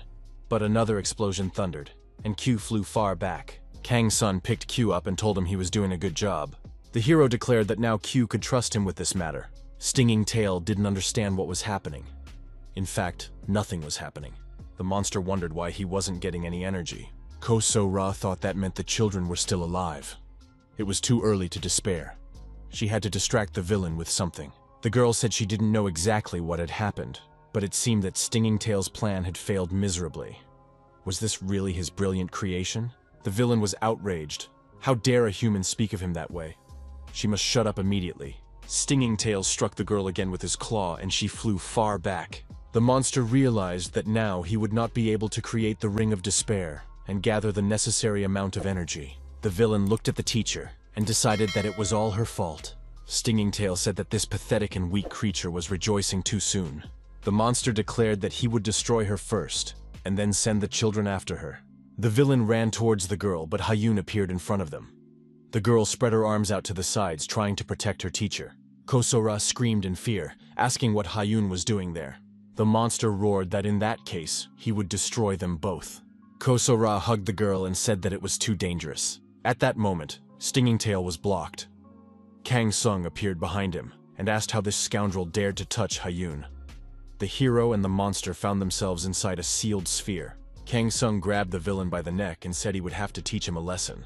Stinging Tail was surprised to find himself inside the inventory. Kang So replied that it would be difficult to teach him a lesson outside. Kang So added that he rushed here as soon as Hyun's protective badge broke. How dare he touch the girl? Stinging Tail decided to punish the man for the attack and began his assault. Kang So was calm and easily dodged Stinging Tail's blows. The hero was unharmed. The monster took out a syringe and tried to give him a poisonous injection. The villain swung and struck Kang So in the head with the needle. However, Kang So easily blocked the attack, and the needle did not reach its target. Stinging Tail couldn't believe it. Could a human really block his attack? Kang So counterattacked and inflicted significant damage on his opponent. The monster was deactivated and could barely continue the fight. The villain was furious. How dare a human ruin his beautiful face? He would not let this go unpunished. Gathering his strength, Stinging Tail rushed at Kang So again. The protagonist became seriously angry and rained countless blows down on the monster's body. This had never happened to Stinging Tail before. He was in excruciating pain and suspected that if this continued, he might not be able to withstand it. Kang So was left holding the claw. The young man was surprised. Had the monster really left its claw behind just to escape? Stinging Tail did not understand how this was possible. Why was he running away from a human? Were there really humans that strong? The monster hoped that this man was not a divine being. The villain wanted to get out of there as soon as possible. Why was this inventory so huge? The monster came to his senses. If he was inside the inventory, then he didn't need to run away. There was no longer any reason to do so. Kang So was surprised by what Stinging Tail was saying. The monster said that since the inventory was huge, it must be full of energy. More specifically, the power of magic crystals. Magic crystals contain demon energy, and his tail is capable of absorbing it. In other words, the entire land here fills Stinging Tail with power. Absorbing the power of the magic crystals, the monster began to grow in size. He said that this was his highest form. Now, according to the law of survival of the fittest, the human must die. The villain prepared to attack the hero. Kang So replied that if the Stinging Tail had grown larger, then that was even better. The protagonist soared upward and delivered a crushing blow to the villain's jaw with all his might. After that, he calmly descended to the ground. The crushed monster collapsed nearby. The villain was destroyed. Kang So completed his task and protected Hyun and the other children. Sweet potatoes were served as an appetizer for dinner. Hyun said that there was nothing tastier in the world. The restaurant manager did not expect Kang So to bring so many sweet potatoes. The hero explained that the farm owner had given him the sweet potatoes as a token of gratitude. He couldn't refuse. At first, he wanted to give away part of his farm, but the teacher Kang So stopped him. Then the farmer promised to send sweet potatoes every year. Mom told Hyun not to rush and to wash down the potatoes with lemonade. The girl said that lemonade goes well with sweet potatoes. Kang So thought it was good that Hyun wasn't in too much shock, but the demon's words kept bothering him. He didn't expect there to be a strong person in the second world as well. Kang So wondered, did Stinging Tail mean that he was from another dimension? How did he manage to get here? The monster replied that only those who possessed his power could overcome the distance between dimensions. No matter how strong a person was, they were nothing before him. Kang So thought about the power that could be used to travel between worlds. If he used it, maybe he could return to his own world. The hero arrived at the restaurant on time. But why was it closed? The country was celebrating a harvest festival, a non-working day. Kang So told Sung-tae that there were too many holidays this month. Could today's closure also be related to the holiday? Sung-tae was surprised. Did Kang So really know nothing about this holiday? It was one of the most important days of the year. In the past, it was celebrated when the harvest was gathered and ancestors were thanked. Nowadays, people simply gather with their relatives and eat various delicious dishes on this day.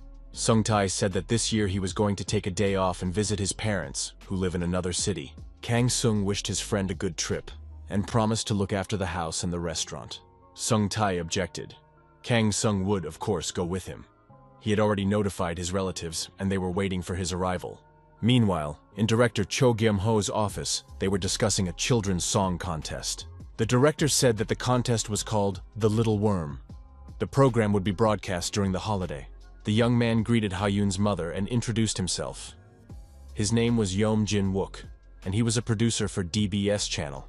The producer said that they wanted to showcase talented children on this program.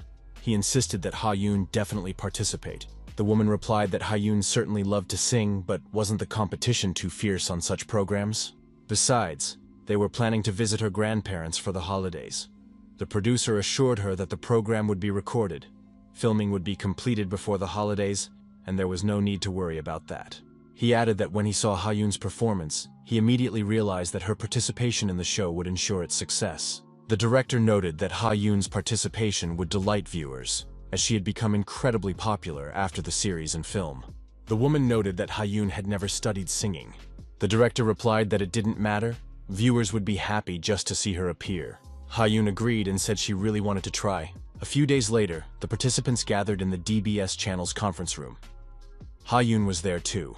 Before filming began, the girl had to be interviewed and meet with the authors of children's songs. There was another girl there. She introduced herself. Her name was No Minna, and she was 6 years old. Ha-yoon was delighted to meet her and introduced herself as well. She said that No Minna was older than her, very beautiful, and that her outfit and yellow bow suited her perfectly.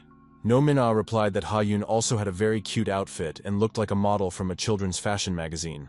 Then No Minna said that Ha-yoon was worthy of being her friend and handed her a piece of candy. Ha-yoon was delighted.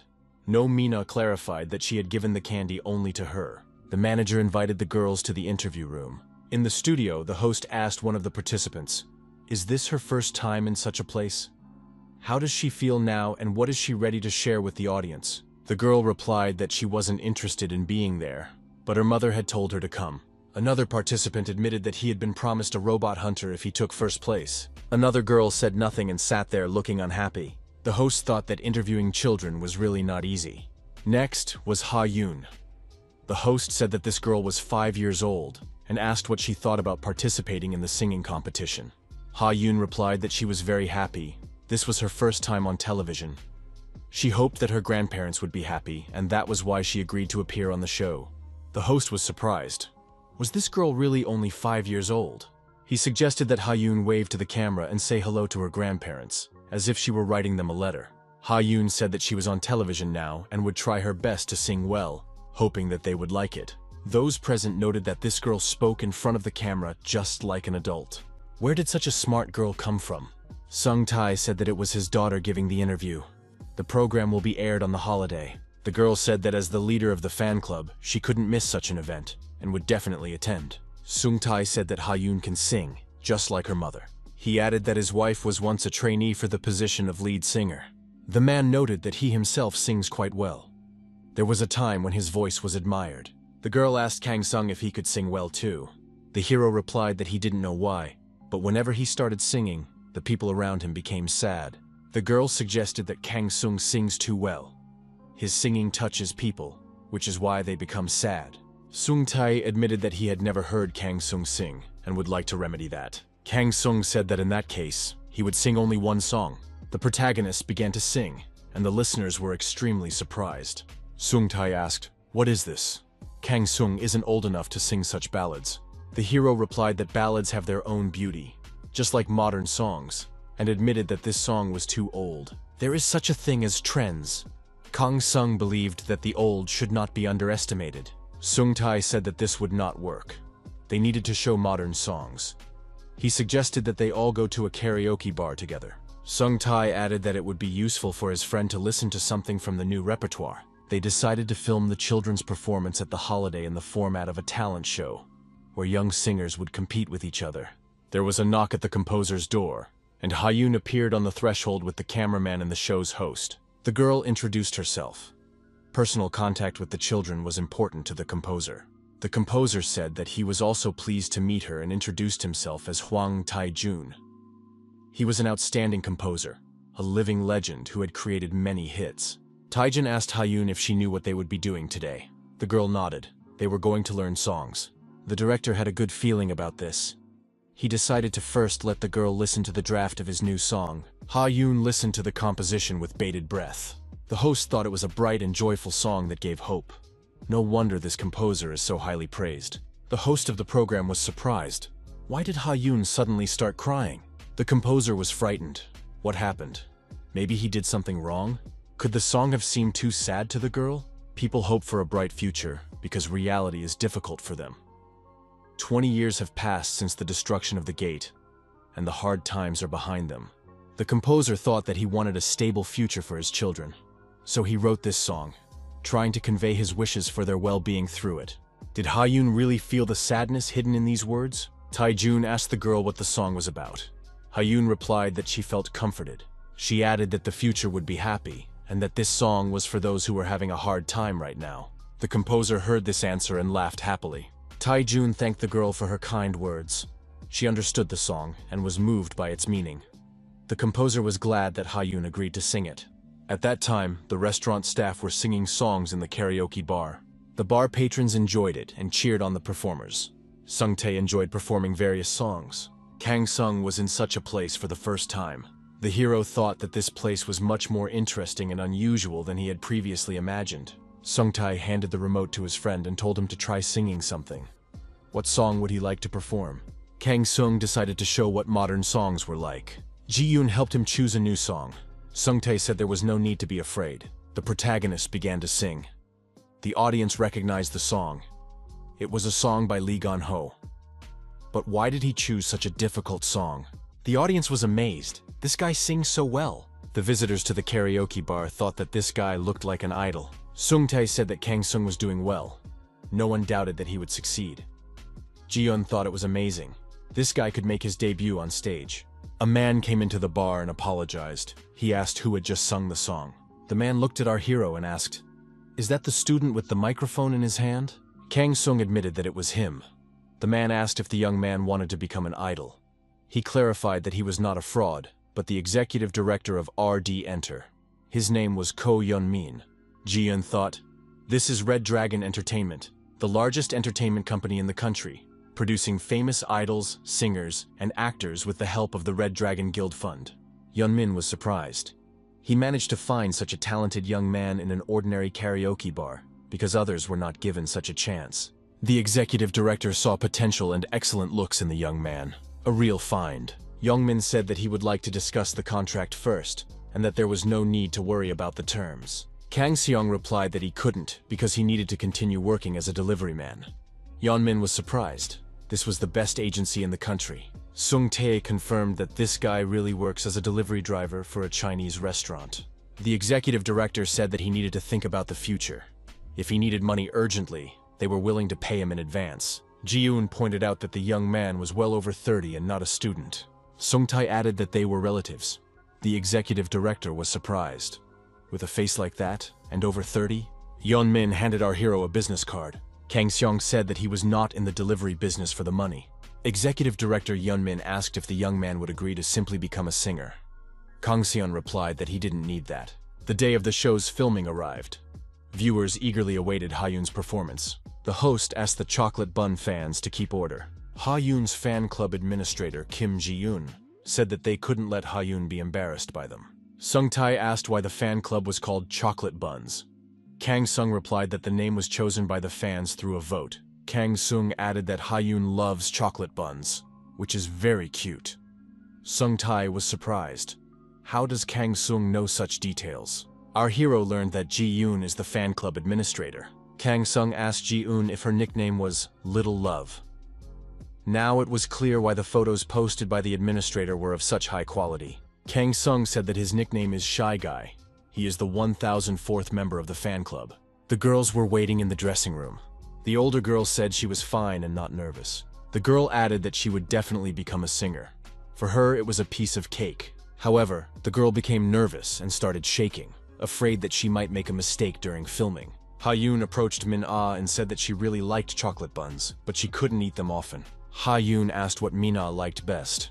The girl added that her uncle sometimes gave her yellow fruit, but she couldn't eat it often. Min-ah said she liked her big teddy bear. Ha-yoon suggested that it was very cute. Min-ah added that she had received the bear as a birthday present. Ha-yoon said that she also likes the noodles her dad makes. Min-ae admitted that she also loves noodles very much. Ha-yoon suggested that they eat together sometime. The girls crossed their fingers and promised each other that they would definitely have lunch together. Ha-yoon asked if Min-ah was less nervous now.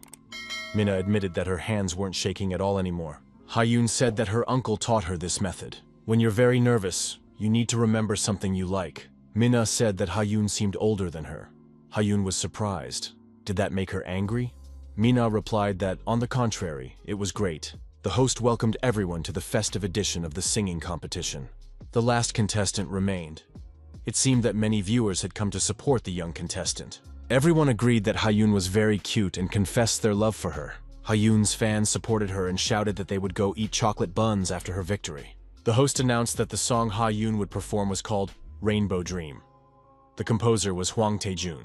The composer and performer looked at each other, and the song began. The young singer sang about how she was flying through the starry night sky. The fans sang along with the girl. Many had tears in their eyes. No one understood why they were crying. The assistant producer said that the entire audience was crying. The producer looked back, and the assistant saw that he was crying too. What was going on? The assistant didn't even notice that he had started crying himself. Ha-yoon told her uncle that the composer wanted his songs to be a comfort to people. The girl added that she wanted that too. After these words, Kang So taught Ha-yoon the singing technique. This singing technique was used for fighting in Kang So's world. However, it was originally invented for a different purpose. This technique was created to infuse singing with joy and sadness, all the emotions that are inside, and then, with the help of energy, to amplify them. This technique suited Ha-yoon perfectly, as the girl had a kind soul and a bright aura. With tears in his eyes, Sung-tae couldn't believe that this was his precious daughter performing. Min-ah watched from behind the scenes and also cried. Could Ha-yoon really sing better than her? Ha-yoon won first place in this competition without question. Min-ah took second place. For a while, the girls posed for photojournalists. Their friendship grew even stronger. Thus ended the singing competition. In the Silver Tower, work continued as usual on a weekday. An employee asked Manager Song if he had checked the list of days off for the first department for the holiday.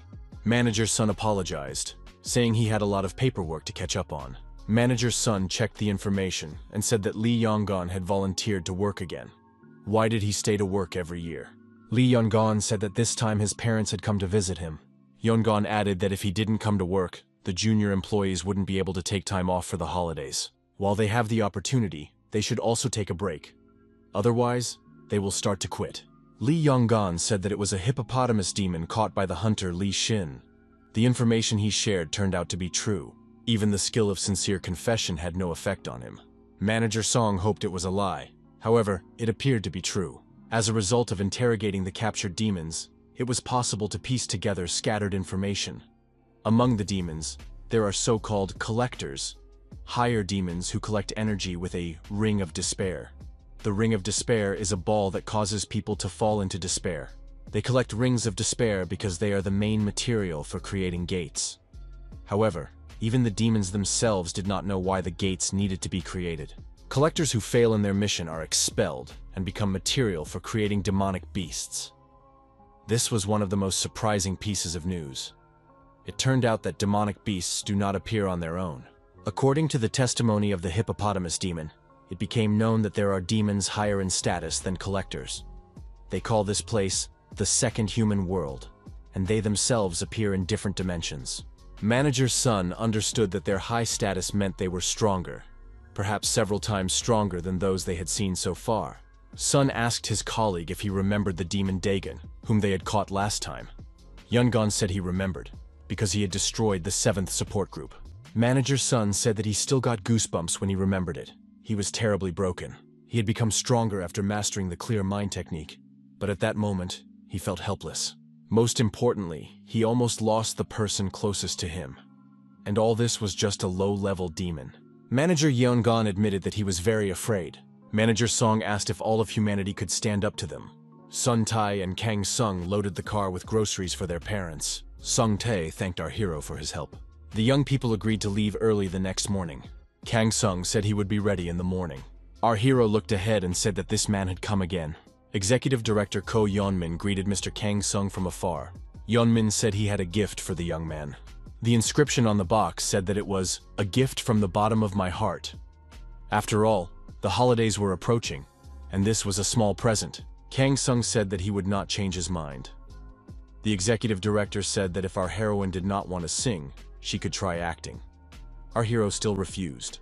Yeonmin said that whatever Mr. Kang Sung does, he is sure to be successful. He has been in this industry for many years, so he surely knows what he is talking about. Ko Yeonmin was also known as a leech.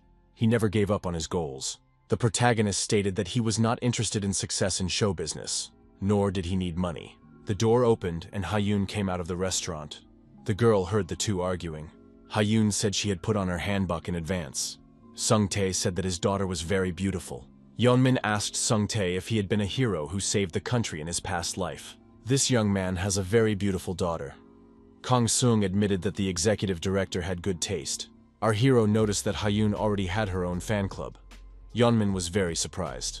Kang Sung showed the fan club page on his smartphone and said that he was also a member. Would Yeonmin like to join? Thus, Ko Yeonmin became a member of the Chocolate Bun Club. His grandparents were very happy to see their granddaughter. Sun Tae's parents, Yoo Gun-yeon and Park Min-ae, said that their granddaughter had grown up a lot. Grandma said she really wanted to say hello to her dear daughter-in-law. Min-ae looked at Sun Tae and said that he looked more like a son-in-law than a son. Gon-yeon looked at Kang Seong and said, "Is this really the same young man?" Our hero greeted them and introduced himself. He said he owed a lot to their son. Gon-yeon said that they had heard a lot about Kang Sung. Sun Tae added that this guy was a great help to him at the restaurant. All the guests should hurry into the house and sit down at the table. Kang Sung received a message from the hunter Lee Shin. He thanked the protagonist and congratulated him on the holiday. Thanks to Kang Sung, the hunter would spend this holiday with his family. The girl said that there were only 2 major events left. A concert for lonely elderly people on the occasion of the holiday. The girl noted that even on the holiday, she couldn't relax. The assistant said that she was the first heir to the Red Dragon Guild, so she had to be patient. Kang Son sent the girl a message. He suggested that Ji-yoon was having a hard time and wished her a happy holiday. Ji-yoon's mood improved, and she decided to move forward with renewed strength. After eating, Sun-tae and his family sat silently for a while at his parents' house. Sung-tae said that it was quiet at home and turned on the TV. Maybe there would be something interesting to watch. At that moment, the host announced a children's song contest in honor of the holiday. Talented children would be performing on stage today. Ha-yoon appeared on the TV screen. The elderly couple saw their granddaughter. Could it really be her? The girl said it was a surprise for her grandparents. The elderly couple was delighted that their granddaughter wanted to surprise them. Ha-yoon expressed her hope that her grandparents would like it. She greeted them from the TV screen and said she would try her best. The granddaughter asked her family not to get sick and to live long, as she loved them very much. Her grandfather said that Ha-yoon was very sweet. Her grandmother was happy that her granddaughter cared about them. The old man told our hero that he had heard from his son that Kang Sung had saved their granddaughter when she was almost hit by a car. Kang Sung replied that anyone would have done the same in his place. Grandpa said that not everyone is capable of such an act and thanked the young man. Gon-yeon said that he hadn't lived long, but he had seen a lot. His experience told him that Kang Sung was no ordinary person. The old man asked Kang Sung to take care of Sung Tae and his family, especially Ha-yoon. Ha-yoon performed her already popular song on stage. The whole family listened to the performance silently and with interest. At that time, tragic events were unfolding in a mansion in the southern United States. There was a lot of blood in the room, and torn and destroyed human bodies lay everywhere. A little boy saw this bloody scene and was very frightened. The child turned around and ran to his father's office. The boy ran into the study and saw his father sitting in a chair at his desk. The child came closer and became even more frightened. The man's body was pierced with swords and daggers. A man stood on the porch of the house with a sword in his hand. In his other hand, a demonic flame flickered. Millen, who was nearby, said that this man's powers were still impressive. He didn't hesitate for a second. Millen added that no one could match his cruelty. The villain said he was in no mood to listen to this filthy talk, and that it was time to get down to business. Millen had not come to this country for flattery. Millen told his interlocutor that that man was looking for him, Golden Malcolm. A deserted mountainous area with no signs of vegetation. Monster warriors rush in the direction given by their commander. A group of armed men awaits the monsters ahead. A clash is inevitable. The knight said that the monsters were approaching, and that everyone should prepare for battle. The monsters in the vanguard were destroyed by the knights. The battle was bloody, but the monsters were defeated, even though they outnumbered the humans. The people held a circular defense, but the number of monsters did not decrease. The commander said that they needed to change tactics. There were more and more monsters. The archer said that there was no end to them. However, she had run out of arrows in her quiver. It would be impossible to stall for time. At that moment, a bloodthirsty monster approached the girl. Suddenly, a warrior appeared between the girl and the monster and repelled the attack. He said he had warned her to take more arrows. The archer said she knew help would come. The hero replied that they would talk after they returned. The warrior ordered everyone present to throw their water flasks up in the air. In an instant, all the flasks were in the air. The warrior used his unique abilities and they burst. The water burst out, and the water jet struck the monsters. The monsters were struck by the water arrows and spears and destroyed. The people looked around the battlefield. Victory was theirs. The monsters were finally destroyed. The warrior said that it was necessary to quickly collect the crystals before the gates closed. The players called this warrior an amazing hero. The archer thought that this hero had appeared and instantly changed the course of the battle. This hero was the leader and legend of the Sapphire Guild, Ko Yun-sok. The legendary guild is one of the top 3, along with the Red Dragon Guild and the Two Stars Guild. It appeared later than the other guilds. However, it developed rapidly and soon grew into a large guild. Ko Yun-sok, leader of the Living Legend team, made a special contribution to the development of the guild. The archer saw it and was surprised. Did the leader hang this keychain on his sword again? Does it have some meaning? Or did the leader receive it from someone dear to him? Ko Yun-sok remembered his friends.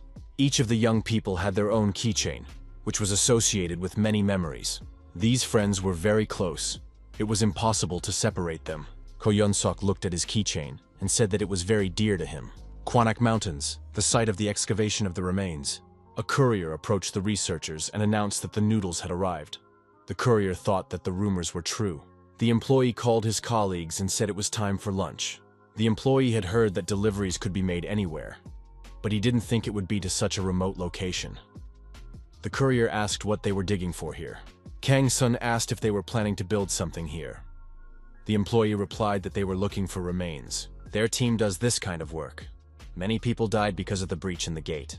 When it was not possible to bury the bodies of the victims, they were temporarily buried in one place. This happened in these mountains. The young man said that they were searching for remains to return them to their relatives. Kang So said that this team was doing a good job.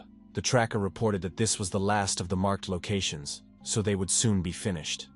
Then the ghosts would be able to rest in peace. Kang So wished for the work to be completed as soon as possible. Our hero thought that there were many people in this world doing worthy work. The protagonist felt a strange energy emanating from the human remains. Kang So thought that many people were buried in that place, but that man said it was the last section. Kang So decided that they might have missed something. Our hero suggested that it might be ghosts. Kang So returned to the search party and apologized for his rudeness. A television announcer reported that an earthquake had occurred in the Quanak Mountains area at approximately 1 p.m. As a result of the underground tremors, human remains were discovered. The association is currently investigating. There are speculations that the remains of missing persons have been found. Sun Tae and Kang So listened to this report with interest. Sung Tae asked our hero, "So he was the cause of the earthquake?" Kang So confirmed this.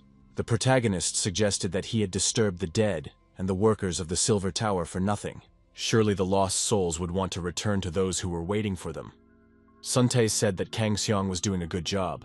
As a result of the underground tremors, human remains were discovered. Ko Yeon-seok read a report that there were speculations about the discovery of the remains of missing persons. Familiar keychains were found at the excavation site. Yeon-seok remembered his friends who owned these keychains. The hero thought that his friends had been there all this time. A little girl approached a man sitting alone in the park. The girl came closer and called out to the man. Hyun handed Yeon-sok some autumn leaves and told him to take them. The man asked what they were. The girl replied that she had been collecting beautiful leaves today and was giving the best ones to the man. Yeon-sok was surprised. Was the girl willing to give him 3 whole leaves? He said that one would be enough for him. Hyun smiled and said that 1 leaf was for her uncle and the rest were for his friends. Yeon-sok took the leaves from the girl and thanked her. The next day arrived. Instead of the excavation of the remains, Yeon-suk participates in these excavations. The staff realized that this is the very hero, the living legend of the guild. No one thought that Yeon-sok would come here. The guild leader applied to participate in the excavation. After the remains of his friends were found, Yeon-sok felt that he had to participate in this matter personally. Yeon-sok's ability to control water proved useful at the excavation site. This ability allowed him to clean the remains without damaging them. An employee told the guild leader that they could finish for the day. Yeon-sok had worked very hard today. The man said he wanted to work a little longer and finish this section. The employee said goodbye and informed him that they would meet tomorrow. Yeon-sok continued the excavation alone. Suddenly, the guild leader saw a cluster of energy appear. The man realized that it was a gate. Yeon-sok was surprised. Where could the gate have come from? The guild leader realized that something was wrong and grabbed a bottle of water. Yeon-sok immediately splashed water everywhere. Yeon-sok used his unique abilities to direct the water at the gate that had formed. The guild leader understood that this threatened to destroy the soil and, therefore, the excavation site. Until the Silver Tower could deal with the situation, it was necessary to block the opening of the gate. The remains of people whose relatives were searching for them rested here. Yeon-suk was able to block the gate from opening, but his strength was already at its limit. A man appeared behind the leader and said that Yeon-sok had done well, but now he could leave it to him. Yeon-suk was immobilized by a blow to the neck and lost consciousness. Yeon-suk regained consciousness in a hospital bed. They explained to him that he was in the hospital and asked how he was feeling. When asked what had happened to the gate, the nurse replied that there was no need to worry about it. Hunter Lee Shin, who was passing by, took care of the gate. Thanks to him, the excavation site also remained intact. The man was surprised. Is that really true? He felt relieved. 3 autumn leaves lay on the table near the bed. Kang So watched what was happening in the hospital room from outside. The mercenary approached the Lord, who was sitting on the throne. The young man knelt down and greeted the Lord. The Lord asked why he looked so sad and what had happened.